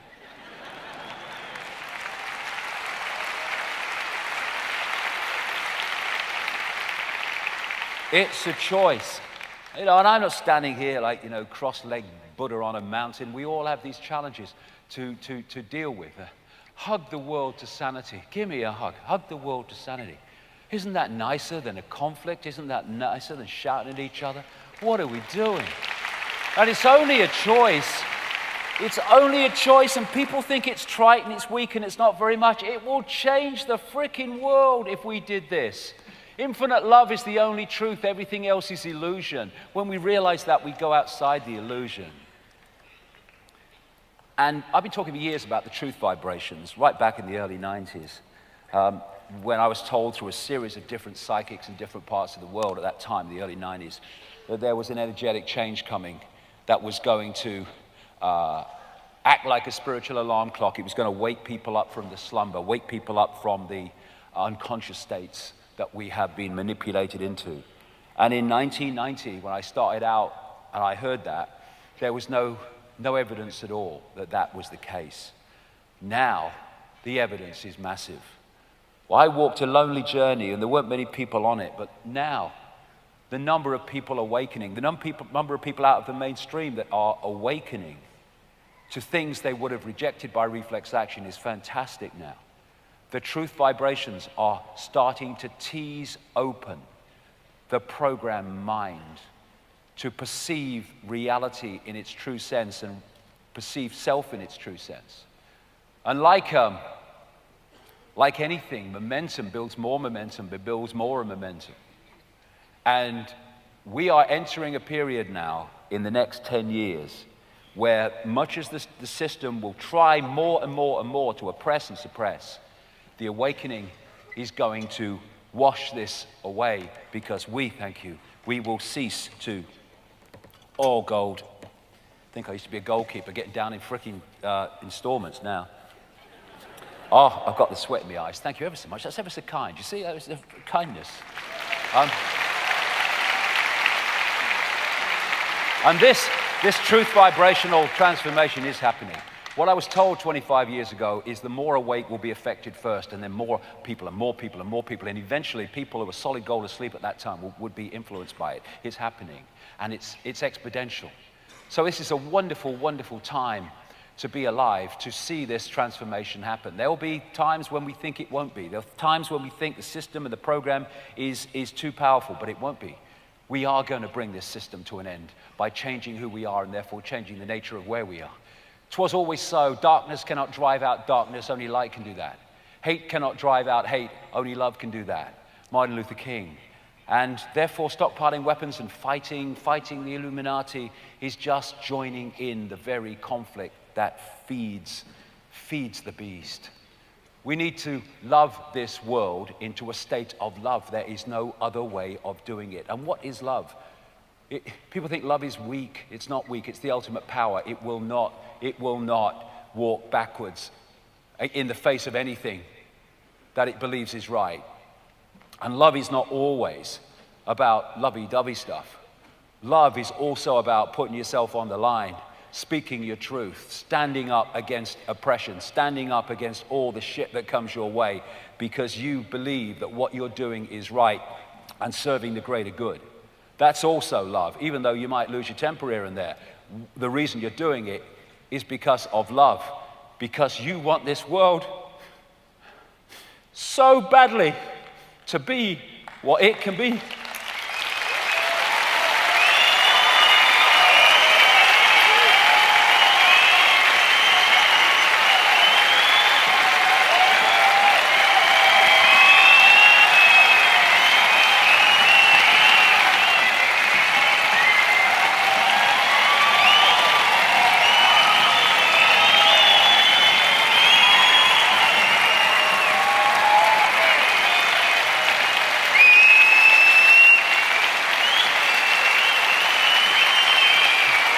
And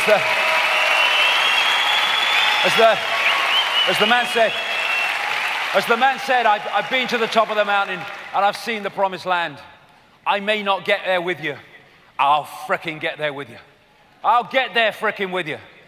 I'm not going until this change, this transformation is over. I've invested too much of my life in this.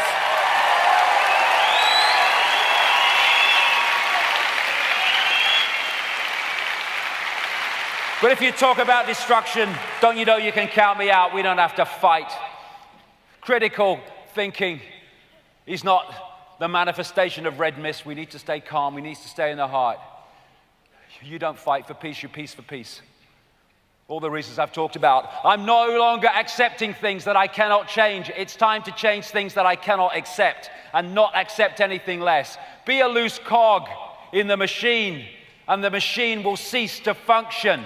Stop cooperating if no one rules, if no one obeys. That's the point. And there's billions of us being oppressed by a few. If we stop cooperating with our own oppression, the game is over. Unthinking respect for authority is the greatest enemy of truth. Look at it. What if these sheep, these goats, whatever they are, refused to cooperate with these two? What would these two do? They would know what to do. It's all over. And this is a great quote from Gandhi. Don't cooperate with evil, he said. You assist an evil system most effectively by obeying its orders and decrees. An evil system never deserves such allegiance. Allegiance to that means partaking of this evil. A good person will resist an evil system with his or her own soul. We need to stop cooperating with our own enslavement together, and it will be over. It's our cooperation with our own enslavement that makes it possible. What happens if they stop complying, Mom? We're fucked.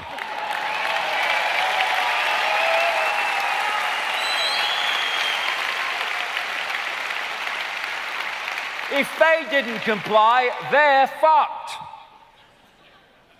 Stop complying, start defying. There will be no change. There is no change through the political system. We're not going to change anything through the political system because its very structure is there to stop anything changing. We have to change it by not cooperating with the system. Nothing strengthens authority so much as silence. Freedom or tyranny, that's the choice. Blue pill, red pill. And it is a choice, that's the wonder. We are in a situation where we are still in control of our destiny by the choices we make, but we need to make them together and work together. Mind prison or free thought, choice. Matrix has us or Matrix doesn't have us, choice. Awaken from the program. Open your mind to consciousness. Open your mind to all possibility. Open your heart to infinite forever. That, again, is the revolution, and this conspiracy and this fake matrix will not survive that revolution of perception, that revolution of energy, that revolution of frequency, that revolution of human society beyond the bounds of time and space. Open your heart. Open your heart. Make that the point that we interact with reality. Open your heart to beyond time and space so intuitively we get the inspiration, the insight, the knowing that is there to be tapped beyond time and space. Not ahead of our time, beyond time. It's all there just waiting to be tapped into. Saying, come to me, come to me, come to me. People say, when's the cavalry coming? If the cavalry came, it would not be the cavalry because it would be in our frequency and thus in our perceptions. Thus, we have to open our heart to the cavalry, and the cavalry is us. It's not some guy in a spaceship. It is the greater self that we've become disconnected from. Rise of the truth vibrations, this vibrational information change. The heart tunes us into them. The heart starts the revolution, the adventure out of the program into true self. And we start to dance to a different drum. What a great line that is. Those who danced were thought to be quite insane by those who could not hear the music. More and more are starting to hear the music. Awaken, awaken, awaken. We now have a period of vibrational expansion coming up. If we can open our hearts and just tune with it and go with it. Lose yourself, girls, as we mate used to say in the 60s, go for it, girl. Open your heart and just see where it takes, where the vibration takes, out of mind, out of program, into heart, just flowing with the energy, the information, the awareness that this space is now pulsating with after the day that we've had. So let's dance to a different drum. Go for it.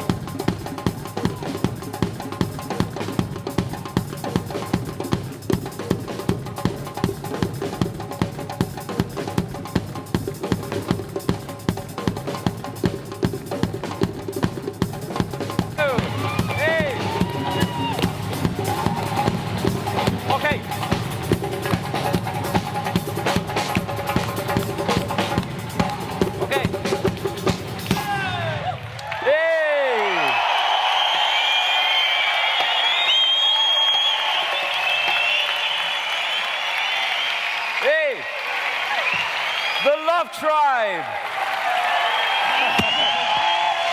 Fantastic. See you in a minute. Oh.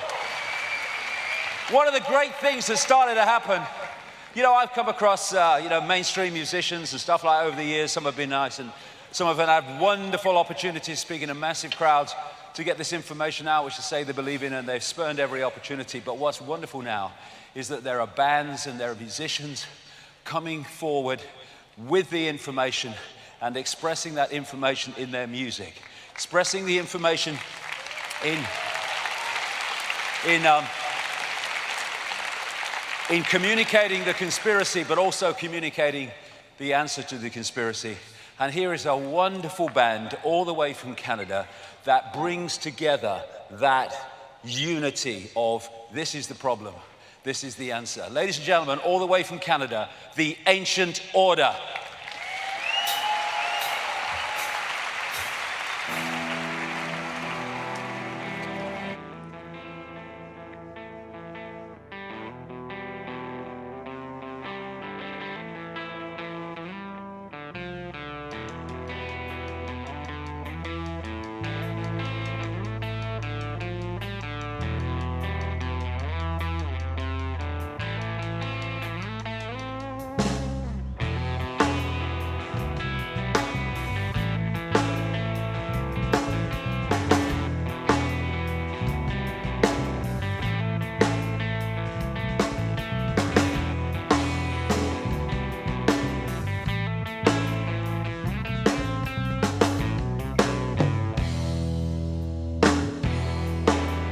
Once upon a monarchy, poverty and tyranny, see the beggars in the street. Oh, the king, mighty king up in the castle, toast to a land of blood and gold, a royal feast, it crowns legacy, our eyes open to the devastation, the crisis caused by the corporation.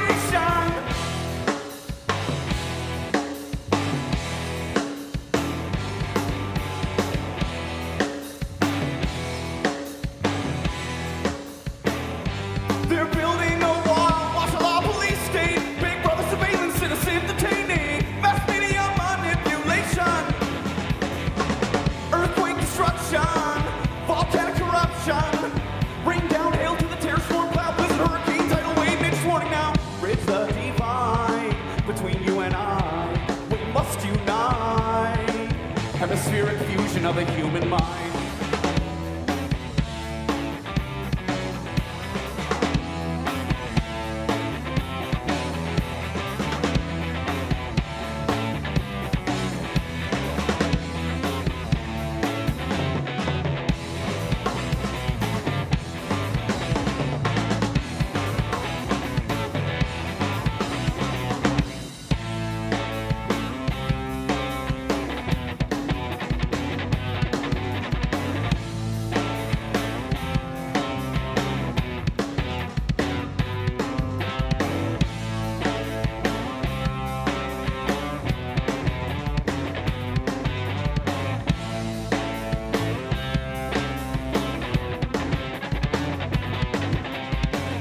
Victorious resistance, decapitate this system of lies and join the alliance of non-violent defiance and reclaim your pride like the heart of a lion's courageous sacrifice.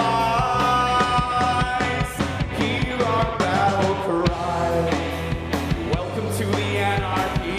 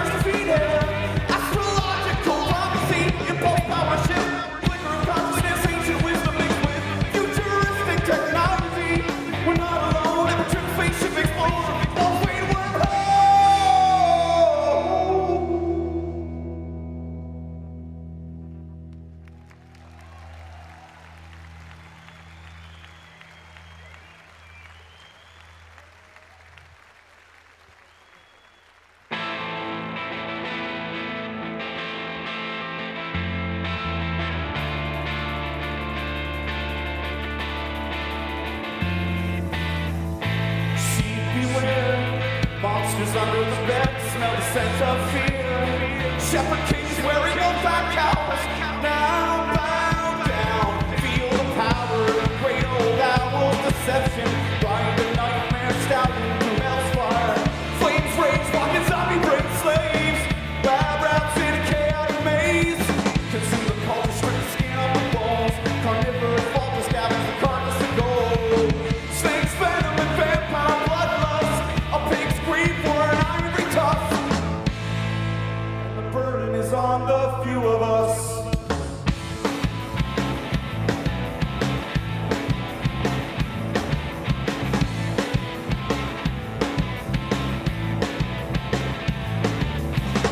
So rise and wake me from this slumber. Break the spell I'm under. Light of day, love is the way. Illuminate, illuminate, illuminate,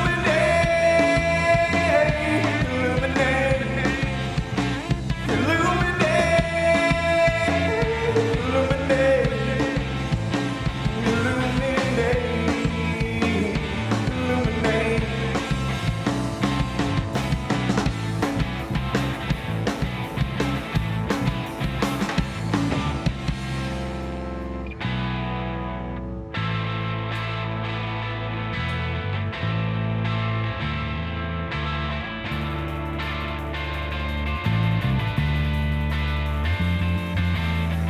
Prison planet full of starving souls, slavery systems, environmental control, puppet presidents, corporate clones, monetary gains, military war zones, Black Hawk helicopters serve the imperial throne. Trilateral apocalypse, esoteric agendas of the filthy rich, indiscriminate genocide, indigenous slaughter, nature's falling down. Can we tune into the frequency?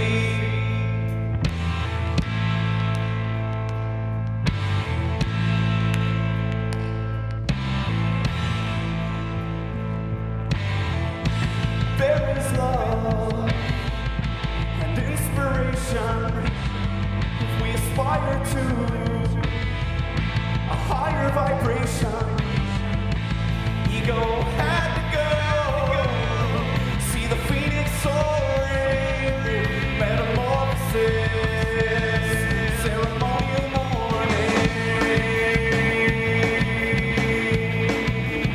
Ceremonial morning. Morning. Morning. Morning. Rise and wake me from this slumber. Break the spell I'm under.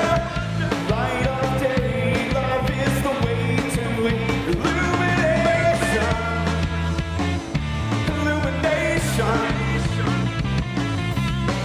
Original intention. A spiritual connection with the world tree and the flower of light, polar energy. Original intention. Spiritual connection with the world tree and the flower of light, polar energy shine. Recycle the mind. Recycle the mind. Recycle the mind. Recycle the mind.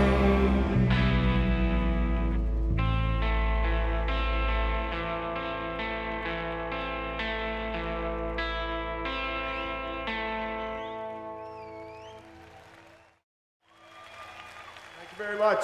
Thank you, London. Thank you, David.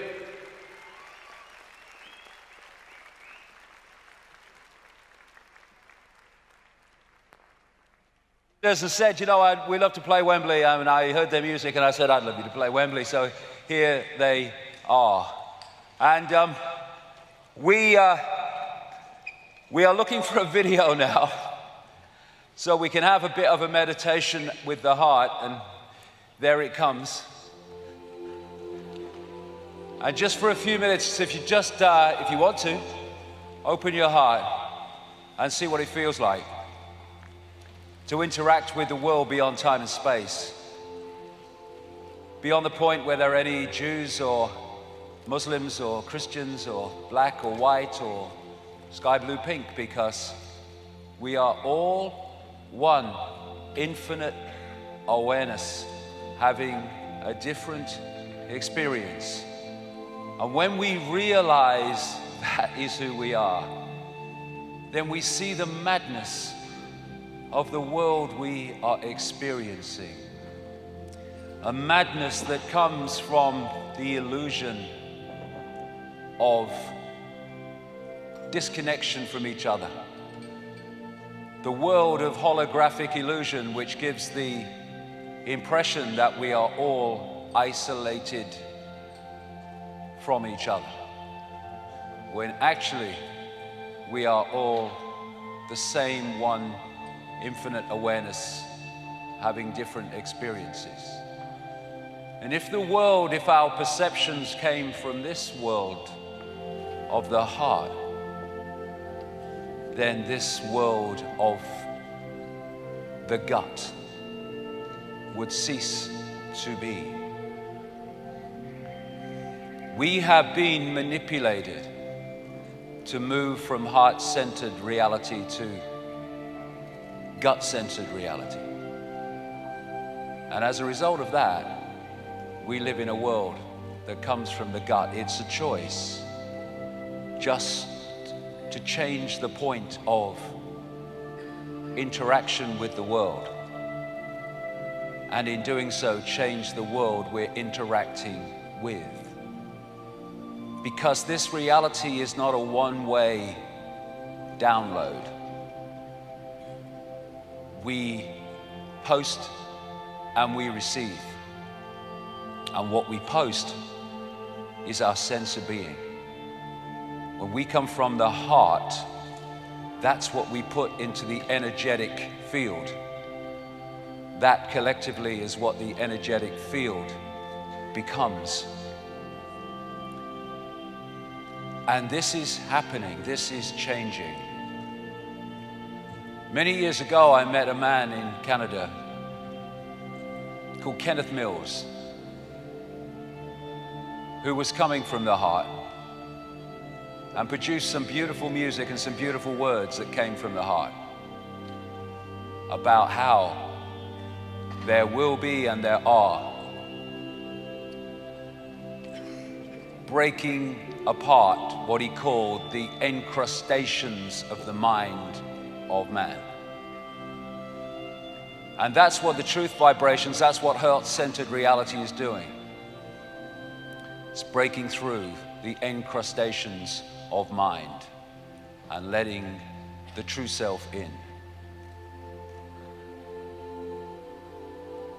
And when this music is completed here, we'll hear Kenneth Mills with a beautiful description of this transformation of human reality.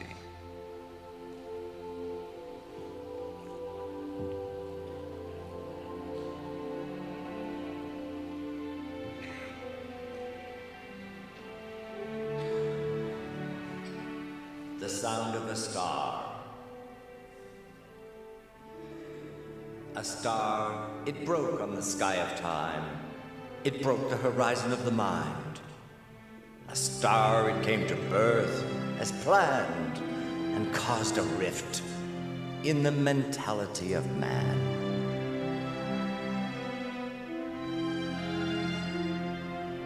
With the sound of the star on the dome of earth, heaven smiled with a chance of birth.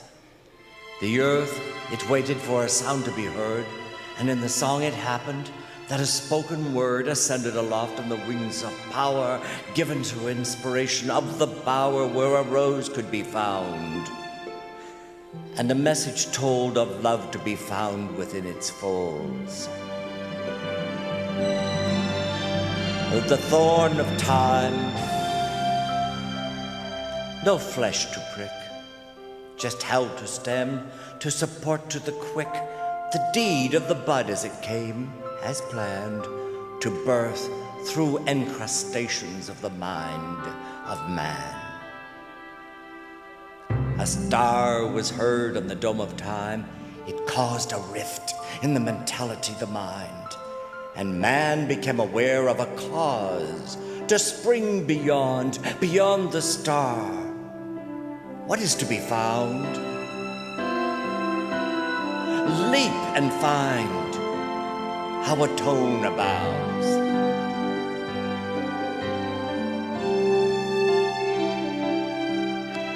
The tone 'tis found and soars as a song. A star is found and it sings so long, for on the dome of heaven's gown it beckons earth to be unbound.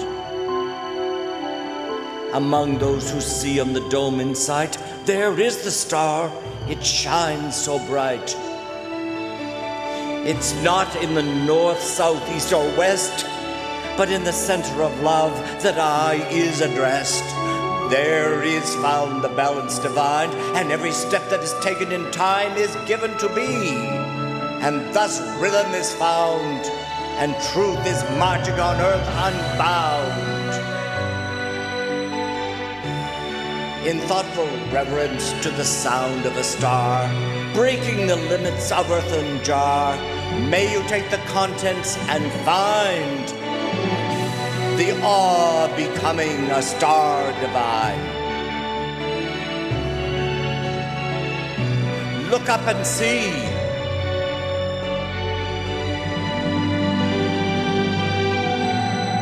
The star has a message for you and for me.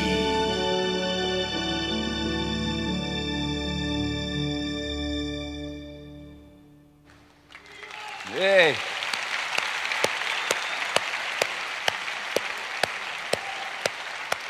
What did I say to the people? Wake up. The great Kenneth Mills, he's a wonderful, wonderful man. Okay, from London this time, another band really into the vibe and coming from that space of understanding about the awakening, the healing, the nature of reality. Rebel Control, ladies and gentlemen.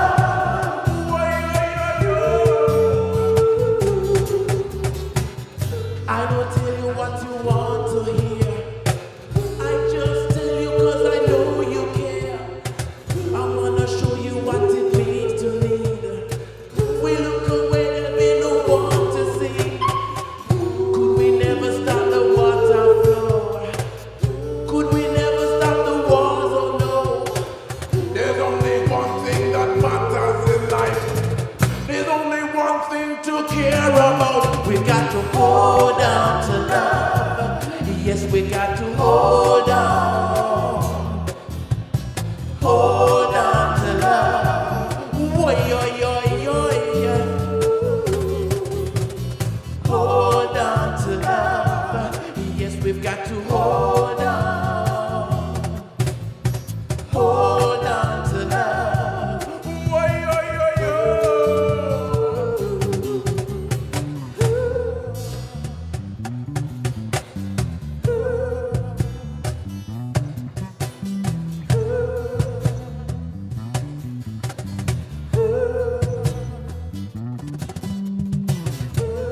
Give a little, give a lot. Give it everything you got. Give a little, give a lot. And give it everything you got.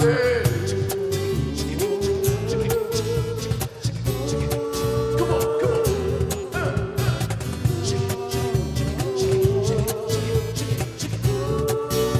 Come here. Come on.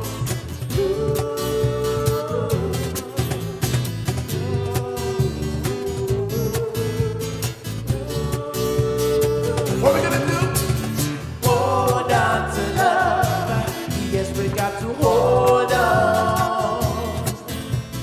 Hold on to love. Oi, oi, oi, oi. Hold on to love. Yes, we've got to hold on. Hold on to love. Oi, oi, oi, oi.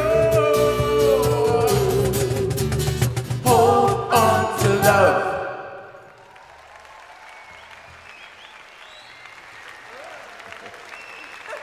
Hello, Wembley! Hey, I have dreamt of saying that for years, man. In fact, to David, it's come true, you know, so big respect to David. And it's good to see you lot here, you know, because I think today is about enlightenment, you know, and so it's all good, man. Anyway, listen, we're Rebel Control.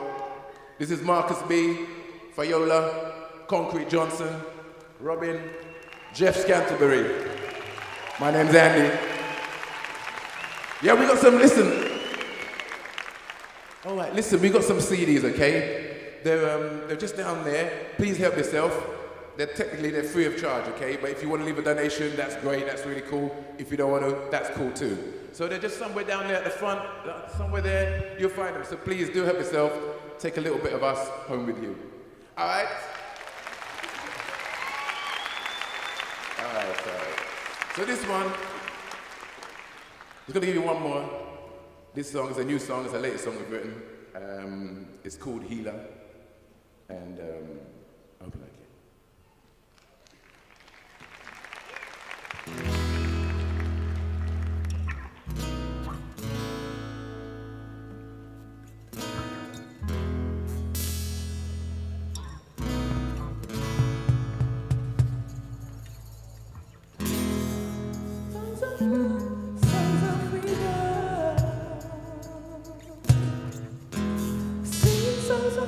Singing songs of freedom,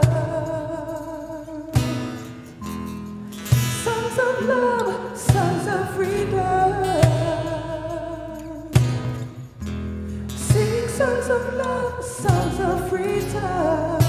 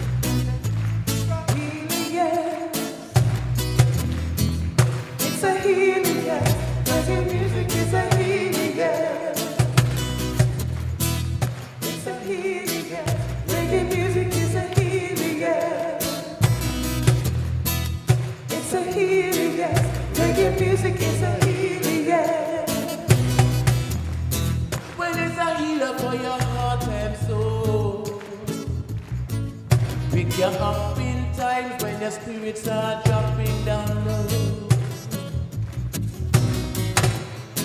A meditation for the heart and soul, uplifting us all in a world that can be so cold. Share a little smile, share a little love, spread a little war, smoke a little bud, spread a little peace, love and understanding. Yeah, singing songs of freedom, singing songs that we believe in, as we're traveling together on this long and winding road. It's a healer, yeah. Reggae music is a healer, yeah. So it's a healer, yeah. Reggae music is a healer, yeah. It's a healer, yeah. Reggae music is a healer, yeah. It's a healing, yes. Reggae music is a healing, yes.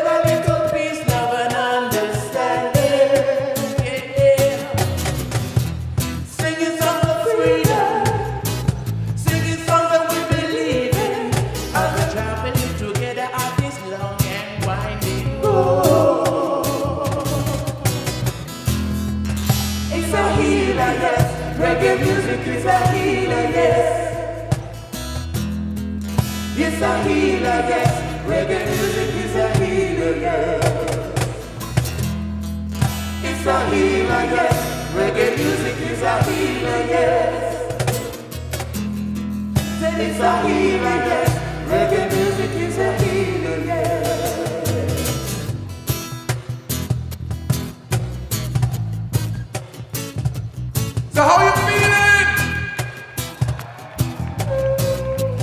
I said, how you feeling?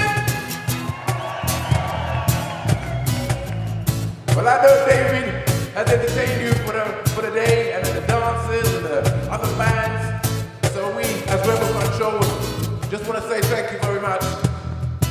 Thank you, David, as well for having us here.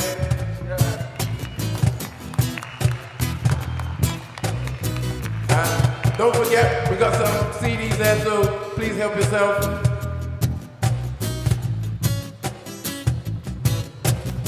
So from the band, from all of us, one love, peace and love, always. It's about the love, it's not about the money. It's always about the love. With us.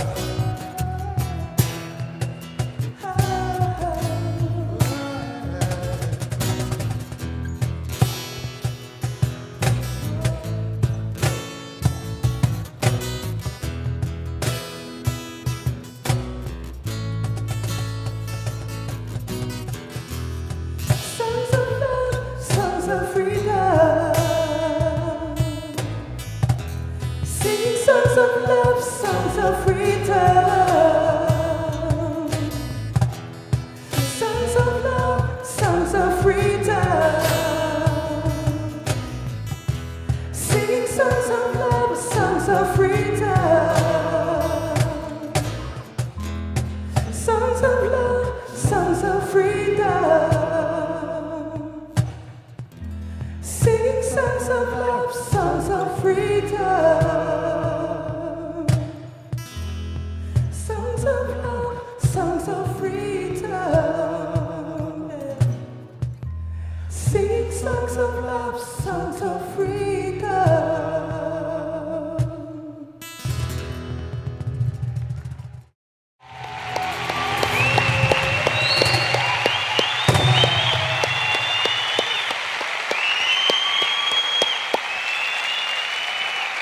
Rebel Control. Now, if anyone was here 2 years ago, they'll know I love me Irish music. And you know what I love about the Irish jig and the Irish music? Is Richie Allen here? Where are you, Rich? There you go. This is for you. This is for you, an Irish jig. Because what is it's about, it's joy. It's this freedom of expression, this wonderful joy that comes from the Irish jig type music. So, cue Irish jig type music. Go, here we go, here we go.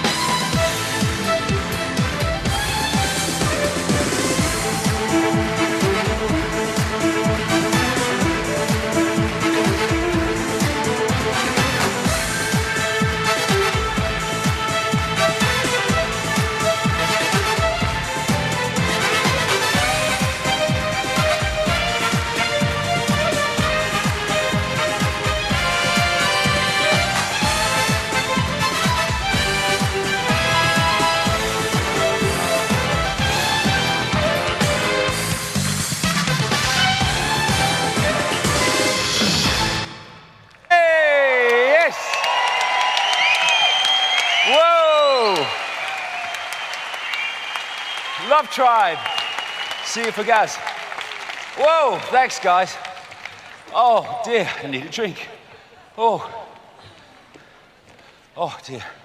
Now, another thing that I love, and it's a wonderful, wonderful vibe, is the pure female voice, which has just a beautiful vibration of its own that for me is unbeatable. And here is a beautiful female voice, Louisa Love, just getting ready now. And all these different things, all these different expressions of music, they're all vibrations that awaken us, that open the heart, that open the soul, that open us to the joy of another level of awareness beyond, oh yes, it's so bad. Okay, Louisa Love, the beautiful voice of Louisa Love, ladies and gentlemen. Thank you. Thank you, David. Wembley, we ready to wake up? Do what it takes to wake up.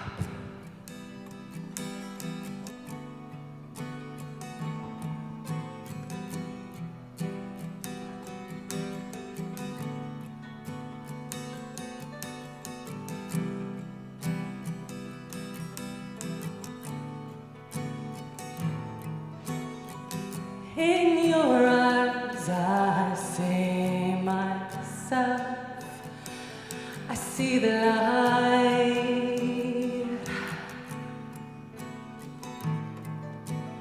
So much space between the two of us, and I'm lost.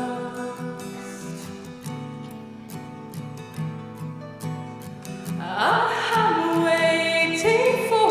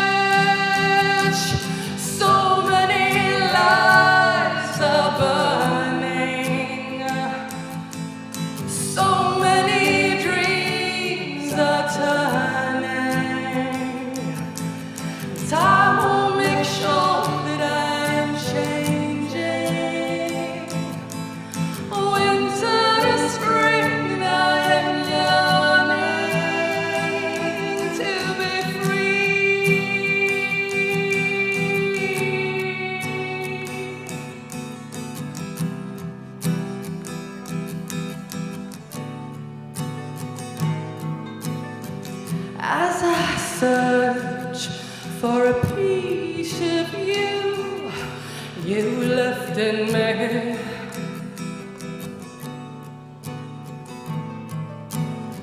I lose myself, I lose my strength, I lose my dignity.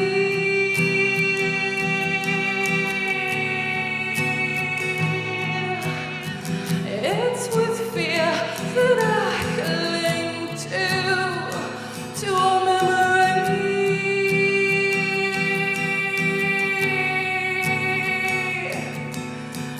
And I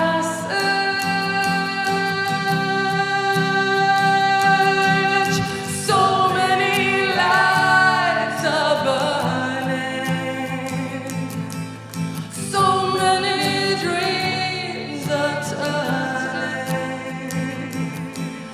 Time will make sure that I'm changing. Winter, spring, I'm yearning.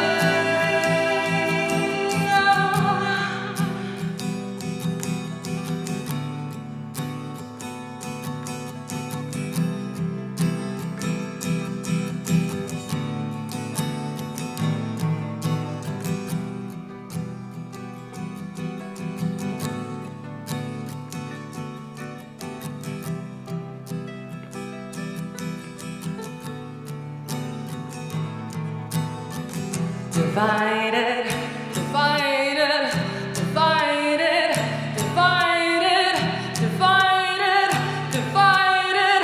We've been divided. So many lights burning, so many dreams are turning. Time will make sure that I'm changing. Winter, spring, I'm yearning to be free, to be free, to be free, to be free, to be free, to be free, to be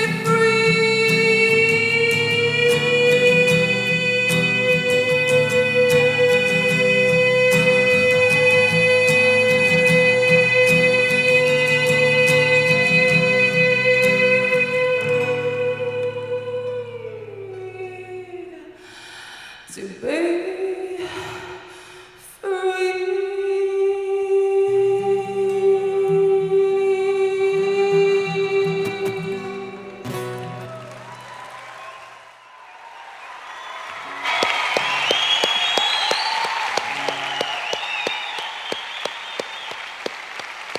Thank you.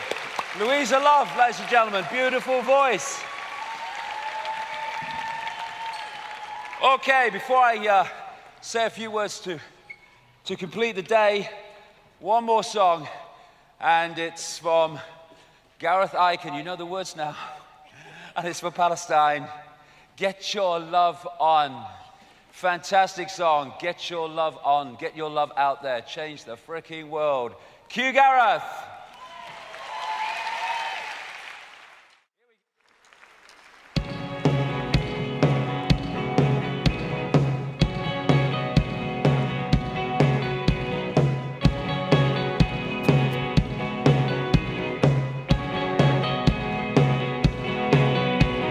Something that you said, spin around my head. You said the goodness isn't dead. We believe I'm right. To you, bye-bye, Lords. To you, righteous, Lords. To you, bye-bye, Lords. To you, righteous. Get up, get up, get up, get up. Just get your love on. Get up, get up, get up, get up. Just get your love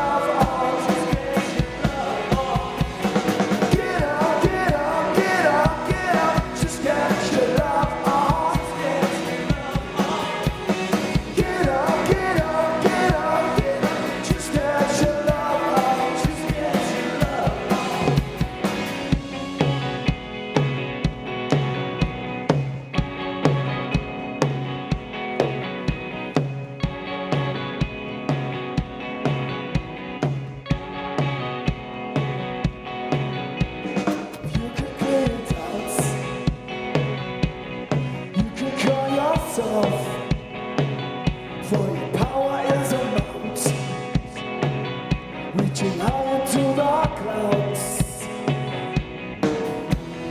To you right by, Lords, to you righteous, Lords, to you right by, Lords, to you righteous. Get up, get up, get up, get up, just get your love on. Get up, get up, get up, get up, just get your love on. Get up, get up, get up, get up, just get your love on. Get up, get up, get up, get up, just get your love on. Take some man,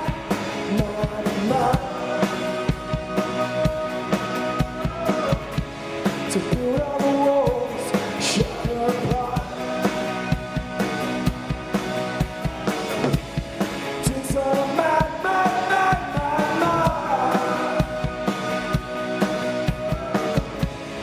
build all the walls, shatter apart. Do you abide by laws? Do you write your laws? Do you abide by laws? Do you write yours? Get up, get up, get up, get up, just get your love on. Get up, get up, get up, get up, just get your love on. Get up, get up, get up, get up, just get your love on. Get up, get up, get up, get up, just get your love on.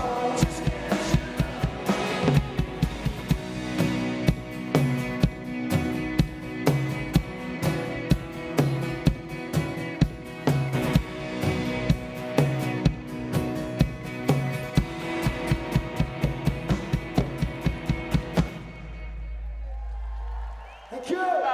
Yay! Thank you, Love Tribe. Gareth, the boys, thank you. Hey, what did that guy say? You'll be in a wheelchair by the time you're 30.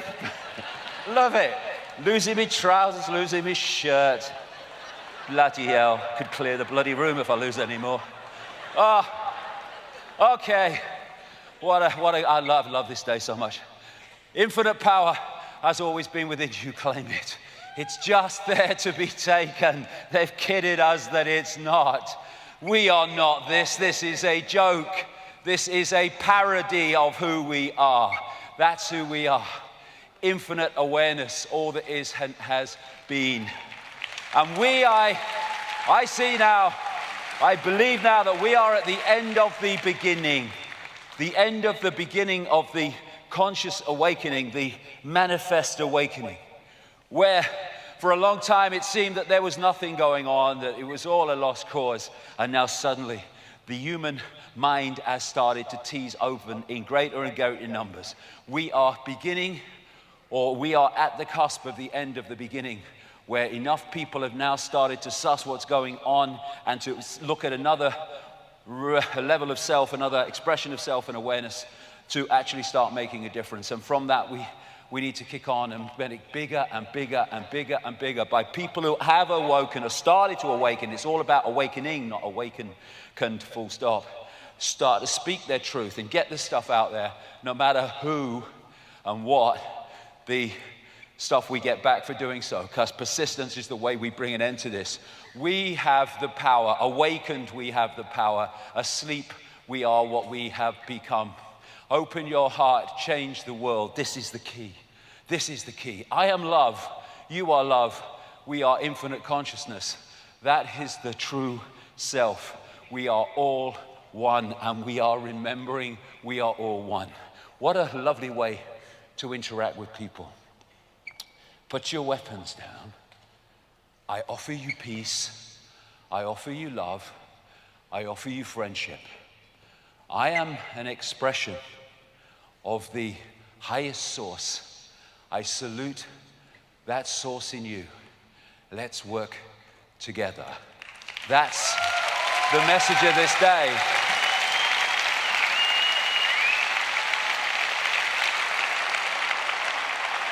When we come together, the tyranny is over. When we love each other, the tyranny is over.